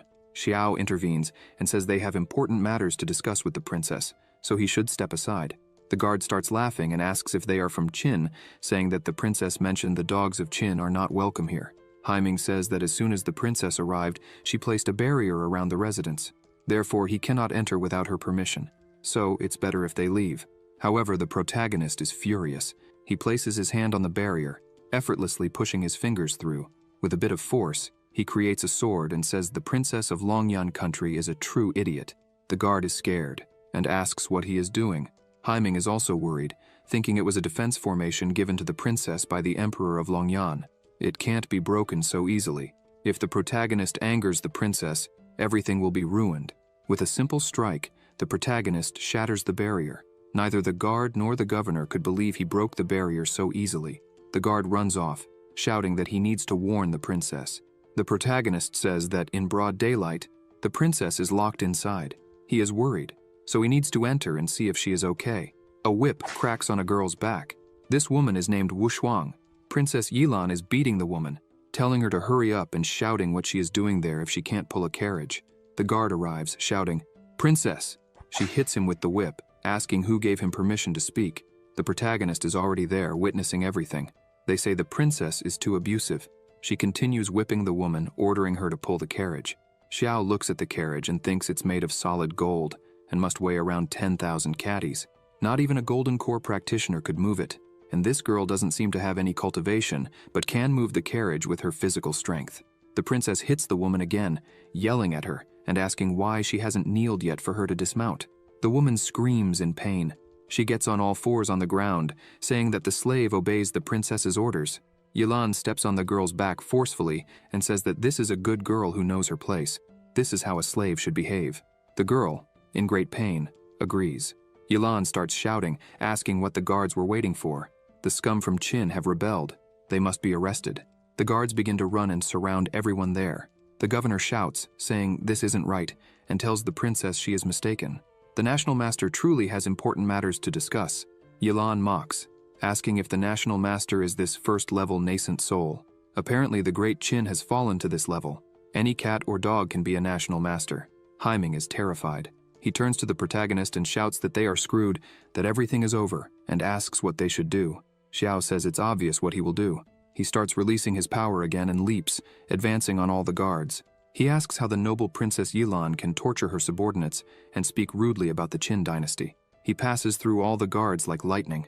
A second later, they all fall. Xiao stops in front of the princess with the sword at her forehead, saying that now is the time to save the day. The princess is frightened by his strength. The protagonist asks how she dares to do this, and orders whatever is inside her to leave the princess's body immediately. Yilan asks how the protagonist dares to point a sword at her. He says he is there to protect her. Yilan asks what he wants. Xiao says he just planted a seal in the princess's mind, if she can't guess what he intends. Xiao approaches the princess and says he will let her experience this seal. She pushes the protagonist's sword away and shouts, asking if he wants to intimidate her. Yilan says she wants to see if he has the courage to make a move against her today. She curses him and kicks her slave, ordering her to run and tell all the soldiers that no one can enter Longyan City anymore.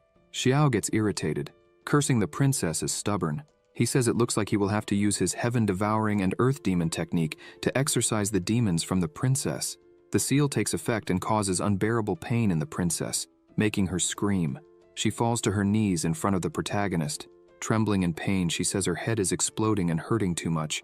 Xiao says that if he wanted, he could destroy the consciousness of this body right now. He places the sword at the princess's throat and says it would be a pity. If he does this, not only will the monsters be destroyed, but the princess will also become an empty shell. He smiles and asks if she now understands what he wants.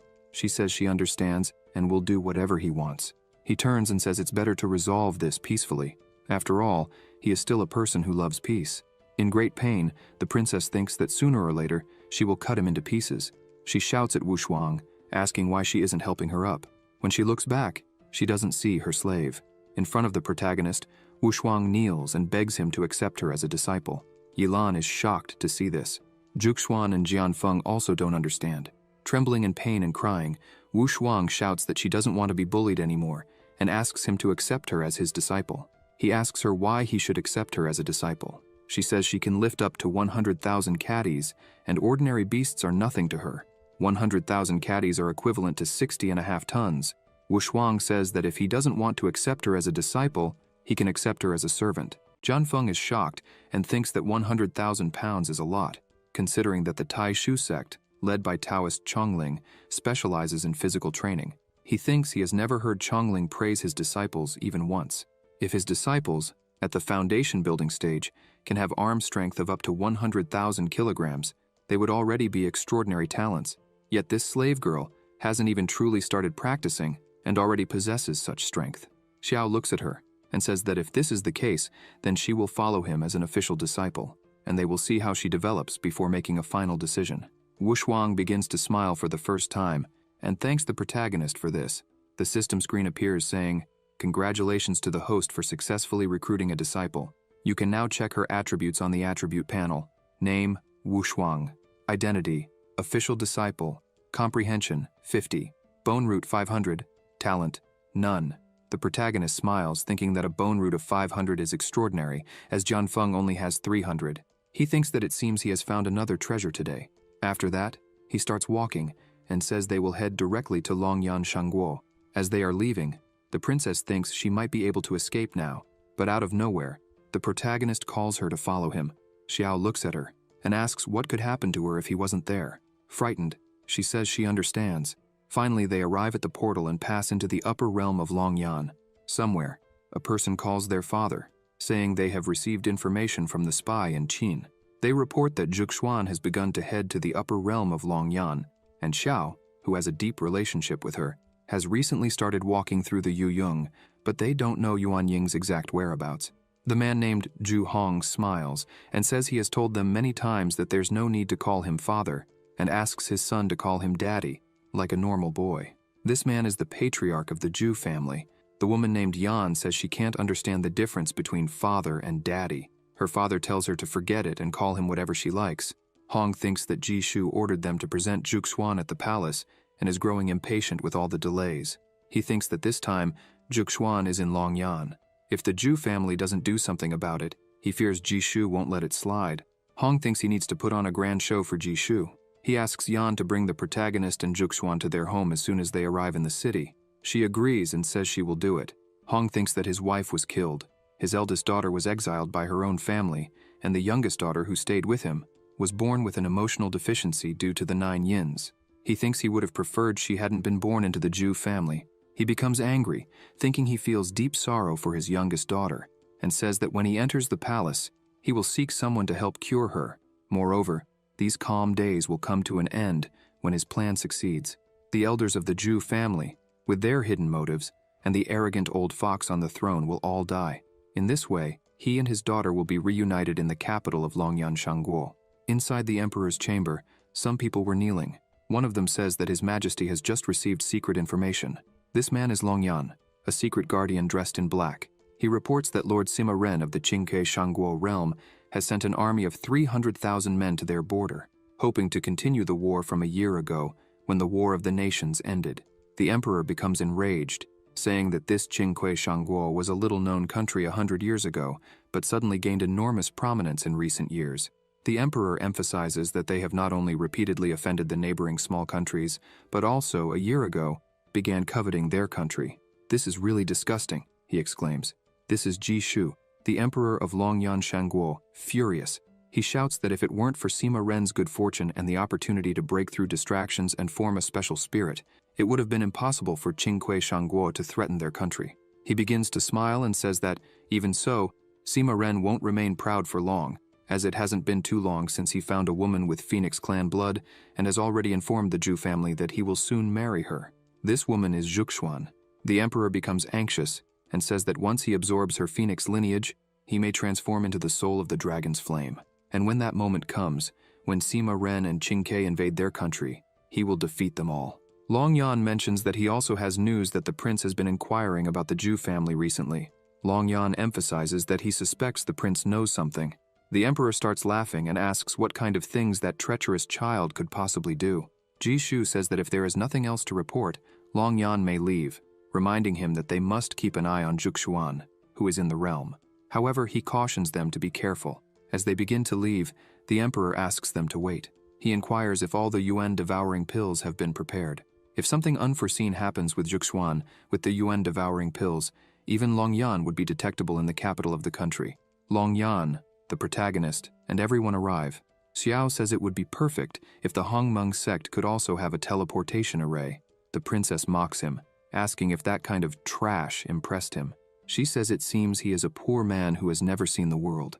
Xiao looks at her and says she is right, that he is indeed very poor, and since she is so wealthy, the costs of this journey should be hers. He asks her to give him another 100,000 spirit stones so that he can restore his body. Yilan shouts, asking why. The protagonist begins to release his aura and says that a princess shouldn't be so cold to her servants. She becomes frightened and hands over a pouch with the stones, shouting that she will pay. She says that this is all she has. Xiao mentions that 10,000 superior spirit stones are equivalent to 1 million first-level spirit stones. The protagonist calls everyone in his team to visit a good restaurant and have a great meal. Yilan shouts, asking about her. The protagonist says that since she is already in her own country, she could return home. He says he won't be around anymore, so he won't be able to protect her, and advises her to be careful, because if another evil spirit enters her body, it would be very bad. Yilan becomes furious at this, thinking that sooner or later, 1,000 swords will cut him down. In the restaurant, several beautiful and expensive dishes were on the table. The protagonist says that, unexpectedly, Long Yan also had a Tianji tower. It seems that business has also expanded.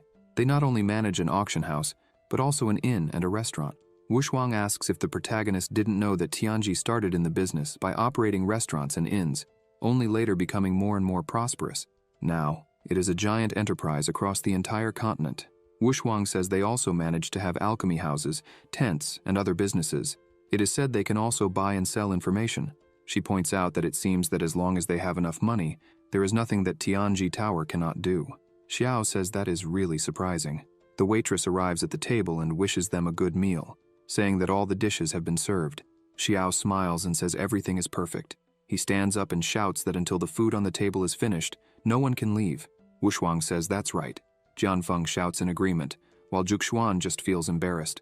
Jianfeng begins to eat and says that Xiao is a man of his word.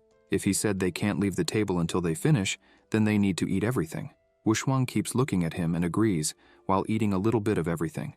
Zhuxuan offers her a drink and says that as soon as they finish eating, she will take Wushuang to buy new clothes.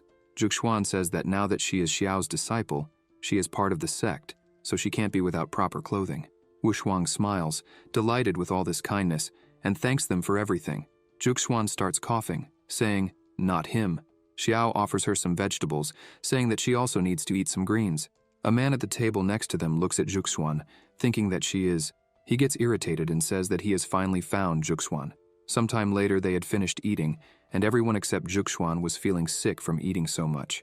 Suddenly the table begins to glow, and the protagonist asks why Tianji Tower keeps placing magic circles on the table. The food reappears and he wonders if it's some kind of automatic refill. Wushuang explains that this is the special magic formation system of Tianji House. She says that not only can the food be automatically replenished, but even the walls of private rooms are soundproofed.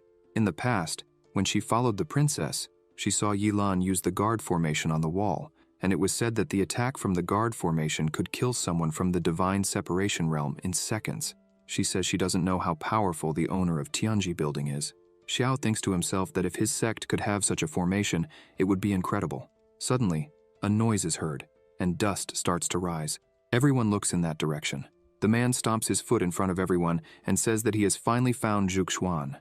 The protagonist asks who this woman is that he's talking about. Zhuxuan begins to think that it's been years since she last heard that name, and from what she's heard, she is now the strongest among the younger generation of Longyan, probably living quite a good life. The man continues, irritated and shouting, asking if she's going to keep pretending not to recognize him. He curses her and cuts the table in half. The man says he's been chasing her his entire life, and she's never looked his way, and now she's sitting here eating with a handsome guy. He attacks the protagonist, saying that if he kills the man she's dating right in front of her, maybe she'll change her mind a little. an explosion occurs. The man is startled because the protagonist blocked his attack with a fan. Xiao says they are in Tianji House, and it was the man who started the trouble, while he was just defending himself. The man turns around and asks since when that person had been standing there. The woman's name is Zhuge Lin. She smiles and says that guests are welcome, but if the guest doesn't want to dirty their hands, she can take care of it. The protagonist tells Lin that she doesn't need to worry about it, and with a simple move, he throws the man far away. The man flies a few meters and falls to the ground unconscious. Xiao asks if he was breaking any of Lin's rules. She starts gathering energy in her hand and thanks Xiao for what he did. From that energy, two spirits emerge and start dragging the completely unconscious man outside. Meanwhile, Lin smiles and says that she is the person in charge of Tianji Tower and introduces herself. Lin emphasizes that the guard at Tianji Tower was inappropriate and disturbed their meal, so everything will be on her. The protagonist sees that power and wonders if it might be stellar power. The protagonist creates a spell and asks the woman to wait a moment. He says he's very interested in the magic circle of Tianji Tower and wants to know if she's willing to make a deal. The protagonist says that he noticed that the people of Tianji Tower can also master the starlight puppet technique, recorded in the Yao Guang chapter, so she should recognize what he is showing. As soon as she looks at it, Lin is surprised and wonders if it really is the Kaiyang that she thinks it is. She thinks the protagonist might be the one who also obtained the inheritance of the immortal emperor, Shu Yuan. She clasps her hands and bows before the protagonist, asking him to follow her. He looks at his group and asks them to wait a little. The two go to a room, and Lin says she hasn't yet asked for the name of her guest. She admits she's very curious to know what he wants to trade for the magic circle of Tianji Tower. The protagonist says she can call him Xiao. As Lin pours water, the protagonist starts writing on the table, saying that he noticed she also masters the use of stellar power. Therefore, she should understand the meaning of those words. She looks at it and thinks that if the protagonist truly knows the whereabouts of the Kaiyang ruins, then she calls the protagonist and asks how she could confirm that the location of the Kaiyang ruins is authentic. He looks at her and says that she must also know that in the chapter, The Light Flows, one can only practice up to the divine separation stage, and to progress further, a new inheritance is required. Lin agrees with this. Xiao mentions that he has heard of an elixir that can help a person break through the divine separation stage, and if Tianji Tower helps him obtain this elixir, he will show her the way. Lin asks what the protagonist's current cultivation level is. He responds that he is at the first level of the nascent soul. She says that the protagonist has found the right person because the divine separation elixir, which is difficult to find in the entire world, is easy for Tianji. However, she warns that if anyone dares to mess with the tower, it wouldn't matter if they were at the second level of the nascent soul or even if they were an immortal. The tower would hunt them down to the ends of the earth. Xiao says that he is already aware of the tower's capabilities and emphasizes that he came there with sincerity so that she can feel more at ease. Lin comments that this matter still needs to be passed on to the owner of everything, who in this case is her adoptive father, Zhuge Qingyun. She asks the protagonist to wait for a moment. As for the protagonist's companions, she assures him that they will be well received in their rooms so they can rest. Xiao says that it looks like he'll be putting her to work at Tianji Building, in the Longyan Shangguo establishment.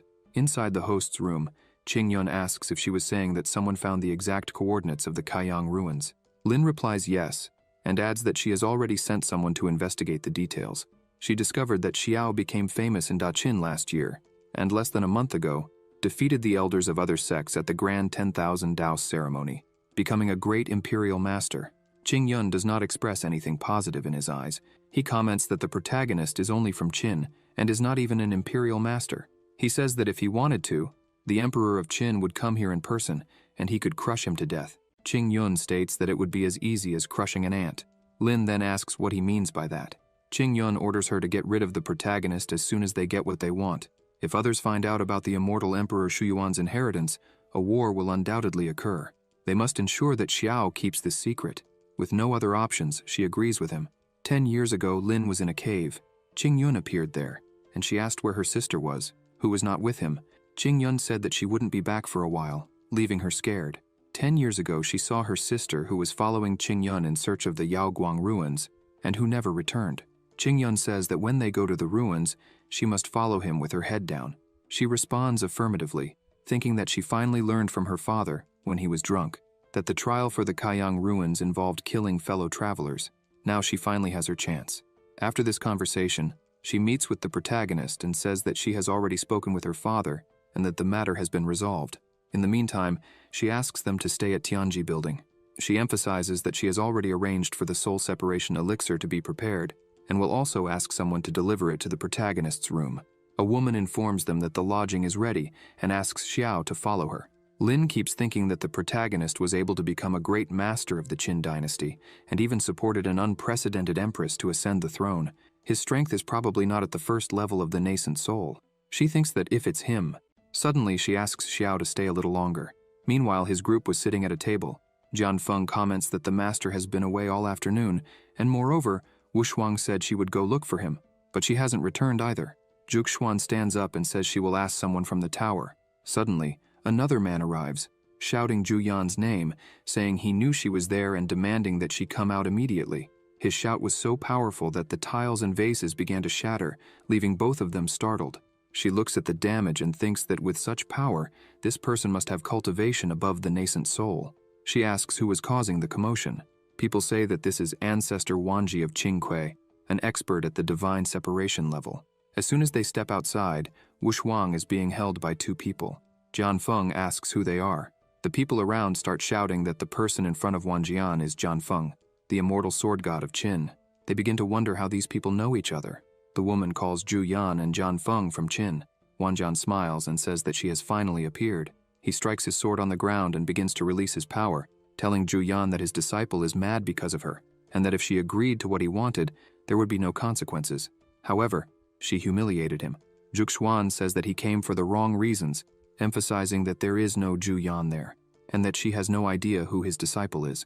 Wanjian shouts, saying that she is lying because he has witnesses, pointing out that his disciple came in there after her, and shortly after left covered in blood, and yet she wants him to believe it wasn't her.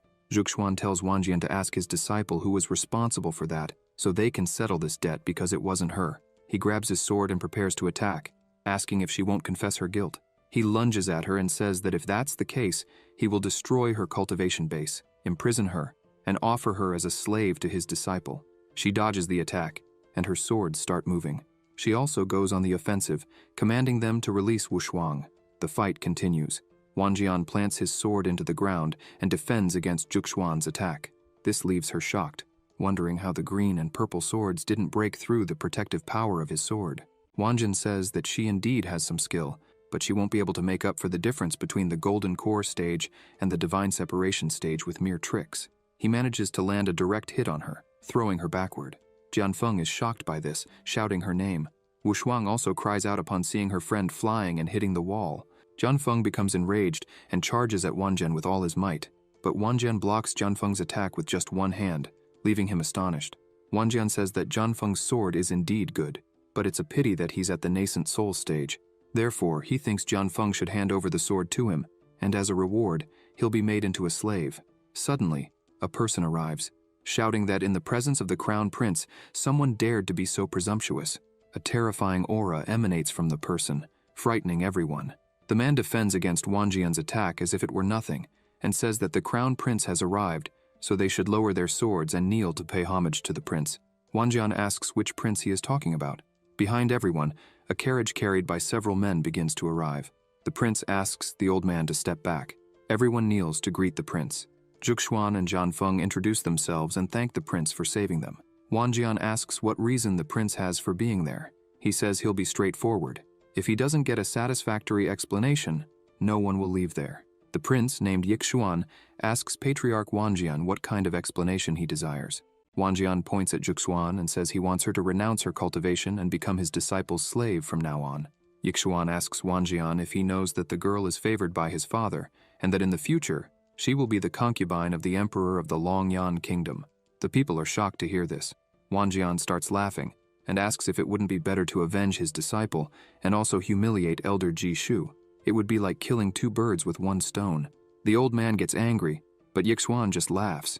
He asks the old man not to be rude, because if he offends Patriarch Wanjian and damages the relationship between the Longyan kingdom and the Qingque kingdom, not even 10 heads would be enough to make up for it.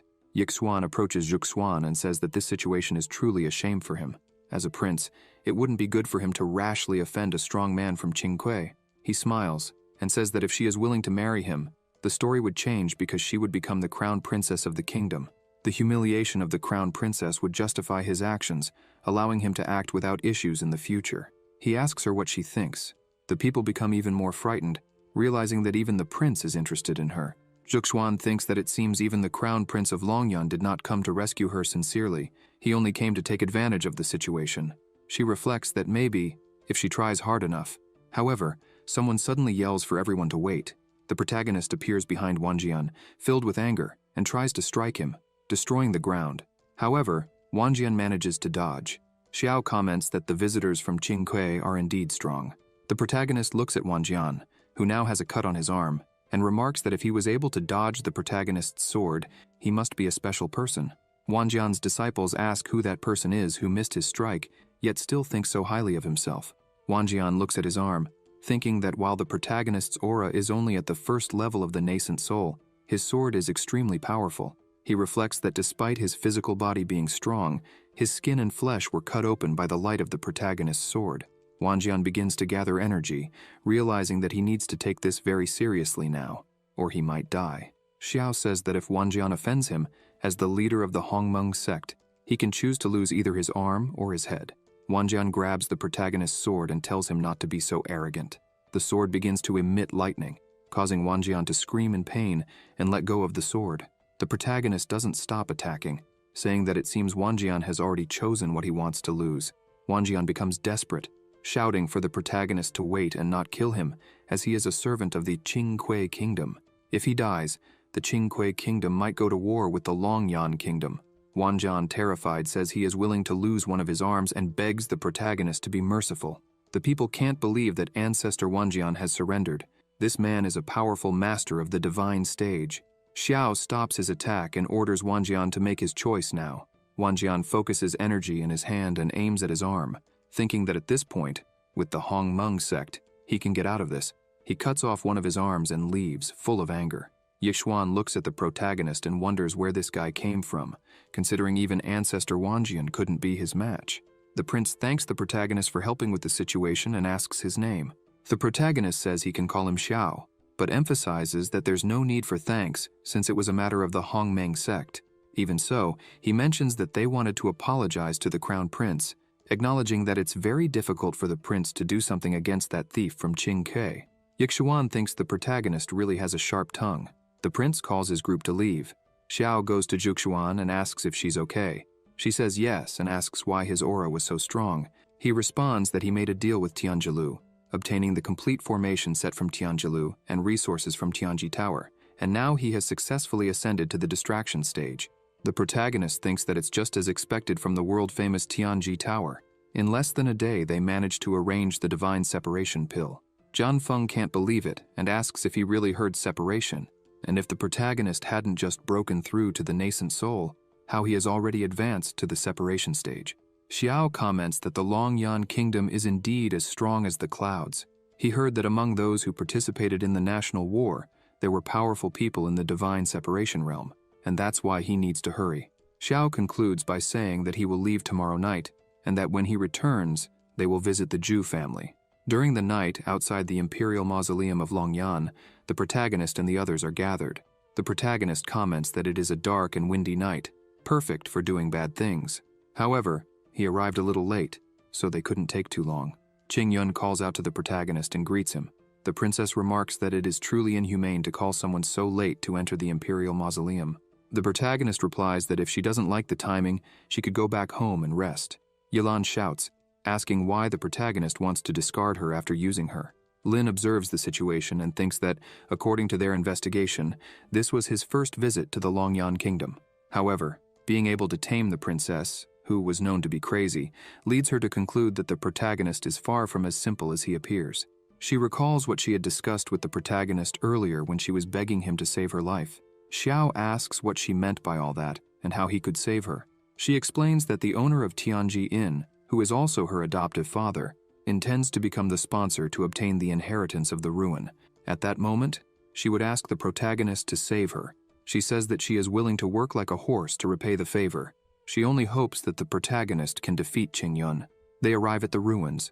The protagonist says that, since they accepted the Flickering Light Sutra, they should know that it requires a lot of blood, spiritual energy, and consciousness to open this relic. Qingyun responds that he already knew this. He raises his hand and forces Lin to kneel. He smiles and says that he bought her from the slave market and educated her for years. Now it's time for her to pay for all of it. With a trembling voice, she asks her father if he was the one who killed her sister that day. He begins to laugh and says yes. Trembling with fear, she raises her hand towards the protagonist, begging for help. Qingyun says that Xiao wouldn't want to get involved in any trouble. He emphasizes that if the protagonist helps him conquer the ruins of Kaiyang, he will name the protagonist as the vice master of the Tianji Tower. Xiao closes his eyes, saying that it is unfortunate, and attacks. Qingyun is startled and tries to defend himself, but the protagonist's attack hits Qingyun's arm, causing him to release Lin while screaming in pain. Lin runs to the protagonist, seeking protection. Qingyun screams, asking what that was. Xiao begins to laugh and says that it's nothing. He just isn't satisfied with the price Qingyun offered. The protagonist points out that the price Lin offered is better, as she would let Xiao be the owner of everything. Upon hearing this, Qingyun becomes furious, yelling at her, saying that she was trying to team up with a stranger to kill him. Lin says she could say the same to him because if Qingyun hadn't used her as a mere tool, this wouldn't have happened. She bows, saying she will leave everything to her master Xiao. The protagonist says her request is in order and begins to use his power. The protagonist's aura starts to overwhelm Qingyun, making him scream loudly. All that energy begins to spread throughout the room, impacting the pillars. Suddenly, the walls start to make noise, and the whole room becomes filled with intense pressure. Lin is surprised, asking if this is. Xiao says that the ruins have been opened and this is their true form. She screams, asking if it's true because she couldn't escape in time. Lin is frightened, remembering Qingyun saying that once the ruins are opened, only one person among all those who entered can leave alive. Fear grips her, and she thinks she will die at Xiao's hands after getting rid of Qingyun. Suddenly, a strong energy concentrates in the center of the room, and someone starts laughing, saying that this is the inheritance of the immortal Emperor Shu Yuan. A man appears there saying that if they want the inheritance, they must accept the trial. The man says that among all of them, the one who survives will be the one qualified to receive Shu Yuan's inheritance. With a trembling and scared voice, Lin tells Xiao that, in the end, they ended up in the same situation. But Xiao had a dark smile on his face. She holds her sword and thinks she's sorry for this, but even if she doesn't want to do it, there is no other way. The protagonist advances, saying that he doesn't want to waste time. Lin is left confused as Xiao attacks the man in front of him. The man is surprised by the protagonist's attitude. Xiao yells at the man to stop pretending and bring the inheritance. The man begins to dissipate, asking how a mortal could have such strength. It's abominable. As the man finishes dissipating, an energy appears in Xiao's palm. He says that this must be the second part of the immortal Emperor Shu Yuan's inheritance, the Kaiyang chapter inheritance. Lin watches this, not understanding. Unable to believe what she just saw, she asks if this is the true way to obtain the inheritance. She asks what really happened to her sister. Lin falls to the ground, crying and screaming for her sister.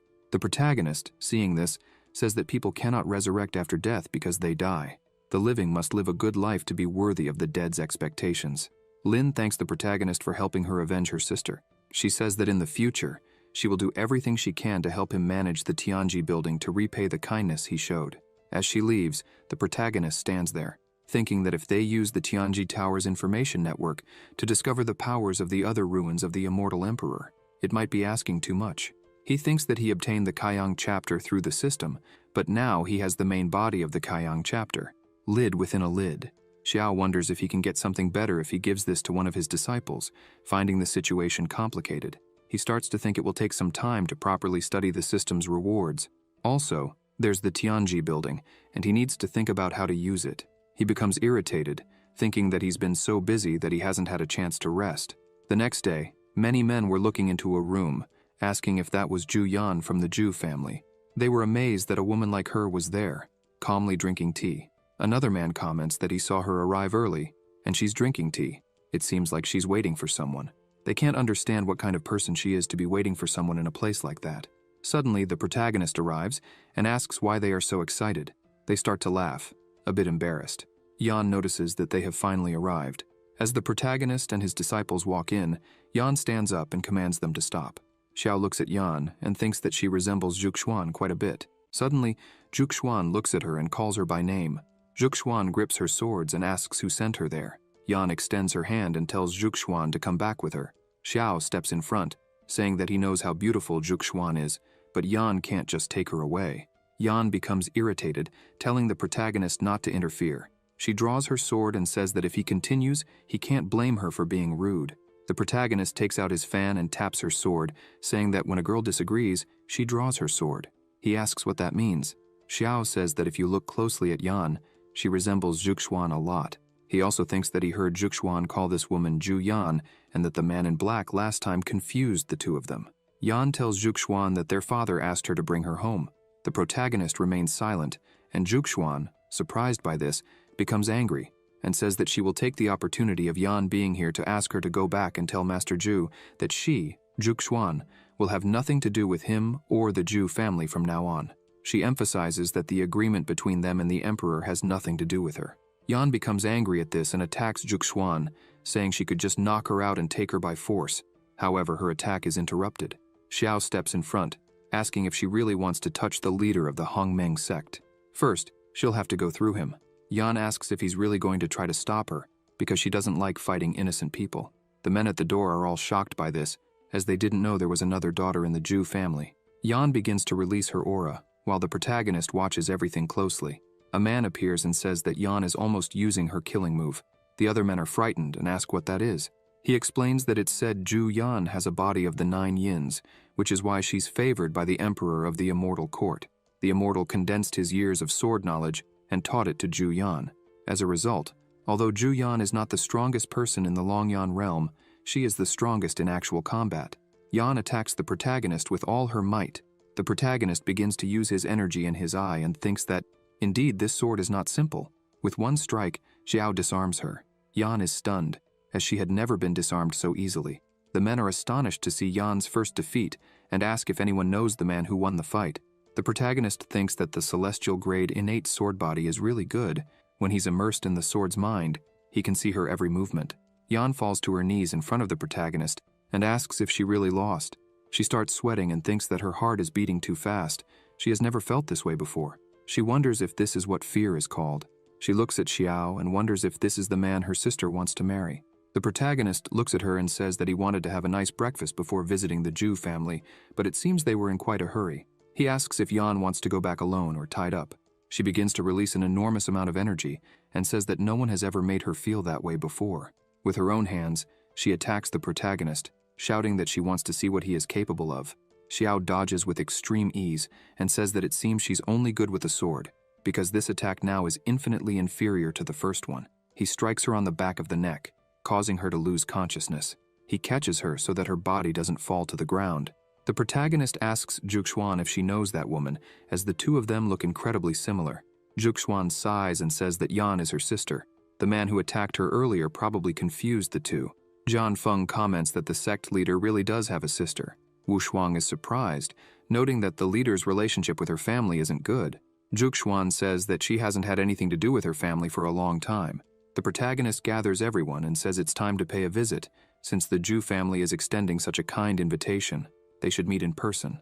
After a while, they arrive at the Zhu family's home. A man comes running and shouting for his master, saying there's a problem. Hong asks what's going on and why there's such a commotion. The man says that someone has been knocking down all the doors and entering. Hong is surprised by this. The man explains that a woman who looks like Zhuxuan entered with 2 men and a girl. The young man shouts that all the guards were sent to stop them, but they were defeated in seconds. Yan is also unconscious, and they brought her here. Hong asks how Yan ended up unconscious and wonders if Zhuxuan has become that strong. He thinks that, in all these years with the Hongmeng sect, Zhuxuan has made great progress. The man continues to shout, telling Hong to think quickly about what to do, as they would be arriving soon. Hong orders the young man to run and ask Chief Meng to meet them first. Suddenly, Xiao begins pounding on the door and forcefully opens it, sending the guards flying. He looks at Hong and says that the owner of the house extends an invitation to them, but keeps the doors locked. That's complicated. Hong is confused and asks who in the family invited the protagonist and if he has no manners. Xiao asks if the reinforcements haven't arrived yet, and that's why Hong wants to talk about manners.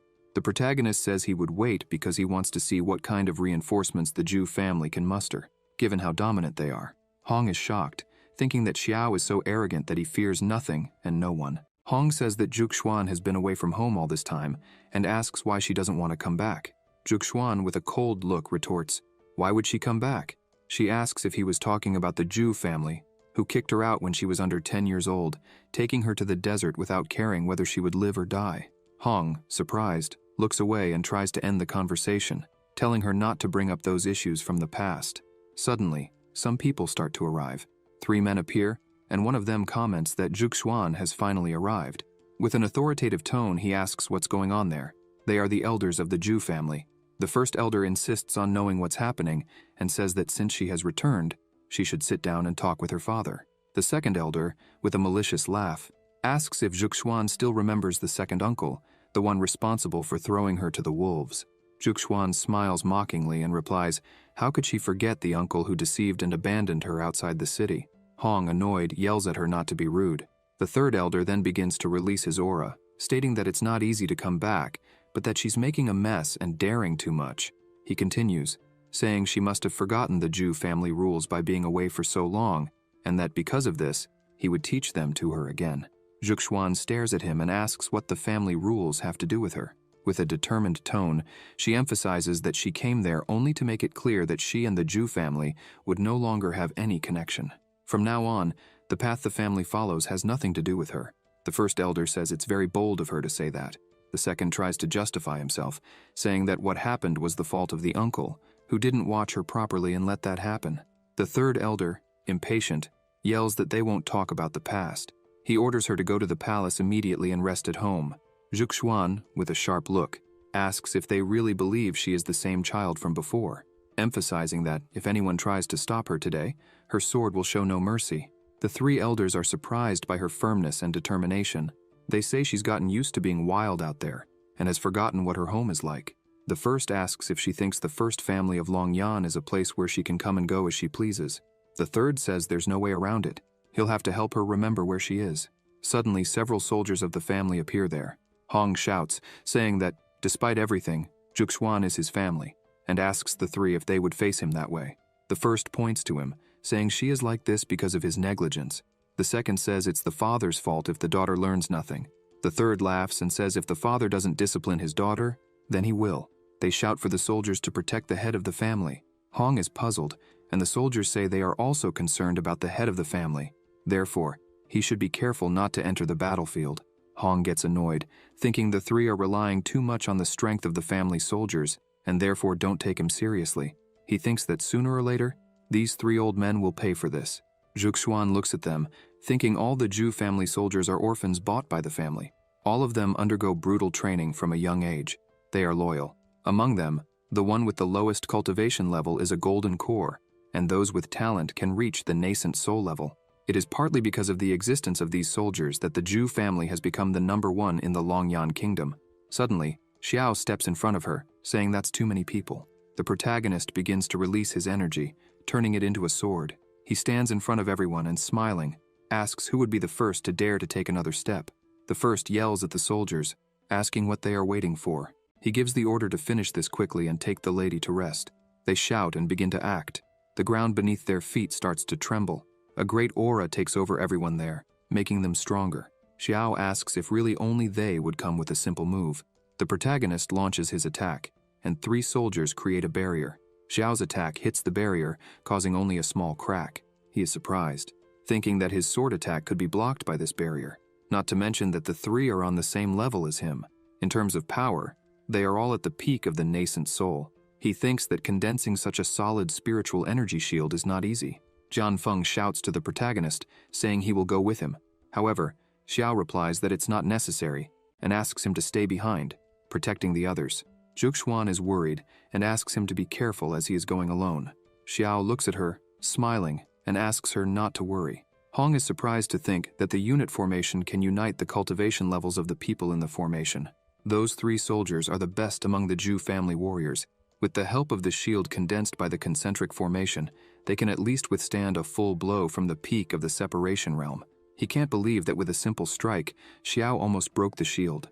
The first elder yells that the soldiers are a bunch of useless and threatens, if they don't kill the protagonist in less than 10 minutes, everyone will be killed. He yells for them to use the unit formation again. Everyone falls silent and begins to release their powers. A huge amount of energy starts to be released, emanating a strong aura. The three soldiers begin to shout. The protagonist watches this, thinking that their auras were constantly increasing. In just a few breaths, they would multiply several times. The three get into formation and tell Xiao that they are ready for a big fight, suggesting it would be better for him to surrender. The protagonist continues looking, confused, thinking that even with the power transmission, it is not possible to increase the cultivation level in a short period of time. He realizes that this does not seem to be a simple power transmission. The protagonist looks at the ground and sees some marks. He feels that the soldiers use them to temporarily concentrate their cultivation power. One of the soldiers attacks Xiao, yelling that he was ignoring them, but the protagonist dodges the attack. Xiao starts to laugh, finding that formation very interesting, but regrets. He then begins to use his power, and his eyes start to glow. The protagonist activates his sword heart ability. He thinks that, with the sword heart in hand, it is easy to see through the spiritual energy of the opponent within his own realm. Another soldier advances quickly, saying that now it is his turn. The protagonist gets serious and delivers a blow to the soldier, hitting him fully and throwing him away. Everyone is surprised to see one of the strongest soldiers kneeling on the ground, moaning in pain after the blow.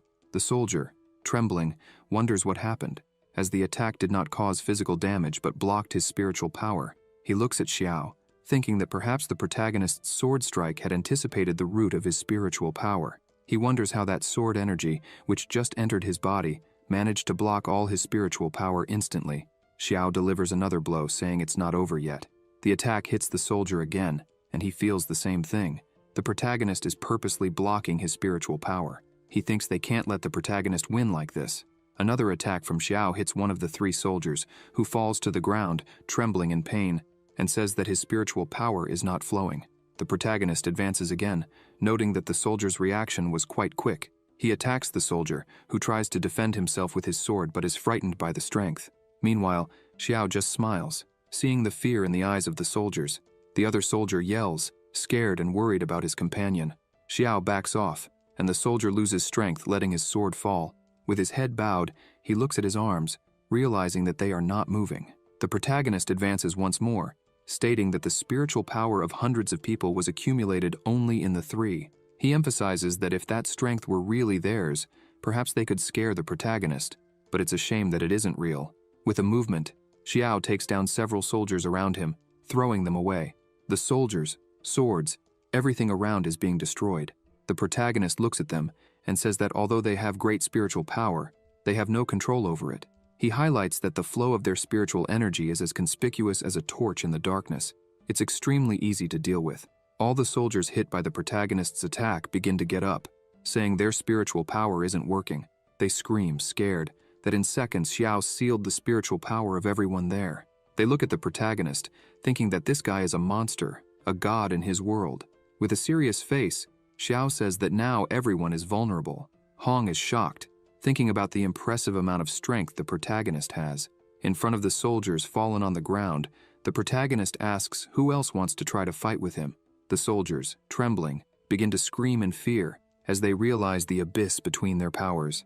Suddenly, the first elder starts to speak. He says that if the protagonist can defeat their unit formation with just one blow, then he must apologize for the ignorance at the beginning. The elder asks if the protagonist is the legendary Xiao, emphasizing that he didn't expect Elder Xiao to be so strong, even being so young. He then asks what the protagonist's monthly salary is. Xiao asks what his salary has to do with it. The first elder of the Zhu family says that if Xiao continues like this, he won't achieve much in old age. He asks why the protagonist should suffer in the small Hongmeng sect and emphasizes that Xiao should trust him, as the Zhu family could give him everything he wanted. There would be absolutely nothing lacking. The elder continues, saying that Zhuxuan will be the future princess, but that the Zhu family has many beautiful daughters. He asks if the protagonist wouldn't like to think a bit more about the matter. Xiao just listens, silent, while Zhuxuan is shocked by such words. The second and third elders say that even if the Zhu family's army were defeated there today, that was just a small part of the whole strength of the family. They highlight that the Zhu family has over 10 million troops, and if Xiao accepted, he could become the leader of all of them. The third adds that he doesn't know how many people would sacrifice their minds to become disciples of the Zhu family, but unfortunately, they didn't have good manners. He asks Xiao to think about it.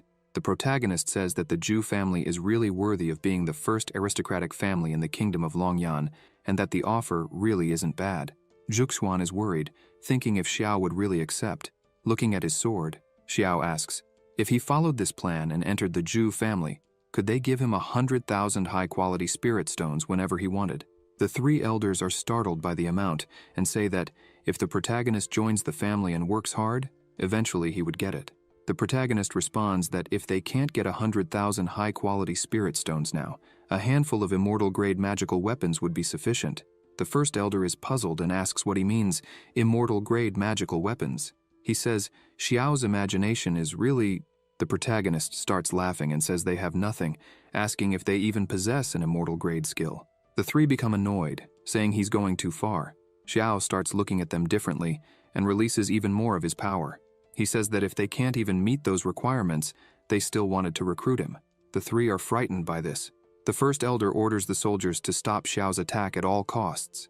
Xiao laughs, as if he was waiting for that, and advances, saying that in that case, he charges, defeating everyone with extreme ease, saying he would invite them to experience the power of an immortal-grade magical weapon so they know what it's like.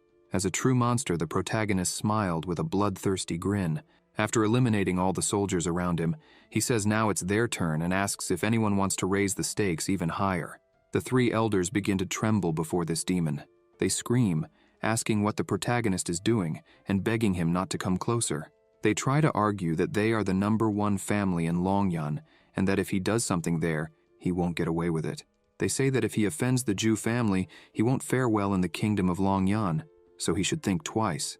The protagonist lowers his sword, saying that for a #1 family, they can't even give him an immortal-grade magical artifact. The three are completely terrified by this. Hong, watching the scene, is pleased, thinking the gods are truly wise. He contemplates that if he could use Xiao's hands to get rid of those three old men. Suddenly, a sword comes towards them, and someone shouts for the protagonist to wait a moment. The sword meets the protagonist's, rebounding towards Xiao, who defends himself from the attack. Then, he retreats. A woman picks up the sword again and comments that the protagonist is so young, and yet, he managed to defend against her attack. This shows that he really is strong. Xiao looks at her, thinking that the power of the sword now was extraordinary. He concludes that this woman is probably more advanced in the integration realm. She looks at the protagonist and orders him to accept defeat and leave the Zhu family. That is Meng Ling of the Zhu family. She says she can forgive his life because he just faced the recruitment of those three immoral elders and did not betray the trust of his sect. The three elders relax a bit upon seeing Ling there. Xiao is annoyed, saying nothing. Zhuxuan starts to say that this person is revered by the Zhu family. She emphasizes that they say Ling is a strong person who descended from the immortal court, and that they cannot fight her head-on. So it would be better for them to leave. Ling smiles, saying that Zhuxuan really knows her. She claims that she can't stand to see those old men interfering in people's lives, and therefore if Zhuxuan wants to leave, she can do so whenever she wants, as she won't stop her. Ling continues saying that, as a devotee of the Zhu family, she cannot leave things as they are. Pointing to the protagonist, she says that he hit the family so hard that he must leave an arm to pay this debt. The protagonist starts to laugh and asks if she really wants his arm. He says that if she has the capacity, she can try to take it at any time. Zhuxuan is frightened by this, but the protagonist asks her to relax, saying he knows exactly what he's doing. Nonetheless, Zhuxuan cannot stay calm, thinking that Ling is an immortal at the integration stage. She wonders if everything will really be okay. Ling starts to attack, shouting that if Xiao is so eager for death, she will help him. The protagonist enters combat mode and says he would like some good tips from her. He starts to use his stellar power, and the two collide their attacks in the air as soon as the swords touch. Ling is surprised, scared, and wonders why Xiao's sword is so strong. Xiao smiles, thinking that the stellar power is really extraordinary. With just a bit of it, he can already compete with cultivators at the integration stage. Xiao's power is so great that it breaks Ling's sword. She screams, not understanding what's happening, barely dodging the attack. She thinks that the power shown by the protagonist does not look at all like that of a soul separation cultivator. She looks at him, considering that if it's just spiritual power, the capacity of his Dantian is really different from ordinary people. But is that all? She turns around, concentrating a great energy in her hand, and attacks him, thinking that the power he used just now doesn't seem like ordinary spiritual power. The two use the power of qi, causing a massive pressure that frightens people around. Ling is thrown away, and the protagonist comments that this is how things are for a human immortal. He takes Zhuxuan's hand, saying she has said all she wanted and that therefore they will no longer disturb. He starts to walk away, smiling, and calls Zhuxuan to leave with him. He also calls the other two to accompany them. Wushuang asks him to wait. Hong asks Ling what happened there. He says that Xiao is at the soul separation stage, and yet he managed to fully repel her attack. He asks if it's possible that Xiao is hiding his true realm. Ling replies no, emphasizing that Xiao is indeed at the separation stage. She explains that the reason he managed to repel her was because of the weapon he used. Thinking about it, she says that maybe it's not the technique, but rather the spiritual power of Xiao's own cultivation, which is particularly strong. Ling admits she has never seen anything like it before. She states that when the two were fighting, the power Xiao showed was 1,000 times stronger, and that was frightening. Looking at Xiao as he walks away, Ling says he is very strange, concluding that she doesn't need to pursue him, as no one below the integration stage can be an opponent for him. Suddenly, the protagonist looks at his hand and notices something strange. Zhuxuan looks at him and asks if he is injured. The first elder, annoyed, yells, asking how they could let him leave like that. How would they explain this to Her Majesty? Ling says she won't do anything, emphasizing that the elder could take the sword and kill her if he wanted. With no other choice, they decide that the best thing is to think long-term. Hong says he will inform Her Majesty that Zhuxuan was bewitched by the Hongmeng sect and threatened with death, and therefore refused to submit. He says that this way, Her Majesty will understand their side. Hong begins to laugh, thinking that the protagonist just did him a big favor. As soon as they return home, Zhuxuan closes the door, while Wushuang is impressed with the strength of her new master. She says he was amazing with all those moves and asks if he could teach her when he has time. Jianfeng explains to her that her current foundation is unstable, so she cannot learn whatever she wants. He emphasizes that their master has deep skills and talents. Suddenly the protagonist feels pain, and everyone gets scared. His hand was covered in blood. Zhuxuan goes up to him and says he is injured. The protagonist responds that it's nothing serious, just a minor injury. However, she doesn't listen and tells him to lie down in bed and rest, as he is hurt. Xiao begins to laugh, saying he didn't need all that. Zhuxuan, worried, remembers that he managed to repel Ling, a woman who reached the integration stage over 10 years ago. She tells that when she was a child, she saw Ling wipe out an army of a dynasty with just a movement of her hand. She was a true immortal. Xiao gets excited and asks if she is really that powerful. He says that when he returns, he will have to show himself to Jiang, since he did so poorly that day that even immortals lost.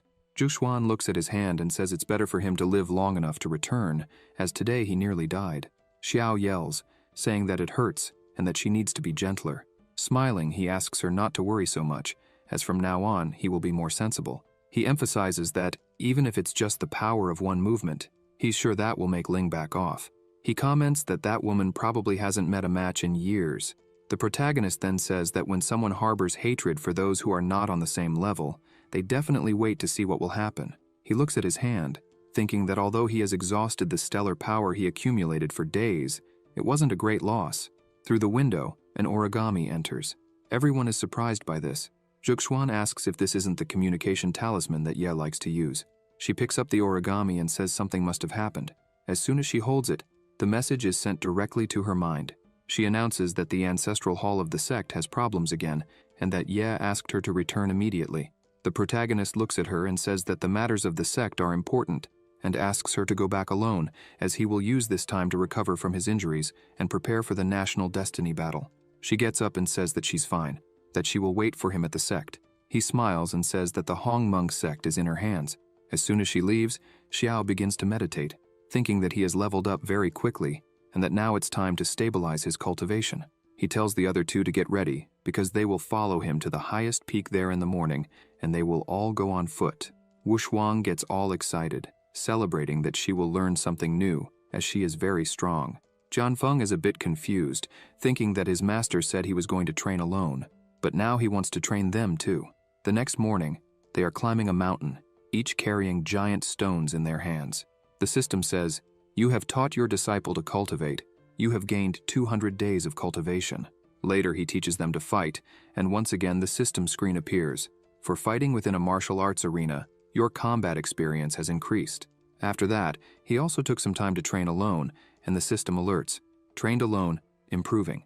Alongside Lin, they look at a sword, and the protagonist comments that it is a great and beautiful sword. Lin says she will arrange to have the sword brought to the protagonist's house. The system appears saying, "By managing the Tianji Tower, your assets have increased." They then go to a Longyan Shangguo transfer formation site. Xiao asks why Chongling has not yet appeared and gets annoyed, asking if they are really in the right place. Suddenly the teleport starts to work, and he says someone is coming. Ying Yefan and Chong appear there. Ying explains that something delayed her on the way, and that she ended up making her master wait all this time, apologizing for that. Xiao asks her what the point of being so polite is if they are master and disciple. Yefan looks at the protagonist, thinking that it has been a few days since they last saw each other, but his aura was even more unpredictable than before. Xiao asks how he is, and if he has improved his cultivation recently. Showing respect, he responds that not as much as the protagonist.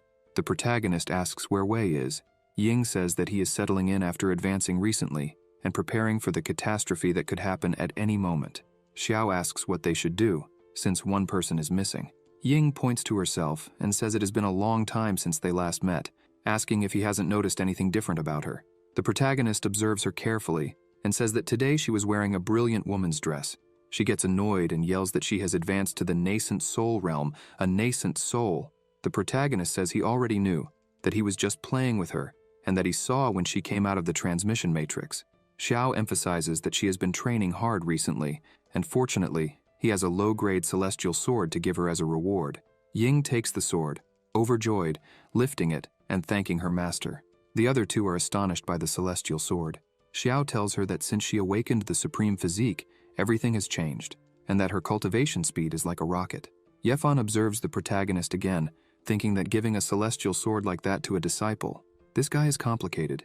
He concludes that he needs to be very careful with the protagonist. Xiao calls them to hurry up, or they might miss the opening of the ceremony. The system appears saying, detected that the host delivered to his disciple a chi-scaled sword, low celestial ranking. The reward will be doubled, and the host will be rewarded with 2 low celestial grade chi-scaled swords. After a while, they all start heading towards the ceremony. As they walk, a large bird passes by them. On top of the bird is a woman, known as Lady Redbird. Wushuang points and asks what that was. Chong answers that it's the Redbird, the divine beast of Lady Redbird. Wushuang, confused, asks what a divine beast is. Ying explains that it is said that some monsters gradually purified their bloodline as they practiced, and in the end, managed to cultivate the true form of ancient beasts. The last time she saw a beast like that was during the War of the Nations. Since the collapse of the Celestial Order, nothing in that world has crossed the fusion realm and ascended to immortality. Therefore, there is a significant difference between the great powers of the integration realm and those below this realm. That is why immortals created their own immortal courts, to distinguish themselves from mortals. Ying points out that the tradition of the true Lord Qinglong presiding over the national fortune battle continued for 100 years, but this time, they suddenly changed the name to Redbird. She asks if something bad happened in the immortal court. Yefan looks at the bird, thinking that he and Zhu Xiao would meet again in this life. He recalls that in his past life, he accidentally broke space at the Imperial Monument and met Ying. She discovered that he had a spiritual body and invited him to participate in the battle of national destiny. In the battle, they pushed him to the limit and forced him to reveal his trump card in front of everyone, the ancient mantra. The ancient mantra is the mantra of the celestial path, passed down from generation to generation by spiritual beings. Now, only the fragments remain. He managed to gather the 9 letters and, thus, can communicate with the celestial Tao, becoming the spokesperson of the celestial Tao. The immortal court awaits this. In his past life, he was pursued by the immortal court and had no means to exchange the 3 letters of truth that were under the protection of the Redbird. He remembers her saying that it was really an ancient mantra and ordering him to stay by her side. However, for those who practice the 9 letters mantra, the practitioner's mind is slowly corrupted by the spiritual path. Only a spiritual body with spiritual consciousness can resist this corruption. Fortunately, the Redbird was unaware of these side effects, and with a few tricks, he made the Redbird monarch kneel before him. He thinks that, in this life, having already gathered the 5 true words in advance, he should be able to confront someone from the integration realm level. This time, he thinks he won't reveal his trump card in front of everyone, but the Redbird monarch will also be in the palm of his hand. Xiao looks at Yefan, thinking that after seeing the Redbird flying, his spiritual energy fluctuated a bit. He wonders why Yefan was so moved to see the Redbird monarch. Telepathically, the protagonist asks Ying if she has been keeping an eye on Yefan. She responds affirmatively and comments that he seems to have a special intelligence network, always managing to know in advance the whereabouts of some celestial materials and earthly treasures. She says she found this useful, so she decided to keep him close. Xiao thinks that Yifan has always acted secretly and never made much noise, but his cultivation hasn't fallen behind at all. He reflects that this doesn't seem like a simple time travel, but rather a reincarnation. The protagonist looks at Yifan, thinking he needs to find an opportunity to observe him better. Meanwhile, in the Dragon Realm, the Red Bird was there, along with several people. A man, smiling, welcomed everyone to the Dragon Realm. He explains that for the next 10 days, they will compete in the second round of the final phase. They begin to distribute various tokens to the people, saying that these tokens contain the power of their nations, one for each of them. He explains that the next task is to protect their own tokens and take as many as they can from others. The power of national destiny will help them in the final round, but until then, he asks that everyone make sure not to kill each other before the final round, emphasizing that, if they try anything, they should be careful not to lose the tokens and be eliminated over the next 10 days. He warns that after 10 days, the team that has lost all its tokens will be eliminated. Furthermore, the forces of the same dynasty cannot kill each other before the last superior field is decided. After explaining everything, he wishes everyone good luck. Xiao suggests they should keep their own tokens, while taking as many as possible from others. It's a simple and harsh rule. Jian Feng comments that, according to the rules, even if they did nothing and merely kept their own tokens, they would still light up in 10 days. Only in the end, they might have slightly less power to protect others. He asks the Prota what he thinks, questioning whether they should compete aggressively or play it safe. Ying interrupts, asking to share information she has gathered. She begins explaining that 5 kingdoms will participate: the dragon, Longyan, the white tiger, Baihu, the green sparrow, Qingkui, the green turtle, Xuangui, and the red rabbit, Chitu. She emphasizes that there are at least 5 dynasties under the command of each kingdom, and they will take part in this war. Among them, Longyan is an exception. The other kingdoms have powerful men. Ying starts listing these men: Sun Xiangfei Yu, the protector general of the Great Chu dynasty, affiliated with the Baihu kingdom; Gu Pan, the Yimei fairy of the Wanyu dynasty, affiliated with Qingkui; Hua Yulong of the Blood Spirit dynasty, affiliated with Xuangui; and Lu Shunyu, the Xiao Yao king of the Shanwei dynasty, affiliated with Chitu. She looks back and says that the Longyan Shangguo are those present here. Ying highlights that they currently hold the strongest combat power in Longyan Shangguoming. She introduces the man at the front as Chen Kun, said to be the national advisor of the Divine Eagle dynasty. Suddenly Chong starts speaking, calling that despicable elder cunning and long-lived. The group is surprised and asks if he knows that person. He turns and bows to the Empress, stating there is something she does not know. Chong recounts that when he was 18, he participated for the first time in one of the national games with his master. At that time, he was leading several teams in the great Qin kingdom of Longyan. The Divine Eagle dynasty was led by Chen Kun and was almost surrounded and suppressed by the Baihu team. Chong says that, at that moment, his master thought they were all compatriots of the Longyan kingdom and took no risks to save them. However, unexpectedly, Chen Kun conspired afterward and took all their results. After that, the Divine Eagle dynasty made a leap, surpassing the Qin dynasties and becoming the strongest dynasty in the Longyan kingdom. Chong says that Qin was falling apart. Angrily, he states that his purpose in participating in the National Destiny War is to trample that old man, and thus avenge his master. After explaining everything, he asks Ying to be careful, as he only wanted to defeat the Divine Eagle dynasty with dignity. If they reveal the truth of those years again, they would never act out of selfish motives, nor be swayed into handing over Qin. She responds that she had long heard that the Qin dynasty was defeated in a strange way, but she did not know such a secret was behind it. Suddenly, Chen Kun approaches, mocking, saying he finally found the great Qin dynasty. He remarks that he hasn't seen them for many years, emphasizing that Chong seems to be doing well. Chen Kun says it's incredible that Chong managed to survive that dynastic war. He adds that it's impressive Chong lived so many years. Chong turns around and says it's truly a pity that they met in such a treacherous way, cursing Chen Kun as despicable.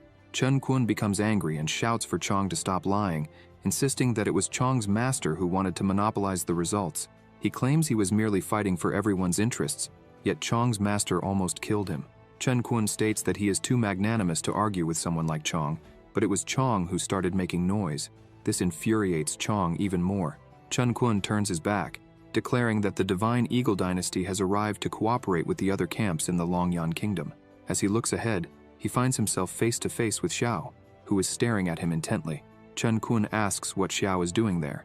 The Prota begins to smile and places his hand on Chen Kun's shoulder, saying that he saw ashes falling on Chen Kun's body, so he was just cleaning it off. Suddenly, he starts to envelop his hand with his aura. Chen Kun slaps his hand away, yelling for him to get out of his way. One of Chen Kun's team members says there's no need to pay attention to these youngsters, as everyone knows how great Master Chen Kun is. Two other men comment that they've been provoking Chen Kun from the start. Qin is isolated and defenseless this year, and it seems like they'll keep sinking.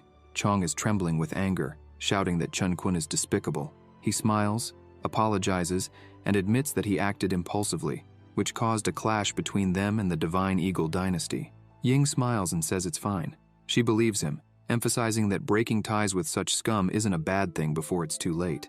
Xiao agrees, saying the Empress is right since they wouldn't want to be associated with such trash. He adds that, in his opinion, they should play it safe.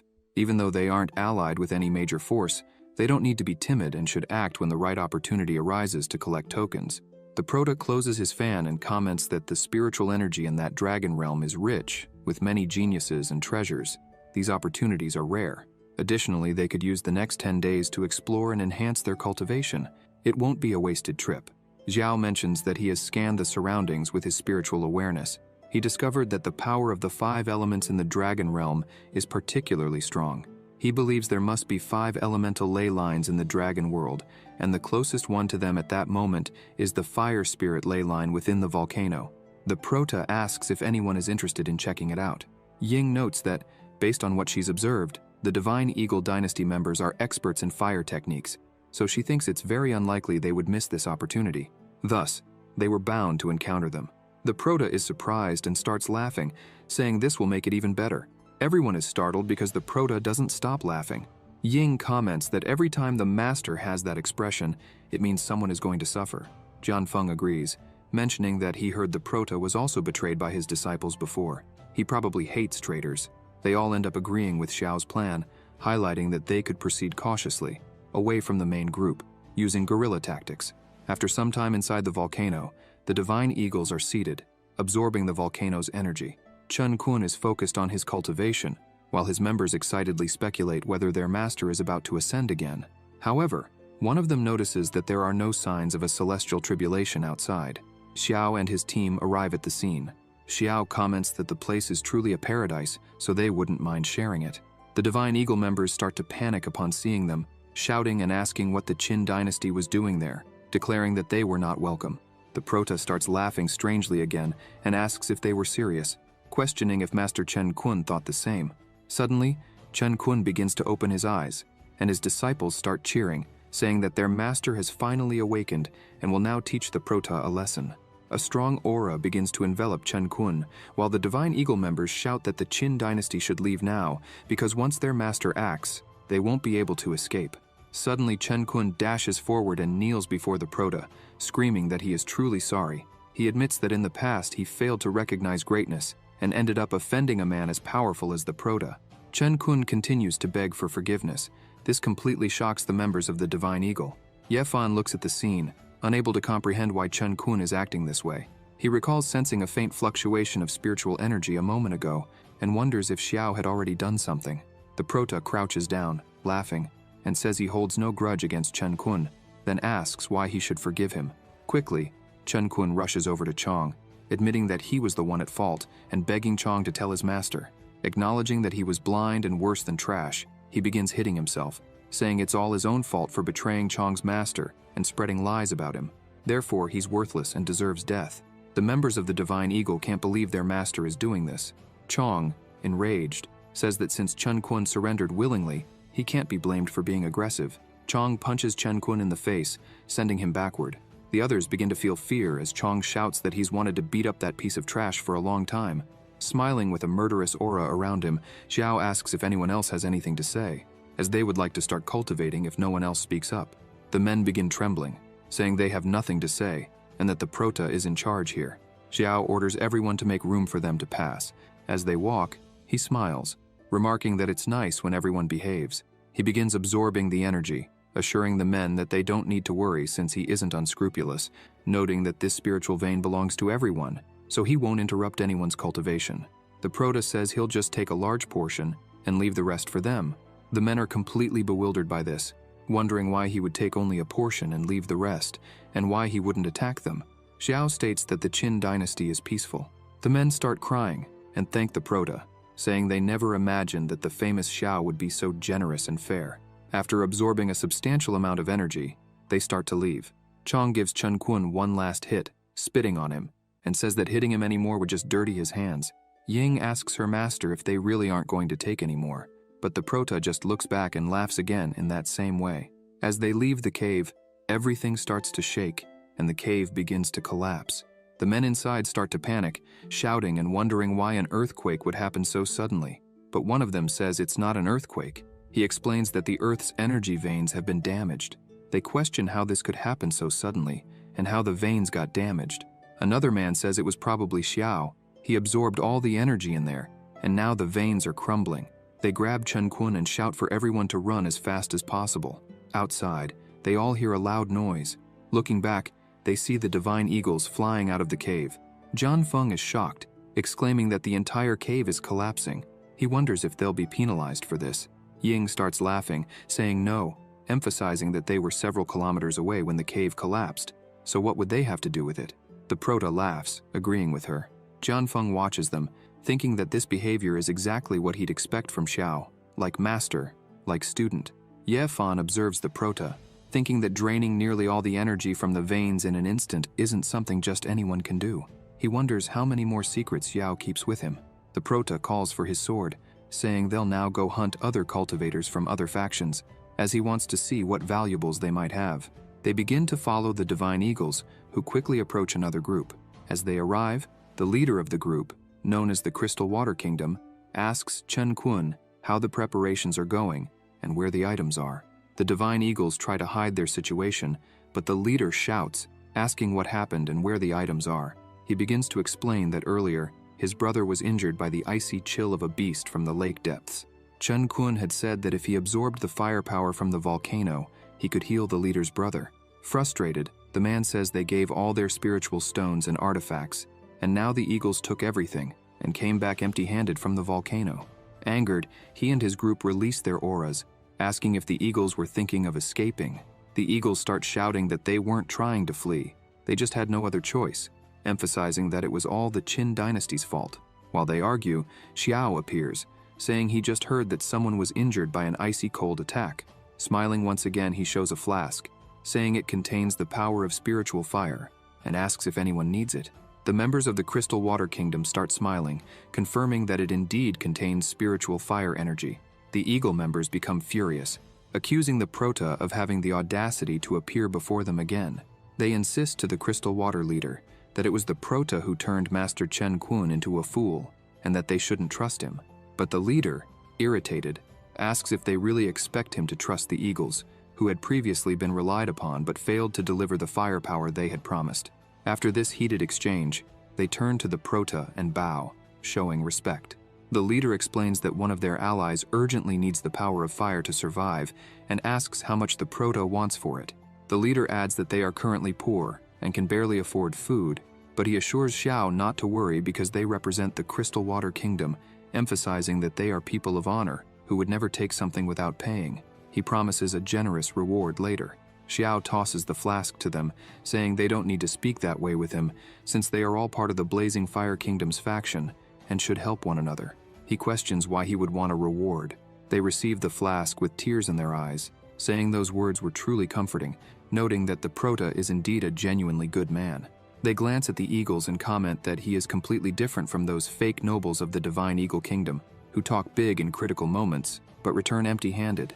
The eagle members protest, saying it's unfair to call them fake nobles, as they had their reasons. The leader invites the Prota to enter the cave, assuring him that if they ever needed help, he shouldn't hesitate to ask, emphasizing that from this day forward, Xiao would be the benefactor of the Crystal Water Kingdom. The Prota nods, thanking him for his kindness. Before entering, Xiao warns the Crystal Water leader that the Divine Eagle Kingdom had committed treachery and caused the death of their leader during the National Destiny Games a few years ago. The Prota adds that his companion, Chong, can confirm this story. The Divine Eagles become furious. Chong laughs, saying he feels relieved and assures Xiao that if he ever needs anything, he only has to ask, as the Taisu sect owes him a favor. After entering, the Prota approaches a man lying on the ground and begins to examine him. He notes that the man's pulse is indeed quite irregular. As he uncorks the flask, the firepower begins to be released. He decides to start with the fire energy, which quickly spreads throughout the man's body. The man starts to regain consciousness. The leader, overjoyed, holds his brother, exclaiming that he's awake. He explains to his brother that he had sent him on a mission to investigate the power of the water spirit near the lake. The leader emphasizes that there shouldn't have been any powerful demonic beasts in the rising dragon kingdom. Confused, he asks his brother how he ended up in such a state. The younger brother begins to explain that he entered the lake and found the source of the water spirit's power, which turned out to be a water spirit fungus. However, when he tried to collect the energy, a giant serpent appeared and started attacking him. The serpent emitted an intense cold with extraordinary power. They fought, but in the end he was injured and defeated. Xiao listens to the entire story, intrigued.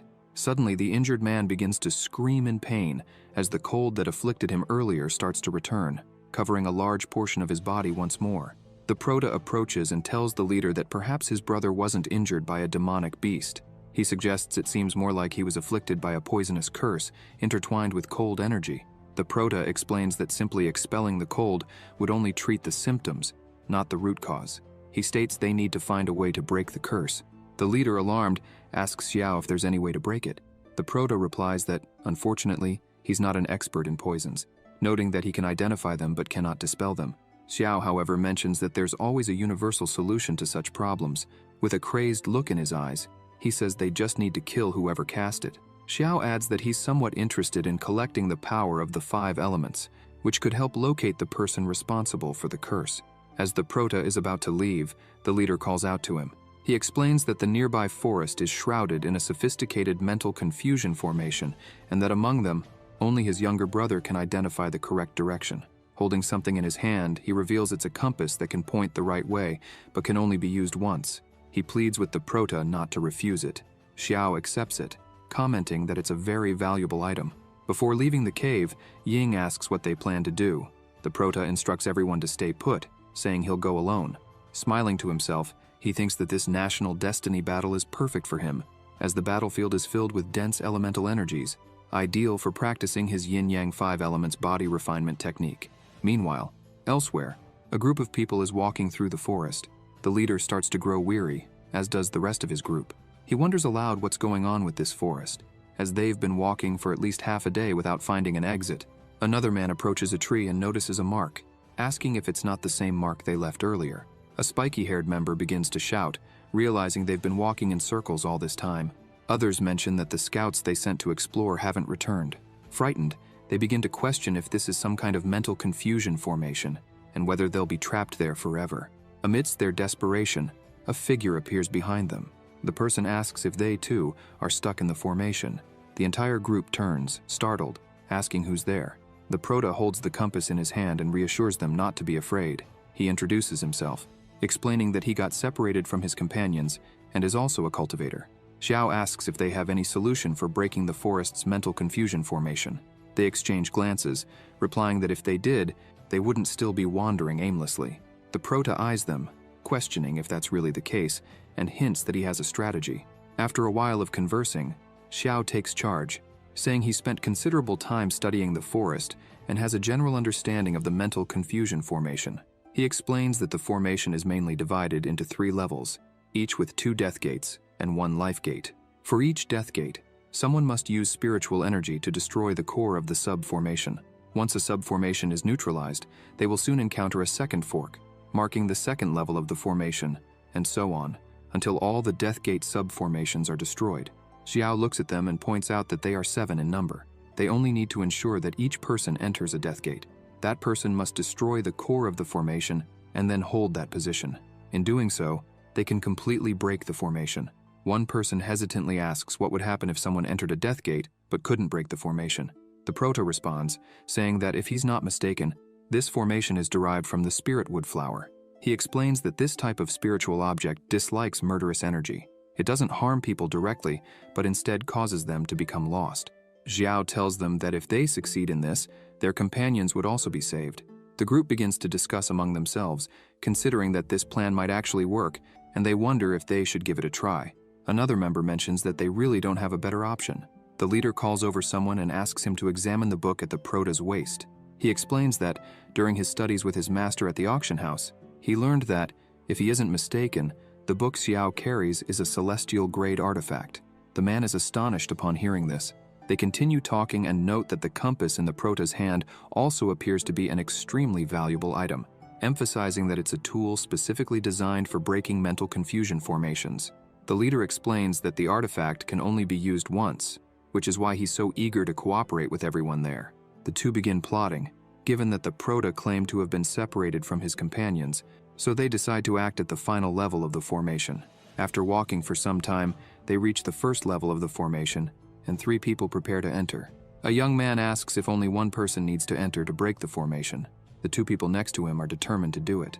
As soon as they enter, one of them shouts, saying he's found the life gate and urges everyone to hurry over there as quickly as possible. Xiao starts moving forward and orders everyone to enter. An hour later, they reach the 3rd level of the formation. The prota remarks that all the cores of the earlier levels have been destroyed, and now only 2 death gates and 1 life gate remain, depending on the luck of the 3. Suddenly, the 2 men begin to laugh and draw their swords, declaring that the prota was mistaken because they would survive while Xiao would die. They attack simultaneously, but the prota remains still. One of them says that, with the compass artifact to indicate the source of life, they no longer need the prota. Xiao, surprised, comments that they plan to kill him to steal his treasures and escape the formation, noting that while their dream is nice, a massive surge of energy suddenly envelops the 2 fools. The prota, with his usual grin, remarks that reality is far too cruel. With a single blow, the 2 men are already on the ground, injured. Xiao continues his movements, lifting the 2 men with his energy. They start panicking, screaming for help, and asking what the prota is doing. Clearly enjoying himself, the prota says that since they've been companions for so long, he's decided to break the formation in a rather elegant manner. With a simple gesture, he throws the 2 through the entrances and continues using his mana to guide them, forcing them to run deeper into the formation. The 2 men scream, saying it's unnecessary since they will break the formation right away. Xiao observes all this and thinks that he should have anticipated it earlier. Upon entering the mental confusion formation, all directional information transmitted through his divine consciousness was incorrect. Additionally, he had imbued his divine consciousness into his spiritual energy to pursue those 2, and it appears they were running upwards the whole time, as neither of them entered the subsequent level of the formation. The prota gazes at the last entrance, thinking that the other 2 were unlucky and encountered the death gates. After walking a bit further, the prota discovers a flower emitting a strong energy. He looks at it and realizes that the dense wood spirit energy it contains would normally take about 100 years of cultivation to reach that level if refined alone. Ready to harvest the flower, he thinks to himself, how lucky he's been this time. Just as he secures it, the rest of the group catches up, exclaiming that the mist has finally dissipated. The prota turns to them and says that since the mist has cleared, he can now leave. Everyone thanks him for his help, while some members cry, saying that there are still good people in this world. One of the traders trembles in pain after the beating he took. Another member turns around, sees his colleagues in such a state, and is horrified, asking what happened. Meanwhile, elsewhere, Hong stands before a door. He begins to report to His Majesty that more than half of the participating teams have already been eliminated. He highlights that, among their own nations, only the Great Qin has managed to keep its forces completely intact. However, the old man remains silent. Hong grows worried. Suddenly, the door is smashed open, and the old man shouts that such information does not need to be reported to him in the future. Hong is sent flying, crashing several meters away. The old man continues to yell, berating Hong for not being mindful of his position and emphasizing that he failed to bring Juxuan as ordered. He warns that this is the last chance Hong will receive. The old man adds that the mandate for the Great National Protection Formation is already in Hong's hands. Once he concludes the National Destiny War, he must activate the formation and annihilate everyone from the superior Qingque nation. The old man roars that he wants all the elite forces of the superior Qingque nation dead in this great national destiny war. Turning around, he says that this way, Simmeren will no longer have the strength to oppose him. He threatens that if anything goes wrong now, Hong's entire family will be killed. Hong, kneeling on the ground, remains silent, while a woman nearby is horrified by what she hears and sees. Hong slowly rises and declares that this humble servant will obey the imperial command. The old man orders the woman to inform the princess.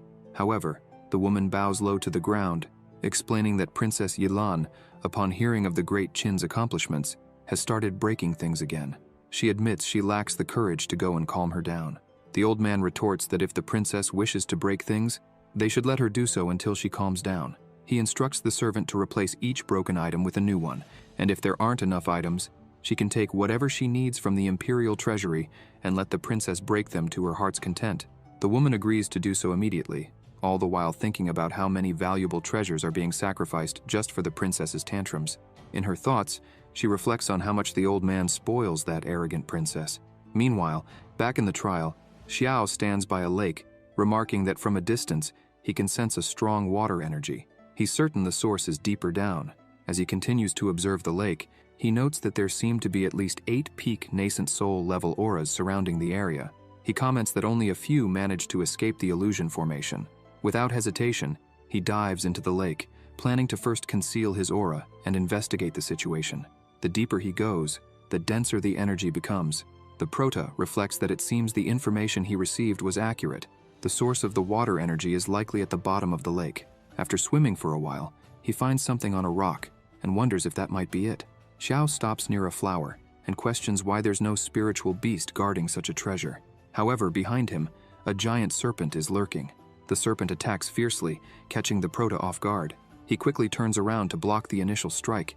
As he holds back the serpent's attack, he's surprised, sensing something strange. If he focuses closely, the aura of the serpent feels oddly familiar. He suddenly recalls that this aura matches that of a guard who worked for the governor's son in the city of Luoyun. The prota is puzzled, wondering how that aura could be coming from this serpent's body. The serpent lunges to bite him again, but the prota manages to distance himself while questioning whether Wuming had been devoured by the serpent. He starts to laugh, thinking there's no way Wuming could have turned into this serpent. Summoning his swords, he commands them to attack. Multiple swords strike the serpent's body, causing it to scream in pain as it's bombarded by the relentless assault. Meanwhile, on the surface of the lake, some people were advancing cautiously. The old man remarked that someone had disturbed the great serpent, and the young woman, agreeing with him, stated that she had felt it too. At the bottom of the lake, Xiao noticed that something or someone was approaching, while the serpent began to move away from him. He started gathering energy, considering that if he pursued the creature, he would have to face the cultivators around the lake, which would be risky. Therefore, he decided to observe from a distance to understand how the conflict would unfold. Suddenly, the great serpent emerged on the surface, furious, and charged ferociously toward the group that was there. Yu Long, the ghost flower king of the Xiling dynasty, shouted, questioning how that beast could have gone mad so suddenly, as he had not finished preparing the formation. Qipan, the Yimei fairy of the Wan Yue dynasty, asked what they should do in the situation. Lu Shunyu, the wandering king of the Shangwei dynasty, dismissed the creature, calling it insignificant, and pointed out that Qipan should contain it, as the serpent's master would soon intervene. The expansionist general, Xiangfei Yu of the Chu dynasty, seemed excited, stating that he could finally act freely, as hunting giant beasts was something that amused him. He struck the serpent forcefully, calling it to battle. The impact of his attack was so intense that it broke the creature's scales. Sensing an opening, Qipan began preparing to strike, believing it was the perfect moment. Suddenly, ghostly skulls began appearing around everyone. Xiang destroyed one with a punch, but to his surprise, 2 more appeared in its place. He wondered what it was, while Yulong laughed, saying that it had been more than 10 years since he had used that technique. The king advanced with determination, declaring that he would subjugate the creature at any cost. Xiao observed everything from a distance, surprised to recognize the hidden presences. He never imagined that the 4 powerful masters of the great war of national fate would be gathered there. Still, he remained alert, reflecting that a mere serpent would not be enough to bring together such formidable figures. Something greater was at stake. Sensing a powerful presence at the bottom of the lake, Xiao began looking around, and suddenly, something passed by him with incredible speed. Intrigued, he thought it could be the spirit of water. Soon, other things began entering a mysterious hole at the bottom of the lake. Determined to investigate, Xiao dove deeper into the waters and encountered something astonishing. A powerful presence was before him, but he couldn't identify exactly what it was. At that moment, a dragon aura appeared beside him, startling him. The dragon attacked ferociously, but Xiao managed to defend with his sword. He thought that the aura was extremely strong and that any other cultivator would have already succumbed. Xiao began laughing as he realized that the serpent earlier was just a distraction, a divided body to deceive the opponents. The true purpose was to protect the embryo of a hidden dragon. He lamented the dragon's misfortune of crossing his path. With a sword strike, Xiao dissipated the dragon's aura and turned his attention back to the embryo. He thought that if the embryo was capable of generating such a powerful aura, then the dragon was of the highest level. Recalling how the blood of some demonic beasts evolves to the point of abandoning their bodies and condensing an ancestral pure blood body, Xiao realized that if that embryo grew, it would become a divine beast of ancestral blood. He remembered the time he saw the true immortal phoenix riding a divine beast through the realms. Impressed, he decided he also wanted something like that. Placing his hand on the embryo, Xiao pondered whether he should change the dragon's consciousness first or plant a control mark, preferring the latter option as he preferred obedient creatures. At that moment, the dragon began to speak, admitting that he had not expected to be defeated, but that this was truly his fate. Xiao recognized the voice and asked if it belonged to the guard who worked for Wang Reng in the city government mansion. Wu Ming confirmed, surprised that Xiao still remembered him. When Xiao asked how he had ended up like this, Wu Ming explained that he had always had the blood of an extraordinary beast. He had worked in the mansion to obtain the gallbladder of the seven-colored serpent, which would help him cultivate into a dragon. However, after being defeated by Xiao, he realized it was not yet the right time to transform. Thus, Wu Ming went to a new dynasty, became a guard of the royal family, and, thanks to the power of water, cultivated himself until he reached that point. He says that he didn't expect to find the protagonist there, but if he meets his end at Xiao's hands, then there is nothing to complain about. For that reason, Wu Ming asks the protagonist to do what he must. Xiao smiles and thinks that this guy has always been stubborn, and that's why he has an admirable personality. The protagonist responds that Wu Ming only wants an end, but that's not what Xiao desires. The guard asks what he is talking about, since Wu Ming never liked to follow rules. The protagonist begins to apply a technique, saying that he wants to take him as a disciple and, in doing so, tame him. The system appears, congratulating the protagonist for gaining a new disciple. In addition to obtaining the extraordinary beast lineage, the lineage of the celestial divine dragon, as a reward multiplied by 1, the protagonist gains both lineages. He begins to absorb that power and is surprised by the density of the power of destiny. Xiao says that, with this power, Wu Ming will soon be able to transform into a dragon. The dragon thanks the protagonist for all of this. Xiao thinks that beasts are stronger than humans, and this extraordinary beast lineage he acquired will further strengthen his physique, making his body cultivation easier. Outside the lake, the serpent had been defeated. Lu Xun looks at Qipan and says that she is a disgrace, having been wounded by such a weak beast.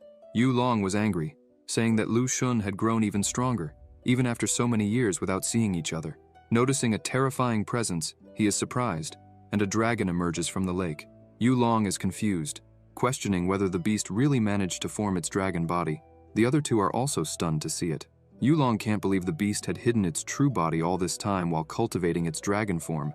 He had been planning to end the dragon before it could transform, but now the dragon had achieved its full form, and, by purifying its blood even further, it had become a true, 5-clawed golden dragon. Without thinking twice, Yu Long advances, as he cannot let that beast escape. Xiang continues laughing, even more excited to see a real dragon. Lu Xun starts coughing, and his disciple asks if he is all right. He thinks that his poisonous insects need to be frequently nourished with high-energy treasures, otherwise they will turn against him. Qipan continues calling for her master, but he remains silent, thinking that now, with a dragon, he will be able to. Suddenly, he begins releasing a large amount of energy, attacking his disciple, as he could use her as a substitute. She tries to escape, asking why he was doing this, since, some time ago, in the battle between the Luomei sect and the venomous immortal, her powers had reached their end. At that moment, he had renounced the opportunity to form the primordial core of the 5 thrones, throwing the last divine tribulation at the venomous immortal. Because of that, she had always admired him, and when he accepted her as his disciple, it was the happiest day of her life. With trembling hands, she asks if she did something wrong to be treated this way. Lu Xun begins to laugh, and says that it was touching to see her cry, and he almost felt pity. He says that he will explain everything before she leaves forever.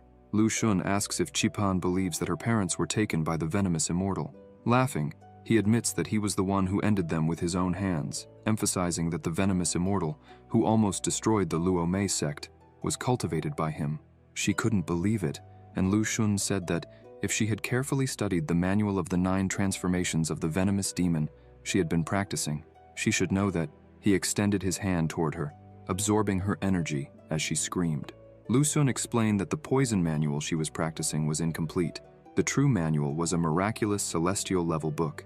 In the book, each transformation represents a life. In the first transformation, one can only cultivate up to the Qi refinement stage before perishing, requiring a new body. The second transformation is the formation of the foundations. The third, the golden core. The fourth, the nascent soul. And the ninth, when one can ascend to immortality. Lu Xun said he was in the 7th transformation in this life, and with that, he would be able to advance to the realm of great perfection.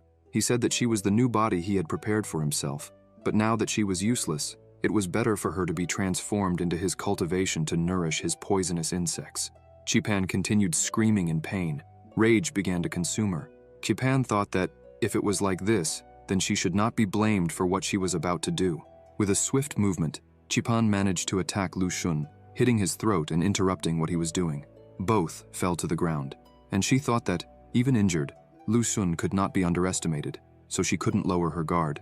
She knew she had to act quickly. She began to flee, but Lu Xun pursued her. Meanwhile, Xiao was with the dragon and noticed that someone was following him.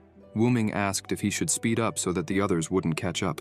Xiao leapt onto his sword and said that someone had asked him to find the person who had poisoned his brother. The protagonist observed that, if he wasn't mistaken, this person was among all those who had ambushed them at the lake, but he didn't know much about poisons, so he couldn't identify who was the culprit. He decided that he would put an end to all those who had knowledge of curses and poisons in that group. Xiao asked Wu Ming what he should do, since after transforming into a dragon, he still didn't have full control over his body and wouldn't be able to fight effectively. Wu Ming warned the protagonist that, after completing the transformation, he could become a beast tattoo and adhere to the protagonist's body. Xiao was a bit confused by this, but the dragon began to glow, and its body disintegrated, becoming a mark on the protagonist's arm. Wu Ming explained that, when in this form, he could enhance his master's physical strength. The protagonist felt his strength increasing considerably, about 40%. With everything ready, he looked back and said that it was time to face the enemies who were following him. Meanwhile, Lu Xun was behind Qipan, shouting, asking how far she could run. She kept fleeing but knew that if she didn't do something soon, he would catch up. Then, she began thinking of a strategy. Suddenly, the skulls started chasing her. Qipan was startled and wondered where all that had come from. Then, Xiao's swords were thrown, easily destroying the skulls. Qipan watched, astonished. In front of her, the protagonist was surrounded by his swords, asking if the Great Ghost King, as everyone called him, could do only that, since the formation he had used was useless. Qipan remained surprised by Xiao's strength and questioned who this person was who had so easily defeated Yulong's ghost formation. Lu Xun took advantage of the moment when she lowered her guard to attack, saying that it seemed she had plenty of time to witness the spectacle. Qipan managed to dodge the attack, thinking she couldn't continue like this. She needed to find a way to get rid of this madman. She then decided to go toward the protagonist, risking everything. She began gathering energy carefully in her hand, knowing that this was her last chance. They both turned, confused, and Yulong asked where that thief had come from. Qipan attacked, thinking of apologizing, but she was desperate. Yulong easily defended the attack, telling her not to be naive, as even if her master were there, it wouldn't be enough to harm him with poison, since he had prepared for a long time and was now immune to all poisons. Qipan asks if he's serious, and tells him not to make too many moves, as it might make things worse.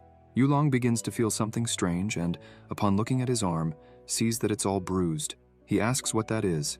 Xiao manages to hold one of the needles and thinks that it looks like some kind of worm, but he can't penetrate the defense of the star power. Qipan says that when it comes to poison, she really can't compare to Lu Xun.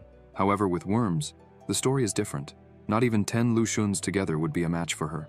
Yulong begins to feel intense pain in his body as the worms begin to spread throughout him.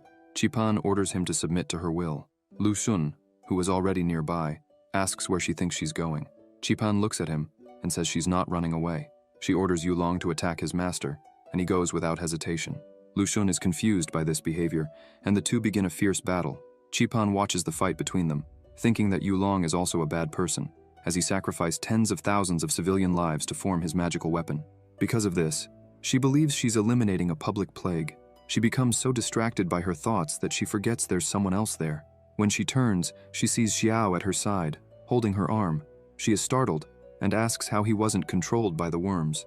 The protagonist replies that her move wasn't a good one, because if Yulong were fighting normally, he might have defeated Lu Xun. But by being controlled by her, who knows little about his techniques, it puts her in a difficult position. Xiao continues, saying that, in addition, controlling someone's mind and manipulating them to fight this way means Yulong won't be able to use all of his power. In other words, Yulong is destined to lose this battle. Seeing that the protagonist was right, Qipan becomes nervous. She screams, telling Xiao to let go of her arm or else she would be a little rude. Qipan is desperate, thinking she needs to use this time to escape. She attacks the protagonist, but he simply places his arm in front and all the needles break like sticks. This leaves her stunned. The protagonist asks her not to be in such a hurry, as her tricks can't hurt him. Qipan asks what he wants from her. Xiao looks at her and says that, from what he understands, she and Lu Xun are master and disciple, so why were they trying to hurt each other? She asks what that matters to him. The protagonist points out that he's interested in the worm technique she used. If she teaches him how to use it, he'll take care of the old man quickly. She is shocked by this proposal. However, Qipan still can't believe it and asks if only he would be able to do it. Xiao asks if she doesn't believe him. The protagonist says that, if that's the case, he'll have to show her. Xiao shoots one of his swords toward the old man, who is easily winning the fight. Lu Xun notices the attack and creates a shield in front of him. The sword strikes the shield and begins to crack it. The old man starts wondering what that is, as the condensed light sword didn't disperse, and the poison can't enter it at all. Also, the shield won't be able to withstand the attack. Lu Xun stops attacking Yulong, thinking that he has no choice but to gather the poison to protect his vital parts. Taking advantage of this, Yulong attacks the old man, landing a blow on his back. However, that attack barely affected Lu Xun, who counters, throwing Yulong away and telling him to stay out of it. Even in pain, Yulong is prepared to continue fighting, but Qipan says it's better for him not to push himself any further, and asks him to retreat and tend to his wounds. She thinks that her master's poison wasn't able to corrode the energy sword. Qipan remembers that the old man's poison was able to corrode even a spiritual shield of a cultivator at the union stage. She looks at the protagonist and wonders who this man is and what kind of terrifying power he possesses. Suddenly, Lu Xun appears behind her, saying that she's a traitor for conspiring with a stranger against him. Qipan is left speechless, but before the old man can touch her, Xiao pulls her away. Seeing the power that the protagonist possesses, she says that if he ends this, she will teach him everything she's learned so far. Xiao agrees and steps in front of her. Lu Xun grows angry, asking who he is and why he's interfering in others' affairs. Xiao grabs his sword and says that the old man's poisonous mist saved his life, and it seems that Lu Xun has refined his spiritual energy with multiple poisons.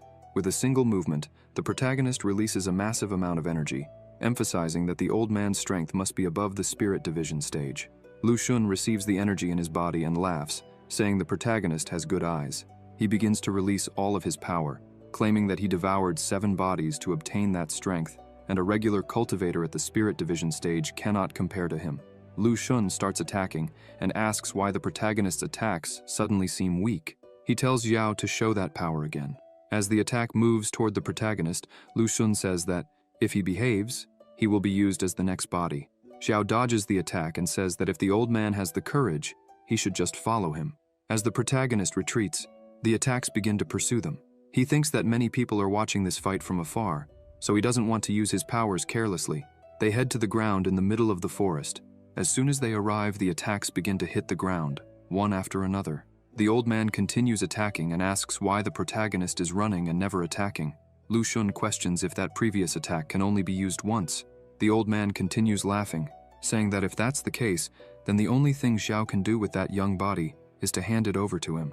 Lu Xun attacks once more, but this time, the protagonist is no longer retreating.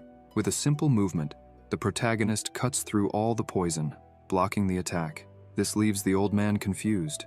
The poison starts falling to the ground. Xiao looks at him and says that his poison mist stinks. He mentions that if he weren't worried about showing the star power, attracting the attention of the real Phoenix, he wouldn't have bothered fighting with trash like Lu Xun. In an instant, the protagonist appears behind the old man, not giving him a chance to defend, and says that, in the tomb he himself created, he should perish in silence. Lu Xun is startled by the overwhelming force and speed. However, Xiao doesn't hesitate for a second and finishes the fight with a single strike. Meanwhile, on the mountain, The young man who had been poisoned begins to improve. He wakes up a little startled as his brother embraces him. They say it was truly a good idea to ask Master Xiao for help. On the other side, the protagonist asks Qipan if she's done what he asked. She is completely shocked, thinking that Xiao really defeated her former master. She kneels before him and says that he avenged her parents, and for that, she will go wherever he wants her to go. Xiao asks if she would like to call him master. She asks if he really wants to take her as a disciple. The protagonist says yes, and questions whether she wouldn't be happy with that, pointing out that if she doesn't want it, they would have to settle the costs: his appearance fee, the expenses for nourishment, and the wear and tear on his celestial grade weapon, which is very expensive. After doing some calculations, he says the value would be. However, she interrupts him and says she accepts. The protagonist looks at her, and with tears in her eyes, she asks him not to say anything else because she will accept being his disciple. The system appears, congratulating the protagonist for gaining another disciple, and notifies him that it has detected that the disciple has a heart of Earth-level poisonous worms, with the speed of cultivating poison and worm techniques being 10 times faster than normal. The doubled reward is a celestial-level poisonous worm heart, and a cultivation speed 100 times faster than normal. Xiao thinks that, with this, all those hiding near the lake who are good with poisons are now out of his way, so they can return and deliver the news. And if that still isn't enough, he can ask Qipan to take a look at the person who was poisoned. The protagonist thinks that it's convenient to have an expert in poisons as a disciple. Suddenly, the protagonist turns to her, saying that now that they are master and disciple, he had a bold idea. This leaves Qipan confused. He thinks that this poison and worm technique is perfect for testing the enemy's power, and there is someone whose true strength has always intrigued him. Elsewhere, Ye Fan was sitting by a tree. Suddenly, he feels a presence, and looking up, sees Yu Long, who says that he has found the territory of the Great Qin. He begins his attack. Ye Fan starts accumulating energy in his hand, even though he's confused, since Yu Long appeared out of nowhere, and alone. Ye Fan tries to destroy the skulls, but the more he destroys, the more appear. Yu Long shows up behind him, saying that it seems all of Ye Fan's friends are still sleeping. Yu Long delivers an incredibly strong attack, destroying the ground around him. Ye Fan dodges, thinking that this guy came straight for him, but this didn't happen in his past life. Suddenly, Ye Fan notices the dragon passing over him. This leaves him impressed, as he didn't remember that a dragon would appear at that moment. Yu Long continues attacking, asking if Ye Fan really thinks he can escape. Ye Fan keeps running, thinking that he needs to find a place where no one will witness the battle. He reflects that, in this life, most events are the same as in his past life, except for a few important events where a character appeared who never existed in his previous life. He wonders if these changes are connected to Xiao.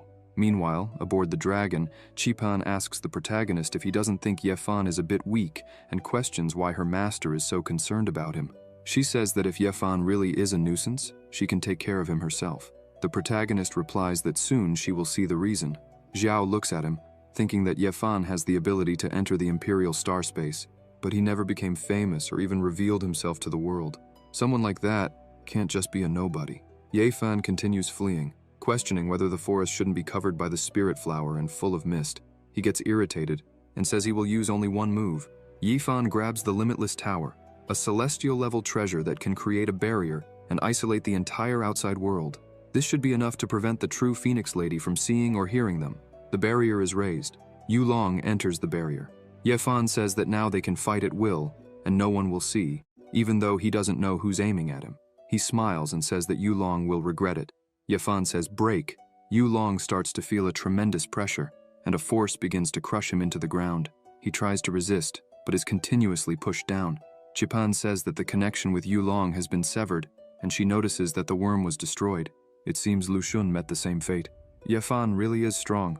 Xiao calls Qipan to leave, but she's confused and asks if they won't finish off Ye Fan.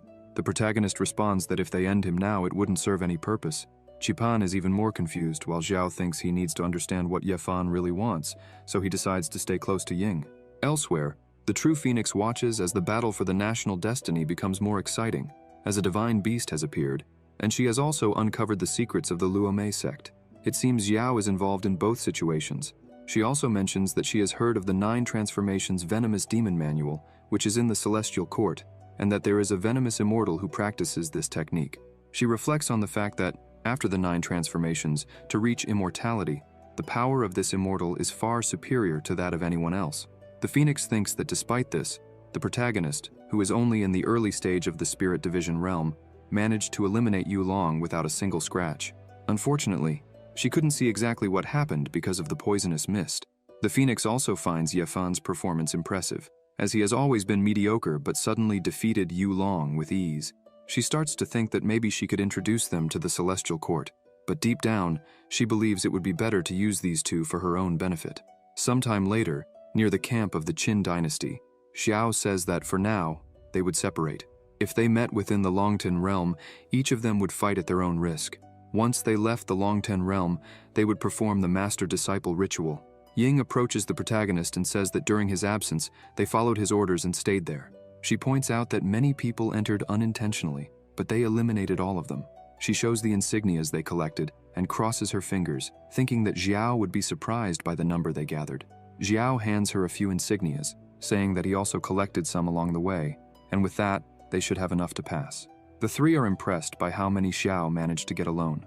The protagonist heads to one of the tents, saying that there are still a few days left to finish the competition, so they will rest, explore, and finish the competition at the same time. He emphasizes that, most likely, they will soon have to face members of the same group. If they accidentally encounter enemies, they should destroy them quickly. Xiao in turn says that it took a lot of effort to find a realm with concentrated energy of the 5 elements, and now that he's found it, he doesn't want to miss this opportunity. He managed to obtain the energy of earth and metal. He sits down and says that with the remaining time he will refine the energy of the 5 elements. 10 days later, the protagonist refines the energy of the 5 elements and perfects the yin-yang and 5 elements body refining technique. Now when he uses his sword, he feels that his power is 5 times greater than before. Xiao had already expected this, as different cultivation paths can nourish each other. Now, Xiao masters 4 cultivation routes, and his power is more than 10 times that of someone who cultivates only one path. Even against someone in the early stage of the fusion realm, he would be unbeatable. The second round of the competition is about to begin.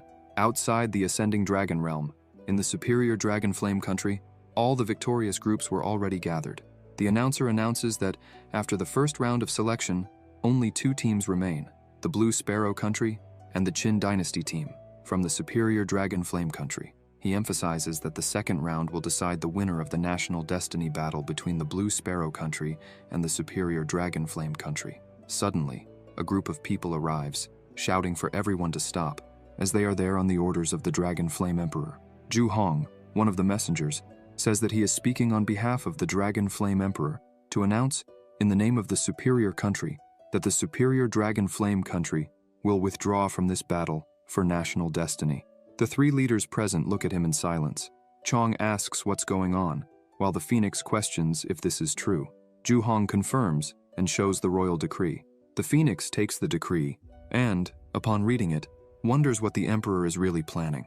After all, it was he who requested the Celestial Court Emperor to hold the national destiny battle in his country, and now he wants to withdraw. With the decree in hand, the Phoenix is still questioning whether the Emperor might be scheming something. She tosses the decree aside, as, in the end, the Emperor only asked her to organize the national destiny battle, and that has already been done. What they choose to do from now on doesn't concern her. The Phoenix turns and says that if that's the case, then the winner of this national destiny battle is the Blue Sparrow country. She will return and announce the result to the Emperor. The Zhu family elders ask if the war prohibition between the countries is over, now that the national destiny battle has concluded. She responds that her responsibility is only to oversee the national destiny battle, and since it has been completed, she no longer cares about their affairs. They begin to laugh, saying that, if that's the case, then, by the order of the Emperor of the Superior Dragon Flame country, they will take the lives of the heroes of the Blue Sparrow country. A large magic circle appears on the ground, and a massive fire dragon forms. The heroes of Blue Sparrow are frightened, as this is the attack formation of the Superior Dragon Flame country. Xiao becomes angry and creates a barrier to protect his team, thinking that the Emperor was planning to end them as well. The protagonist watches all of this and admits that the Emperor's plan was almost perfect. After all, those who participated in the National Destiny battle are the most outstanding elite of the Blue Sparrow country. Moreover, the Blue Sparrow country has recently ascended, so its foundation cannot be compared to that of the Superior Dragon Flame country. If the Emperor manages to eliminate that group, the future of the Blue Sparrow country could come to an end. The first elder says that if they know that formation, they are prepared for what is to come. The dragon starts preparing to attack. People begin to get scared, shouting and asking what they should do. Suddenly, the leader of the Blue Sparrow team transforms and asks if they are serious, questioning what Zhu Hong was waiting for. This is Sima Ren, the Emperor of the Blue Sparrow country. Ying is surprised to see that the man is the Emperor of Blue Sparrow. Suddenly, Zhu Hong appears behind the first elder and attacks without hesitation. Zhu Hong asks why they were in a hurry, as he had promised to steal control of the Dragon Flame formation, and that is exactly what he plans to do. The second and third elders point at him shocked, saying that he has gone mad. Everyone around them is surprised, as no one expected this. Zhu Hong continues his betrayal and grabs the second elder by the neck while laughing, emphasizing that he was right all along. The item ignites. With a deep look, the family leader realizes that he has truly gone mad. He starts to explain that ever since he inherited the position of clan leader, the elders have done everything to weaken his power, taking advantage of the fact that the leader and his wife had entered seclusion to cultivate, and thus they took their eldest daughter to the border and exiled her. Sometime later, the family leader and his wife became pregnant again. Rumors spread that the daughter the leader was expecting had awakened a special constitution, and once again the elders acted, poisoning the medicine his wife took daily to maintain a healthy pregnancy. This caused his wife's death during childbirth. Moreover, this trauma led to the second daughter being born with a defective constitution, emotionless, as if she were not alive. Holding the burning item, he starts to laugh and, with tears in his eyes, admits that it has been a long time since he lost his sanity. He tightens the item and begins to release his energy, stating that the disgusting and filthy first family of the kingdom should die along with that repulsive country. The energy released by the item causes the fire dragon to attack the palace. The people there scream in despair, saying the attack is headed toward the Imperial Dragon Flame Palace. Zhu Hong continues to tighten the second elder's neck. Seeing this, the third elder collapses in fear. He points at the family leader, accusing him of treason and stating that this crime condemns the family for 9 generations, executing all their relatives. Zhu Hong throws the elder aside and shouts that, if the emperor's dog is still alive, he should execute the new generations. The leader then says he should thank him for cleaning up that messy house. The attack continues toward the palace, and people begin to panic as Zhu Hong says it's a pity that he, an old man, is about to die. However, an even greater energy holds the attack and shouts at the leader, praising him for his courage. The ground where they protested begins to crack, and his companions are startled, asking why the ground is breaking apart. Xiao notices a powerful spiritual presence has appeared. He watches the emperor move and thinks that he stood still and silent all this time, allowing the superior country of the Blue Sparrow to humiliate him. The protagonist continues watching the emperor approach with fury, wondering if, by any chance, he had ascended to human immortality some time ago. Jishu continues to approach with rage in his eyes.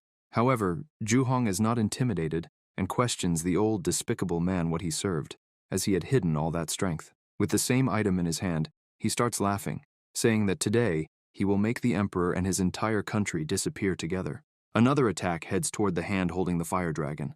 The attack hits the energy forming and causes the hand to dissipate. The fire dragon breaks free and turns to attack the emperor. He continues to advance. Sima is impressed and asks the people if anyone there could have imagined this day would come. He starts advancing with everything, asking Jishu to watch carefully as his country falls. The ground continues to crack, and energy begins to pour out of the cracks. People notice and start to question why there's a chaotic flow of spiritual energy. Xiao begins to protect his team once again while thinking that 2 high-level experts are here, drawing almost all the surrounding spiritual energy.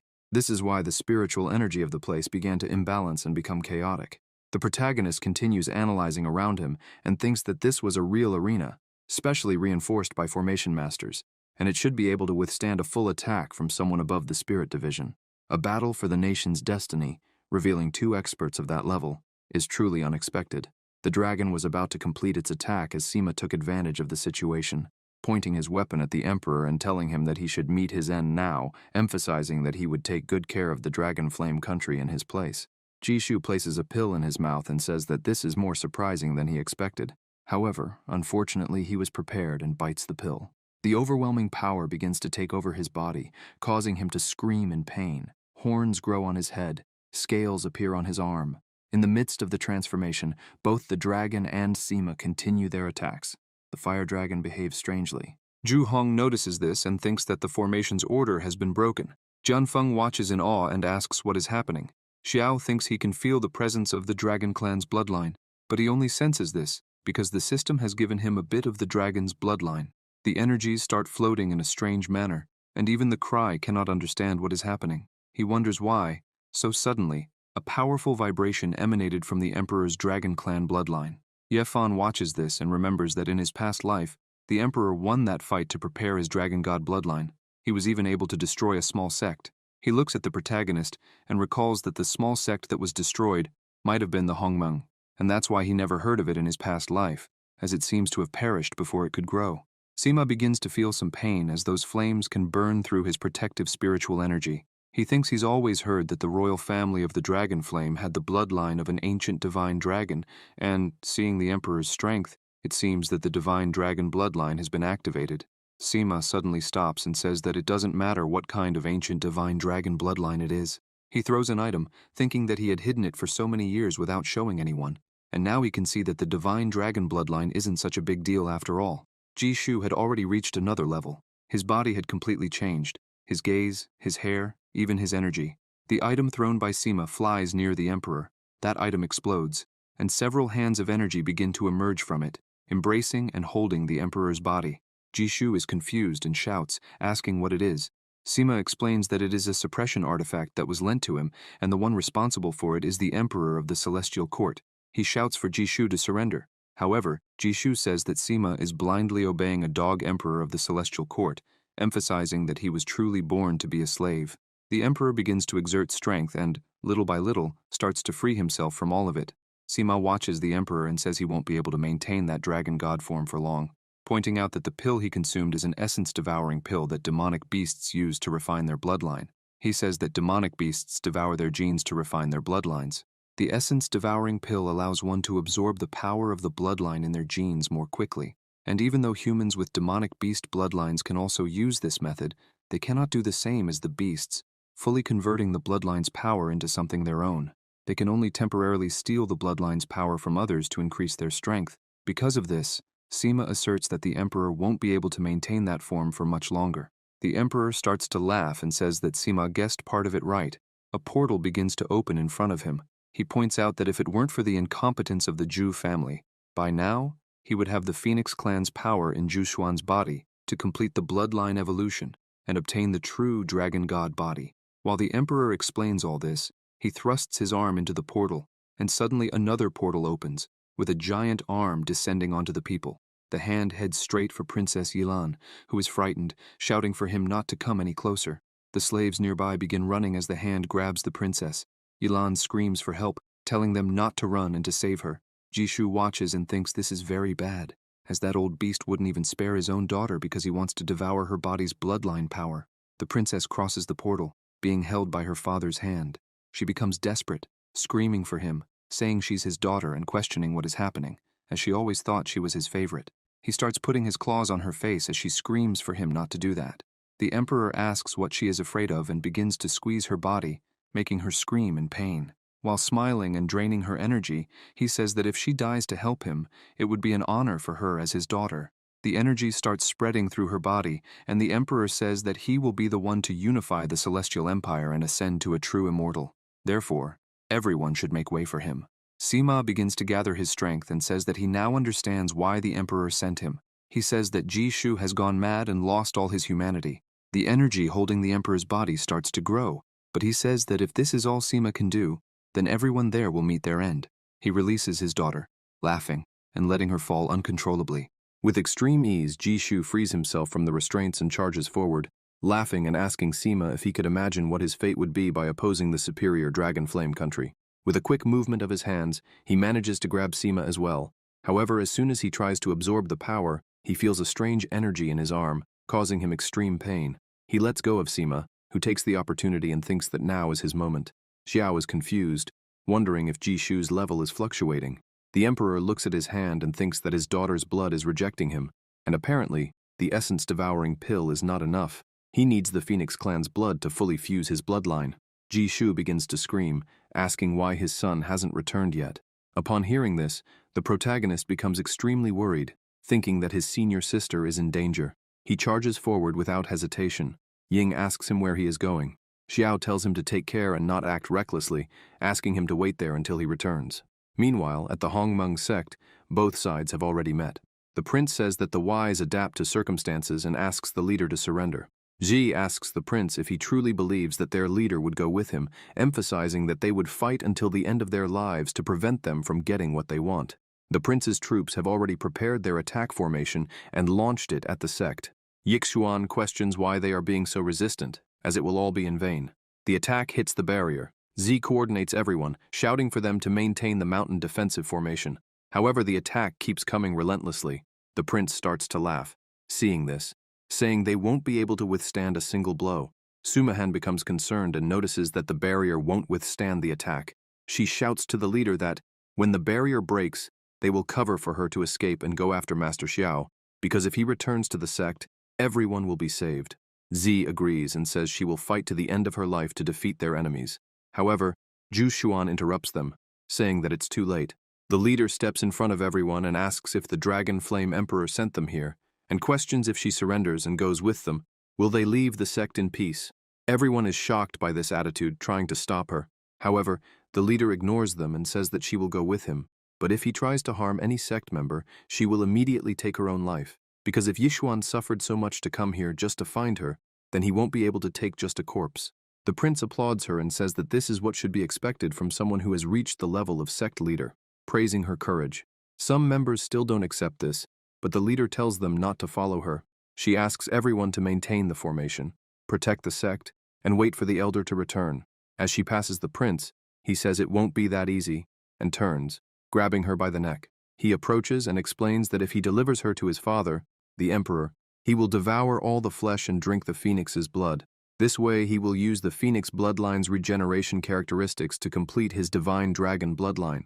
This will help the emperor achieve the true dragon god body. However, the prince emphasizes that if this isn't enough, he will also devour her. He says that even a tiger doesn't devour its own cubs, but that man is a complete madman. Yixuan says that instead of delivering her to his father and helping him become an immortal, it's better that he drains all the phoenix bloodline she has. He starts to smile in a terrifying way, telling her not to worry, because when his dragon god body is complete, he will definitely help defeat that old beast, and by using her life, he will avenge everything he has done. Hearing this, Z loses control and charges at him, saying she will confront him with everything she has. However, before she even gets close, a slash is delivered between the two. The prince's hand has already been severed. She holds her sword, thinking about everything he said regarding the phoenix bloodline. The leader herself had delivered the strike, and thinks that, even though she doesn't know where the information about the phoenix came from, she imagines that this is why the emperor wanted to take her to the palace.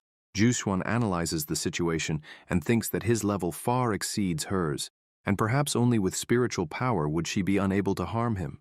It took decades for her to refine a small amount of primordial purple energy in her sword, so she must make the most of this opportunity and land a final blow.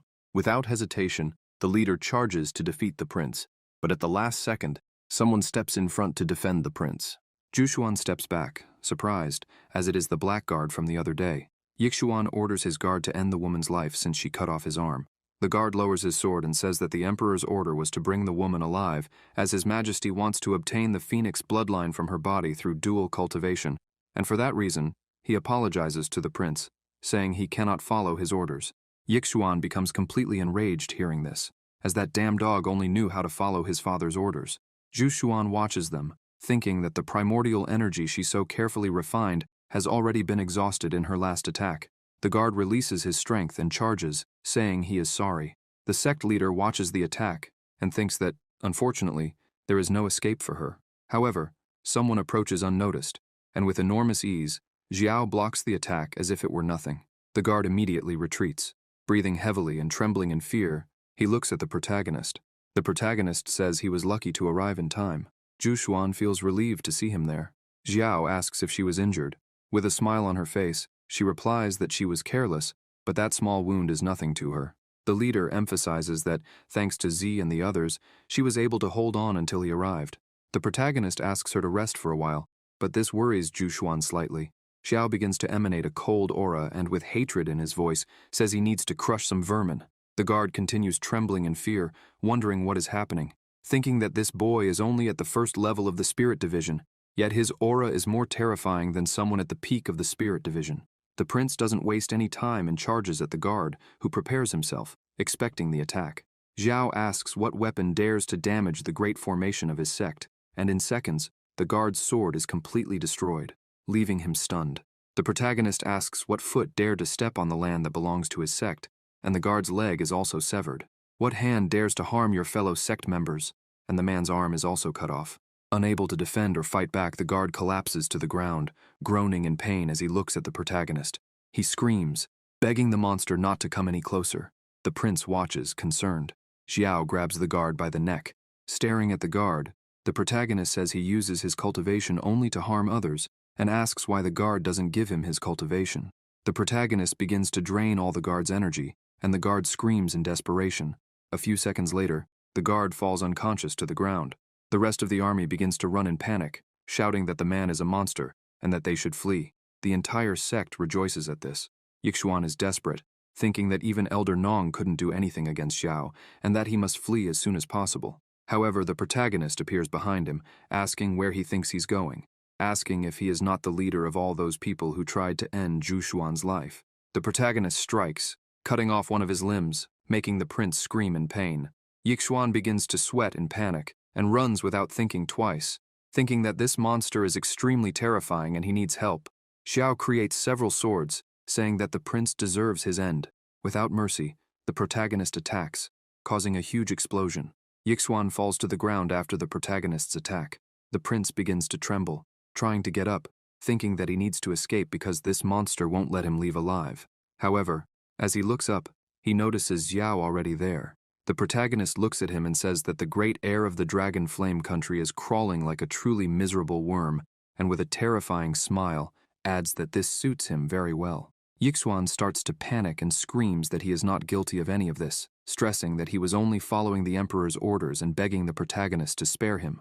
The prince says that he is the heir, and asks if Xiao wants money, as he has plenty and could give it to him, adding that if he wanted something else, the prince could get it.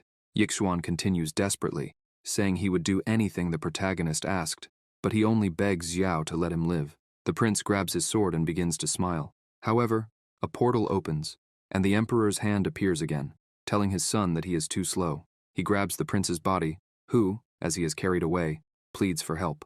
The emperor's body is now completely different, with a dragon's face and a gigantic body. He says that he is tired of waiting.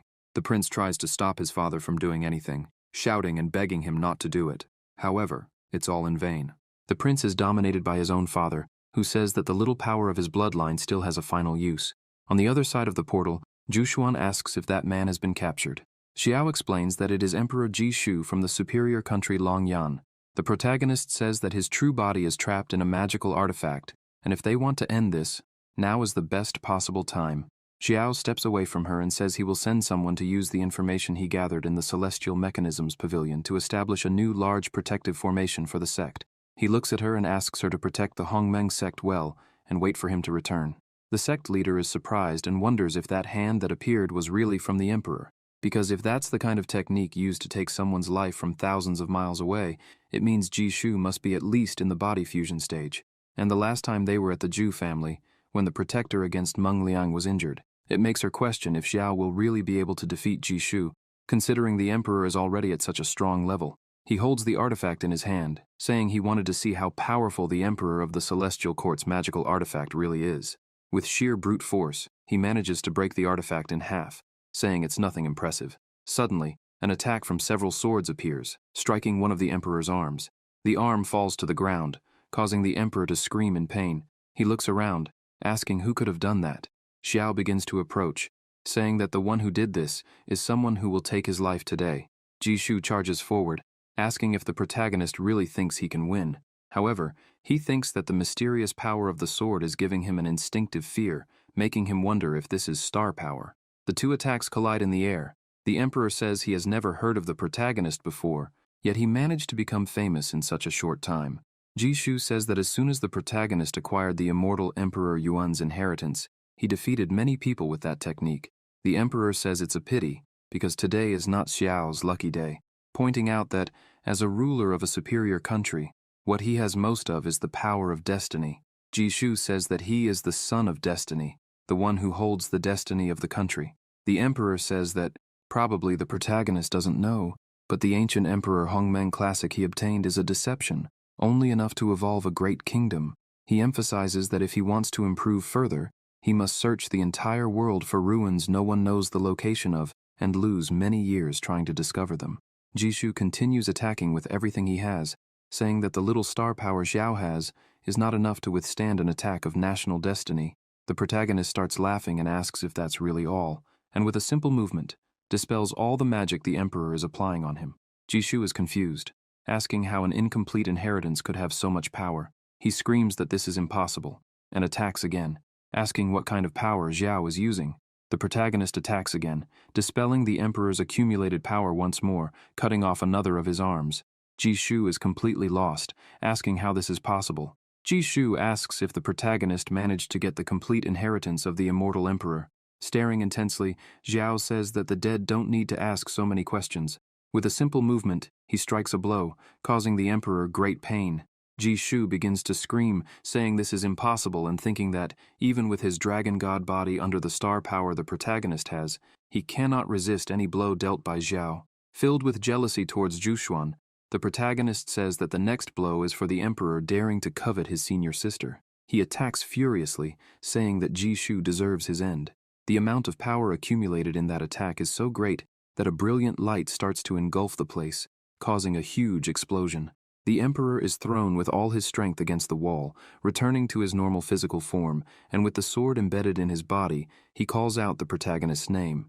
Xiao creates several swords around him, saying that this next strike is to bring justice in the name of his companions from the Hongmeng sect. Jishu is unable to do anything, and simply watches as the attack approaches. Several swords begin to strike him, destroying everything around him. He starts coughing, already drained of all strength. Fallen on the ground, unable to move properly, he says that a mere mortal from the Great Qin was able to put him in this state. Jishu becomes enraged, asking if this is really where everything he dreamed of is going to end. He begins to release his power, thinking he cannot accept this, as he was supposed to unify the celestial kingdom. However, Xiao approaches and grabs him by the neck, telling him not to worry, as his end won't be so easy. The emperor starts to panic and screams, asking what the protagonist is going to do. Xiao begins to drain all the energy, saying he will use the dragon blood to help him achieve his dragon god body. Red lightning lights up the sky. After some time, the emperor's corpse begins to turn into ashes. The protagonist is surprised, saying that after absorbing the bloodline's power, the body started to turn into ashes. Xiao looks at his hand, which is exuding power, and thinks that he feels his physical power has increased hundreds of times. Now, he understands why Jishu was so obsessed with completing the dragon god bloodline. A magical circle appears in the sky, emitting an enormous amount of energy. The people around begin to ask what kind of celestial phenomenon this is. Suddenly, an eye appears, and with a strange voice, it asks who dared to cause trouble from the lower world during its seclusion. The people tremble in fear, saying that the pressure is extremely powerful. The strength of the experts in the fusion realm, who had just fought, seems insignificant compared to this. The pressure is so great that some of them can barely breathe. Ye Fan places his hand on his face and thinks that this is completely different from his previous life. He wonders how the emperor could have been killed by Xiao. Ye Fan continues lost in his thoughts, saying that the power the protagonist used just now was something he had never heard of in his previous life. This makes him deduce that there is something very wrong with Xiao. He looks up and thinks that this presence can only be. In his previous life, he fought that thing for 10 days and nights, using all his powers, cards, and trump cards, yet in the end, he was careless and met his demise. Ye Fan thinks that this time, even the emperor of the celestial kingdom is on alert because of the power emanating from the protagonist. The blonde man becomes worried, thinking that he cannot allow the emperor to discover that he possesses the 9 true mantras. Ye Fan begins to use his powers and takes advantage of the fact that the emperor's attention is completely focused on Xiao. This allows him to conceal his presence and be completely discreet. The protagonist looks at the phenomenon and says that Jishu tried to harm his loved ones and destroy his sect. This means he acted solely in self-defense. Xiao also questions who this person speaking to him is. The eye asks the protagonist if he knew that the emperor was one of his pawns in the lower world, created to cultivate the dragon god bloodline. If he dares to covet what doesn't belong to him, then he deserves to meet his end. The spirit begins to materialize one of its swords and asks if the eye means that he or his brothers and the entire sect should stay quiet while Jishu wiped them all out. A human-like form begins to materialize, and with a loud laugh, the form says that the insects could serve as food for the pawns, and adds that they should feel honored. All the people around begin to experience a strong headache just from the pressure emitted by that aura. The spirit says that the protagonist absorbed all the divine dragon blood, and because of him, he will have to become the pet in place of Jishu. It asks the protagonist not to forget to thank its mercy. A red lightning bolt shoots toward the protagonist. Xiao says that it's like talking to a wall because no one can hear, and counterattacks. Both attacks collide in the sky, causing a huge crash. Both powers cancel each other out, and the spirit is impressed, asking if this is the true and complete star power. It tells the protagonist that it will give him one last chance and asks him to swear to become its slave, requesting that he gather the complete Imperial Sutra of Primordial Chaos. Furthermore, it says that Xiao must offer all the power of his bloodline. If he does this, then the lives of his loved ones will be spared. The spirit says that if this is refused, it will turn the entire lower kingdom into an energy pill. Several lightning bolts begin to fall toward the protagonist. Xiao looks at all of this and says that if the spirit is capable, it should try. With just one strike, he repels all those attacks. Without wasting time, he advances and strikes again, delivering a powerful blow to the eye, causing incredible pain. With a crack, the eye says that everything is fine, emphasizing that Xiao will be even more valuable once his seclusion is over, as they will be able to face each other personally. As it fades away, the eye says that from today on, whoever can end Xiao from the Hongmeng sect and deliver the Imperial Sutra of Primordial Chaos and the Dragon God bloodline, which now belongs to the protagonist, will gain the title of Celestial Lord in the Divine Court. People start commenting that the Sutra of Primordial Chaos is the legacy of the Immortal Emperor of the Primordial Void. They say that the Immortal Emperor's legacy is in the hands of the Hongmeng sect, and if they can capture it, they will make anyone a Celestial Lord. The voice of the eye reaches everywhere, stating that, in addition to that, for any corpse related to Xiao, a reward of 5 million spiritual stones will be offered, and for Xiao's body, the reward will be 50 million spiritual stones. Zhu Xuan hears this, and wonders if his junior brother will be all right. The voice tells the protagonist that it will eagerly wait for the day when he begs for mercy, crying. Xiao's disciples become concerned for their master. Yifan is impressed, as he didn't expect the protagonist to resort to the same path he took in his previous life. He just asks that the protagonist hold out a few more days so that he will have more time. The blonde man continues to think that it is not safe to stay here, as he cannot let those from the superior realms discover the secrets of the 9 true mantras. He wonders if Ying would agree to escape with him right now. Yifan thinks that he needs to try, because if he loses the opportunity to obtain the dragon essence, he will certainly regret it in the future. He grabs her hand, asking her to come with him to the deep mountains, saying that he could protect her. He explains that they would wait until they reach the fusion stage to leave, and then ascend together to the celestial palace. She slaps his hand and, shouting, asks what he is talking about. As in moments like this, of course, she will stay by her master's side. If he wanted to escape, he could do it alone. The redhead is completely shocked by this, wondering what is happening with this life. Suddenly, a portal begins to open, and people ask what it is. A man steps out from within. It is the ancestor Tianxing. He says that the position of Celestial Lord in the Divine Court is a temptation, even for him.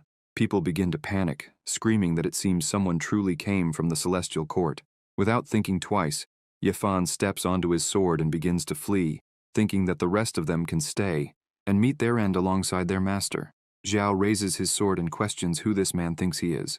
Tianxing calls the protagonist a little boy and asks him to be a bit more sensible, telling him to obediently hand over the Dragon God bloodline and the Imperial Sutra of Primordial Chaos. In exchange, he promises a quick end. The ancestor advances with all his speed, then asks the protagonist if he really wants the Dragon God bloodline. With energy in his hand, he says that it's too late, as he has already completely refined the power of the Dragon God bloodline. He leaps toward the ancestor, and the two begin to clash with their strikes. The protagonist says he could let him feel the power being applied to his body. However, Master Xiao's power is so great that he throws Tianxing back, leaving a trail of destruction and power in the middle of the city. The old man hits the wall, and already weakened, begins to wonder how someone from the lower realm has so much physical strength. He looks at Xiao standing before him and questions if this is the power of the Dragon God's blood. The Prota attacks just above his head, telling him to go back and tell the Celestial Emperor that Xiao has taken over the Longyan country. He emphasizes that from that day on, there will no longer be the Longyan country, but only the Great Qin nation. With a furious look, The Prota adds that he should make it clear that anyone daring to challenge him should try. Tianxing says this is great arrogance. Xiao begins to release his aura, causing immense pressure, and asks what the old man said, questioning if he thinks he wouldn't be able to do this. Tianxing trembles in fear and says without emphasizing that he wouldn't dare to doubt. The old man begins to flee as quickly as possible, shouting that he will immediately inform the Celestial Empire, as Xiao instructed. People watch the old man fleeing and question if he isn't the ancestor of the Tianxing sect, pointing out that not even he was a match for the Prota. Another man says that the Celestial Court has a ranking of cultivators, where all who reach the complete fusion stage are ranked according to their power. He explains that the Tianxing cultivator is among the top 1,000 out of several thousand cultivators, and he was considered one of the best. After hearing this and noticing that even that man couldn't defeat Xiao, they realize that they, from the lower realm, should not interfere in this matter, as Xiao, from the Hongmeng sect, is truly terrifying. Ying begins to use her magic, saying that the chaos of the spiritual energy is dissipating, and questions if the battle has already ended. Suddenly the spokesperson returns and asks the Empress to prepare, as they were going to take control of the Longyan nation. She is confused, and asks how they are going to do this, and if it would be right now. Xiao says yes, they will do it now. Jianfeng looks at his master and says that currently, the Hongmeng sect is the target of everyone, and questions if it wouldn't be more prudent for them to act more calmly for now. The Prota replies that it is in moments like this that they need even stronger power. He begins to release his power once again, startling everyone, and says that if anyone dares to challenge him, he will crush them until they submit. Everyone begins to feel the pressure emanating from the power coming from the Prota. He asks what is happening, and questions if the representatives of the Qing nation have any objections to this. Everyone is extremely frightened, and says no, they wouldn't dare. They say they respectfully bid farewell to the imperial advisor of Qin. To occupy the Longyan nation, Xiao supported Ying to rule the great Qin nation, while he remained as the imperial advisor. Jishu had always been cruel, which is why the people of the Longyan nation had recently risen against his government. And so, when they learned of the emperor's change, the people shouted in victory. After that day, almost daily, people from the Celestial Court came challenging Master Xiao, each one stronger than the previous, and the Prota took advantage of each challenge to punish their skills. One challenger says he heard that it has been several days since Xiao defeated Lord Wuyun, who holds the 429th position in the ranking. The challenger begins to grow arrogant and says that the Prota is a remarkable figure, and so he will let him know the name of the one who will eliminate him. The challenger begins to attack, and shouts that his name is Qing Feng, and he holds the 340th position in the ranking, and today, he will put an end to all of this. However, Xiao quickly advances and punches the challenger's face, saying that he talks too much. One punch is enough to throw him away, causing a huge explosion. Xiao sighs, saying that, unfortunately, another one has been eliminated and it wasn't even fun. Other challengers begin to arrive. Z watches the battle with the others and says that, in just a few days, the challengers have moved from the 1,000th position to nearly the 300th, noting that their master must be getting exhausted. Zhuge says she noticed that her master is enjoying this. She explains that, in these days, his aura has become sharper and more intimidating, emphasizing that his power has increased considerably. Additionally, she says that recently, he has been using the sword less and preferring hand-to-hand combat. It seems that after absorbing the dragon god's blood, his physical strength has improved greatly. Zhuge says that, apparently, he still hasn't awakened all the power of the dragon god's blood. If he manages to fully unleash the dragon god's blood, his power could reach another level. Jushuan hears this and simply sighs in silence. The man hits the wall, leaving the three of them shocked. Zhuge is pleased, seeing that the Prota won again, pointing out that this time it only took the time of an incense stick. The time has been decreasing greatly. As Xiao returns, his two disciples bow before him. Xiao asks them not to do that anymore. He approaches Z and asks how everyone's training has been going lately. She explains that everyone has been waking up very early and going to bed very late, practicing day and night. Xi mentions that Jianfeng is preparing to reach the integration realm after receiving the Sutra of the ancient Hongmeng Emperor. The arrival of the sword that the Prota had given him seems to have helped him learn something unique, and he said he would obtain a special sword spirit. Ji also reports that Ying, since becoming the Empress, seems to have awakened a special constitution. Her cultivation speed is advancing in great strides. She is currently at the 3rd level of the separation stage, and her supreme dominant constitution has leveled up. Z notes that since the Qin dynasty became the superior Qin nation, her cultivation speed has reached another level. There are rumors that her special constitution has also strengthened. Xiao is pleased. thinking that he had also received information about that.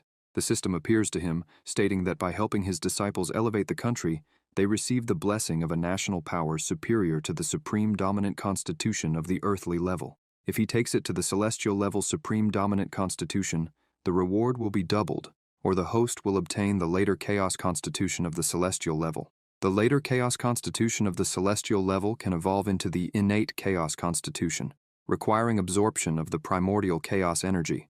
This surprises him a bit, as he hadn't expected to learn about primordial chaos energy. Z continues to report that there is also Sumuhan. She has fully dedicated herself to studying alchemy.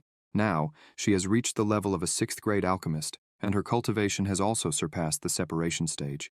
As for Wushuang, she seems to be following Sumuhan lately. On one hand, she helps with tasks. On the other, she serves as a taster for the medicines. Z reports that, thanks to the effects of the pills, her cultivation has progressed very well, almost reaching the first level of foundation establishment. Zhuge Lin takes the opportunity to thank him, saying that thanks to the Sutra of the ancient Hongmeng Emperor from Master Xiao, she is now also at the peak of the separation stage. The Prota congratulates her, and she continues by saying that she will soon be able to reach the next level. After giving the report on all the disciples, Z begins to release her power and says that, as for her, she has progressed the most among all, as she has already reached the first level of the integration realm. She says that, in addition, she has understood the method to refine purple energy into primordial chaos. Since understanding this method, she feels that not only her cultivation speed has greatly increased, but she also feels that her powers are much greater compared to others of the same level. The Prota is surprised, seeing that his disciple has independently understood a method to refine the power of destiny. He questions if she was able to do this because she is in the integration realm. He thinks that, apparently, everyone has progressed very well. Suddenly, he notices a presence and thinks that someone extraordinary has arrived. He begins to walk while telling Z that tonight he will teach her a better way to use the pure energy of primordial chaos and asks her to remember to visit him. Zhuge Lin shows respect, saying she respectfully bids farewell to her master, while Z jumps for joy at the thought of learning something new. Zhuxuan remains silent, just observing all of this. Somewhere nearby, a young woman had fallen to the ground, creating a large hole. She gets up a little dizzy and complains, saying that the lower world is really complicated, noting that she had no idea where she was at that moment. This is the sacred maiden of the divine realm, known as Ye Qing Cheng. As soon as she looks ahead, she sees Master Xiao. She is happy to see that he is there, noting that he arrived just in time, and asks where she was, questioning if she was far from the Great Qin and if he knew someone named Xiao. The Prota says that she is in the Great Qin and that he is Xiao. Qing Cheng begins to release her power, asking if he really is Xiao, noting that it is a coincidence. She charges at him, shouting that enough with the talk, he should receive her fist. The Prota starts to dodge, wondering if she is another person from the Mahayana realm. The maiden continues to attack, but he easily dodges everything. Qing Cheng says that Xiao is very fast, and if by chance he receives a punch from her, she will give him a celestial level artifact. However, he continues to dodge while she keeps asking him to stop running away. The Prota says that this is the first time in his life he's heard such a request. He wants a barrier in front of him, telling her that she should keep her word. The maiden gets excited and envelops her fists with her power, saying she will never break her word. She strikes Xiao, who is protected by his shield, shouting that if he survives her punch with full force, then she will keep her word. A huge explosion occurs, leaving the people in the city startled, asking what is happening. People say that it seems like the Imperial Advisor is fighting someone again. After the explosion, a crater forms in front of them, but nothing happened to Xiao. The Prota starts cleaning himself, saying that with all that power, a celestial level artifact isn't enough. Qing Cheng starts to breathe deeply, asking him not to act so clever. She says that, having received her punch and emerging unscathed, the reputation the Prota has is deserved, and throws an artifact to him. Xiao asks if that's a jade and questions what power the artifact holds. The maiden says he should be grateful to have received it from her. However, she gets a bit sulky, thinking that her previous punch wasn't enough, and that she wanted to try again. Qing Cheng begins to explain that the object is called the Destiny Jewel, and is an innate spiritual artifact of destiny, containing the power of the celestial laws. When fighting against a child of destiny, upon defeating them, one gains part of the person's destiny power. The Prota looks at the artifact in his hand, thinking that this is exactly what he needs. However, if this is such a powerful item, why did the person in front of him appear and give it as if it were nothing? The system appears, saying that it has detected that the host has obtained a special object, the Destiny Jewel, and that the system can start the evolution program now, as the mission has been updated. System mission: guide all disciples to reach the fusion level while you ascend, and must refine in the 4 paths: body, alchemy, poison, and sword. Mission reward: activate system update. He is impressed to learn that the system can also update because of that jewel. He looks at the woman and says that she still hasn't introduced herself, giving her name, much less saying what brings her to the Great Chin. The maiden begins to introduce herself, saying her name is Ching Chung, and that she is here because she stops speaking and asks him to first answer if he wants to dispose of the Celestial Emperor. The Prota, without hesitation, says yes. Ching Chung says she wants to make a deal. She explains that if he ascends to the Mahayana realm and defeats the top 10 talents in the ranking using the Jade's power, he will gain enough destiny from all of them. If that happens, she will help him eliminate the Celestial Kingdom's emperor and replace him.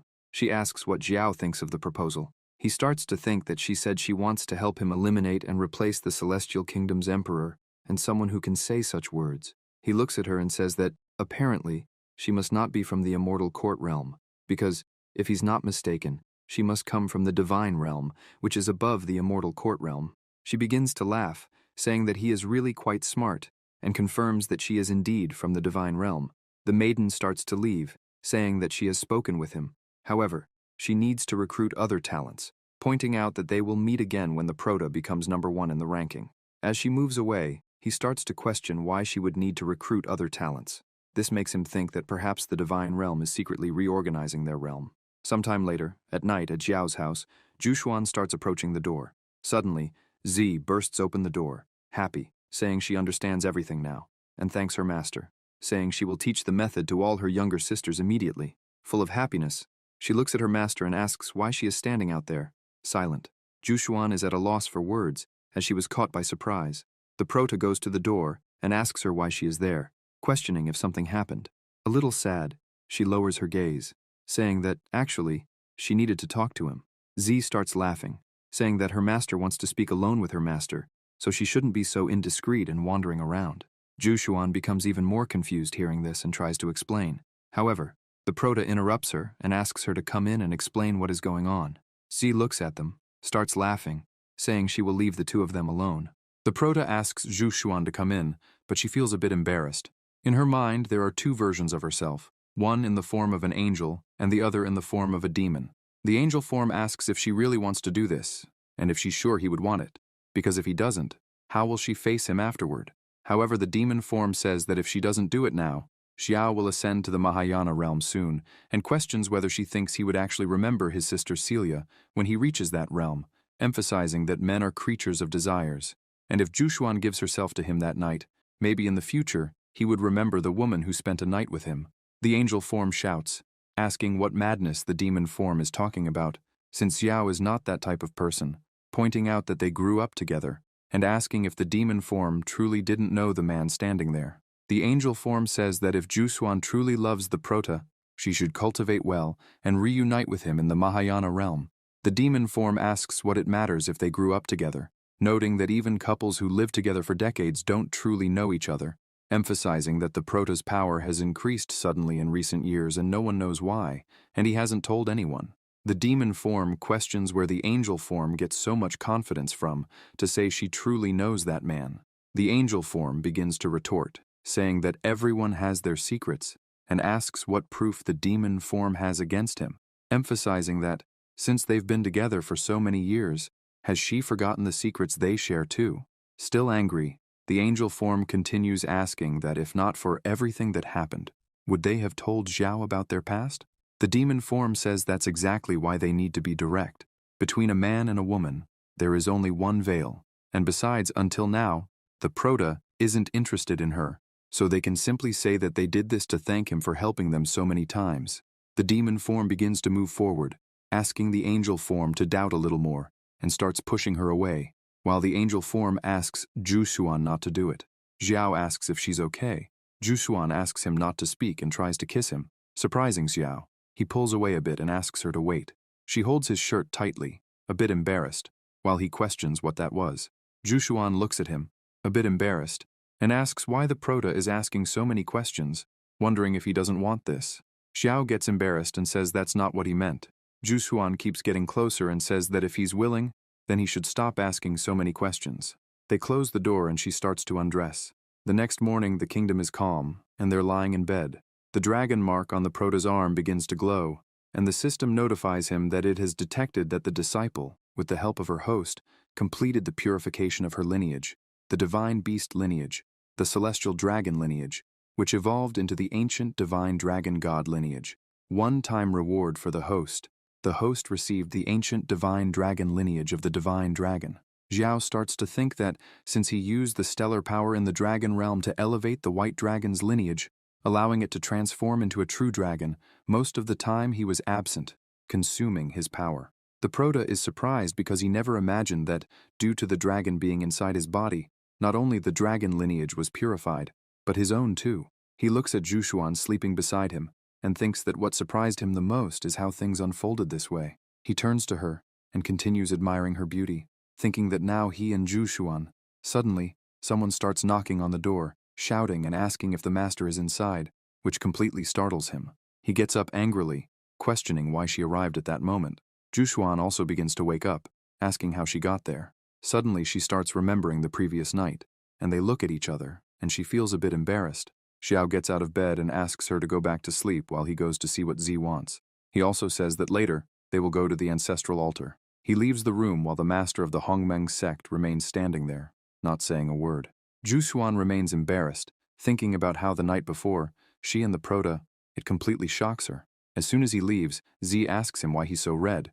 The prota starts laughing, saying it's because the sun is very strong. His beloved disciple looks up and says that it's too early, and that she doesn't see any sun at all. Meanwhile, Zhu walks toward the Hongmeng sect's altar and opens the doors, thinking that Xiao is ready to ascend to the human immortal level. She enters and continues thinking that, when he reaches the celestial realm, undoubtedly, a completely different world will await him.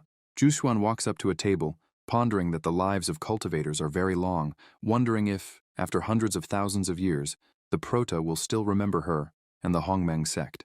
The leader begins to concentrate, thinking that, in truth, she wishes for her beloved to have a path filled with victories and ascend quickly. An energy begins to form as she continues concentrating, thinking that she also wishes to reach her steps as soon as possible.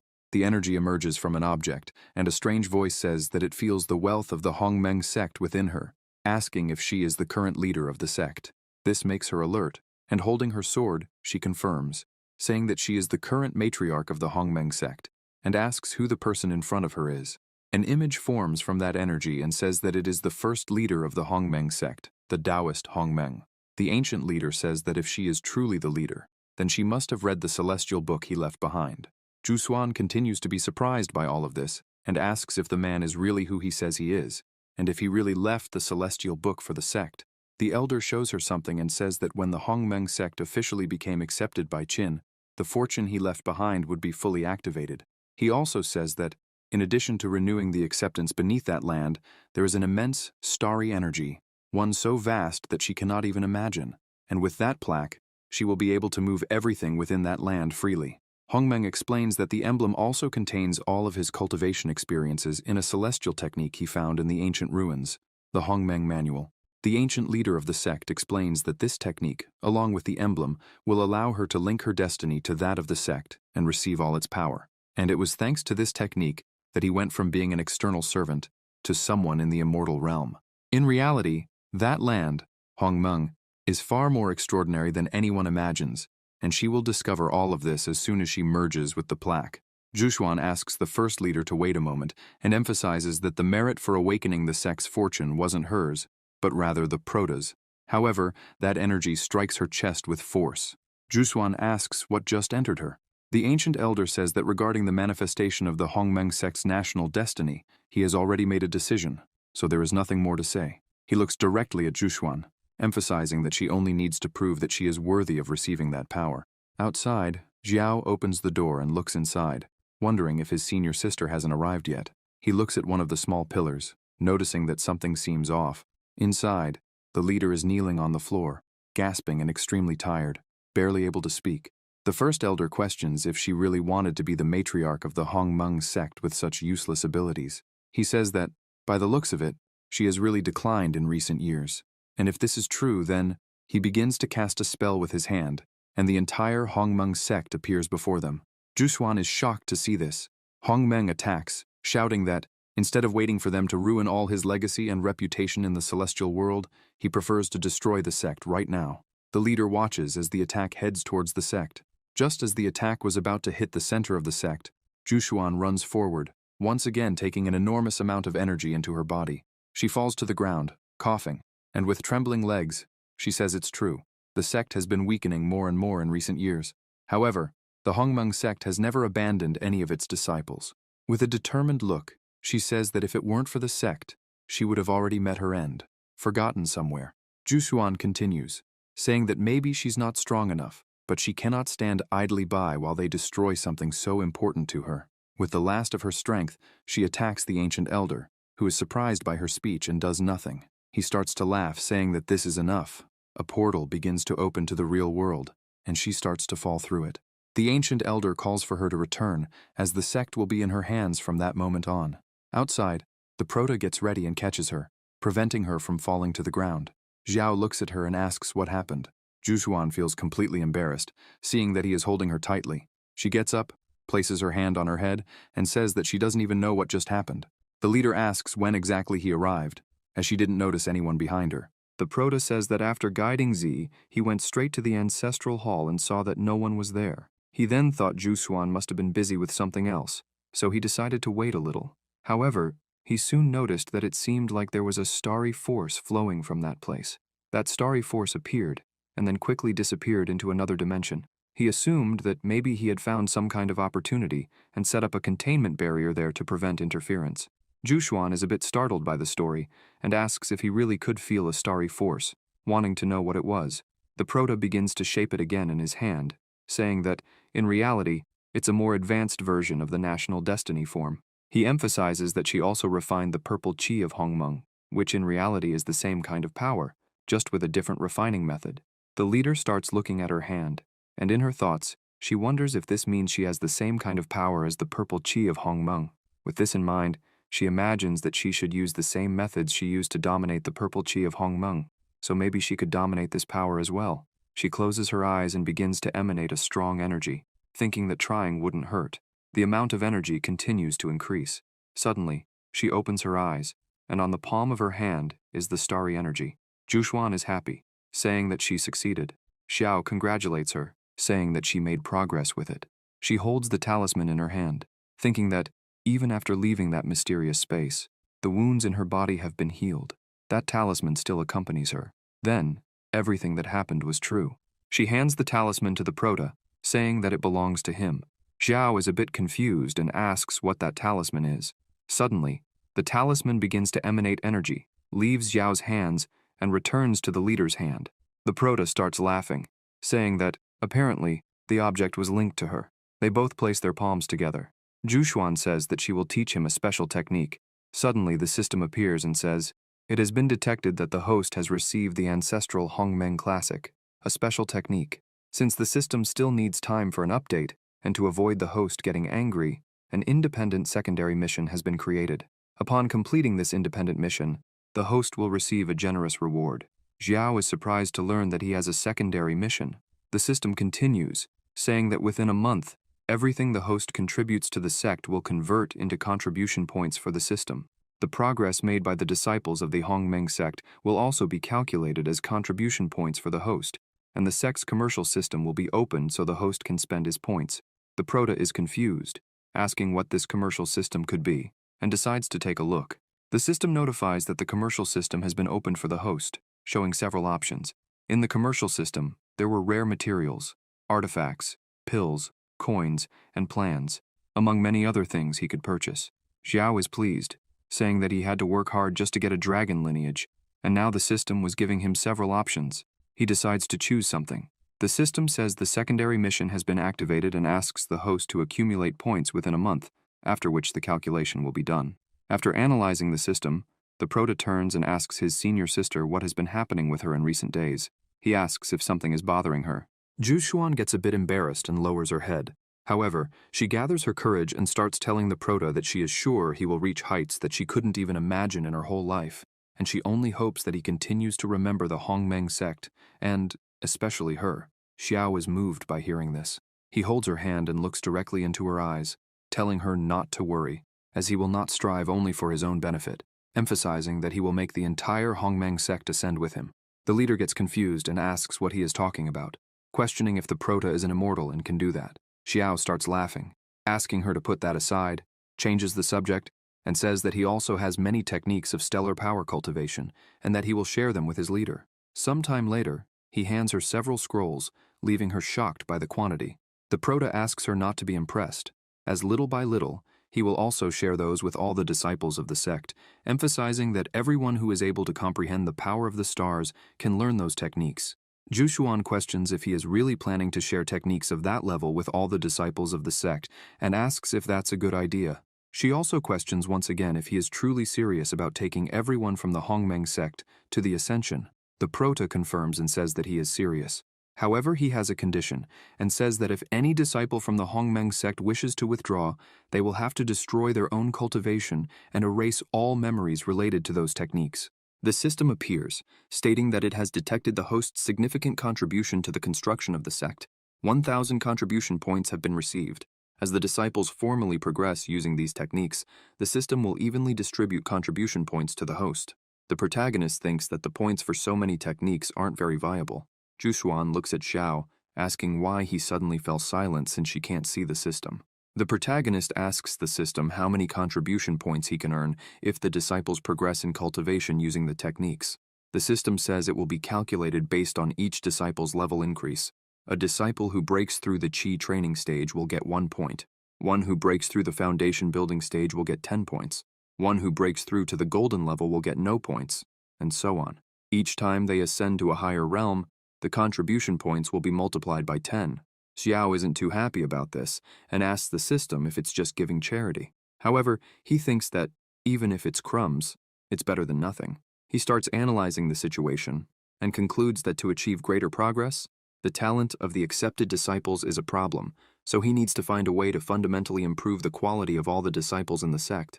Suddenly, he becomes happy because he had an idea, even though the sect leader doesn't understand anything. He turns and starts to leave, telling his senior sister that he has something to do and will see her later. Hearing they'll see each other in the evening, she becomes embarrassed. Meanwhile, at the medicinal herb cultivation field on Mount Dantian of the Hongmeng sect, several people are working. They begin to admire the herbs, impressed by their quality and how incredible they are, emphasizing that Xiong has an innate talent for preparing medicinal herbs. Just like Elder Sumuhan, they gather and start talking about it, as they can even feel the density of the medicinal energy from afar. Suddenly, Sumuhan appears, asking what is happening and why everyone is gathered. People get startled and say they were praising senior brother Xiong for his medicinal herb cultivation. She approaches and says that the medicinal energy is indeed intense and tells Xiong that he has cultivated very well. Sumuhan also mentions that it's clear he put great care into growing those herbs.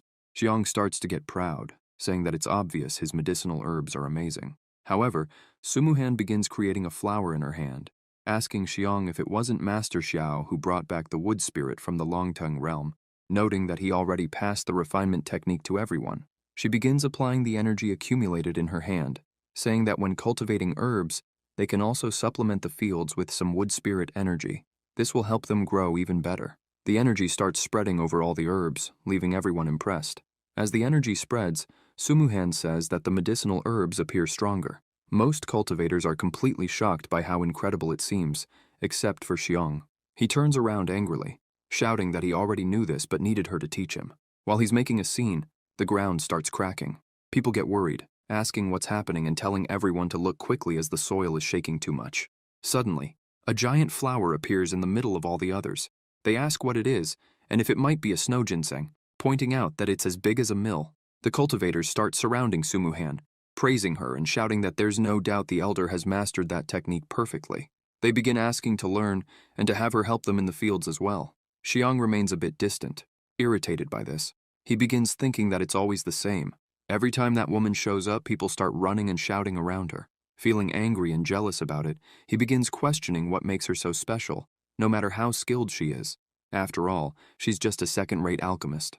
Suddenly, the bell rings, and Sumuhan says that it's almost time for class, so everyone should start gathering their things. As everyone jumps with joy, saying they're going to class and feeling lucky to learn from the elder, Xiang continues to stand there, just watching everyone. The other two people who stayed with Xiang start questioning, saying they don't understand why Sumuhan, who's the same age as them, was appointed the peak leader by the master. The other one says that she's nothing more than a second-rate alchemist and questions what makes her so special. Xiang stays silent, irritated for a while. Suddenly, he starts to cheer up and asks what the two of them think about teaching her a lesson so she can learn that there's always someone greater than you. The chubby one asks what kind of lesson, and the other questions what he's thinking. Xiang shows a pill in his hand, saying it's a fusion pill. If someone crushes it over the medicinal herbs, it will blend with them and turn into a special impurity.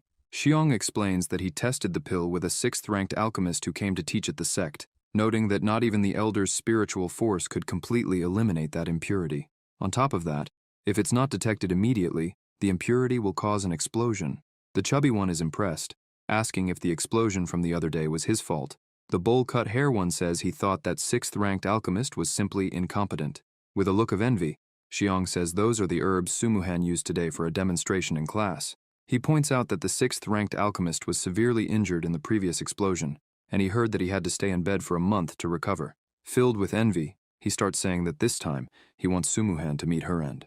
The three of them begin walking, as it's time for class, and from a distance, Seal watches everything. He just watches silently. In the alchemy room, several people are entering, and are surprised to see some new faces. They start questioning who the two people are since they've never seen them before. Others say that, judging by their clothes, they seem to be from the Wanlian Pavilion. This means that today, people from the pavilion are observing, and it seems like they want to start a collaboration. That little group thinks that the Wanlian Pavilion is the most prestigious alchemist organization today. If they can embarrass that woman in front of them, it will be a disgrace for all alchemists, and she'll never recover from it. Suddenly, Elder Sumuhan enters the room with a larva in her hand. She walks over to the cauldron, saying that she will now demonstrate the special method to refine the snow ginseng pill. Xiang starts laughing, thinking that now is his moment. Sumuhan throws the herb into the cauldron, and the fire begins to dissolve it. She explains that, to refine this type of pill, the most important thing is to completely eliminate the impurities from the herbs. During the fusion of medicinal energy, there shouldn't be a trace of impurity. The elder begins using her alchemy, and the cauldron starts shaking. Everyone is stunned, watching the scene. However, Sumuhan begins to get a little worried, not understanding what's happening, and wonders, what was that sound? People begin commenting that they heard something breaking, and ask if the alchemy cauldron could explode. Other students tell them to stop talking nonsense, as that couldn't happen, especially with the people from the Wanlian Pavilion there to observe them. The two visitors remain silent, just watching the scene. The elder thinks something's wrong, so she decides to fuse the medicinal liquids first, and begins using her magic. The process begins, but she notices that the fusion of the medicinal liquids fails, and wonders how this is possible. Still worried, she starts questioning if there's an impurity she didn't see before. However, she decides to stabilize it before the medicinal powers get out of control. Indeed, there are impurities that weren't eliminated, and these impurities are not typical of snow ginseng cultivation. Furthermore, they've almost completely fused with the medicinal liquid. It's impossible to eliminate them, and the only solution is to wait for the medicinal powers to spiral out of control and attack the alchemist. It's clear that someone tampered with these medicinal ingredients. They deduce that the person intends to end the life of the alchemist. Suddenly, the cauldron begins rocking violently, and people start to get scared, asking what's happening and why the alchemy cauldron is shaking so much. They begin speculating that this is a loss of control of medicinal powers, wondering if the elder might lose control as well. One of the visitors starts mocking the scene, saying that a simple second-level snow ginseng pill has already caused the alchemist to lose control. The other points out that she has poor concentration. Xiang continues happily, mentally hoping that it explodes soon. That way Sumuhan will be humiliated in front of everyone, and his greatest desire is to see her pathetic face. Suddenly she hears a voice saying, "Stay calm. If you can't eliminate the impurities, neutralize them right away." She wonders if that voice could be her master's, and, looking back, sees that it indeed is. After thinking for a moment, the elder says her master is right. After all, they're just impurities. If she can't eliminate them, she'll neutralize them. She starts separating the items one by one. She emphasizes that a small inconvenience occurred. Then, she will show everyone the special technique for refining the snow ginseng. Sumuhan says she will let everyone take a look at the process of refining the level 10 elixir. Xiang continues trembling with rage, questioning what this is. All the people present begin to be completely stunned when they hear it's a level 10 pill, a legendary pill. Even the visitors from the pavilion begin questioning if she's really going to make a legendary pill. The oldest among them says that he has lived for hundreds of years and has never heard of such a young alchemist capable of refining a level 10 pill. He points out that Sumuhan is getting too confident, so he hopes she doesn't trip over her own arrogance. However, nothing shakes the elder's confidence. After seeing her master, she takes some lotus of the 1,000 carp decision, covered snow herb, and gills of the ice fish, thinking there's no problem. Now she will add the snow ginseng, and it will be perfect to refine the great regenerative pill of the 7 disasters. The cauldron calms down, and she thinks she's been researching the great regenerative pill of the 7 disasters for more than half a year, always missing something. But now, she understands. Her previous methods were too conservative, and clearly, the snow ginseng is unstable if there are impurities. However, in reality, those impurities activate the powers of the ginseng. If she neutralizes those activated powers with the right ingredients, she can multiply the potency by 10, enveloping the entire cauldron with her alchemy. Once again, it begins to emit a strong amount of heat and energy all around. That energy starts spreading through the room, and the students begin to be impressed, saying the medicinal aroma is dense, and they feel their level advancing. Now, they can sense they're about to break through to the golden core stage. The 2 visitors are impressed, saying that a pill of that level, with just a trace of its aroma, can make someone advance from foundation building to golden core. Still astonished, they remark that, in addition to all of that, the pill has Tao inscriptions on its surface. So, there's no doubt, it's truly a level 10 pill. The elder is happy and thanks everyone for witnessing it. The 2 visitors are so amazed by her abilities that one of them asks if she wants to become his apprentice, while the other bows his head, showing respect, and asks Sumuhan if he could stay and study at the sect, noting that even if he stays as a simple assistant, it would be enough for him. The other students also start to surround her, eyes shining, emotional and impressed by all of this, asking if she will also teach how to refine a level 10 pill. The protagonist watches from afar and thinks that, it seems, Sumuhan has also made great progress in her training these days. Xiao, looking from afar, wonders if she really did it. Still in disbelief, he thinks that not only did she prevent the medicinal power of the snow ginseng with impurities from going out of control and exploding, but she also managed to successfully refine a level 10 pill in front of everyone. He can't believe how this is possible. Xiao continues irritated, thinking that maybe she took advantage of something her master did to deceive everyone. He truly believes that's what happened, and it must be some trick of that woman's. He starts pushing everyone, thinking he will expose her in front of everyone. Xiao approaches her and shows respect, asking what happened with the cauldron at that moment and questioning if she didn't manage to control the medicinal power and almost exploded the cauldron. And why didn't it explode? And instead a level 10 pill appeared.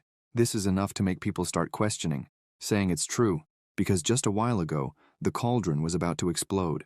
How all of a sudden was a level 10 pill refined? After all, she's nothing more than a second-rate alchemist. Since he joined, he has never seen her refine a pill greater than level 2. The chubby one says it's true, stating that Sumuhan has been deceiving them all, while the bowl-cut hair one questions whether that pill is really level 10.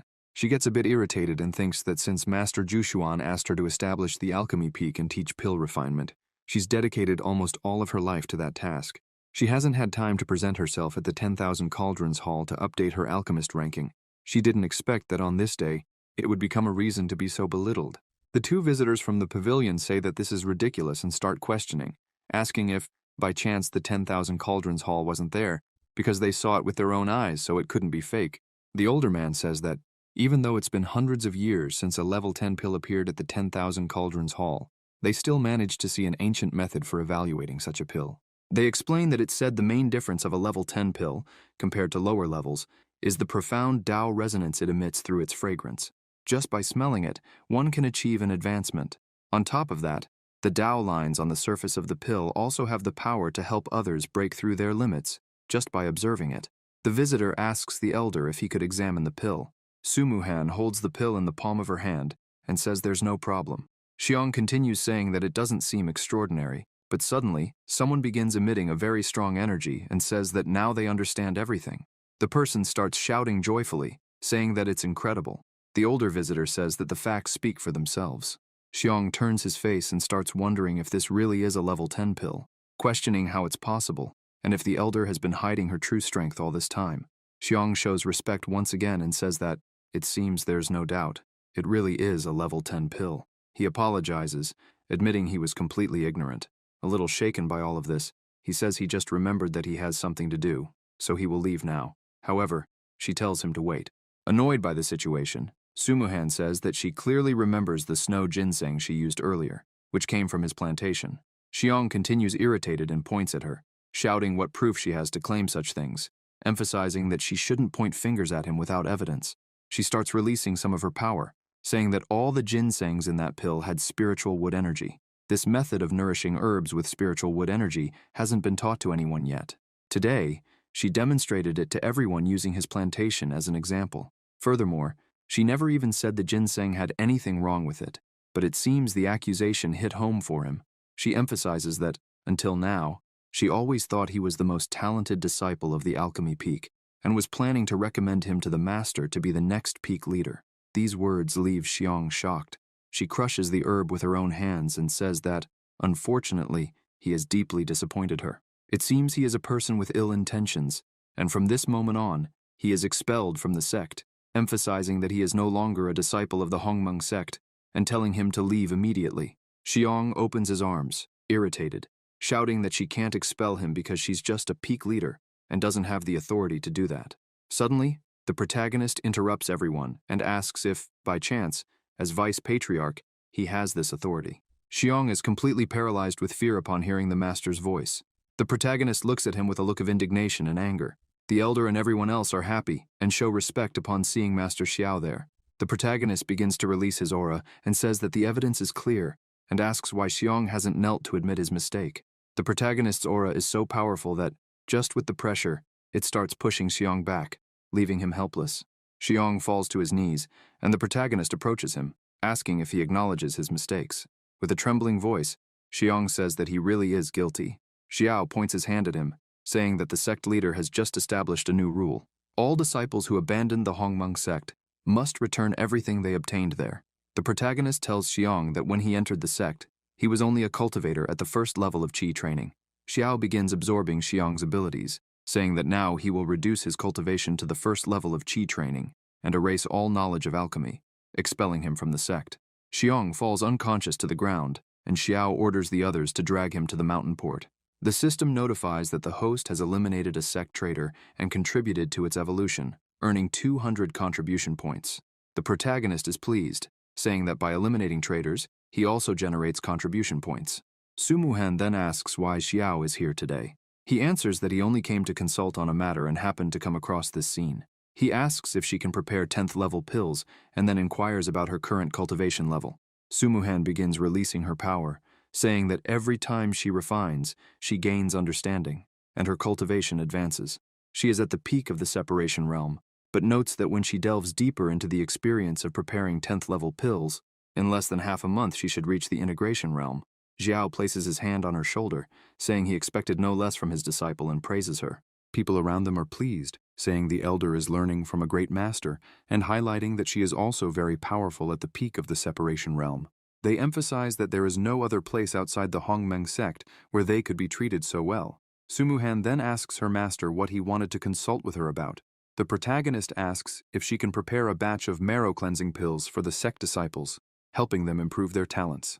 The students begin celebrating, saying that even the #1 accepted disciple in the continent wouldn't be so generous, and entering the Hongmeng sect was the greatest luck they've had. Sumuhan says preparing the marrow-cleansing pills wouldn't be a problem, but questions if her master really wants to enhance the talents of all the disciples, as it could be too risky. The visitors in the pavilion agree with the elder, noting that, with all due respect, the heavenly treasures the protagonist possesses will be coveted and attacked, and they cannot control whether these wonders fall into the wrong hands. Xiao says that on the way there, he also thought about this, but after arriving, he came up with a plan. He asks Sumuhan to proceed with the plan and prepare the pills, leaving the others with him. She is pleased with the master's request and agrees immediately. Meanwhile, Xiang is struggling to descend the mountain, as his body has no more energy. He continues walking down the immense stairs, complaining that without his cultivation, he can't even fly on a sword, thinking he'll have to descend step by step and will only reach the bottom by morning. Suddenly, he slips and starts falling, rolling down the stairs until he crashes face first onto the ground, muttering that it's not his lucky day. A man approaches him while he's on the ground, asking if he wants to take revenge on the Hongmeng sect. Xiang looks up and asks who the man is. The man, fully hooded and dressed in black, says that no one needs to know his identity and asks Xiang to just remember that he is someone who can help him seek revenge. Sometime later, somewhere, Xiang looks at himself in a mirror and looks back, questioning if the man really said that with this, he could take revenge on the Hongmeng sect. The mysterious man places his hand on his shoulder, saying that this won't be enough. Suddenly, Xiang feels an immense pain flooding his body and screams, asking what the man is doing. The mysterious man replies that he is transferring some power to him. The mysterious man begins to remember a fight in which an old friend lost. Since discovering his friend's death, he has always sought revenge. He thinks that he didn't expect even Zhu Yan to be defeated by Master Xiao, emphasizing that the strength of that man is truly insurmountable. The mysterious man thinks that it is said that even the immortals of the celestial court are no match for that monster, and if it were just him against Xiao, victory would be nearly impossible. However, he was lucky, as the protagonist has practically become the goal of everyone. As they solve the issue of the mountain's protective formation, those who want to eliminate Xiao only increase. He thinks that he can't wait to see the protagonist lose his life. Meanwhile, at the entrance of the Hongmeng sect, Xiao was telling his disciple that 300 miles to the west, there was a valley where demons had been seen recently. He emphasized that he had just completed the transmission of skills, but she needed real combat experience to gain more. His disciple agreed and began walking alone toward the destination her master had ordered. Xiang hid behind a tree, watching everything, and looked at the girl alone, thinking that she seemed a bit naive. This made him think that if he gained her trust, he could infiltrate the sect. They stepped on a branch and made noise, and suddenly she was surrounded by several people. As they surrounded her, Wu Shuang prepared to fight, and questioned if they were the demons causing trouble there, all wearing masks. She asked what she would do if they were demons. They all advanced together, shouting and questioning if she believed that, even alone, she could be a heroine who would eradicate the demons and defend the righteous path. She began to remember her master's teachings, saying that if she chose to specialize in body arts, the best defense would always be attack. She began moving her spear, thinking that she should remember every word of her master. However, a strange energy began to take over the spear and her body, making her question what it could be. She became trapped, seeing the demons approaching, and thought that this was not good at all. One of the demons started speaking, saying that she would now be his. She started to panic, thinking that she was in serious trouble. However, another person emerged from the forest and drove the demons away, defeating them, saying they were a bunch of cowards, attacking with superior numbers. Xiang managed to defeat them all, and Wu Shuang looked at him, saying she was very lucky to have been rescued. Suddenly, the magic she was learning started to disperse. She wondered if it was because the owner of the demonic qi lost consciousness. Xiang helped her up, asking if she was okay. She was happy and said she was fine, thanking the knight for saving her. He began talking to her, saying that recently many demons had appeared in that area. He then asked why she came alone. Wu Shuang answered that it was a mission from her sect, and she came specifically to eradicate the demons from that place. Xiang said he understood, but from what he saw, she had no experience fighting them. Wu Shuang felt a little embarrassed and admitted that it was true. She didn't have real combat experience yet, apologized, and thanked him again for saving her. Xiang smiled and asked if he could teach her. Wu Shuang was happy and asked if that was true, if he could really help her. Xiang smiled, saying yes, and that she could leave everything to him. They began fighting against the people who were there. She didn't waste any time and also started training. Sometime later, the two were walking through the forest. Xiang clapped his hands, saying there was no doubt she was truly a disciple of the Hongmeng sect, for in less than 5 days, she had managed to eliminate all the demons in that area. She said that she had completely mastered the secret to eliminating demons, and now that she thought about it, she owed it all to him. Wu Shuang turned and said that she was going to check out the other areas and explore a bit to see if she could find more demons and continue practicing. Xiang begins to smile, thinking that after taking care of all those demons, Wu Shuang will trust him more, and as long as he uses her, he will be able to enter the Hongmeng sect easily. Wu Shuang raises her spear, all happy, saying that she has finally fought on her own. Xiang watches her, thinking that soon he will take care of all of them. However, he is shocked to discover that the Hongmeng sect has established a new rule that no outsiders can enter unless they have the master's approval. He falls to the ground, upset as Wu Shuang apologizes, saying these are the rules. Still crying, he says he understands and asks her not to worry, as he didn't want to cause trouble for her. Xiang begins to wonder when the sect established these rules, as he didn't even know about them. Putting on a sad act, he says that his intention is not to put her in a difficult position. He simply wants to join the Hongmeng sect because a friend of his disappeared after joining. Xiong emphasizes that he grew up with this friend since childhood, but they lost contact and now he is searching for him. Wu Shuang is moved by the story, saying she understands. Xiong continues his act and asks her not to worry, as if it's really difficult, it's better to forget about it. He mentions that he can't take advantage of having saved her once to ask for something in return, and says he will find his friend on his own. Wu Shuang starts to leave, telling him to be careful. Xiong shouts, asking her not to be so cold, saying that if she can help him, he would like to be helped. Wu Shuang stops and thinks for a moment while Xiong makes a pitiful face. After a few seconds, Wu Shuang gets an idea and says she will introduce Xiong to her master, as he is fond of new talents, and since Xiong is stronger than her, the master will probably like him. This shocks Xiong. Wu Shuang grabs his arm and starts dragging him, saying she will take him to meet her master right now. Xiong freezes in fear and asks if they really should make such a scene. He starts thinking that he can't meet Xiao as he's too clever, and if he finds out about the whole act, he'll tear Xiong apart. He tries to break free but can't, realizing that Wu Shuang has immense strength, which doesn't make sense. Seeing he won't be able to break free, he asks her to wait. Wu Shuang looks at him and asks what's going on. Xiong tries to disguise it, saying he was thinking and feels he's not prepared to meet her master this way, as it seems disrespectful. Wu Shuang doesn't understand and asks what he wants to do. Xiong begins to explain that usually when looking for a master, one should bring a gift, and wonders if he should offer at least 100 low-quality spiritual stones. He emphasizes that he would feel bad meeting such an important person empty-handed. While he's explaining this, Xiao appears behind him. Wu Shuang notices her master's presence and greets him, making Xiong tremble with fear. The master asks her who the person in front of her is. Wu Shuang walks towards Xiao and says that while fighting the demons, she had some issues, and this companion saved her life. She also mentions that her companion said an old friend disappeared after joining the Hongmeng sect, and that's why he wanted to join to search for clues. With a smile on her face, she says she remembered what the master had said about not letting anyone in so easily, and that's why she was thinking of recommending him as a new disciple. Xiao stays silent, listening to everything, and after she finishes speaking, he says he understands. Xiong was already accepting that he was going to meet his end, but Xiao asks him to follow him. Xiong is confused and Xiao explains that since he saved his disciple, he can't be too harsh. Xiao asks what the name of Xiong's childhood friend is. He replies that his friend's name is Xiong Chumo. Xiao says that if it's this guy, he was expelled from the sect recently for trying to kill an important mistress. Xiong starts shouting, saying that's impossible as he knows his friend's personality well, and he would never do something like that. He emphasizes that he's sure his friend was framed and thinks that if those bastards hadn't forced his hand, he wouldn't have done that.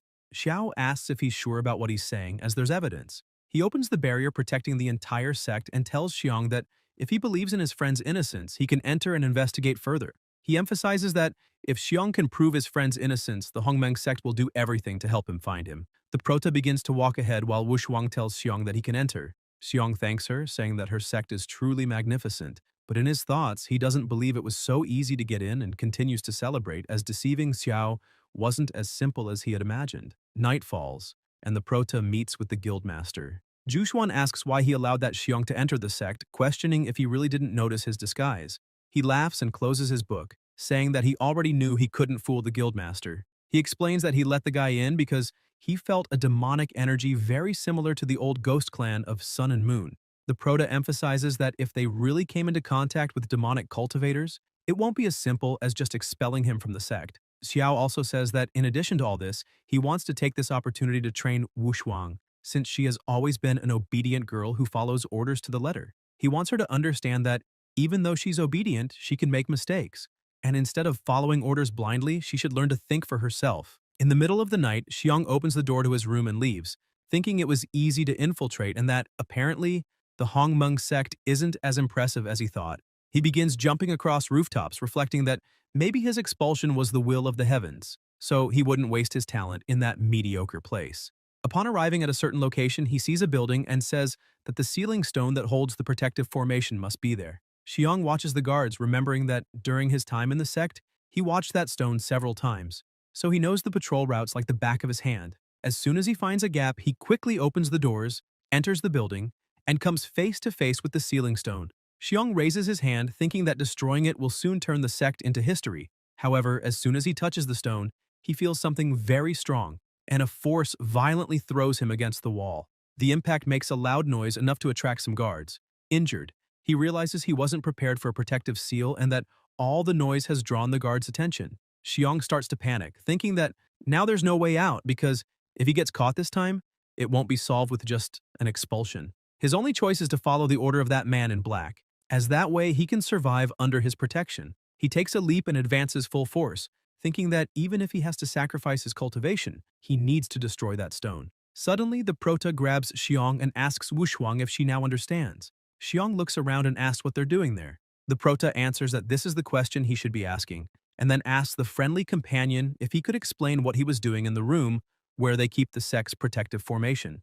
Wushuang gets upset and asks if Xiong saved her only out of self-interest. The prota looks at her and tells her not to worry, as he's not there to judge her today. Xiong starts shouting, demanding that Xiao let him go. The prota explains to Wushuang that human nature can be very dangerous, which is why she always needs to think before acting. Wushuang says she understands and emphasizes that she won't make this mistake again. Xiao begins to laugh and says it's all right, but now he's going to teach her how to deal with a despicable traitor like that. He activates his Heavenly Devourer skill and explains that he'll show her how to handle this kind of situation. A few seconds later, the prota lets Xiong go, saying that the technique has taken effect. The prota asks Xiong who sent him and what the plan was. Under the effect of Xiao's technique, Xiong extends his hand to deliver something and says that his plan was to destroy the Hongmeng sect's protective formation and then use that to contact his superior. Xiao takes the object in his hands and questions whether it's really what he thinks it is. Suddenly, the protective barrier is broken, and the alarm signal is triggered. Outside, the enemy leader sees the signal and thinks that at least the boy was useful. He starts smiling and says it's time to act. As they reach the entrance of the sect, they realize something is wrong and wonder why everything is so quiet. One of the servants asks the leader if he really thinks something is wrong there. The leader points out that even if it's a trap, it doesn't matter, because if there's a powerful formation, it will take at least 15 minutes to reactivate it. By then, the Hongmeng sect will already have been reduced to ashes. The members are happy to hear this and emphasize that, with the leader protecting them, that insignificant sect poses no danger. The man with the skull-like face says that, fortunately, he informed the sect and requested help from the ghost portal sect of the Sun and Moon from the celestial realm. With the help of an immortal from the fusion realm, the Hongmeng sect wouldn't survive the night. Their leader states that it's time to go, as they're going to wipe them all out at once. Meanwhile, inside the sect, Xiao is observing when Z approaches him and warns that those people just crossed the entrance to the mountain. The prota smiles, saying that everything is perfect. He advances with his two disciples and asks them to activate the mountain formation. While advancing, Wushuang asks her master if he didn't say they could have brought reinforcements from the celestial realm and questions if the sect's great protective formation will be enough to eliminate a celestial immortal. Xiao responds that they'll only know if they try. He thinks that since the formation was destroyed by Yixuan last time, he brought Zhugelin to repair it, but also fully enhanced it along with Gupan and Jianfeng. That's why the Hongmeng sect's great protective formation is now brand new. The prota says that even so, the formation needs time to activate and asks Wushuang if she can take the lead. She agrees, saying there's no problem. The ghosts advancing suddenly stop when they see someone at the end of the stairs. They shout asking who is there. Confidently, Wushuang yells that if they want to pass, they'll have to step over her corpse first. The leader of the ghosts is impressed, as a brat who still smells like milk is trying to stop them. Without hesitation, he orders his disciples to attack. Wushuang clenches her fists, thinking that now is the moment. She remembers that her master directly transmitted his energy to her, allowing her to ascend directly to the peak of the Golden Core realm. Moreover, all those people were just between the Golden Core level and the beginning of the Divine Division realm. To top it off, she still has the magical weapons her master gave her. Striking the first blow on one of the ghosts, she thinks that, if she handles the rhythm of the battle well, victory will be easy. However, one of the opponents manages to attack her from behind, trapping her with a chain while another strikes her. The attacks are powerful, causing her to get injured. The guy holding the chain takes advantage of the moment to tighten it even more, pulling her backward. From a distance, Xiao and Z observe the scene. Z starts to worry about her sister, but the prota tells her not to worry, stressing that Wushuang needs to learn to fight on her own and that Z must trust her more. Despite her master's words, Xi remains anxious and worried about her junior sister. Wushuang, being dragged by the chains, exerts tremendous effort to hold them and thinks she needs to get up right now. Besides having received energy from her master, the prota also strengthened her physical body, which means her physical endurance should far surpass that of an ordinary golden core cultivator. With this in mind, she believes she should be able to break those chains easily. The ghost holding the chain mocks her, asking his partners to look, as she's trying to break the chains of the River of Tales with just physical strength. He points out that it's ridiculous, and he and his companions start laughing, explaining that the chains were made from the bones of cultivators who practiced body refinement at the divine division level. Even so, Wu Shuang is trying to break them, with only golden core cultivation and brute strength. Full of mockery, they say that she couldn't possibly do it, not in her dreams. Facing their jeers, Wu Shuang thinks that strength has always been her greatest asset, and brute strength has never failed her. Determined, she fully trusts in her own strength. With tremendous effort, she screams and breaks all the chains. The ghosts are stunned, unable to believe what they've just seen. Wu Shuang stands up, saying that she finally did it. The members of the enemy group get angry and say that now they won't hold back, deciding to charge altogether. However, things are now different. Wu Shuang dodges all attacks effortlessly, while thinking about the techniques her master taught her. She grabs one of the enemy's arms and concentrates, remembering that she must observe the opponent's movements, anticipate their next steps, and never doubt herself. With tremendous strength, she throws one of the ghosts to the ground. Realizing another attack is coming her way, she leaps and easily dodges. Everything is happening exactly as she imagined, and she knows she must keep going this way. The man who attacked didn't manage to see Wu Shuang's movement because it was too fast and asked if she had disappeared. However, she reappears immediately, just like Minato striking Obito, and sinks her enemy into the ground. Continuing without the slightest difficulty, she defeats one opponent after another. Her strength was such that when she threw one of them upwards, he landed on top of the others, and shortly afterward, all of them were lying on the ground with only her standing.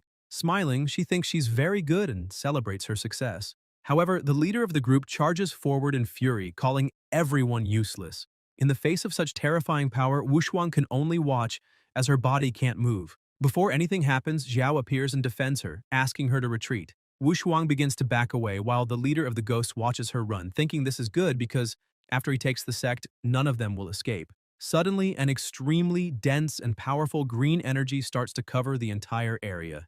The leader of the ghosts looks at the spreading energy and wonders if the mountain's defensive formation has been activated. He then releases his own energy, reflecting that he's heard of the Tower of Destiny and its powerful formations. But he believes that won't be enough to break through his defensive technique. Several swords begin to form and advance toward him. The leader, realizing they've been discovered, decides to take the opportunity to test the formation's capabilities personally. However, as the attacks begin to hit his defense, he stops talking. The impact of the strikes is so intense that cracks begin to appear in his protection, leaving him surprised and questioning what immense power this is.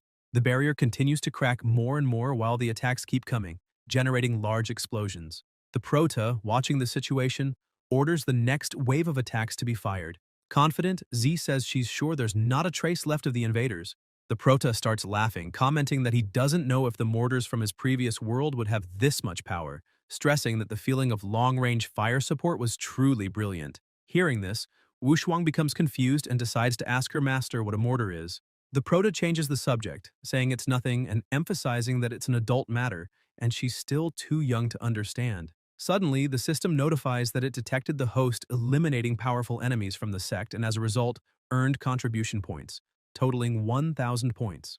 The system continues saying it detected that the disciple improved her combat experience under the host's guidance and that the reward will be doubled. As a prize, the host will receive a celestial-grade superior technique for golden threads. Upon seeing the notification, Xiao laughs and says it's excellent, noting that, apparently, everything is resolved. Sumuhan appears and informs that he's finished preparing the marrow cleansing and primordial cultivation pills that the Prota requested. Xiao thanks him and asks to have the pills brought to the hall. He then instructs Z to notify everyone that they can go there to collect a vial of marrow cleansing and primordial cultivation pills as a reward for their continued efforts. Z smiles and says she understands. The sect members start to talk among themselves. One asks if it's true they'll receive the marrow cleansing and primordial cultivation pills for free. Another responds affirmatively and shows the ones they've already received. A man holding his pill comments that he doesn't understand why the sect is being so generous this time, pointing out that before, one had to complete a month of missions to get just one first-rank pill. Looking at the pill in his hand, he notices that there are so many refined patterns on it that it must be at least an 8th-rank pill, which leads people to question if they could really distribute them for free. 3 disciples are admiring the pill, commenting that it's the first time they've seen something of that level. Curious, they wonder what would happen if they consumed it. Suddenly, they begin to feel a strange energy and hear a peculiar noise. Alarmed, they scream, asking what that was and if someone inside the sect was making a breakthrough. Other disciples explain that after consuming the marrow cleansing pill, the person awakens a special type of body. They are impressed and ask if the pill can really do that. The new disciples look at the pill in their hands and conclude that if it can truly grant a special body, then the Hongmeng sect will be their new family. Without hesitation, one of the men takes the pill immediately and starts feeling power growing within him. Suddenly, an enormous amount of energy starts to pour out of his body. The man screams, confirming that the pill indeed awakens a special body. Amazed, he says he'll inform his cousins and uncles to come and become disciples of the Hongmeng sect as well. Xiao observes all the energy emanating from his sect when, suddenly, the system starts notifying him. The message informs that it has been detected that the host renewed the talent of the sect's disciples, resulting in the awakening of a special physique in 300 people, granting him a reward of 10,000 contribution points. Additionally, the host significantly improved the sect's prestige, earning another 10,000 points, and the number of disciples drastically increased with his help, granting him an additional 10,000 contribution points. Upon seeing so many accumulated points, the professor laughs, saying that this time he really received a large amount of contribution points. He wonders if this will be enough to purchase a special physique in the store and asks the system to open it. The system notifies that it's changing the store interface and then displays all the available items. Xiao, ever astute, tells the system that he has a question and asks if the items purchased in the store can only be used by him or if they could be given to his disciples and thus refunded. The system responds that it's not possible to directly transfer the purchased items to the disciples, emphasizing that this exchange is prohibited. The prote, trying to be even smarter, questions that if the system says he can't give it directly, then it means he can modify it. The system, without a response, remains silent. As he analyzes the items in the store, Xiao finds a stone called the warrior god Xing Tian's lineage, which costs exactly 10,000 contribution points from the sect. As soon as he selects it, the system informs that this item is only valid for a secondary mission, which makes him dissatisfied. Meanwhile, Wu Shuang was cultivating when the prota approaches her and is impressed to see her still training late at night. Surprised and happy to see her master, she asks what he's doing there. Xiao extends his hand and says that since she's working so hard, he brought something special to gift her. A massive amount of energy starts emanating from his hand and flows toward Wu Shuang. He explains that this is called the night scene. Wu Shuang feels the power running through her body and thinks to herself, this energy. The next day, the sect members are walking through the Hongmeng territory, chatting excitedly about how well the sect treats its disciples, questioning where else they could receive purifying pills for free. Suddenly, a loud noise echoes, and the wall behind them starts cracking before a huge explosion occurs, leaving them startled. Screaming, the two disciples question what's going on. Amid the smoke, Wu Shuang emerges with a terrifying aura and holding an incredible weapon. One of the members, impressed, asks if she has awakened a special constitution. Wu Shuang, slightly embarrassed by the destruction she caused, responds affirmatively but admits that she couldn't control herself for a moment and asks if the men are injured. The energy surrounding her begins to dissipate and she wonders why this is happening to her. At that moment, Xiao and his other disciples appear. Sumuhan approaches and asks Wu Shuang to thank her master. She explains that the prota spent 3 days without sleeping or resting, combining several precious pills into one to forge and transform her bloodline into the warrior god Xing Tian's lineage. With that, her power and talent reached an entirely new level, and the combination with her natural abilities couldn't have been more perfect. Wu Shuang, with tears in her eyes, is impressed and deeply moved by her master's effort. She says she can't believe he did so much just for her. Xiao approaches and says it was nothing because if she becomes stronger, he, as her master, will also feel better. This makes her even more emotional. The system notifies that it detected that the disciple awakened the warrior god Xing Tian's lineage of inferior celestial rank with the help of the host, and therefore the reward will be doubled. As a result, the host obtains the warrior god Xing Tian's lineage of superior celestial rank. Still crying, Wu Shuang tells her master that she's not worthy of so much attention and that she will always carry a debt of gratitude for everything he did for her. She emphasizes that now that she's stronger, she can definitely fight against the enemies for her master's sake. Xiao, however, lightly scolds her, saying he already told her not to worry about that and questioning why she still doesn't believe him. At this moment, Z releases her aura, demonstrating impressive power, and warns Wu Shuang not to think of stealing the glory of fighting for the master, as this honor should be hers. She reveals that the prota granted her the heart of the Lord of the Nine Heavens' celestial sword, and therefore she won't allow Wu Shuang to take credit for this. Suddenly, the dragon aura begins to emanate from the prota's body, leaving everyone stunned. A man appears, saying that this is his first meeting with his senior brothers and sisters. He introduces himself as Bai and emphasizes that he is also a disciple of the master. He explains that although he had been dormant for a long time, He recently gradually awakened after receiving the ancestral dragon lineage from the Prota, which allowed him to reach the fusion realm. Jianfeng also begins to demonstrate his power, claiming that his Qianjun sword god constitution is not bad. Qipan A then reveals that she also awakened her lineage, stating that thanks to the Hell Serpent lineage granted to her by her master, she managed to reach the fusion realm. Sumuhan also manifests her power, explaining that the pills she refines can now directly modify a person's constitution, all thanks to the Shenong lineage given to her by the Prota. Zhuge Lin, in turn, demonstrates her strength and introduces herself, mentioning that some of those present may not know her. She identifies herself as Zhuge Lin, the current head of the Celestial Mechanisms Pavilion branch in the Upper Granqin Kingdom. She explains that a few days ago, Xiao formally accepted her as a disciple, and now that she has obtained the heart of the star god, she has finally advanced to the fusion realm. The Prota mentions that Ying is still busy with state affairs, and that Zhuge Lin will soon have more matters from the pavilion to manage. As for the others, he informs them to prepare, as they will soon ascend directly to the celestial court. The disciples bow their heads and shout in unison that they understand. The system starts to notify various rewards.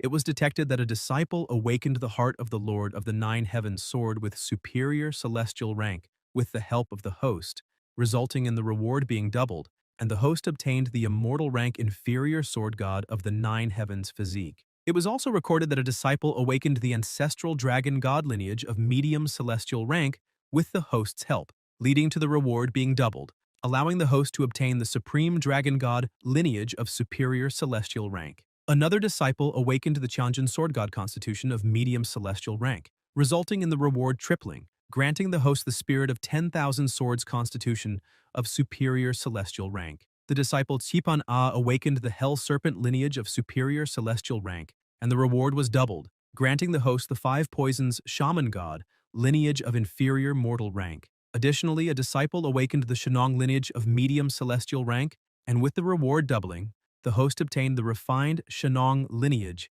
of superior celestial rank. The Prota is impressed with so many benefits and comments that everyone is incredible. 3 months later, lightning continues to fall, and the people present begin to wonder how many times someone has crossed the lightning tribulation in this period. They feel that, during these 3 months, the storm clouds above their heads never disappeared. However, no one knows exactly who is causing all of this now. The system notifies again that all the disciples under the host's tutelage have ascended to the fusion realm, and that the conditions for the system update have been met. As a result, the system update program was initiated, and an opportunity to teleport to the Immortal Gate has been earned. Upon receiving this notification, the Prota reflects on the fact that Wu Shuang also ascended to the fusion realm, but wonders about the significance of this teleportation opportunity to the Immortal Gate. Suddenly, everything begins to tremble, and the sect members ask if an earthquake is occurring. However, the entire sect begins to float, lifting off the ground, and in an instant, it simply disappears.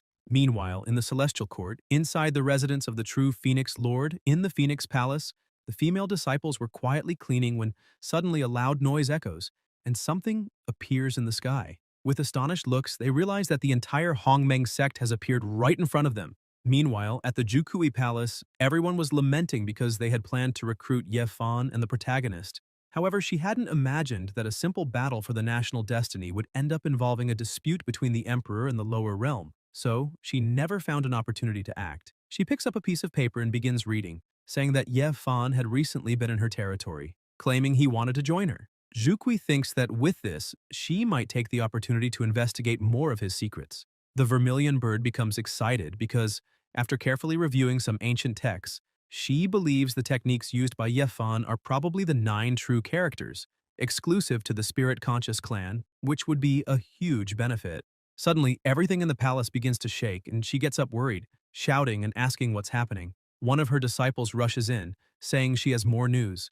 A floating island has suddenly appeared in the sky.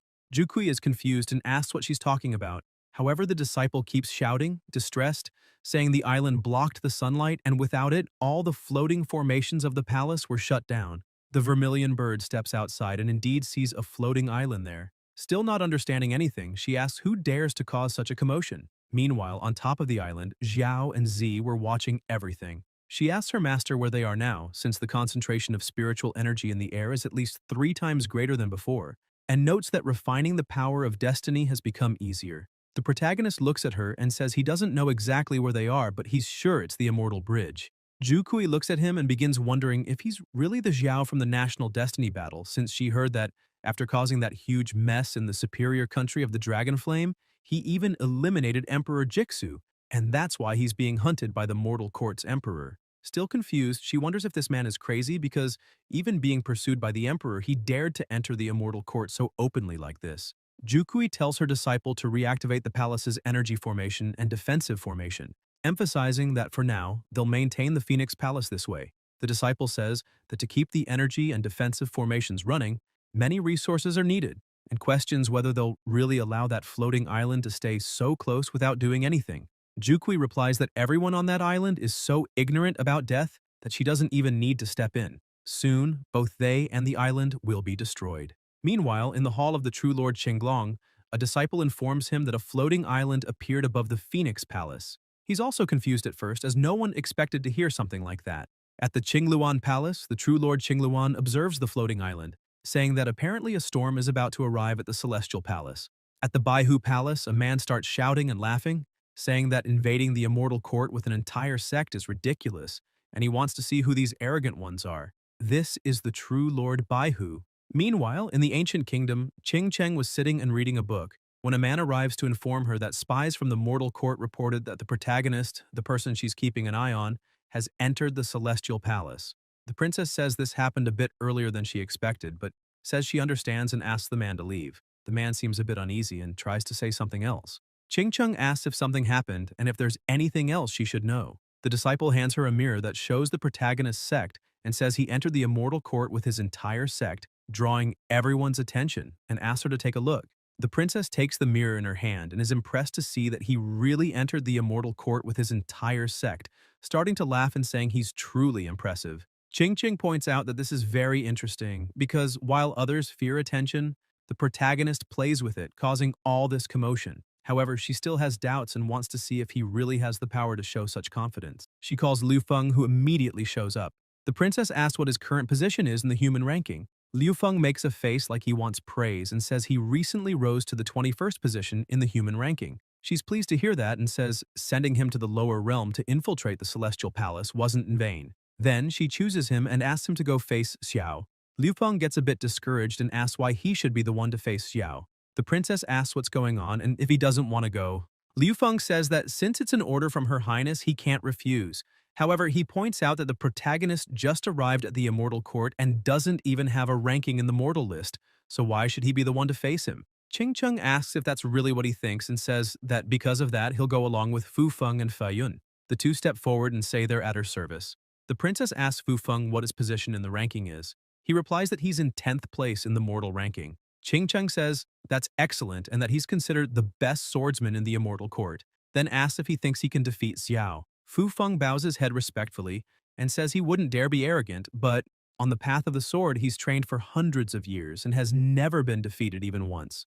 The princess says that's very good and orders him to go with Fei Yun and Liu Feng. If the protagonist wins the battle, they must give that to him and speak about the Immortal Court. Liu Feng doesn't like it much and asks why the princess doesn't entrust such an important mission to him alone, stressing that he can handle it by himself. But she says she doesn't want to hear anything else and tells them to simply do what she ordered. As soon as they leave, she gets excited while watching the mirror, observing everything, wanting to see if the protagonist really has the strength to be up there. When they arrive, Fu Feng looks at the island and asks if that floating island is the Hongmeng sect the princess asked them to keep an eye on. Fei Yun isn't happy to see it floating and thinks they're way too arrogant. Fei Yun asks Fu Feng where his brother is, questioning whether the princess didn't order him to test the protagonist's strength. Fu Feng replies that he hasn't been able to contact his brother and doesn't know, but it seems that if he doesn't get up on that island soon, he'll miss a big opportunity. Several cultivators were already in the air surrounding the island. Among all the people, two cultivators begin chatting and ask if those are the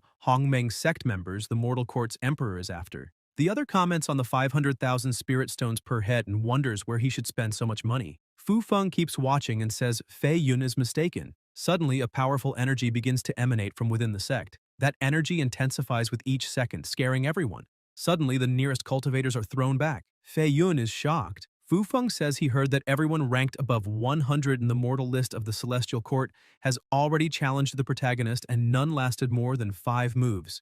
Liu Feng appears behind the two saying they're nothing but fleas in the fusion realm pretending to be immortals.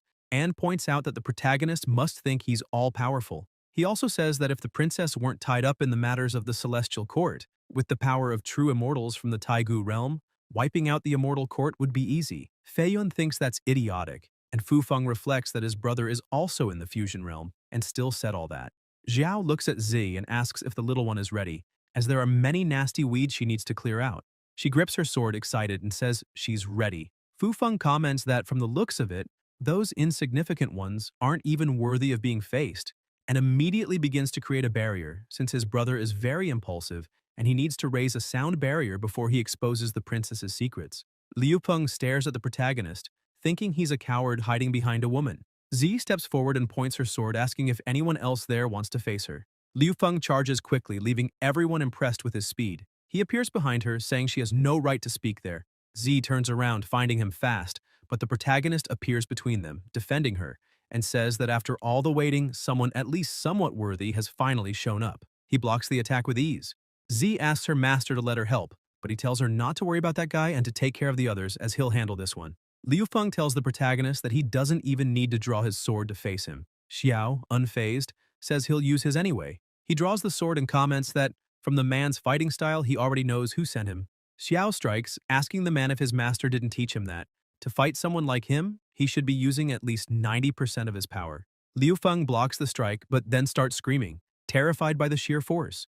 He's thrown back, and even in great pain, he realizes his power of destiny is being drained. Liu Feng asks if the princess gave the Jade Manual of Destiny to the protagonist. Xiao shows it to him and asks if that's what he's referring to. Liu Feng becomes furious and asks why the princess values someone like the protagonist so much. Curious now, he draws his sword and tells Xiao to hand it over because he's not worthy of possessing it. The protagonist says his master disagrees, since she was the one who insisted he accept it. Liu Feng remains furious, shouting for the protagonist to give it back. Xiao thinks that earlier, when he struck Liu Feng, he obtained a thread of destiny power, which is understandable. But now, after provoking him, his emotions were stirred, and that also allowed Xiao to gain another portion of his destiny strength. Liu Feng attacks fiercely, but the protagonist easily defends himself. While blocking, he thinks that it's really like Buddha said, wrath affects destiny, and he wasn't lying. It seems that just provoking your opponent a little is enough to steal some of their destiny power. Xiao begins releasing a lot of energy and thinks he should try provoking his opponent once more. He attacks again, and says that if this Jade Manual is so important, then he'll show a bit of its power. The attack is incredibly fast, and Liu Feng can't defend. He's simply terrified seeing it coming. Fu Feng appears, creating a barrier around his brother, asking the protagonist to have mercy. Liu Feng, confused, asks what his brother is doing there. Fu Feng introduces himself to Xiao, saying he came to apologize on behalf of his younger brother. Liu Feng still doesn't understand and gets irritated, asking his older brother why he's being so polite to the protagonist. But Fu Feng just tells him to be quiet and not be disrespectful. Xiao asks what they want now. Fu Feng says their master, the princess, sent him to ask if the protagonist still remembers his promise. Xiao asks if he's referring to what his master said, that if he ascends to the immortal court, defeats the top 10 talents of the mortal ranking, and uses the Jade's power to absorb enough destiny from them, then she'll help him eliminate the immortal court's emperor.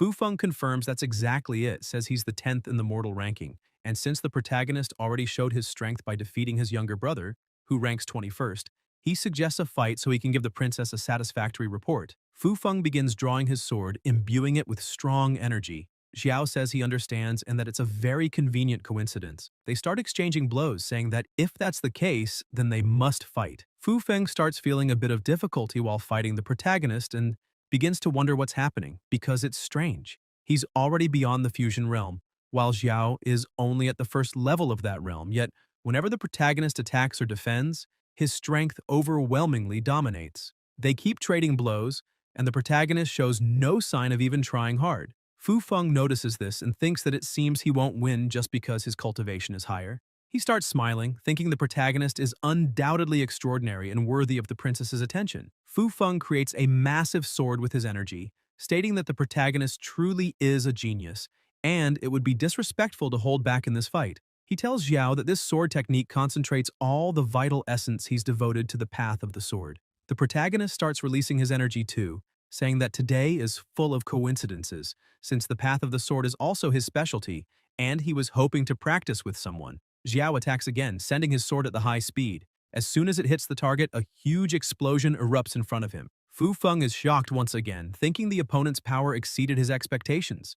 But that first strike was just a distraction. Suddenly, a sword appears through the smoke. Fu Feng panics, thinking this is bad. There's no time left.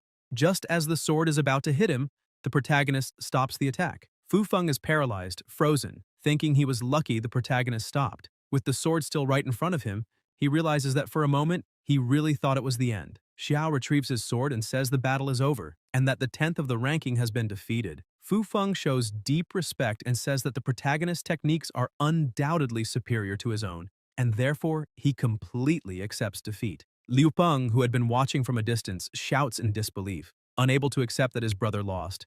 Zi starts celebrating, saying that was amazing and exactly what she expected from her master. Liu Peng remains furious and refuses to accept defeat, saying it's impossible and accusing the protagonist of cheating, claiming he couldn't have beaten his older brother. Fu Feng smacks him on the head and tells him to stop being an idiot. He apologizes once again to the protagonist on behalf of his brother and asks him to be a little more understanding toward that fool.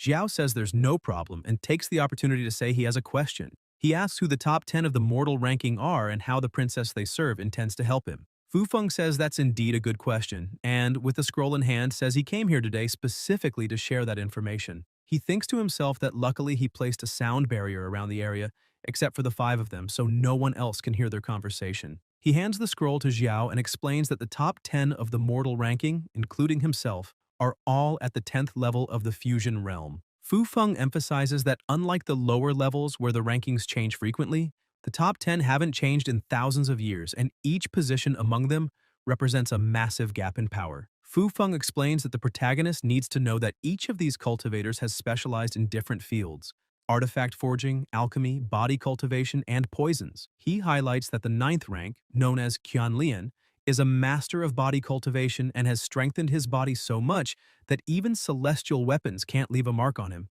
For swordsmen like them, he's practically invincible. The 8th rank, named Qinzi, although an alchemist, has taken the art of alchemy to divine levels. The pills he produces can even influence the heavenly Tao, making the natural laws bow before him. Fu Feng says he knows the power of these two very well because he has a close relationship with them and warns the protagonist that not even 10 Xiaos together could face either of them. He continues explaining that as for those ranked even higher, he doesn't even know their faces and says that if the protagonist manages to defeat either of the two he mentioned, he might be able to get more information about the others. Fu Feng asks Xiao to heed his advice and says that before him the imperial princess tried to recruit many talents from the lower realm, but none of them completed the task. So he advises the protagonist to be very cautious. While reading the scroll, Xiao says he understands but still has one last question. He looks at Fu Feng and asks once again how the imperial princess intends to help him face the celestial emperor. Liu Feng gets mad again and starts shouting, asking if the protagonist is questioning the power of the imperial princess. His older brother once again interrupts him and apologizes for his brother's recklessness. He asks the protagonist if he's ever heard of the ancient domain realm. Xiao looks confused and asks what that is. Fu Feng begins to explain that the ancient domain realm is the home of the divine race. The celestial spiritual power that the entire celestial court longs to obtain throughout their lives comes from that place. Just cultivating there for a while, nourished by that power, will make surpassing members of the celestial court only a matter of time. The protagonist asks what this celestial spiritual power is. Liu Feng keeps mocking, saying the protagonist doesn't even know what celestial spiritual power is and that he can't understand why the imperial princess pays attention to someone like him. Fu Feng tells the protagonist that if he knows how to refine destiny power, then he definitely understands this too. Xiao says he already gets it. Fu Feng then says it'll be easy for him to understand and starts explaining that celestial spiritual power can be seen as a form of destiny power, but much more concentrated and potent than normal. After hearing the explanation, the protagonist wonders if that's also a form of destiny power, which sparks a new doubt in his mind. He doesn't know if it's stronger or if star power is superior. He replies without hesitation that he understood everything and says they should now go back and tell the princess he accepts the mission. He asks her to wait patiently. Liu Peng steps forward again, points his finger at the protagonist, and says he's extremely arrogant, asking if he even knows who he's talking to. His brother gets irritated again and slaps him once more, apologizing yet again to the protagonist. He says they'll definitely deliver the message to the imperial princess and leaves, dragging his brother along. The protagonist turns around and begins speaking loudly, saying everyone there saw the show, and asks if that was enough or if anyone else wants to challenge him. If anyone does, just step forward. He'll face them all at once. The other cultivators start trembling in fear, saying that if even Liu Feng and Fu Feng were defeated, they don't stand a chance. So it's best to leave. One by one, they turn their backs and walk away. The protagonist returns to his sect, saying no one else dares to step forward. And now he feels lonely. Z looks at him, thinking her master is joking again. He starts heading back and tells her to follow him. Since no one wants to fight, they might as well return and eat. Meanwhile, inside the palace, Jukui tells her servant to leave while she remains silent. Once alone, she says that there's no one else there, so he can come out. Ye Fan appears, saying it's been a long time since they last met. The vermilion bird gets straight to the point and tells him to say what he came to discuss, and it better be important. He replies that without a doubt, it's something that will interest her and shows one of the words. Jukui looks at the word, wondering how they compare, and asks why he's showing such a treasure to her, questioning if he's not afraid she might just kill him and take it by force. Ye Fan says that if he were afraid she'd steal it, he wouldn't have been foolish enough to come there in the first place. The vermilion bird begins to release a bit of her power, asking if he's trying to insult her. Ye Fan shouts for her to calm down and unleashes even more of the power from the word, telling her not to get angry because he's not done speaking. He emphasizes that someone of her level surely wouldn't stoop to someone like him, and if he's giving her the treasure, he assumes she wouldn't cause problems for someone as insignificant as himself. Jukui smiles, thinking the man before her is quite cunning. He leaves no loose ends and even showed her his power. It makes her wonder whether he's trying to threaten her or not. The firebird begins releasing flames from her hand, thinking she wants to see how powerful these true words of the 9 characters really are. She fires an attack at the word, completely destroying it. Ye Fan is slightly surprised and says he had always heard that the flames of the true Phoenix Lady could consume anything, and now that he's seen it with his own eyes, they truly live up to her reputation. Jukui says at least he knows how to behave, and asks if he really came there, only with that treasure and what it is that he truly wants. He replies that he's aware of his limited power, so he won't ask for much, explaining that he has only managed to gather the first 3 characters of the true words. So he asks her to help him find the remaining 6, and once she has them, to share some of the knowledge with him. Jukui asks if that's all, while thinking that if he just wants to share information, then it doesn't seem like a problem. Ye Fan confirms and points out that with his power alone, it would be extremely difficult to collect such a revered technique as the 9 words, and that if he can collaborate with her, the true Phoenix Lady, it would be a great benefit for him. Ye Fan starts laughing and thinks, of course, that's not all. Because even though these true words are invincible, if the one cultivating them doesn't possess a divine spirit, they'll eventually become corrupted and just end up as slaves to the technique. That's why he only needs the Phoenix Lady to cultivate the words, so that he can control her through the true words.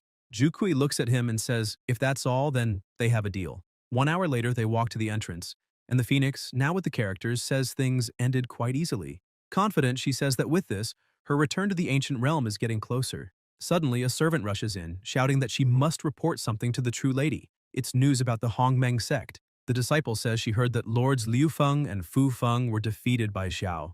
Upon hearing this, Jukui is surprised and begins to wonder if the protagonist really has that much power, because if that's the case, she urgently needs to try to bring him to her side. The Phoenix asks if her disciple knows whether the true Lord, Azure Dragon, has made any moves. The servant replies that she also heard the true Lord, Azure Dragon, is already preparing gifts and planning to send them to the Hongmeng sect in order to establish relations. Jukui tells her servant to prepare one as well and emphasizes that they'll send an invitation to the protagonist tonight. They can't let Azure Dragon get there first. Meanwhile, somewhere else, 2 people are playing a game. Qinglong tells his companion that he lacks mental serenity. His subordinate agrees, saying he lost as expected. He can't defeat his true lord. This is Feng Tingyan. The young man tells his master that he has something he'd like to ask. Qinglong says he may ask. The boy looks confused and says it's the first time his lord has asked him to deliver so many valuable gifts to visit someone, so he wonders if this Hongmeng sect and this Xiao are really that important. Qinglong begins to reply, saying his disciple already knows the current situation of the Celestial Court. The Celestial Emperor has been in seclusion for hundreds of years, and the 4 true lords under his command, including himself, have spent this time holding back and wearing each other down without making major breakthroughs in their power. Qinglong emphasizes that the emperor's prolonged seclusion is also troubling, because if his cultivation fails, the 4 who always supported him might end up as mere stepping stones for his cultivation. And if that's the case, they'd better be prepared. Feng Tingyan stands up, says he understands, and tells his master that now that everything's clear, he'll take his leave. Sometime later, Ji goes to the sect leader and tells her that the Azure Dragon Immortal has sent visiting gifts and wishes to meet with the master. However, the protagonist left during the night. Jushuan remembers that during the night, the protagonist said the immortal Phoenix Palace had invited him to discuss something important, and he hasn't returned yet. That makes her wonder why the Azure Dragon Immortal came to visit. She thinks the Celestial Court Immortals are coming one after another, but she's not sure if that's good or bad. The leader pats Z's head and asks her to go receive the guests. Later on in the Central Palace, everyone is seated.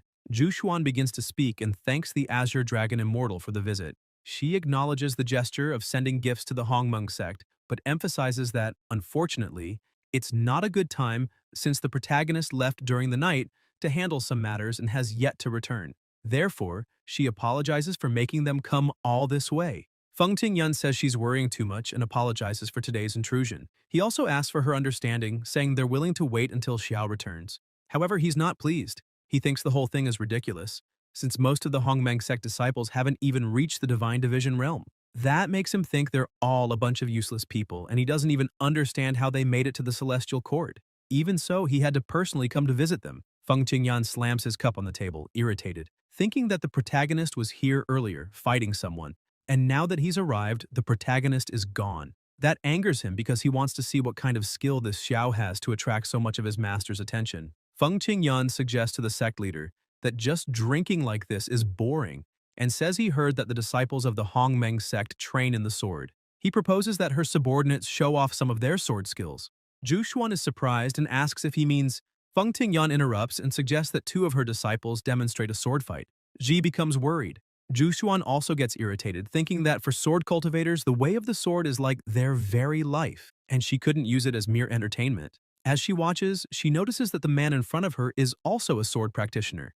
That makes her wonder if he doesn't understand what that means.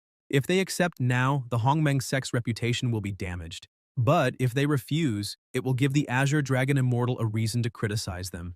Suddenly, Meyer stands up and asks Feng Qingyan if he really wants to see the art of the sword. However, she emphasizes that her sword doesn't leave its sheath without a reason. And if they truly want to see it, then his subordinates who also wield swords should spar with her. This surprises the two subordinates. The sect leader is pleased to see that her disciple acted so well. By turning a sword demonstration into a formal duel, it protects the sect's reputation and doesn't leave them open to criticism. So that was a very well thought out move. Feng Tingyan tells Changxing to go try, saying it's a good opportunity to meet the Hongmeng disciples. He agrees and says, if that's the case, he quickly steps forward, lands heavily, creating a small crater in the ground, and says he hopes to learn a lot from this sword exchange. Meyer steps forward too. Who's afraid of who? Now she's going to fight him. They begin exchanging blows. Jushuan watches while thinking that even though her disciples' movements are good, there's a small problem. Her opponent is already in the Heti realm, while her disciple ascended along with the rest of the sect and is only just above the fusion realm. And even though it's only a one-level difference, it's like an insurmountable abyss. That's why she fears her disciple might struggle greatly and could even get hurt. Feng Tingyan, with a mocking look, calls out to the sect leader and asks if she doesn't have higher-level disciples. Jushuan looks at him, slightly irritated, and asks what exactly he's trying to imply. Feng Tingyan asks leader Jushuan not to misunderstand him, as he has no hidden intentions, and explains that he's just considering the current situation. He even says that if they win, it will be honorable. Then he makes another proposal and asks Changxing to suppress his power to the same level as Meyer's. That way they can avoid the Hongmeng sect accusing them of winning unfairly when they succeed.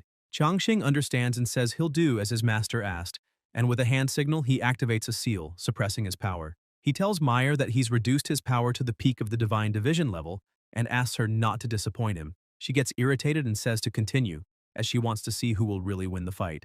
The two begin to move at incredible speed, and the battle spreads across the area. After exchanging a few blows, Changxing is caught off guard by an attack, causing him to lose his stance. Feng Tingyan is surprised by what he sees. He starts thinking that before, when Meyer was weaker, her attacks were fierce, but now that they're on equal footing, she's switched to a defensive tactic. He wonders if she's trying to buy time to drain her opponent's energy. Changxing attacks again furiously, but she easily defends and notes that his attacks are getting slower. With a smile, she asks what's happening, since they say the only difference between people from the upper realm and them is cultivation power. Mocking him further, she says maybe it's not just that. Maybe he's just really bad with a sword, or maybe he's just a weak idiot. Changxing backs off, furious, yelling at her and asking what she just said, emphasizing that she's just a woman and dared to insult his swordsmanship. He starts unleashing his cultivation energy and says that since she's begging to die so badly, he'll help her with that. all the energy around him condenses into an attack directed at Meyer. She focuses and tries to defend, but the energy is too strong and easily breaks her sword, leaving her stunned. Realizing she can't block the attack anymore, she thinks she went too far provoking him, and now he's really trying to kill her. Z appears in the middle of the fight and with a simple move, blocks the attack, telling her master not to worry. Angry at everything she's seeing and hearing, she charges forward, breaking Changxing's sword with a single strike, leaving both Feng Tingyan and the other disciple in disbelief at her power. Confident in her victory, Z says she'll give them some advice and warns them never to underestimate a woman's power. Still with her back turned to her opponent, she reminds him that it was supposed to be a friendly duel and questions why he had murderous intent just now. With a serious tone, she asks if it's because he couldn't win and, hurt in his pride, now wants to kill to prove superiority. Z says she's shocked and questions if that's how the Azure Dragon Palace operates. Feng Qingyun doesn't like what he hears and wonders if she's abusing her power. Angry, he slams his cup on the table again, ordering his disciples to withdraw from the battle. Zhu Xuan then asks if they will continue with the banquet since they've already witnessed the demonstration of sword art.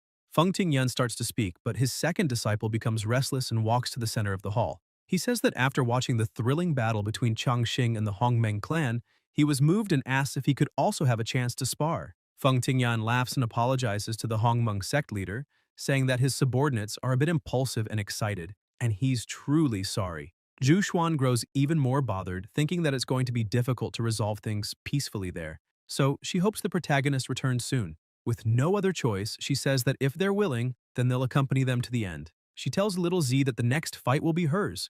Z gets all excited and walks to the center of the hall. As confident as ever, she looks at her opponent and says that if he can withstand 3 of her strikes, she'll consider him the victor, and asks what he thinks.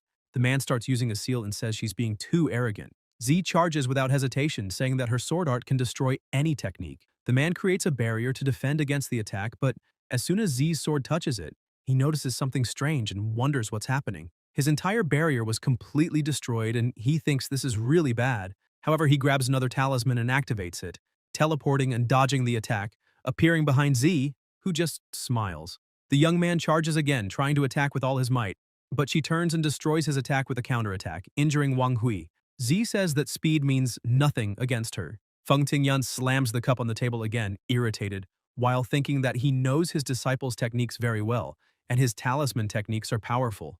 Even cultivators at the peak of the fusion realm have difficulty breaking them. This makes him question whether the sword art Z uses has something extraordinary behind it.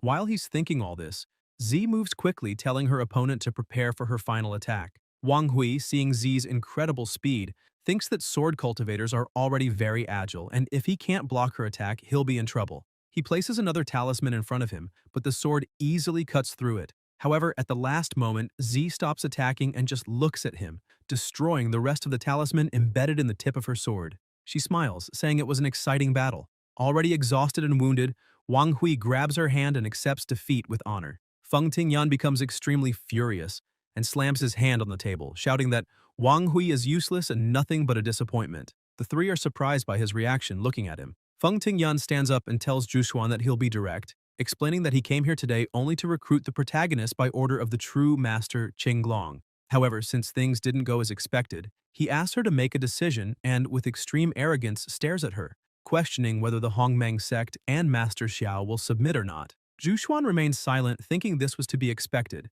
as the storm that was coming has just arrived. She lowers her head respectfully and apologizes to the venerable master. However, even though she appreciates the recognition from the true master Qinglong, she still cannot decide for Xiao.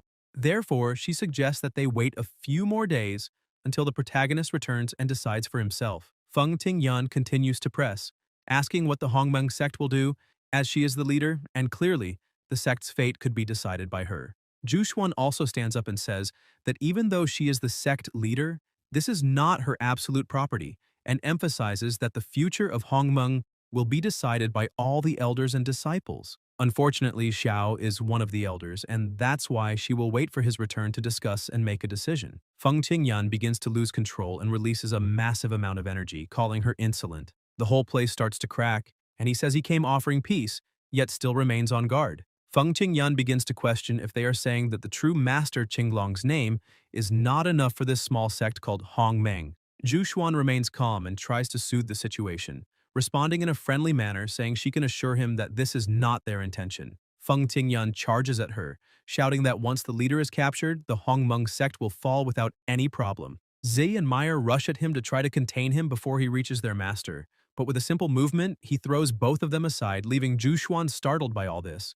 But someone catches them before they hit the ground. Xiao has arrived, asking who the audacious person is who dares to behave so arrogantly in the Hongmeng sect's domain. Zhu Xuan is happy and relieved to see that he's back. The two also turn around smiling, seeing that everything will finally come to an end. They start moving towards their opponent, saying they will work hard. Zi continues to be very happy and says she's extremely glad to see her master back. Xiao steps forward and kindly asks who the man in front of him is. However, Feng Tingyun remains extremely arrogant and ignores the protagonist's question, asking back if he is Xiao. The protagonist keeps walking and starts releasing his energy, saying he'll repeat once more, and this time they should pay attention. With a serious tone, a fixed gaze, and an overwhelmingly strong aura, he asks again who the person in front of him is.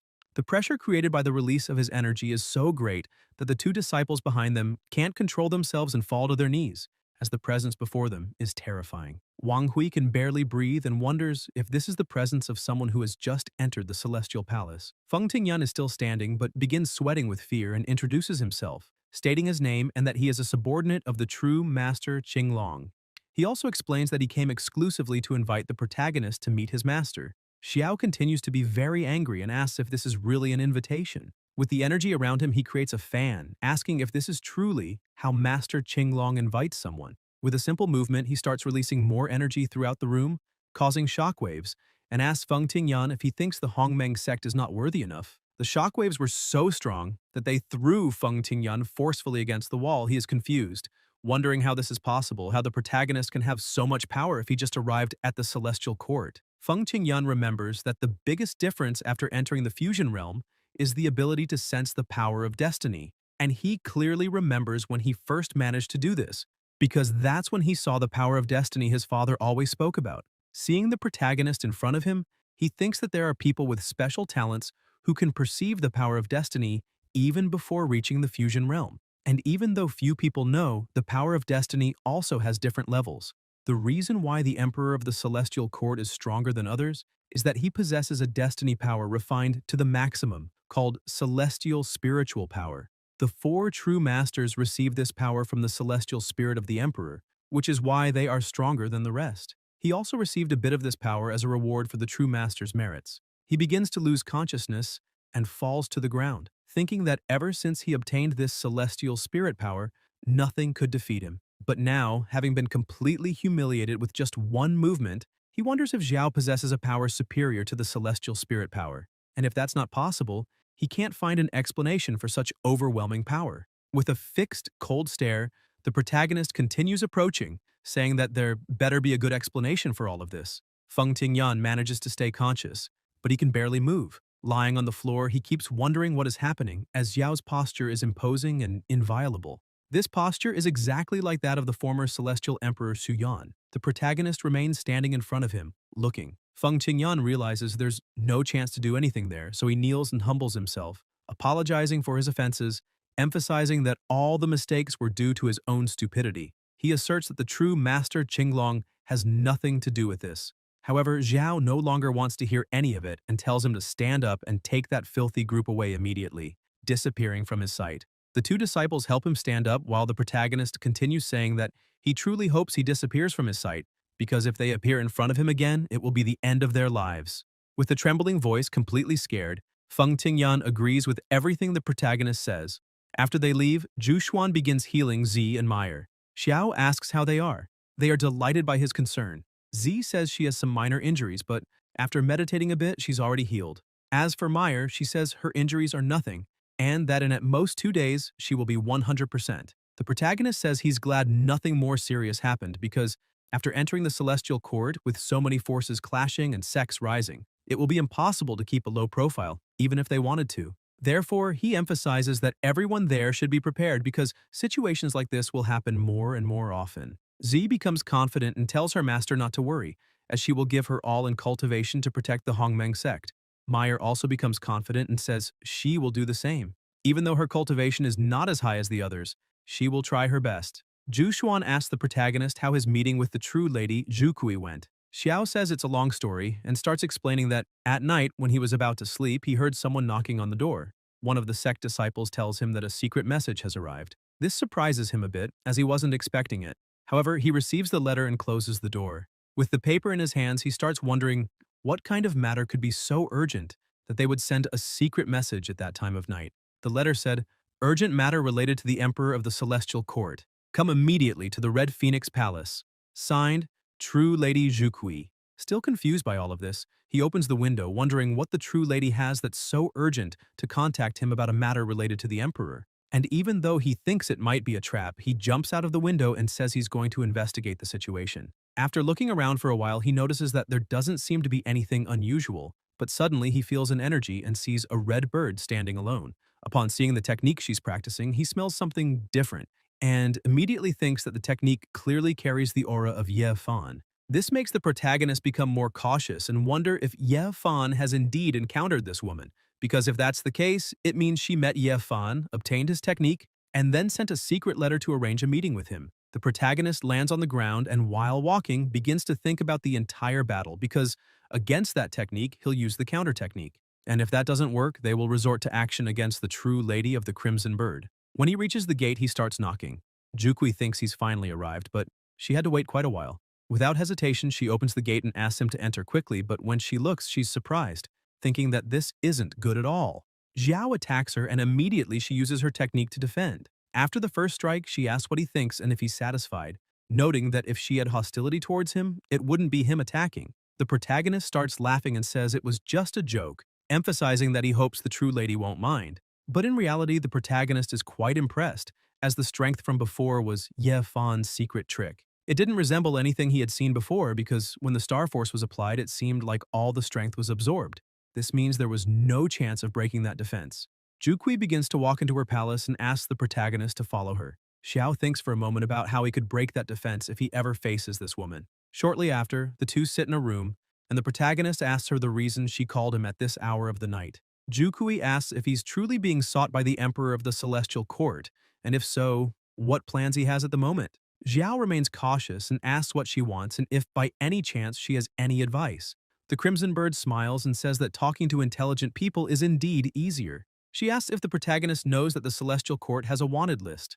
Xiao is completely confused and says he's never heard of such a list. Zhu Kui explains that this list includes all the people wanted by the Emperor of the Celestial Pavilion and shows him some names. When the wanted list is opened, 5 names are shown. In 5th place, Wang Wu, 4th place, Xi, 3rd, Zhang San, 2nd, Luo Cheng, and in 1st place, Xiao. She also explains that this list is ranked according to the size of the reward and points out that with the protagonist's name now on the list, which hasn't changed in hundreds of years, all the names have dropped 1 position. This means that he truly surpassed everyone. Xiao is impressed and asks if it's true that these people on the list haven't changed for hundreds of years. Zhu Kui replies that yes, because the Emperor of the Celestial Pavilion only issues capture orders for people like them. What can we do against them? However, the protagonist is an exception. She emphasizes that he is the first person to be wanted by the Emperor while still in the mortal world, and also the first to have such a high reward. The Crimson Bird also says that if the Emperor weren't in a critical period of meditation, both he and his sect would probably already have been swallowed by the Emperor and turned into strengthening pills. On the wanted list, he still has the chance to be captured alive. Zhu Kui says that's the case.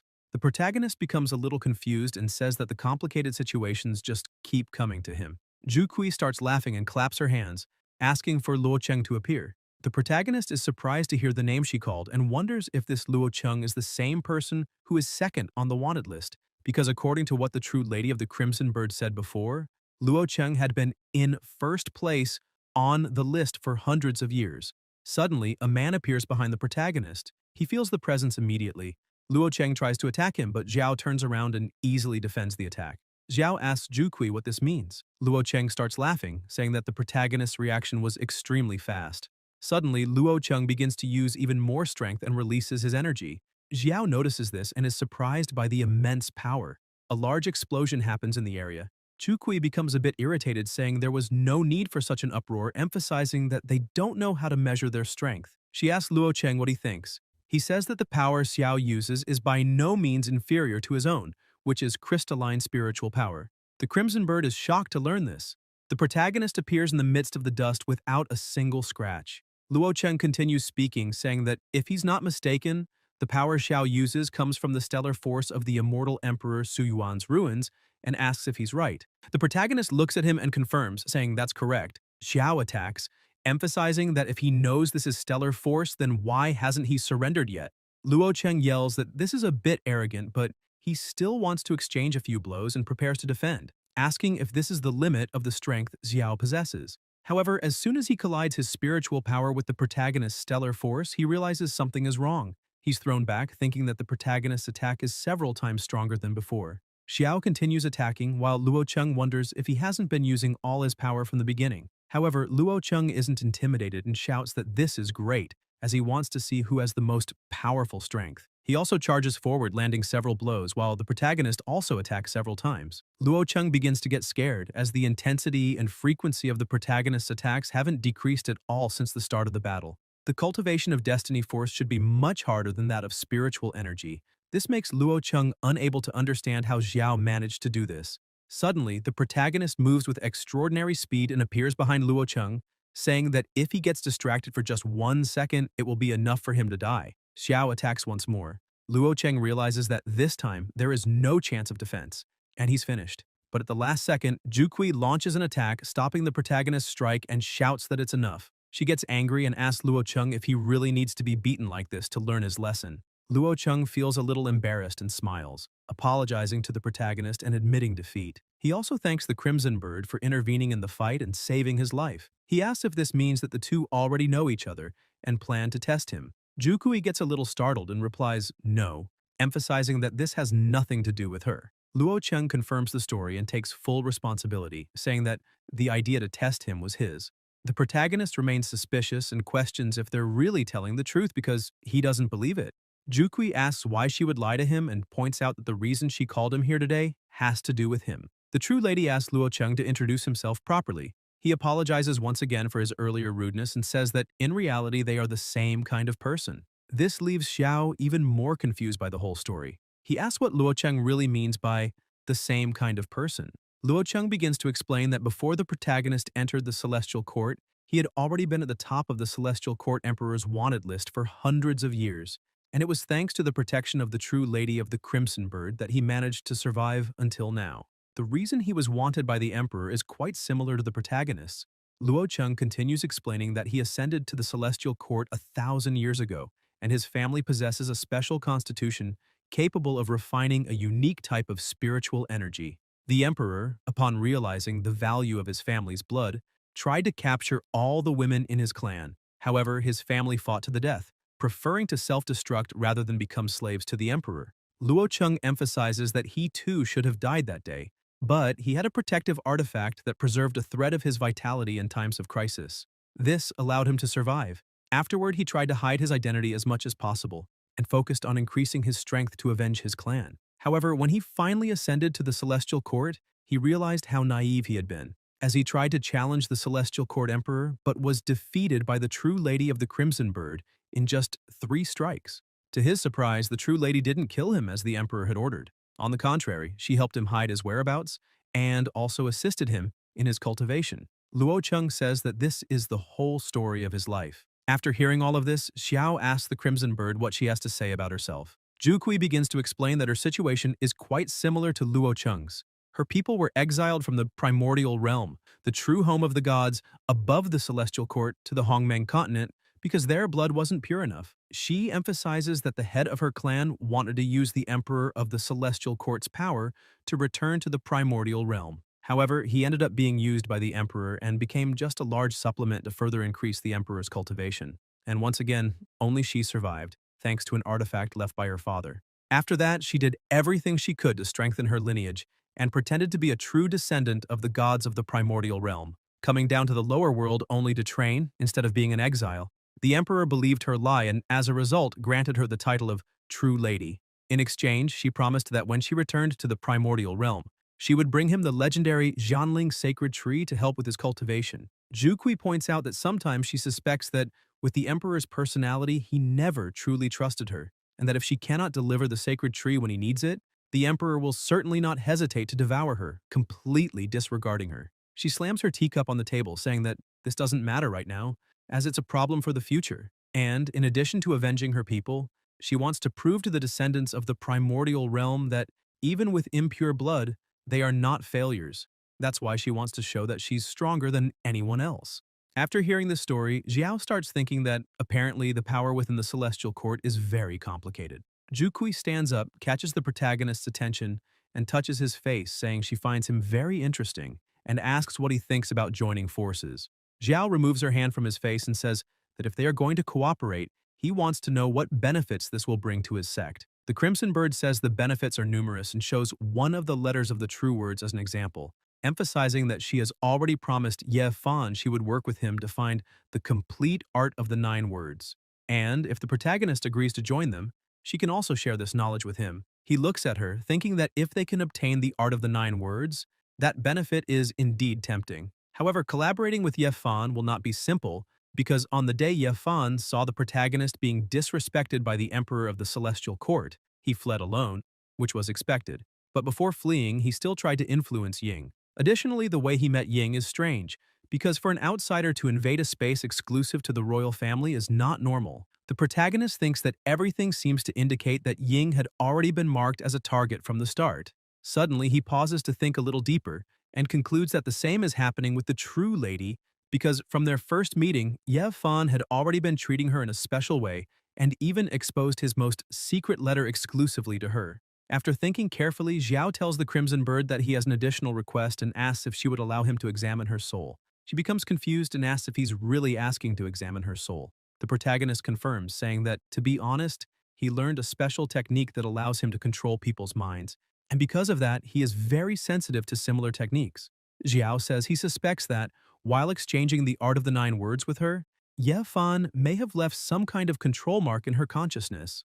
Jukui starts laughing and says the protagonist must be joking with her, emphasizing that maybe he doesn't know, but the Phoenix race has always cultivated spiritual consciousness power, and anyone who dares to use cheap tricks in front of her probably doesn't exist in that celestial pavilion. However, she says that since the protagonist mentioned this, and she hasn't clarified his concern, it might affect their collaboration. She shows him 2 celestial protection locks of divine level in her hand and points out that they can protect the bearer against spiritual attacks, even from a true god. She hands one of the artifacts to him and says she will also use one, asking what he thinks.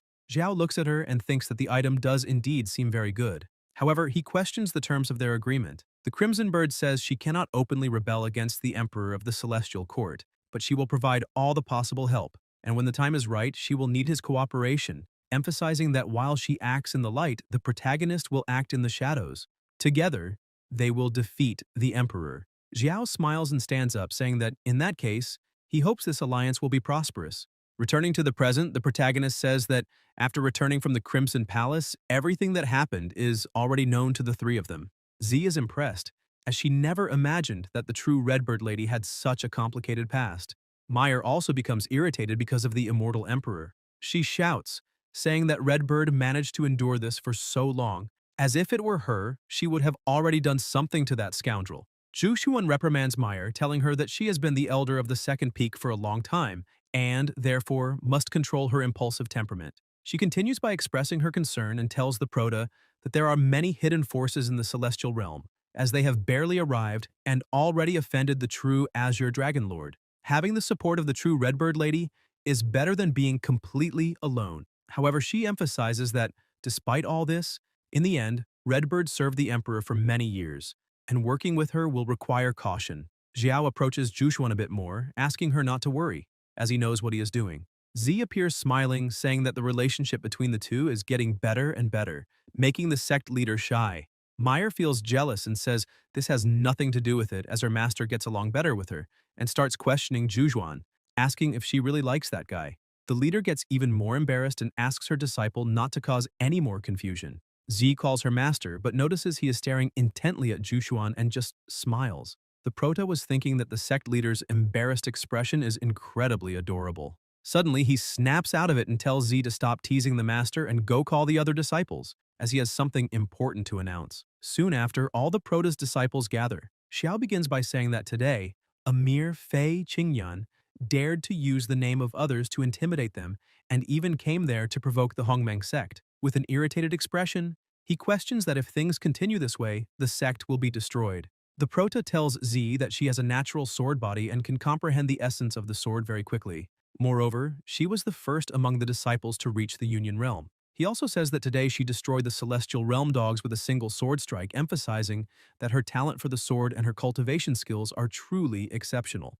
Z is flattered and says this was only possible because she followed her master's teachings. The Prota continues, now referring to Wushuang, saying she was born with superhuman strength. Even with her small body, she managed to pull a 10,000 kilograms cart, and in the past, she faced numerous bandits in the Golden Core realm alone, and even challenged an enemy in the Separation realm without being defeated. Furthermore, her growth rate also pleases him greatly. She smiles happily at all the praise and thanks her master.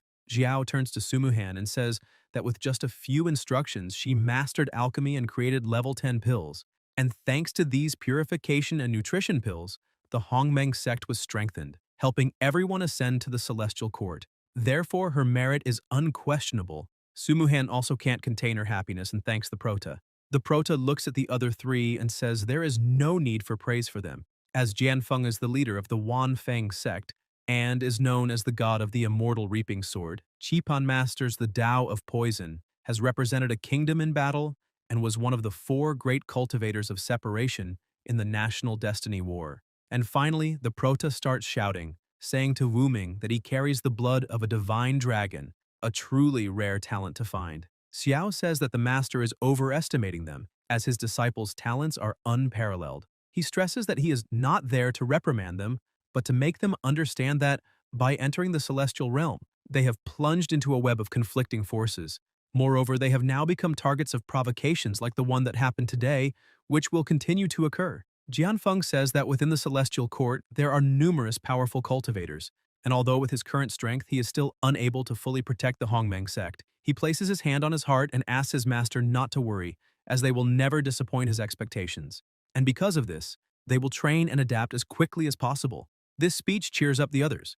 Z, with all her energy, says that's right and emphasizes to her master that she will train with even more dedication and always be prepared to protect the Hongmeng sect along with everyone. They all start saying they will do the same. Xiao is happy to see this and begins to show some rings, distributing them to everyone. Z asks what is inside. The Prota begins to explain that now that everyone has reached the Union Realm and awakened their special constitutions, he has prepared specific training plans for each of them, along with some resources to help them further awaken the potential of their bloodline bodies and accelerate their cultivation. Everyone takes the gift from their master, surprised and happy.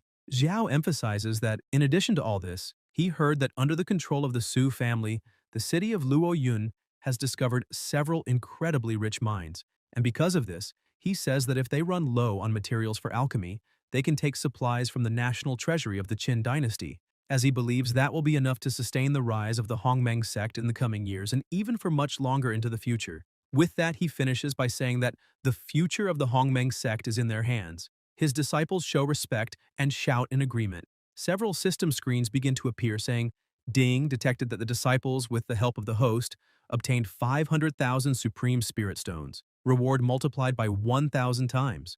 The host will receive 500 million Supreme Spirit Stones. Ding detected that the disciples, with the help of the host, obtained various techniques, reward multiplied by 100 times. The host will receive a technique fusion opportunity. Ding detected that the disciples, with the help of the host, obtained various weapons and magical treasures, reward multiplied by 2,000 times. You will receive an enhancement opportunity for techniques, magical treasures, and related items. The Prota is happy and thinks that receiving 500 million Supreme Spirit Stones is not bad at all, as even if they are used internally to absorb spiritual energy and cultivate, the amount of energy would be enough for all the disciples of the Hongmeng sect, who number in the tens of thousands, to cultivate up to the Tribulation realm. And with the technique fusion opportunity, he can continue to gather and learn new arts, then fuse them all into a single one. Therefore, he thinks that this time, he wants to gather even more. And if the number of fused techniques reaches thousands or even tens of thousands, maybe he can reach an unimaginable level, which is wonderful. Additionally, there is the level enhancement opportunity. Although the Prota doesn't know exactly how much can be improved, anything provided by the system is never a waste.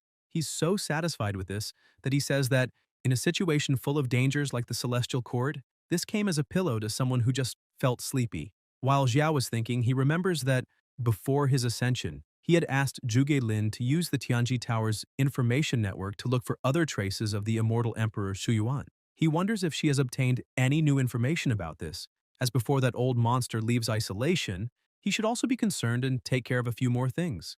Meanwhile, inside the Blue Dragon Temple, Feng Qingyun was being attacked and insulted. With no way to defend himself, he pleads for his lord to have some mercy, admitting his mistake. Qinglong asks who sent him to offend the Prota.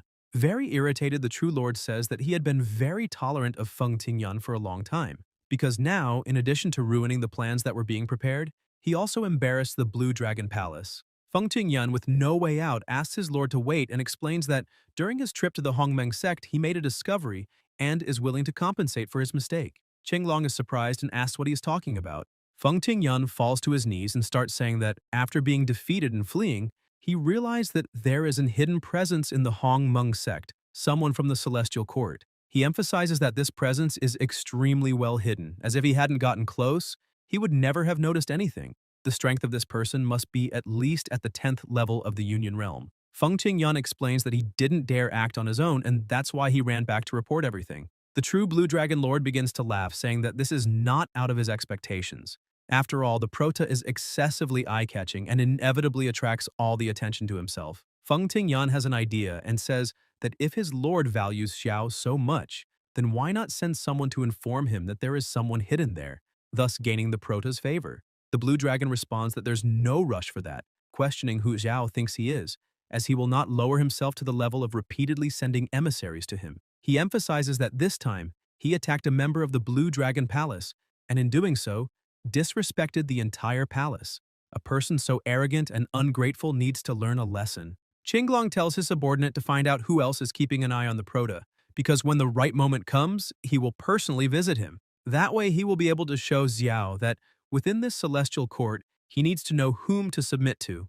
Meanwhile, at the Hongmeng sect, Meyer goes to her master and says that she worked hard today, and to heal them, she brought a soup she made herself with snow ginseng, 100 herb dew, celestial mushroom, and 10 other medicinal herbs. Meyer emphasizes that the soup is excellent for recovering energy and asks her master to try it. Jushuan thanks her but says she's already feeling much better. She begins to think that the power of the stars is truly mysterious, as after just one circulation, most of the exhaustion caused by transferring energy to heal Meyer and Z has already been alleviated. Suddenly, they hear a noise from outside and a person appears behind the door. The guildmaster asks who it is. Meyer moves forward without hesitation, asking which rat dares to hide within her sect. Her attack causes a small explosion, making the man step back. The two of them watch as the man, unscathed, says that he had already activated a powerful barrier, and even if they scream until losing their voices, no one will hear them. He begins to walk toward them, with flames in his hands, and asks which of the two is Jushuan, the master of the Hongmeng sect. Jushuan watches the flame and thinks that it seems to burn, but it doesn't emit any heat. On the contrary, there is a penetrating cold emanating from it. Meyer continues attacking, shouting what this has to do with the man. The guildmaster shouts for her to stop. The man, still standing, looks at Meyer and says that apparently she is seeking the end of her life. With a simple motion, the man releases a huge amount of fire, completely destroying Meyer's attack while counterattacking at the same time. She begins to retreat, thinking that this flame is strange in some way. Jushuan cuts the man's attack in half, telling her disciple to be careful. She asks who the man in front of them is and when he infiltrated the sect. The mysterious man is impressed with Jushuan's strength and starts to wonder if that is fate energy, but this energy seems more condensed than usual, as it managed to break the soul purification flame with just one strike. The sect leader also recognizes her opponent's attack, explaining that this is the soul purification flame. It has terrifying corrosion, and if someone cannot resist it, their soul would be burned and turned into an empty shell, a walking corpse that knows only slaughter. Meyer is impressed by this. The man starts laughing, saying that she has good eyes, and so, she is clearly the sect leader known as Jushuan. The leader asks if the man knows the Prota. He says no, but once he captures the two of them, Xiao will crawl to him. The young man tries to attack again, but Jushuan attempts to defend the attack, saying that his plan is nothing more than a foolish dream. But this time, the attack manages to throw both of them back. The man starts laughing, saying that he is aware that the fate energy the leader uses is extremely powerful, However, apparently, she started using it only recently, so this strength won't be enough to stop him. He begins to create something in the palm of his hand and politely asks the two of them to stop resisting and come with him, stressing that if the Prota doesn't rescue them, then he can't be blamed for being so cruel to such delicate flowers. A strange energy begins to circulate through the room, surrounding the two of them. Jushuan starts to feel scared, thinking that this is very bad. 2 hours later, the entire environment is destroyed and no one is there anymore. An image appears showing the two captured, and a voice comes from within the message saying, Xiao, your woman and her disciple are in my hands. If you want to see them again, meet me at the Imperial Palace in the Kingdom of the White Tiger within 7 days. The Prota looks at this without saying a word. Sumuhan tells him that apparently some thief infiltrated the sect and took advantage of the silent night to attack and capture the master. The Prota remains silent. Sumuhan points out that this person is at least at the 10th level of the spiritual fusion realm. Otherwise, they wouldn't have been able to do this without making a sound. Z emphasizes that the Kingdom of the White Tiger was one of the participants in the National Destiny War. She can't understand why this ordinary person is doing this, since he is from the Celestial Realm. So why is he calling the Prota to meet him at the Imperial Palace of the Kingdom of the White Tiger, a place in the mortal world? Jianfeng enters the room, saying that he has something important to discuss with his master, but upon seeing the completely destroyed environment, he is startled and shouts, asking what is happening here. Xiao asks him what he wants. Jianfeng says that he has a message from Zhu Geilin, emphasizing that the Tianji Pavilion's intelligence network found new information. One of the immortal Emperor Su Yuan's legacies is located precisely in the capital of the Kingdom of the White Tiger. Zuri is shocked to hear that it's also in the Kingdom of the White Tiger.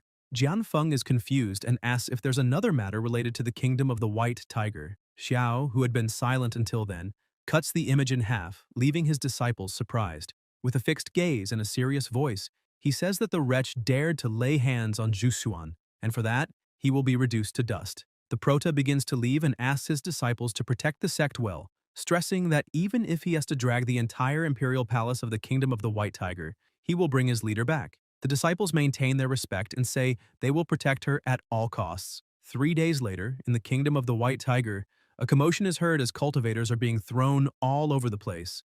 The king of the Kingdom of the White Tiger shouts in fear, asking, "Who dares to invade the imperial palace of the Kingdom of the White Tiger?" The Prota continues walking amidst the bodies, saying that the person who came to trample and destroy the palace is named Xiao. The king is frightened upon hearing this name and starts thinking that he has heard that the Grand National Master of the Qin dynasty, Xiao, is ruthless, even having destroyed the Longyan Kingdom alone. He also defeated several immortals sent by the Celestial Court, forcing them to flee. The king begins to sweat, terrified, thinking that now that he is seeing this monster in front of him, the pressure is truly incomparable. Other guards begin to arrive, saying that they must protect His Majesty, as any invader will be executed without mercy. The Prota just looks at them, saying they are naive, and, with a mere release of his aura, begins to throw them away. The soldiers had no chance, being defeated as if they were nothing. The king begins to use a bit of his cultivation, saying that the Prota is going too far. Before the king could do anything, the Prota advances, delivering a fierce blow and pushing him against the wall. Xiao looks at the old man fallen on the ground with his feet on his face and orders him to immediately say where Jushuan is. The king still doesn't know what to do and asks what he is talking about, stressing that the Kingdom of the White Tiger and the Kingdom of Qin have never had any conflicts, and so he questions why the Prota is destroying them like this. The Prota raises his foot, irritated, saying that the aura of his leader is clearly inside the imperial palace, and since the king refuses to cooperate, that's fine. He will destroy the palace and, along with it, erase the Kingdom of the White Tiger from the face of the earth. The king begins to realize the Prota's murderous intent and his cold, penetrating gaze and begins to panic. One of the subordinates, who is lying on the ground, calls to the king and says that Xiao was able to eliminate Jixu from the now extinct Longyan Kingdom and annexed Longyan to the Kingdom of Qin, so clearly he has the power to do what he just said. For that reason, the subordinate asks the king to think carefully and try to remember if he has seen the person he is looking for. The king begins to stutter. The Prota pushes him, telling him to speak quickly. The king falls onto his back and begins to shout that he will tell everything he knows. He starts to explain that 2 days ago, during a hunt, one of his subordinates brought a report. In this report, the subordinate mentions that they found 2 unknown women unconscious. As they were returning, they saw these 2 extraordinary beauties lying under a tree. The report says that the woman with the thin veil was truly stunning. The man recounting says that this woman was simply a fairy, a celestial maiden, as he had never seen such a beautiful woman in his life. The king listens to this and is impressed. Without thinking twice, he orders his subordinates to bring them to the palace, and at that moment he was so mesmerized that he didn't care about their origin, ordering them to be brought to the palace, planning to name them consorts as soon as they woke up. However, once they woke up, the king was surprised to discover that the two claimed to be from the Hongmeng sect of the Qin dynasty, and even with their cultivation sealed, they proved to be very strong and would rather die than submit. The king tells the prota that for this reason, he thought tonight would be better and simpler to just consummate the marriage.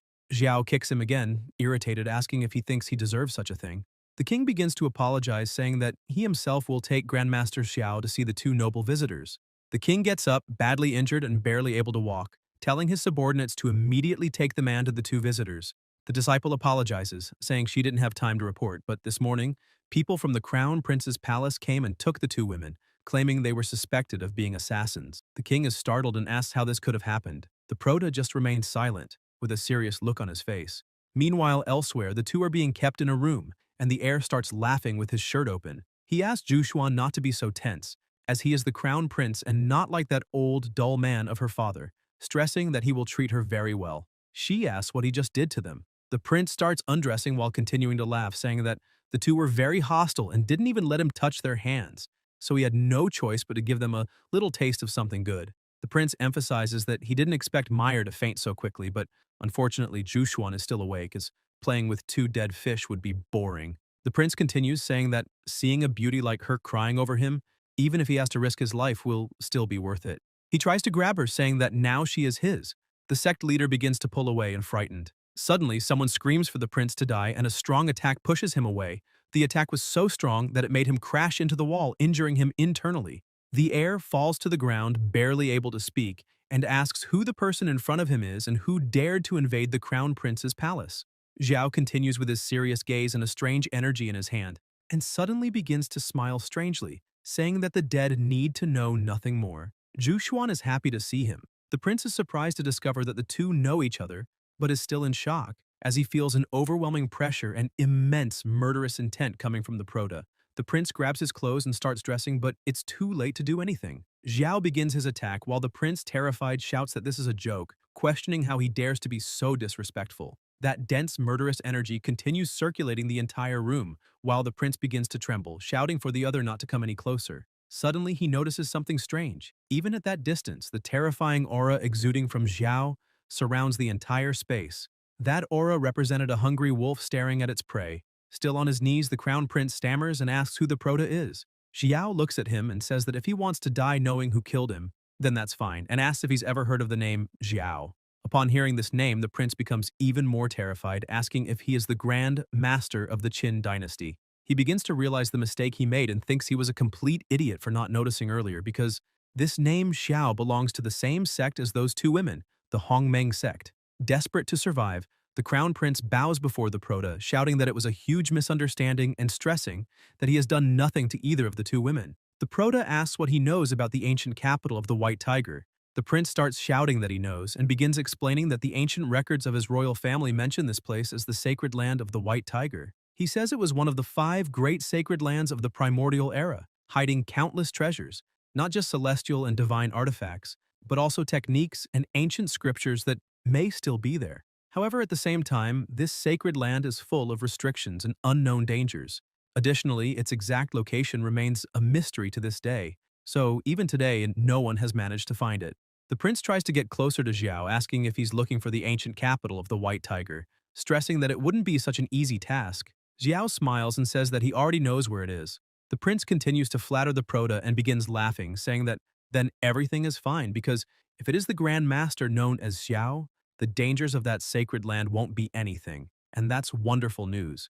The prota says he is flattered to hear that, but he still needs to ask something of the prince. Upon hearing this, the crown prince begins to smile, saying that he will do anything the Grand Master needs. The prince begins to think that this is great, as if the prota is being so cordial with him, he might not die. However, Xiao continues with his cold and empty smile, saying that he will need the prince's life. The heir becomes desperate upon hearing this. The prota begins using his technique, causing the prince to suffer immense pain, and upon hearing the screams, Xiao starts laughing with satisfaction. With that, the sect leader watches and wonders if it's a new technique he learned, noting that it is something Very brutal.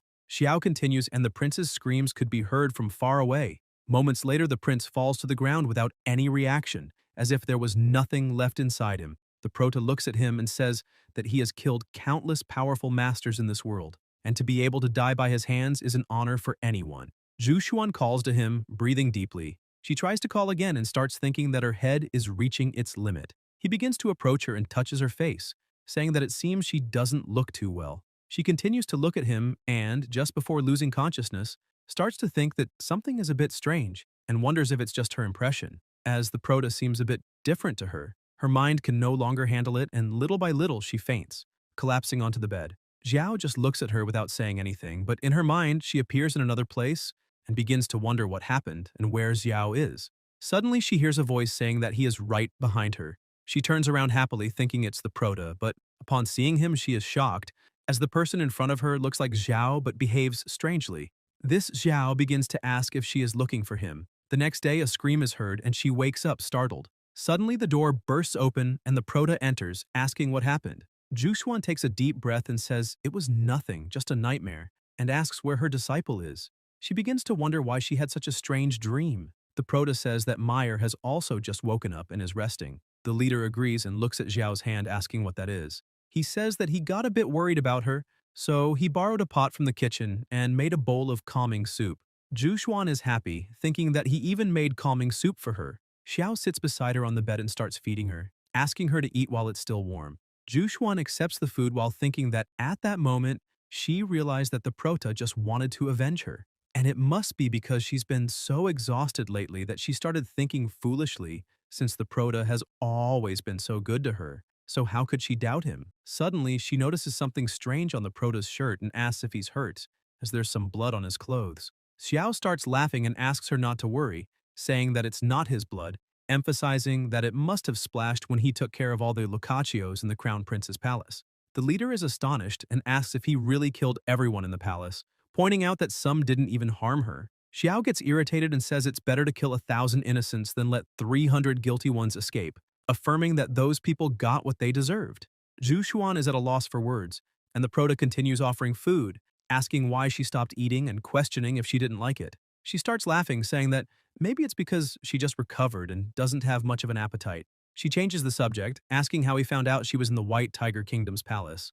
The prota says that the scoundrel who kidnapped her left a note to provoke him, and as soon as he saw it, he left immediately. She asks if he knows who did this, but Xiao changes the subject, asking if she heard what the prince said before he died about the ancient and White Kingdom being a sacred place, and asks if they can't explore it together now that she's recovered. This leaves her a bit surprised. The prota continues, saying that, as she herself heard, that place is a sacred land and is filled with dangers. So even if they manage to obtain the inheritance, there will still be many challenges, and asks if she remembers everything she needs to keep in mind. Zhu Xuan, still a bit confused, smiles and says that she remembers. Xiao gets up, saying that's great, and stresses that she needs to rest, so he won't bother her anymore. He asks her not to forget to drink the soup as they'll be leaving soon. As soon as he leaves the room, she just watches silently. The next day, the three begin walking together. Meyer asks if that place is really the ancient White Tiger Kingdom the prota had mentioned on the way, as it seemed like a rather ordinary place. Xiao says that although it doesn't appear so, he can still feel a faint wave of energy, pointing out that there must be an illusory barrier hiding the true form of the place. Meyer is impressed and asks if there really is an illusory barrier there. The sect leader also says that she is feeling something and mentions that, aside from that, the wave of energy is strange because it doesn't seem like a common barrier, and if it weren't for a careful observation, she would never have noticed anything unusual there. That's why it's no surprise that the White Tiger Kingdom has never discovered that place.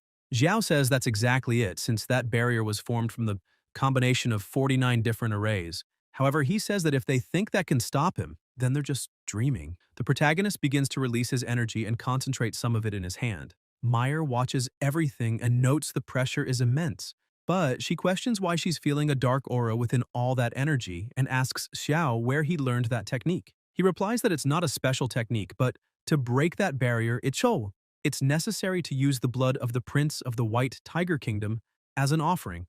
Jushuan starts to recall everything that happened and realizes that's why the protagonist chose to collect the blood, since he had planned all this from the start. A crystal begins to form from that energy, impressing Meyer. She notes how dense the energy is and asks if that's a matrix arcane crystal. The crystal starts to emanate even more energy, and a large explosion occurs. The two get startled, shouting for their master to be careful. A few seconds later, they stare in amazement, as in front of them was a relic of the sacred land. Xiao begins to explain that the ancient kingdom isn't just a specific region on the Honghuang continent, but rather an independent space created separately to ensure its safety and provide an ideal cultivation environment. He also says that sacred place was probably created by an immortal who mastered calligraphy and painting in the ancient era, and that's why the mysteries inside are far too vast to understand immediately. He invites them to enter. Though still suspicious, they agree. However, before entering, Zhu Xuan triggers something on the ground, and they head inside that realm. Once inside, Meyer is even more impressed, saying she never imagined such a mysterious cave could exist within that painting. As the patterns carved on the walls are identical to the ones from the painting they entered through, Xiao is surprised when he sees a sword. They approach it. Meyer asks what sword that is, since both its material and aura surpass any celestial-level treasure, even rivaling the protagonist's incomparable sword. Xiao is shocked and asks if his incomparable sword has that kind of power too. Meyer looks confused and says that's obvious. Jushuan interrupts them and says that cave must be the entrance to the sacred place, and that sword is clearly the key to open it. So now, the most important thing is to extract the sword and uncover the secrets in its runes. Meyer agrees, saying she thinks the same and questions what they're waiting for. They need to unlock it quickly. Zhu Xuan suggests that since they're already there, they should let Meyer try, as it would be a valuable experience. And, besides, maybe the one who opens the gate to the sacred land might receive a treasure, or even a special blessing. Xiao looks at them strangely. Meyer shouts that she'll give it a try and begins to approach, but the protagonist steps in front of her quickly, telling her to wait. He says that claiming the sword as the key to that sacred place is still just a theory, and the unique seals on it are strange, so there might be a trap. That's why it's risky, and it's better that he handles it.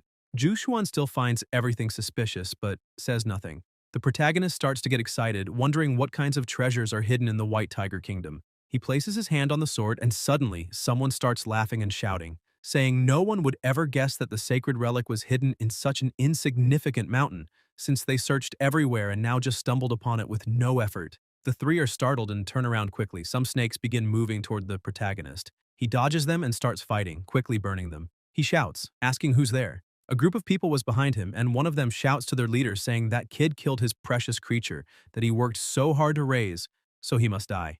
The leader says that if the protagonist is smart, he'll hand over the relic without resistance, so his death will be quick. He adds that he'll gladly accept the two girls as well. Meyer, irritated by that comment, points her sword at the men. The cave begins to collapse, isolating the three. Jushuan asks what's going on. That group starts shouting, saying this is bad because the ground is sinking, so they must run toward the center of the mountain. Meyer remains confused and asks what's happening, questioning if the cave is really going to collapse. As the dust starts to settle, Jushuan is surprised by what she sees and asks what that is. Some people from the other group begin to fall, and a massive tongue appears, grabbing one of the men. A gigantic monster shows up, devouring him instantly, leaving everyone inside stunned. The people from the newly arrived group start panicking and ask their leader why there's such a huge crocodile there, saying they've never heard of a giant beast in the legends about the sacred ruins. Their leader kicks one of his subordinates, calling them a bunch of useless fools. He then turns to the protagonist, saying that those sacred ruins belong to him and no one else. Without hesitation, he charges forward, saying that after finishing off Xiao, he'll also deal with that beast. He uses his ability, Blade, that cuts the heavens and the earth. The protagonist starts laughing, asking if that man really thinks such a mediocre technique could take his life, calling it a ridiculous illusion. With a single movement, he channels immense power into his hand. The group's leader is shocked and starts to panic, questioning how a boy like that could possess such a devastating palm technique and physical strength, noting that the blow he's about to receive carries a crushing pressure, like a mountain falling on him. The protagonist shatters the man's sword and sends him flying with a simple strike. The leader starts to get up, terrified, and trembles at the immense aura surrounding the protagonist. He asks who this creature in front of him is. The crocodile starts approaching them. Xiao says it doesn't matter what his name is, because what really matters is that they're already dead. The three panic and fall into the hole, dropping into the crocodile's mouth. They scream as they fall, but nothing can be done. Jushuan and Meyer are horrified. They say those people probably deserve to die, but that method was a bit too cruel. Without wasting time, the protagonist approaches the sword and, with the stone in hand, thinks that this sword is definitely not ordinary, as the symbols on the blade appear to be written in the Great Doctrine. They're not hard to decipher. He just needs a little more time. Meyer tells the protagonist to stop studying that sword for now, because if the giant crocodile has a big appetite, it might wake up and attack again, and it'll be hard to stop. So they should take care of the crocodile first. Xiao looks at her and says she's got a point. He points his hand at her and says there's no need for such effort, asking why she doesn't help and buy him some more time. Meyer is startled, but an attack comes toward him, forcing him to cancel his move and retreat. The protagonist looks to the side. The sect leader points her sword at him, saying she finally understands he's not the real Xiao. The man starts laughing, asking if she had already suspected and when she figured it out. Zhu Xuan says that while Xiao is indeed decisive in battle, he doesn't kill indiscriminately, and what he did in the prince's palace was already a clear clue. Meyer hears this and notes that it's no wonder that Guy's techniques are so sinister. She's never seen Xiao use them, and on top of that, he wasn't carrying his sword. When she mentioned his sword, he acted like he had no idea what she was talking about. But she asks, if that imposter isn't the protagonist, then who is he? The sect leader asks her disciple if she still remembers the person who attacked them that night. She says that person also used the soul-burning flame. At first, she wasn't sure, but when she asked about that night's attack, the imposter dodged the question, trying to change the subject. And besides, during the recent battle, the strength shown in the imposter's body was very similar to the invaders from that night. She says she didn't understand why the imposter stole from them and brought them to the White Tiger Kingdom, but now it's clear he had it all planned, to use the prince's blood to open the sacred ruins. And on top of that, the imposter also bet that she wouldn't dare betray Xiao, so he disguised himself to trick her and bring her here. If he got the inheritance, great. If not, he'd reveal his true face and use her as a stepping stone for his own plans. The imposter starts laughing, saying she's not as dumb as he thought, but she only got half of it right. He points out that the idiot Xiao is probably destroying the White Tiger Kingdom looking for her, and because of that, even more people will be after his head. Zhu Xuan starts getting irritated. The imposter looks at the sword and says he's about to fully decipher all its symbols, so she should worry more about herself. The energy contained within the sword begins to radiate throughout the place. Just the aura alone makes Zhu Xuan short of breath. He charges toward them, saying he'll send both of them straight to hell. The two freeze completely in fear. However, a cold and hateful voice says that if he dares lay a finger on his companions, he'll have to face his sword. The imposter turns and asks who's there, but sees an attack coming at him. He quickly dodges and creates a net for protection, but the attack keeps coming and easily pierces his defense. The imposter panics, realizing this is bad. The attack shatters his barrier and hits him directly, causing the sword to fall to the ground and his form to collapse, reverting to normal. The real Xiao stands before him, shouting and asking if he really thought he could impersonate him with such a mediocre skill. Zhu Xuan is overjoyed to see that the protagonist has finally arrived. He approaches the two and apologizes for being a little late. Zhu Xuan, relieved, says it's fine because she knew he would come. Xiao explains that he followed her presence's trail to that place, but when he passed through the valley, her energy suddenly vanished. However, he felt an extremely faint trace of star energy she had deliberately left behind. He moves closer and caresses her face, making her feel more at ease. Chanlian starts laughing, saying that the scene is really shocking. He says those useless fools from the White Tiger Kingdom let Xiao escape without a scratch, but asks if the protagonist really knows who he is. Meyer says the imposter, even at his last moment, is still wasting time with nonsense. The protagonist turns and begins attacking him, asking why he should care about the identity of an insect. He only needs to know that this will be his last day walking on Earth. Chanlian laughs and asks if he's serious, saying Xiao is still underestimating him. Zhu Xuan shouts, warning Xiao that it's a trap. Chanlian laughs and introduces himself, saying his name, and that he's the 9th ranked on the Celestial Court's immortal ranking. He states he can't be compared to the trash who ranked 10th, calling him an insignificant existence from the lower world, and says that dying by his hands will be the protagonist's greatest honor. Xiao looks up and says that Vortex looks a little odd, so everyone should get out of the way. He points his sword at it and says cheap tricks don't work on him. But Chanlian starts unleashing even more power, saying the protagonist talks too much. The overwhelming energy causes the two girls to panic in fear. When the protagonist looks again, he sees his opponent's body has drastically changed. Chanlian charges forward, laughing and saying he'll show Xiao true power. The protagonist grows a bit concerned for the two girls. Chanlian uses his skill Void Rift Claws. Meyer watches in shock, saying his body is so resilient and his regeneration is terrifying. She wonders if this is truly the power of the 9th ranked on the Celestial Court's immortal ranking. Chanlian keeps laughing, saying his body has been tempered to the point that even celestial-level weapons can barely scratch it. And he adds that with his attack, the protagonist's body will be nothing but minced meat. However, Xiao doesn't move and just watches the attack approach, thinking he's always been curious about the physical strength of a cultivator at the 10th stage of body fusion, and this will be very interesting. The attack hits him, and the two girls are shocked by the force of the impact. Right before the hit, the protagonist used his yin-yang 5 elements body refinement technique. Upon impact, Chenlian feels discomfort and backs off, his arm in pain. He looks at his body and sees his hand trembling and bleeding. Xiao begins to laugh and says, "It seems that his so-called tempered body isn't so impressive after all." Chenlian is stunned and wonders how that's possible. Suddenly, he feels a strange pain in his arm and starts realizing that it wasn't slashed.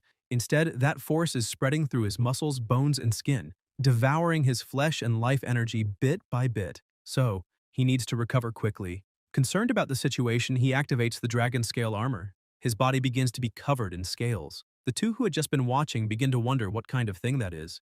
Xiao starts thinking that it's a state activated by draconic blood power, but that force isn't pure. He recalls that during the War of National Destinies, Emperor Jixu used that blood power to completely transform into a monster. Chanlian's energy begins to take the form of a dragon, and he activates the black dragon physique, laughing and saying the sensation is magnificent. He attacks, declaring that today the protagonist will die without even a grave to be buried in. Xiao remains still and tells him to attack with everything he's got, just to see what happens. He begins to release his own power, saying that Qianlian isn't the only one in this world with that kind of strength, because using draconic blood doesn't mean turning into something grotesque. The protagonist's power also begins to transform into a dragon, as he uses the Jade Dragon God's lineage. Chanlian starts to panic, realizing the pressure from such massive energy is terrifying. The two energies clash in the air and Chanlian easily loses the first exchange. He falls to his knees, trembling with fear and blood coming from his mouth. He thinks he needs to escape as fast as possible, but then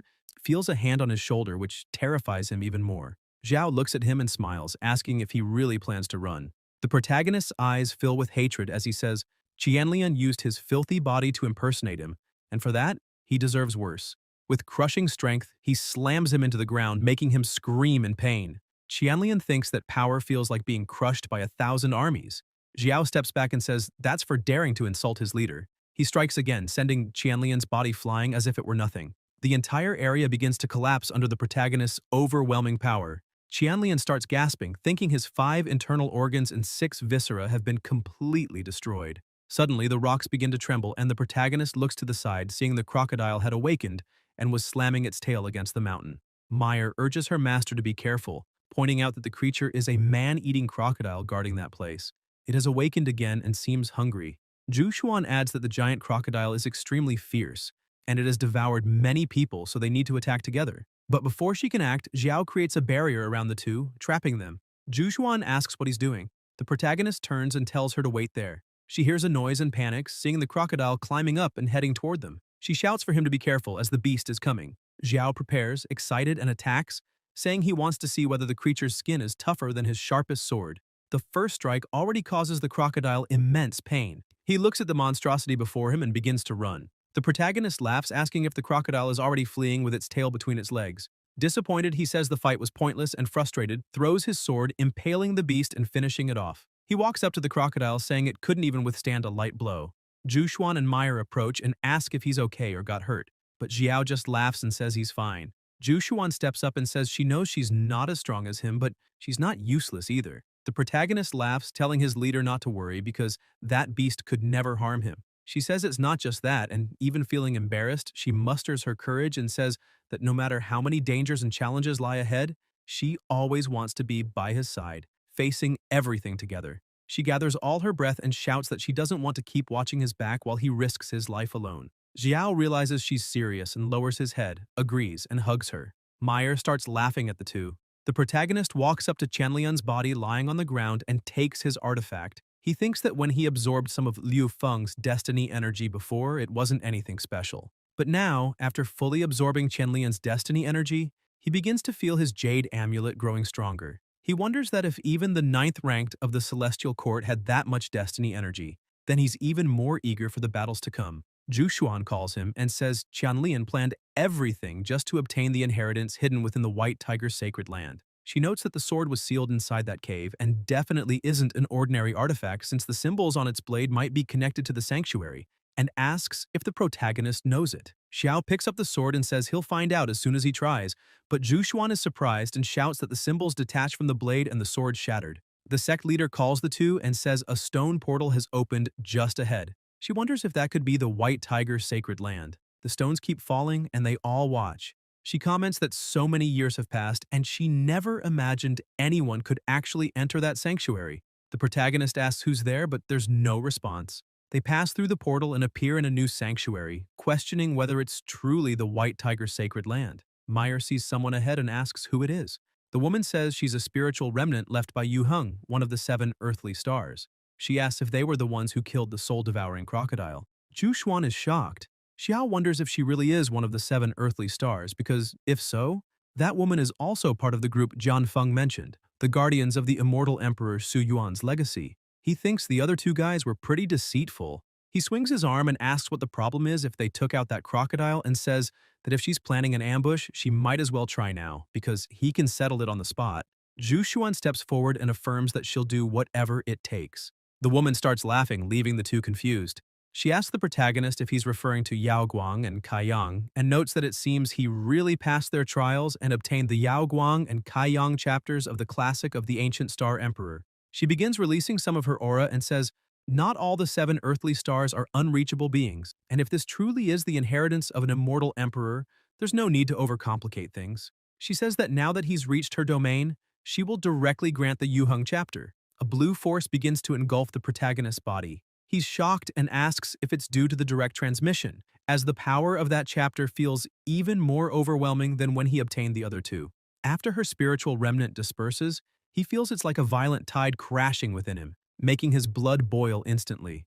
Xiao starts absorbing all that power, saying he just wants it to hit harder. The 2 girls are surprised by the sheer force, and even the earthly star is astonished by his power. Xiao is surrounded by all that energy, absorbing as much as possible until suddenly he comprehends everything and, opening his eyes, returns to normal.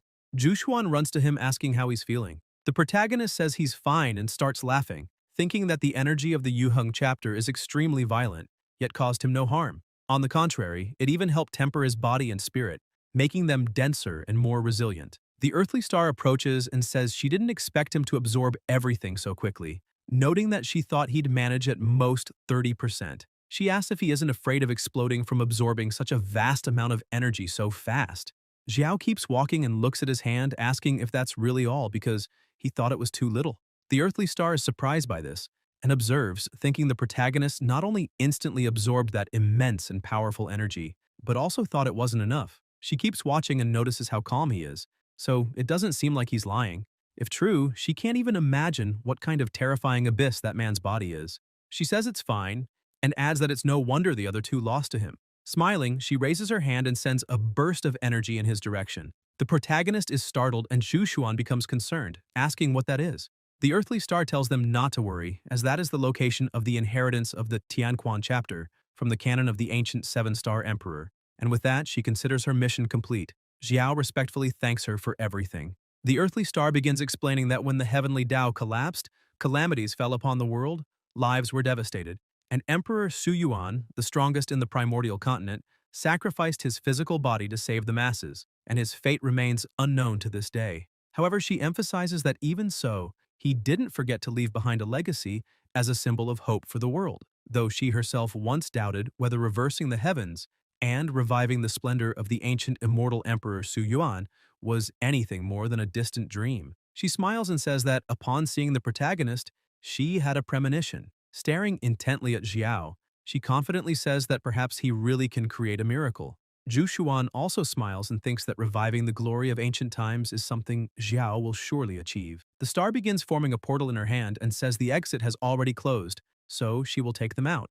The 3 are quickly enveloped by a blue energy and begin to vanish. She smiles and says the world is now in that man's hands and wishes him good luck. Shortly after, at the border of the White Tiger Kingdom, Meyer is surprised, saying she didn't expect it to already be night upon leaving the White Tiger's sacred land, and adds that after such a hectic day, she's starving. They start walking. Zhu Xuan says she sees a small town up ahead and asks the protagonist what he thinks about entering and finding an inn to rest. He says he was thinking the same. He begins reflecting that his 2 disciples haven't sent any word in the past few days, which likely means everything is calm at the Hongmeng sect. No one has dared provoke the celestial kingdom for now, so they can rest a bit before returning. They enter the town, and as soon as they step inside, Xiao begins to feel something and looks back. His leader asks what's wrong, but he says it's nothing and tells them to keep going. However, some strange marks were etched right at the entrance.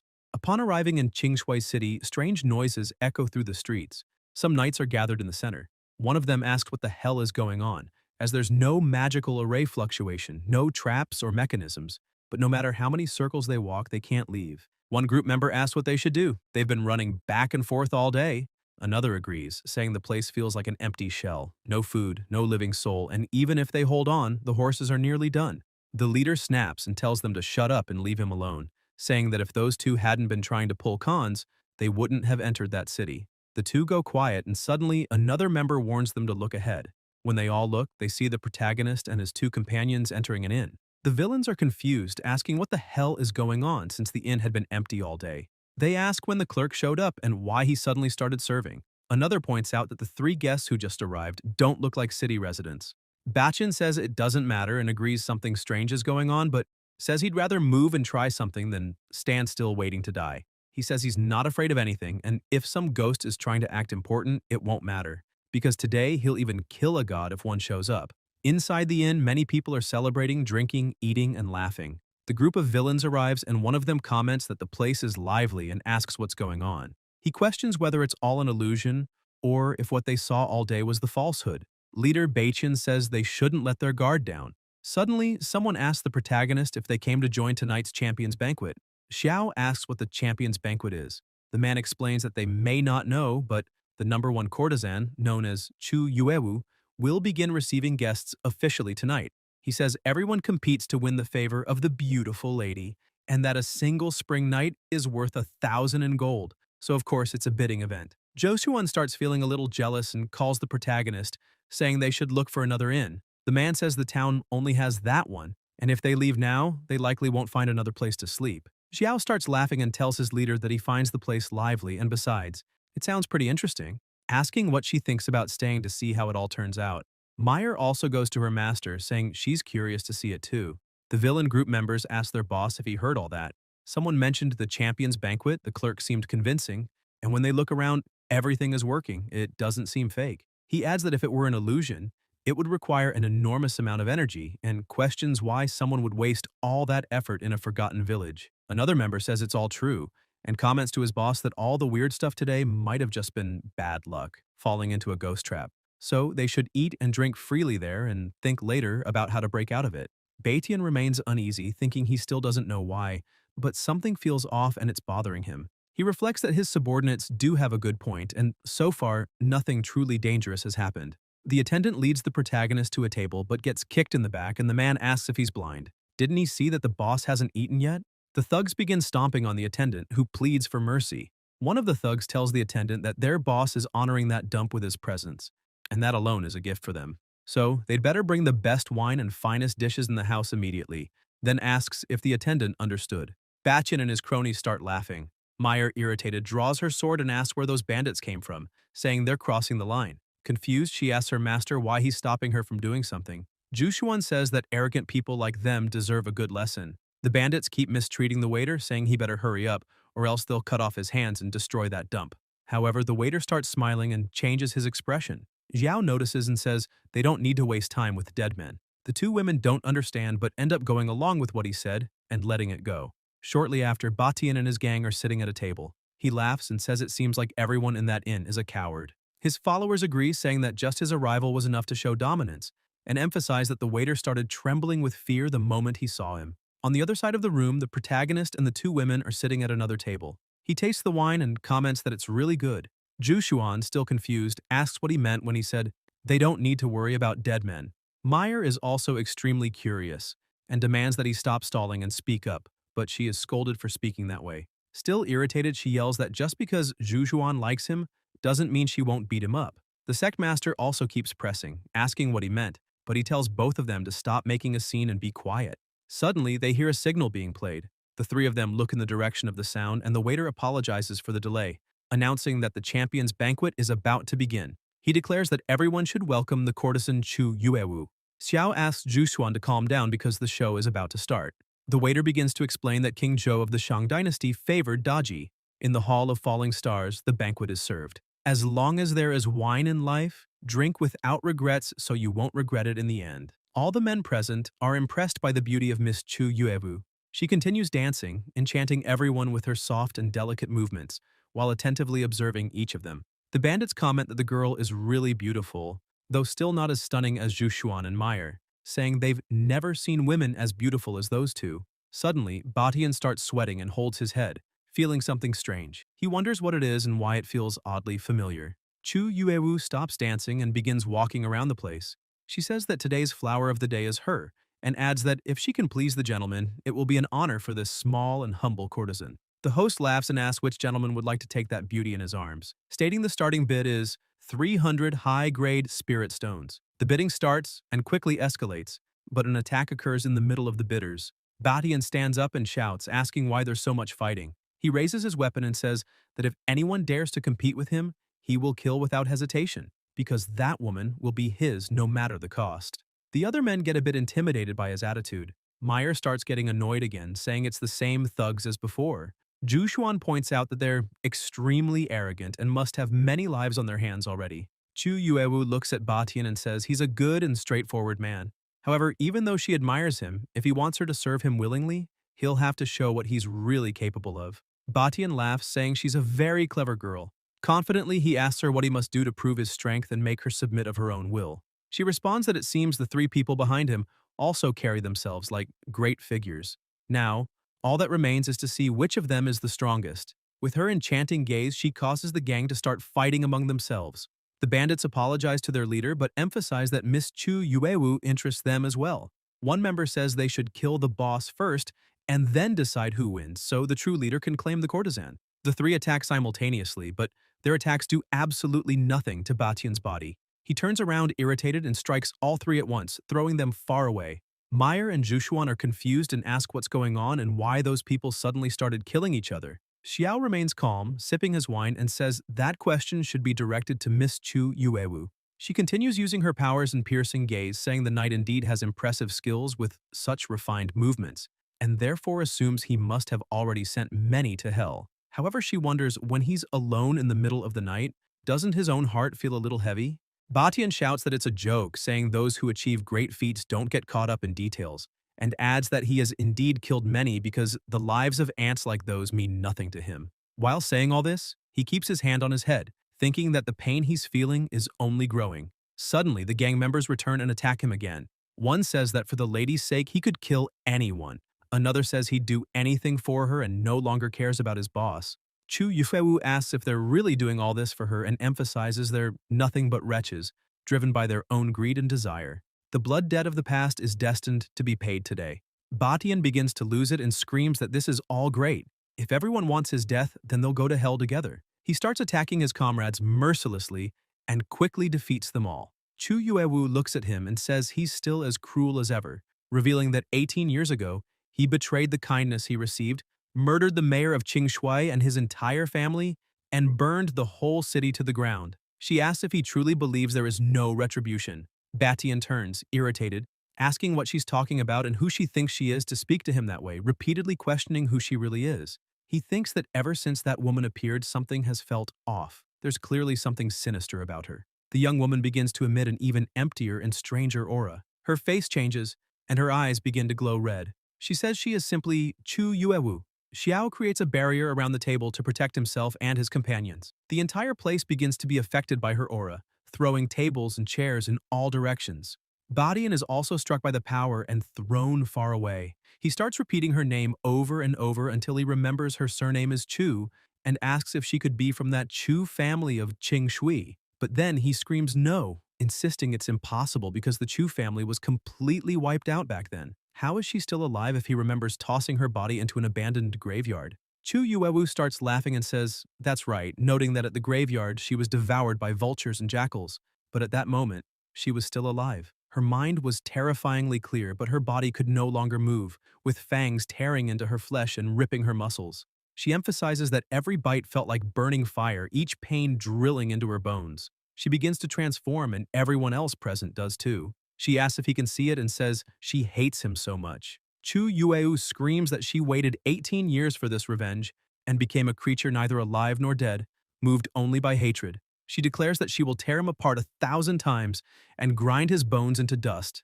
She commands the undead to attack all at once. Batian starts panicking, realizing this is his last option. He gathers his strength and throws it at his companions, whose bodies begin to swell. Zhu Xuan screams that he plans to explode the three bodies to try to escape.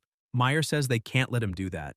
The protagonist opens his fan and says even a stray dog wants to flip the game, and with a simple strike he disrupts Batian's escape, causing him to fall and allowing the undead to catch him. Just before being attacked, he wonders what just happened and where that extremely powerful wave of energy came from. The undead begin their assault, and only Batian's screams are heard as he begs for mercy, pleading for them to stop. He keeps screaming that the pain is unlike anything he's ever felt, as the monsters are devouring his flesh. His eyes fill with tears as his bones start breaking. He begs for forgiveness, asking to be spared. Chu Yuewu asks why he's begging for mercy and questions if he remembers when all those poor souls he massacred begged for their lives. She yells, asking if he had any mercy for them. Batian is speechless, watching all those skulls closing in. He only screams while Chu Yuewu laughs, saying that heaven's justice never fails, and that what she feels now is incredibly wonderful, truly liberating, as the taste of despair he's experiencing should have been returned to him 1,000-fold.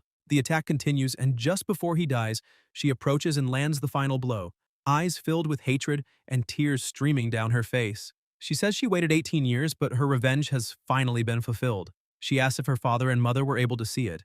Once it's all over, Xiao closes his fan and says it was brilliant, a truly intense and liberating spectacle. She turns, looks at him, and shouts, asking who's there. He remains calm, saying he's just an ordinary spectator. Chu Yuewu grows confused and thinks, when did those three people appear there?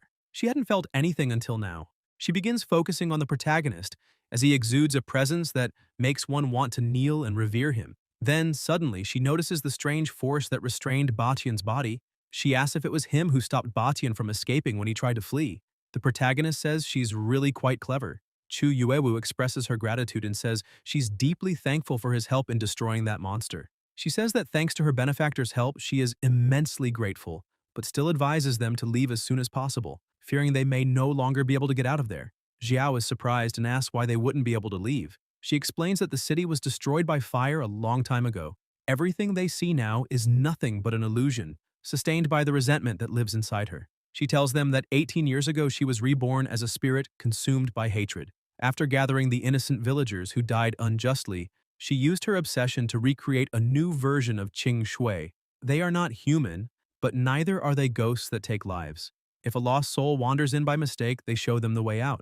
But if someone with ill intent steps into this place, they fall into an eternal cycle and are eventually led to the Fenglai Inn to die there. And so, they remained there, year after year hidden, just waiting for the day their tormentors would return so they could take revenge. And now that the guilty have been punished, the grudge she held has dissipated, and the whole city, along with herself, will soon be consumed again by the flames of the tragedy that once destroyed them. In the middle of this explanation, they begin to hear loud noises, and upon looking outside, they see the flames are already overtaking the entire place. Meyer points outside, saying the fire is getting closer. Chu Yuewu urges them to move quickly and offers to lead them out immediately. Xiao looks at her and asks if she's truly willing to disappear forever. He asks if she doesn't want to try to rebuild her body, which leaves Chu Yuewu a bit confused, wondering if that would even be possible. She looks at the protagonist and begs her benefactor not to joke about such a thing, saying rebuilding a body is a dream only immortals can achieve.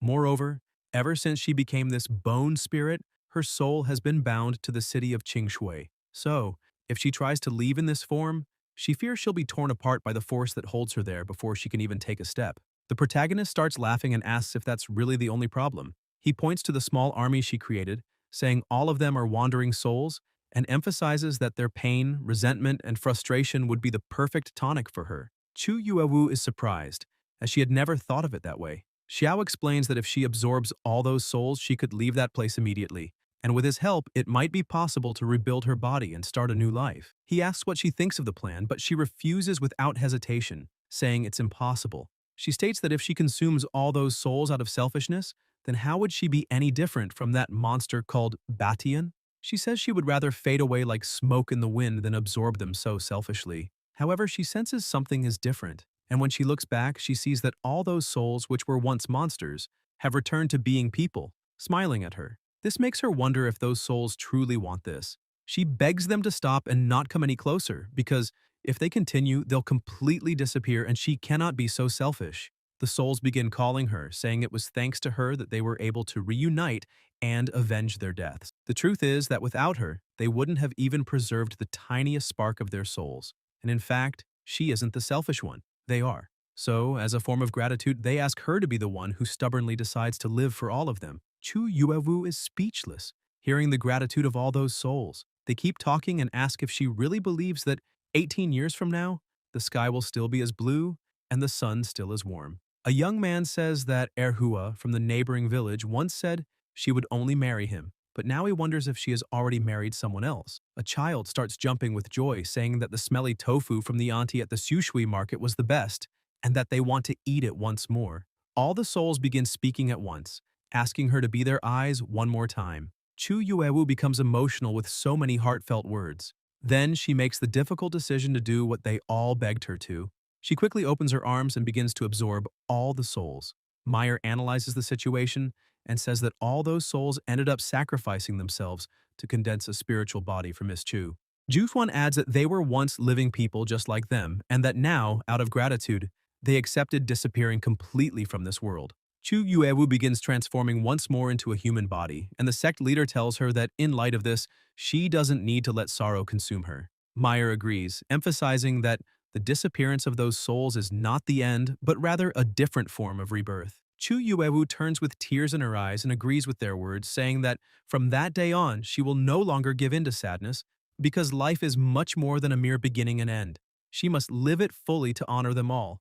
Jushuan and Meyer are happy to hear this and say she's on the right path. Xiao watches Chu Yuewu, who looks back at him and says that earlier he mentioned he could help her rebuild her physical body, so she asks if that's truly possible. The protagonist replies that naturally it is, but he emphasizes that reconstructing a body takes a lot of time and resources, and if he were to help for free, it would bring him great losses. Chu Yuewu says she understands and that it's completely fair. If he has any request, she will fulfill it as long as she's able. Xiao says he wants her to accept him as her master, and asks what she thinks about that. He believes she's very clever, naturally gifted, and has an admirable character, and it would be a huge waste not to make her his disciple. Chu Yuewu is a bit startled by the proposal, and the protagonist asks if she really doesn't want to. Unsure of what to do, she ends up smiling, clasps her hands, and says, "Disciple Chu Yuewu respectfully bows to her master." The system immediately responds and identifies her. Name, Chu Yuewu.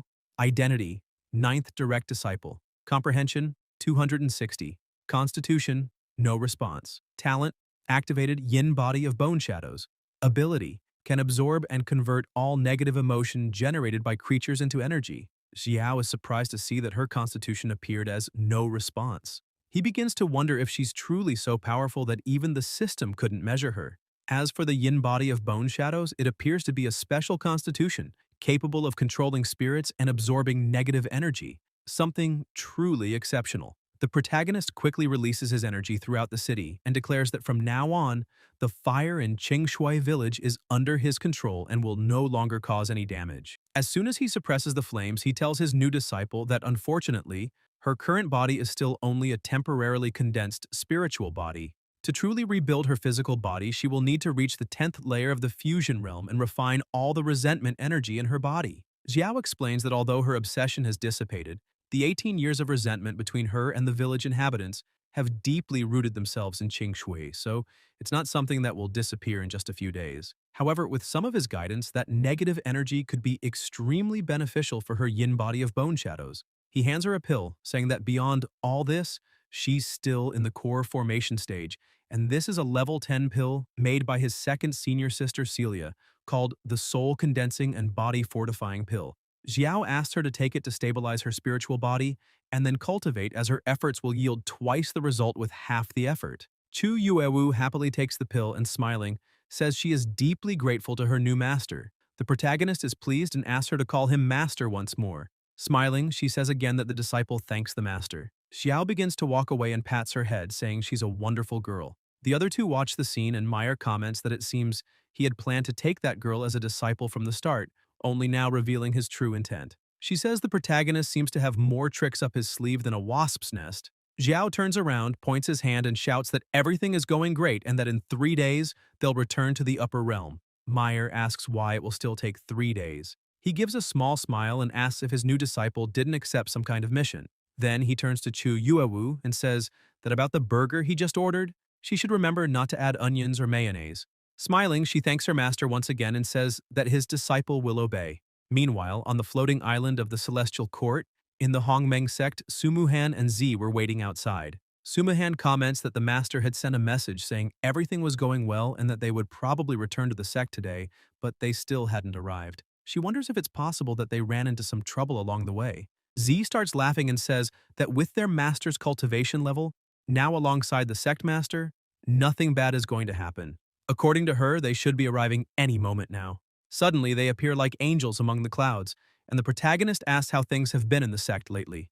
Z runs off shouting that her master has just arrived. Sumuhan says the disciples welcome the sect master and Master Xiao back. Z asks who the woman with them is. The protagonist introduces Chu Yuewu, saying she's the disciple he recently accepted in the White Tiger realm, and that she will now be their junior sister. Chu Yuewu greets the two, and Z is delighted to know she now has another little sister, saying that's wonderful. Sumuhan also brightens up and welcomes her to the Hongmeng sect. Xiao asks Zai if all the other disciples, including her, have been cultivating properly these past few days. She says yes, explaining that everyone is in seclusion, following the training plan he left before departing. She says the sword technique he left behind, the mystic sword of the 9 heavens, has already been practiced by John Feng up to the 7th level, the 1000 Thunder Attraction. She describes his sword style as fierce and unstoppable. With a single strike, it changes the color of the sky and earth, as if it truly holds the power of 1,000 thunders. She goes on, explaining that Sister Wushuang cultivated the 9 Tribulations Nirvana technique up to the 6th level, the Fist of the Tribulation Wind. She condenses the winds of heaven and earth into her fists, and her punches sound like roaring tigers, with wind blades capable of ripping through space with immense power. Brother Wuming hasn't lagged behind either. In just a few days, his technique, Burning Heaven Flame Dragon, reached the 6th level, with Red Dragon Skin Condensation and Red Dragon Shield. His shield's surface is indestructible, capable of withstanding extremely powerful attacks. Z points out that as amazing as they all are, the most diligent one has been Sister Chipan. She cultivated the 1,000 Heart Devouring Poisons technique up to the 8th level, the first appearance of the venomous soul. Her poison has now reached the soul, and once she releases that venomous soul wherever it strikes, the enemy's soul is destroyed. Z gets excited and says that she and Sister Sumuhan didn't disappoint their master either. Each completed her own training, she with the Divine Celestial Machine technique, and Sumuhan with the Zixiao Spiritual Pill technique. Both have already broken through to the 2nd level of the fusion realm. Xiao is impressed and smiles, saying they're progressing extremely fast. He thinks that with such hard-working disciples, he feels more at ease as a master, and it's no wonder the system's rewards have been very generous with him lately. Several system screens pop up, informing him that he has received numerous extremely high-level items. Seeing how happy everyone is, Chu Yuewu also starts to feel joy. She thinks all her senior brothers and sisters are incredible and wonders if she'll ever become as strong as them. Sumuhan notices this, approaches, and says that if there's anything she doesn't understand in the future, she can ask any of them. Z also comes closer and says that from now on, this will be her home, and they, her family. Chu Yuewu becomes emotional, and with tears in her eyes, wonders if this is really true, if she finally has a family and a home now. Z turns to the protagonist and says that since their little sister just arrived and doesn't know the Hongmeng sect yet, she and Sumuhan want to show her around. Xiao smiles and says they can go. The three begin walking, and Z comments that there are many interesting places in the sect and that she's sure Chu Yuehu will love them all. They ask her to tell the story of how the master accepted her as his disciple after the tour because they're really curious. Jushuan tells them not to run, but Chu Yuewu says it's okay and starts feeling truly welcomed. When they reach the sect's entrance, the two point and ask her to look. Chu Yuewu calls out to her father, mother, and little brother and says that from now on, that will be her new home. Meanwhile, the protagonist heads to his room and begins cultivating. However, his level is so high that as he cultivates, an aura begins to cover the entire area. A hurricane of energy rises into the sky, drawing the attention of everyone in the sect. People begin shouting, pointing at the absurd amount of energy, saying the Vice Master must be breaking through again. They're shocked because the pressure is so intense they can barely breathe. Some even comment that this power seems to be drawn from the peak of the nine heavens. With that level of strength, they believe that not even in another lifetime would they be able to reach it.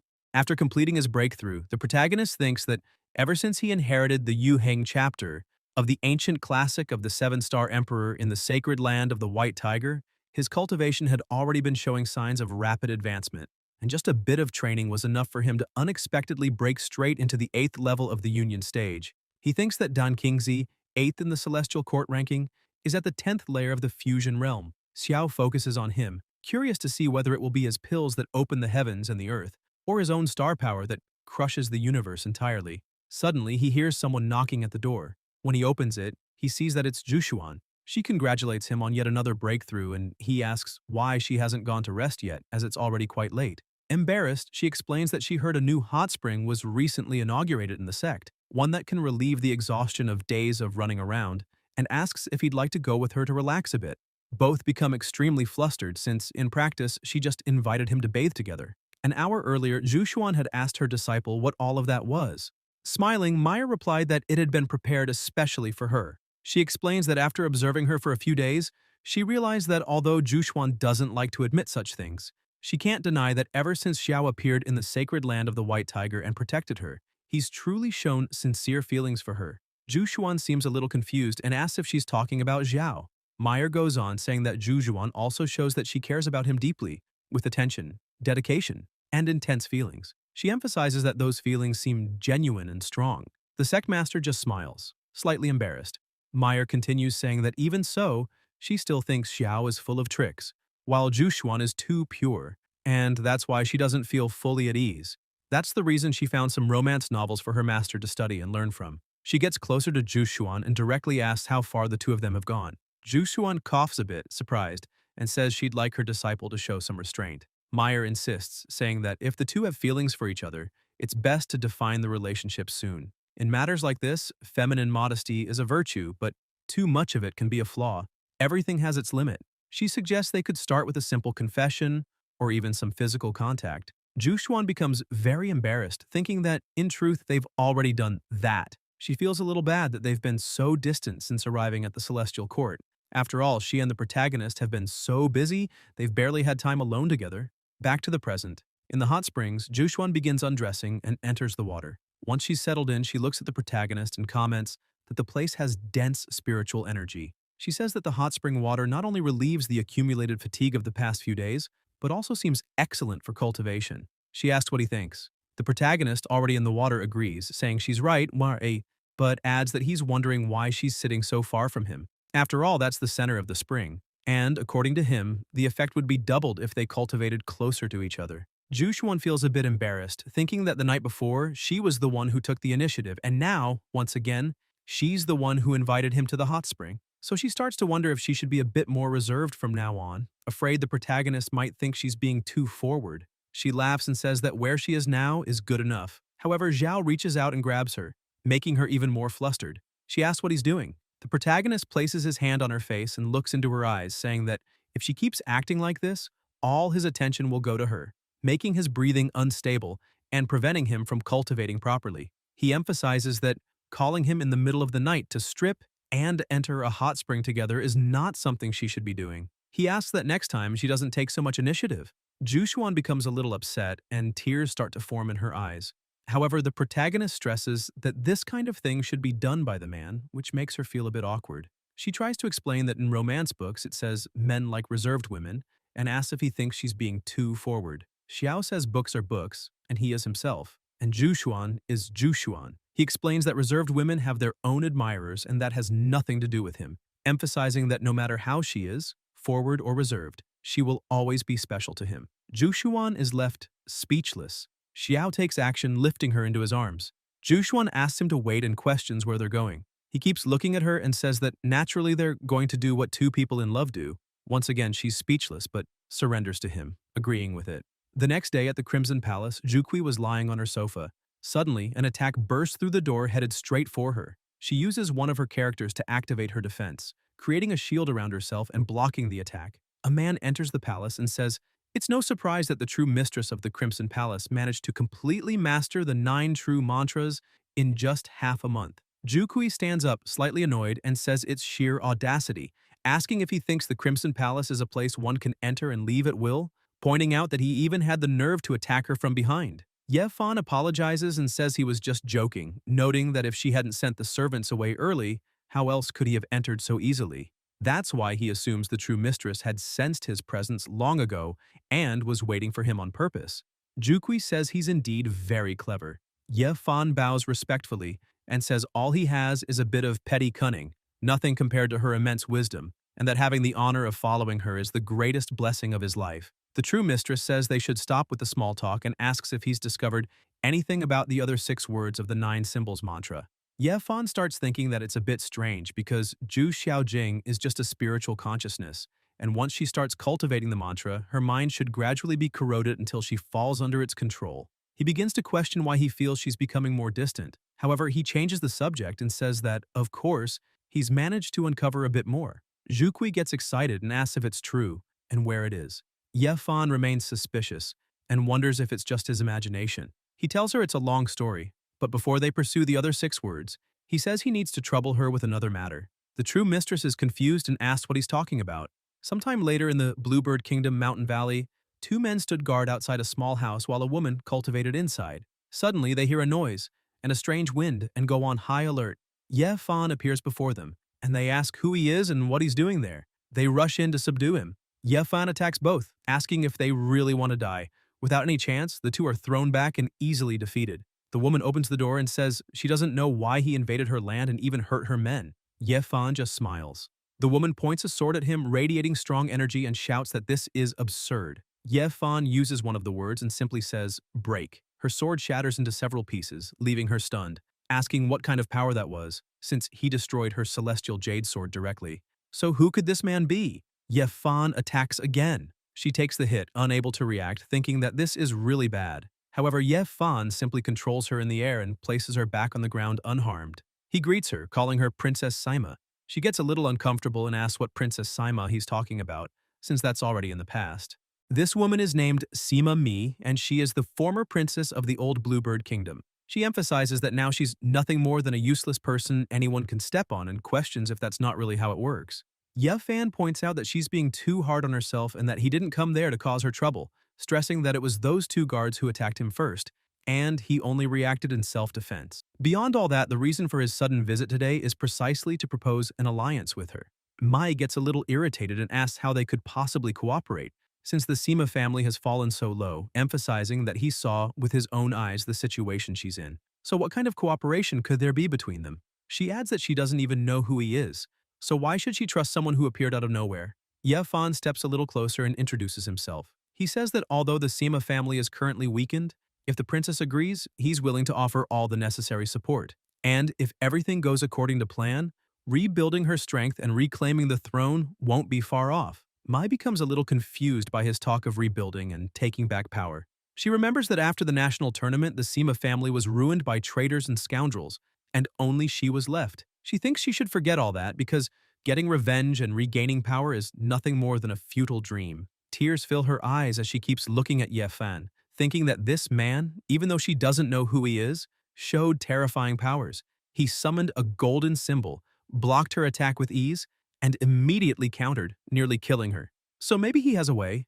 Even though she's confused, she makes a tough decision and thinks that either way she has nothing left to lose. So it's better to take a risk than keep living like this. The princess says she can accept this partnership, but wants to know what terms he's demanding.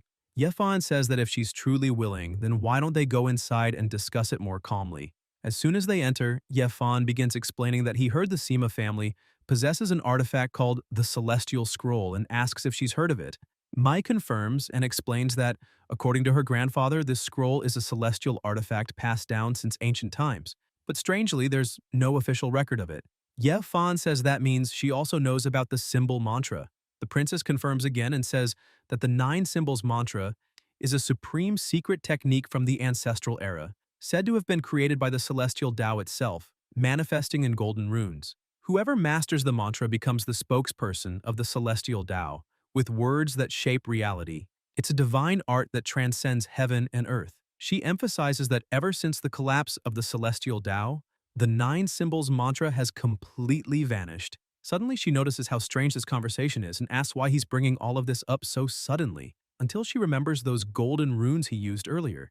The princess asks if that was the nine symbols mantra. Yefan simply smiles, saying nothing, and she thinks she already suspected that this man wasn't ordinary, but never imagined he had mastery over an art lost for ages.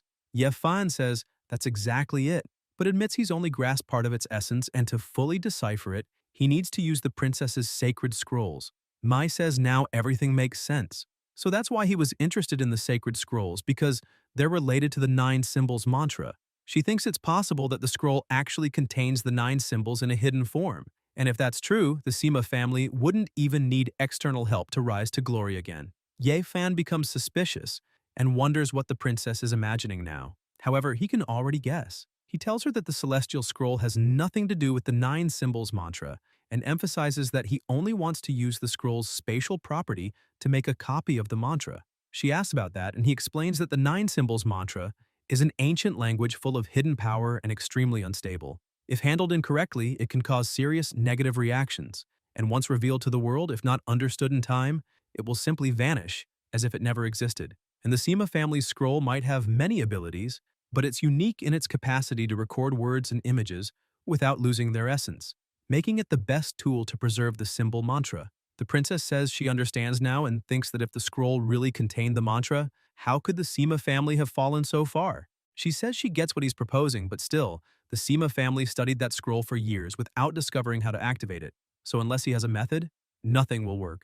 Yefan says he does have a plan. Suddenly, a huge explosion happens behind him, and the true lady appears, saying to leave everything to her because she has her own methods. The princess is shocked to see the true lady of the Crimson Palace standing before her. The next morning, at the Hongmeng sect, the protagonist kisses Zhu Xuan on the forehead. She wakes up and wishes him good morning. He asks if she slept well that night, and completely in love, she says yes. She sits up in bed, saying they're already back at the Celestial Court, and reminds him that he had mentioned cooperating with the Crimson Lady. She asks when Zhu will come to see him again. Xiao smiles and says that the lady of the Crimson Palace is no longer at the Celestial Court, then shows her a flaming feather. Zhu Xuan is shocked, asking if that really is. The protagonist says that the night before, Zhu sent someone to deliver that red feather. She also sent a message saying she is now accompanying Ye Fan to the Upper Qingque realm to search for the remaining 6 symbols of the 9 symbols mantra, and that as soon as there's any progress, she'll send updates through that feather. Zhu Xuan becomes a bit concerned and says she understands. However, she notes that Ye Fan is full of tricks and that they must be extremely cautious around him. Xiao keeps smiling and asks her not to worry. Suddenly, shouting erupts inside the palace, asking if the two of them are awake. They get startled, and the protagonist thinks the feeling he has now is exactly the same as last time. So, he decides to place a barrier over the room. He quickly gets dressed, goes outside, and asks Z why she's in such a hurry. Worried and distressed, she screams that something happened to Sumuhan. Xiao also becomes concerned and asks what she means. Immediately, the two head to the room where she is. Sumuhan is bedridden and in very bad condition. Z explains that she and Chu Yuewu found Sumuhan unconscious, collapsed at the entrance of the sect. She emphasizes that they've tried everything, but nothing wakes her. Chu Yuewu asks the protagonist to examine her. As soon as he gets close, he hears only a few groans of pain from her. He begins using his abilities to try to find out what's causing it. After a few seconds of examining, he thinks she fell unconscious after almost suffering an energy deviation during pill refinement. But she's always been careful, so how did this happen? He keeps using his abilities to try to heal her, and suddenly she coughs up some blood and finally wakes up, asking where she is. Chu Yuewu, worried, helps her sit up and asks if she's still feeling unwell. Z celebrates, saying she finally opened her eyes. She asks what everyone is doing there, and wonders if she hadn't just come back from Lingxi Mountain, so why is she lying in that room? Zai, both worried and upset, asks if she realizes that she and Chu Yuewu found her unconscious at the sect's entrance, emphasizing that it was a huge scare. Xiao asks what she was doing at Lingxi Mountain. Z steps in and explains that Lingxi Mountain is a forest outside any sect's jurisdiction. Although the spiritual energy there isn't as dense as in other areas of the Celestial Court, it's still better than many places within the Hongmeng sect, and there are many rare herbs and flowers. That's why Sumuhan has been practicing alchemy there lately. Sumuhan confirms the whole story and explains that earlier today, she went there as usual to study a few points she hadn't understood the day before while reading alchemy books. She emphasizes that at first everything was going very well, until an insect appeared, releasing something strange. She was surprised to see that a small flying insect was interfering with her spiritual power circulation. Suddenly, the cauldron started shaking violently. She panicked and screamed that it couldn't happen, because if it continued like that, not only would all her effort be wasted, but she would also be corroded by the reaction. So there was only one option. She grabbed the cauldron and threw it upward. A huge explosion occurred right in front of her. She says she forcibly destroyed her own alchemy cauldron, ending the process, and afterward, she ran back to the sect. After that, she remembers nothing. Chu Yuewu says that means she narrowly avoided a severe energy deviation. Sumuhan starts feeling extremely guilty and apologizes to her master, saying she was defeated by something so small and thus considers herself useless, dishonoring his teachings. He asks if she's really referring to that insect as something so small and stresses that she was still too careless. He picks up the insect in his hand and asks her to take a look. An insect that looked like an ordinary fly transforms into a worm. She is shocked and asks if that's the same creature that interfered with her alchemy, but she can't understand how its appearance changed so drastically. Xiao explains that it's a blue corrosion goo. Not just any insect, it's a malicious parasite formed through a forbidden technique called spiritual transformation of the demonic pill. Once inside the host body, it silently devours spiritual energy like a hidden plague. The stronger the host, the faster it consumes. And when the host's energy runs out, rendering them useless, it releases a deadly poison and causes the body to explode, leaving not even bones behind. The three are horrified by this information and ask who could be so cruel as to do something like that to a woman. Xiao destroys the parasite and says that, according to his knowledge in the celestial court, there's only one person capable of such a thing. Sometime later, at Lingxi Mountain, a man was sitting on a rock beside a waterfall. Suddenly, an explosion behind him interrupts his meditation. The protagonist appears before him, angry, and says it's impressive he has the audacity to remain there, as if nothing happened, asking if he's tired of living, because touching one of his disciples like that will only bring death. Dan Chinzi says Xiao arrived quite quickly, and if he had known how much Xiao cared about his little disciple, he would have had even more fun with her. He adds that he never imagined that Guy Chu would fall into the hands of a brat like Xiao, especially since his technique, the Solar Dragon Path, required tempering his body with sacred fire every month, preserving his life energy like a celestial treasure, suffering month after month only to die like a stray dog, defeated by Xiao. That's a true joke. The protagonist starts laughing, saying it really is pathetic, and that the top 10 of the celestial ranking should be called the top 10 of the pathetic. Dan Chinzi begins charging energy in his hand and yells, furious, asking how Xiao dares to underestimate him, not even knowing who he's dealing with. He conjures a serpent and launches it in attack. Xiao keeps laughing and makes a move, saying Dan Chinzi will find out for himself whether he's worthy or not. The attacks clash, and an explosion rocks the place, throwing Dan Chinzi off balance. He's stunned and shouts, asking what kind of power that is, since it's more condensed than ordinary fortune energy. Dan Chinzi continues his assault and summons several energy spheres around him, asking Xiao if he really thinks breaking his alchemy technique is enough to win. That's naive. He states that the poisonous pill he forged contains the most lethal toxins in the world, and even the slightest touch will completely dissolve Xiao's soul. He attacks using the technique, 1,000 poisons devour your heart. The attack rushes toward the protagonist. Xiao draws his sword, releases his aura, and asks how someone ranked in the top 10 dares to show off such a worthless trick in front of him. With a single sword swing, he instantly nullifies the entire attack and starts laughing. Dan Chinzi is shocked and can't believe what he's seeing. Xiao begins releasing more of his power and condensing the energy around him, saying that using pills to harm others is nothing but a vile and disgraceful method. And today, Dan will taste true despair. Dan Chinzi starts trembling in fear and yells that sword intent is far too terrifying. He tries to defend himself with his power, but before Xiao's devastating force, it's nothing. Xiao's attack pierces through the defense like paper and slams Dan against a stone wall.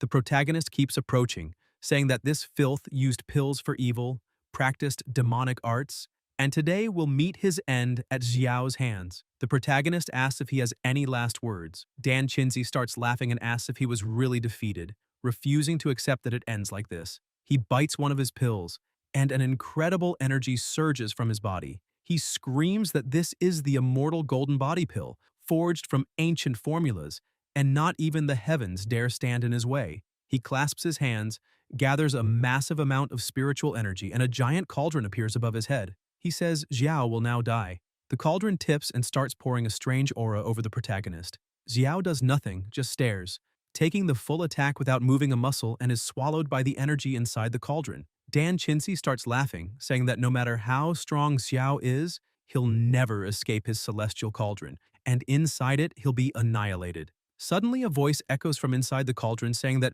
the celestial cauldron, just like its master, is nothing but an empty bluff. Dan Chinzi starts panicking, asking what that sound is. Suddenly the entire cauldron is destroyed, and the protagonist's sword pierces through everything, ending it all. He appears among the shattered pieces of the cauldron using his Nine Heavens mystic sword technique. He yells that the filthy bathtub Dan Chinzi calls the celestial cauldron couldn't even block a single strike from his sword, and asks if he still has the audacity to call himself a celestial alchemy master, because that's utterly ridiculous.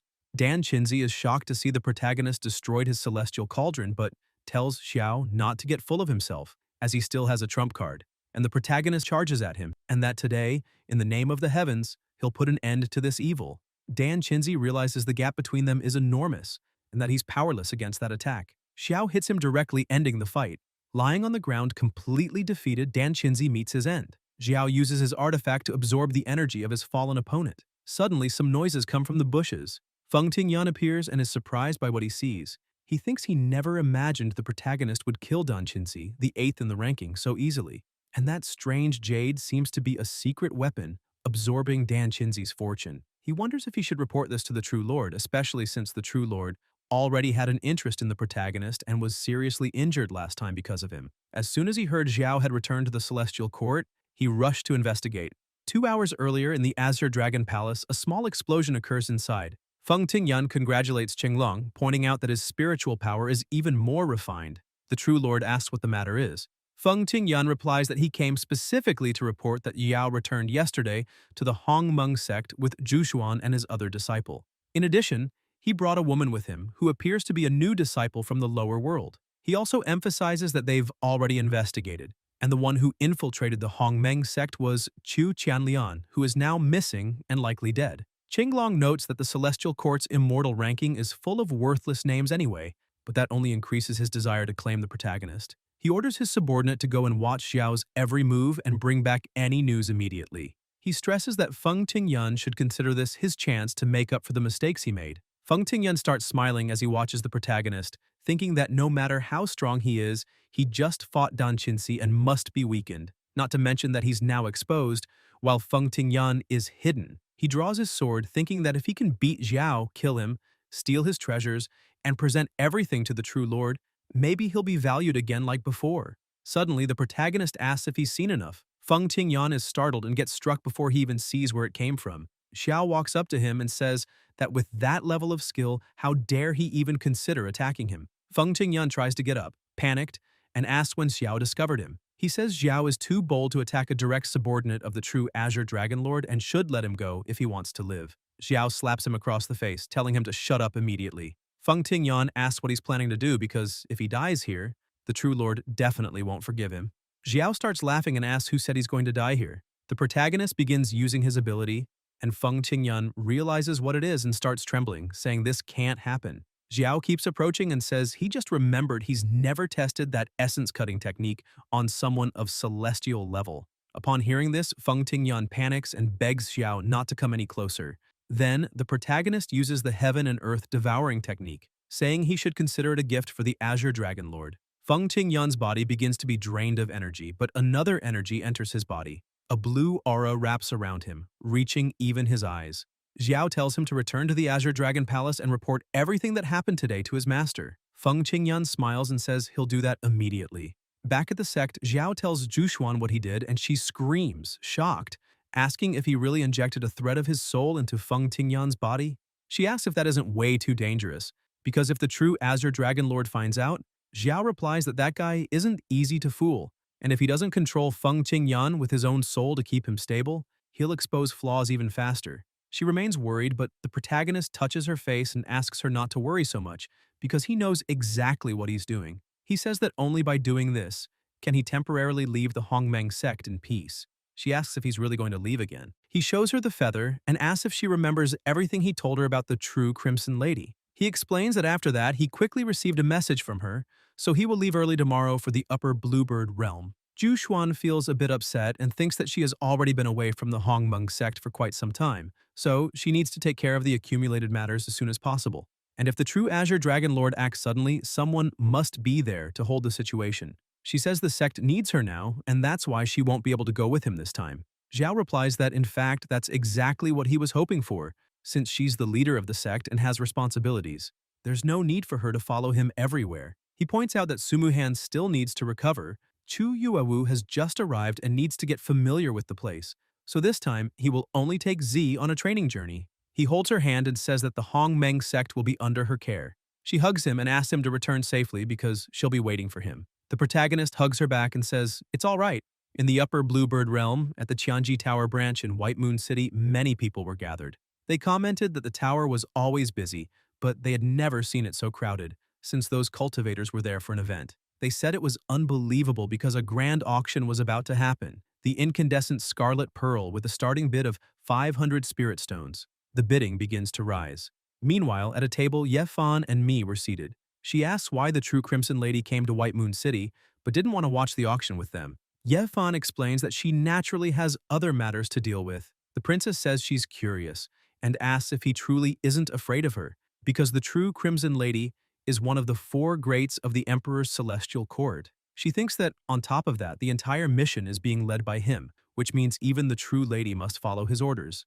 Ye Fan thinks that in his past life, even Jukui belonged to him. The princess asks if that means he fears no one. Ye Fan replies that he fears only one person. He immediately thinks of the protagonist, ruthless, cold, and decisive. Even in the face of death, he remains calm and turns the tide. He sees causes and consequences in record time. His command over people and situations borders on the supernatural. His talent, mind, and cunning surpass any genius Ye Fan ever met in his entire past life. That's why he sometimes wonders whether he was really the one who reincarnated, or if Xiao also came back from the future. Because the protagonist seems like his destined enemy. Every time they meet, everything goes wrong. He appears and crushes him again and again. Ye Fan thinks that regardless of all that, it's fine, because once he finally obtains the full version of the 9 symbols mantra, it will be time to settle the score. The princess asks if this person really exists and who it is. However, she thinks that, from the look Ye Fan had when he said he fears only one person, it seems like he truly fears that someone. Ye Fan says she's quite clever and warns that the more you know, the sooner you die, so it's better to stay silent.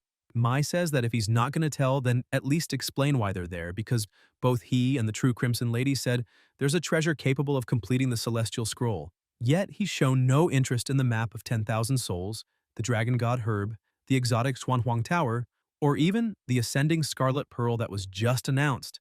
So what is he really after? Suddenly, the announcers say the most exciting moment of the auction has arrived and ask all the guests to open their eyes wide because the next item is a supreme treasure. Ye Fan tells the princess, it's coming. She's surprised. A man presents the celestial level treasure, the divine brush. It's a celestial level treasure. Even in the celestial court, such a thing is extremely rare. He explains that the divine inspiration pen is said to be able to record not only cultivation techniques, martial skills, and spells, but even the workings of divine powers.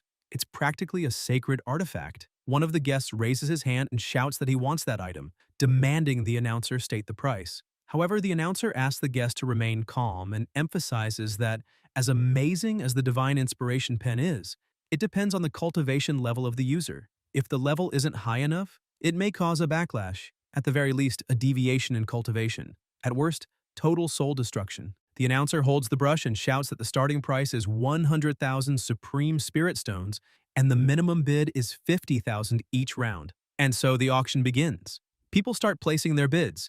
Some shout 150,000, others 200,000, others 250,000, until someone yells 500,000. Guys, if you enjoyed the video, leave a like, comment, and subscribe to the channel so you don't miss new content. Thank you.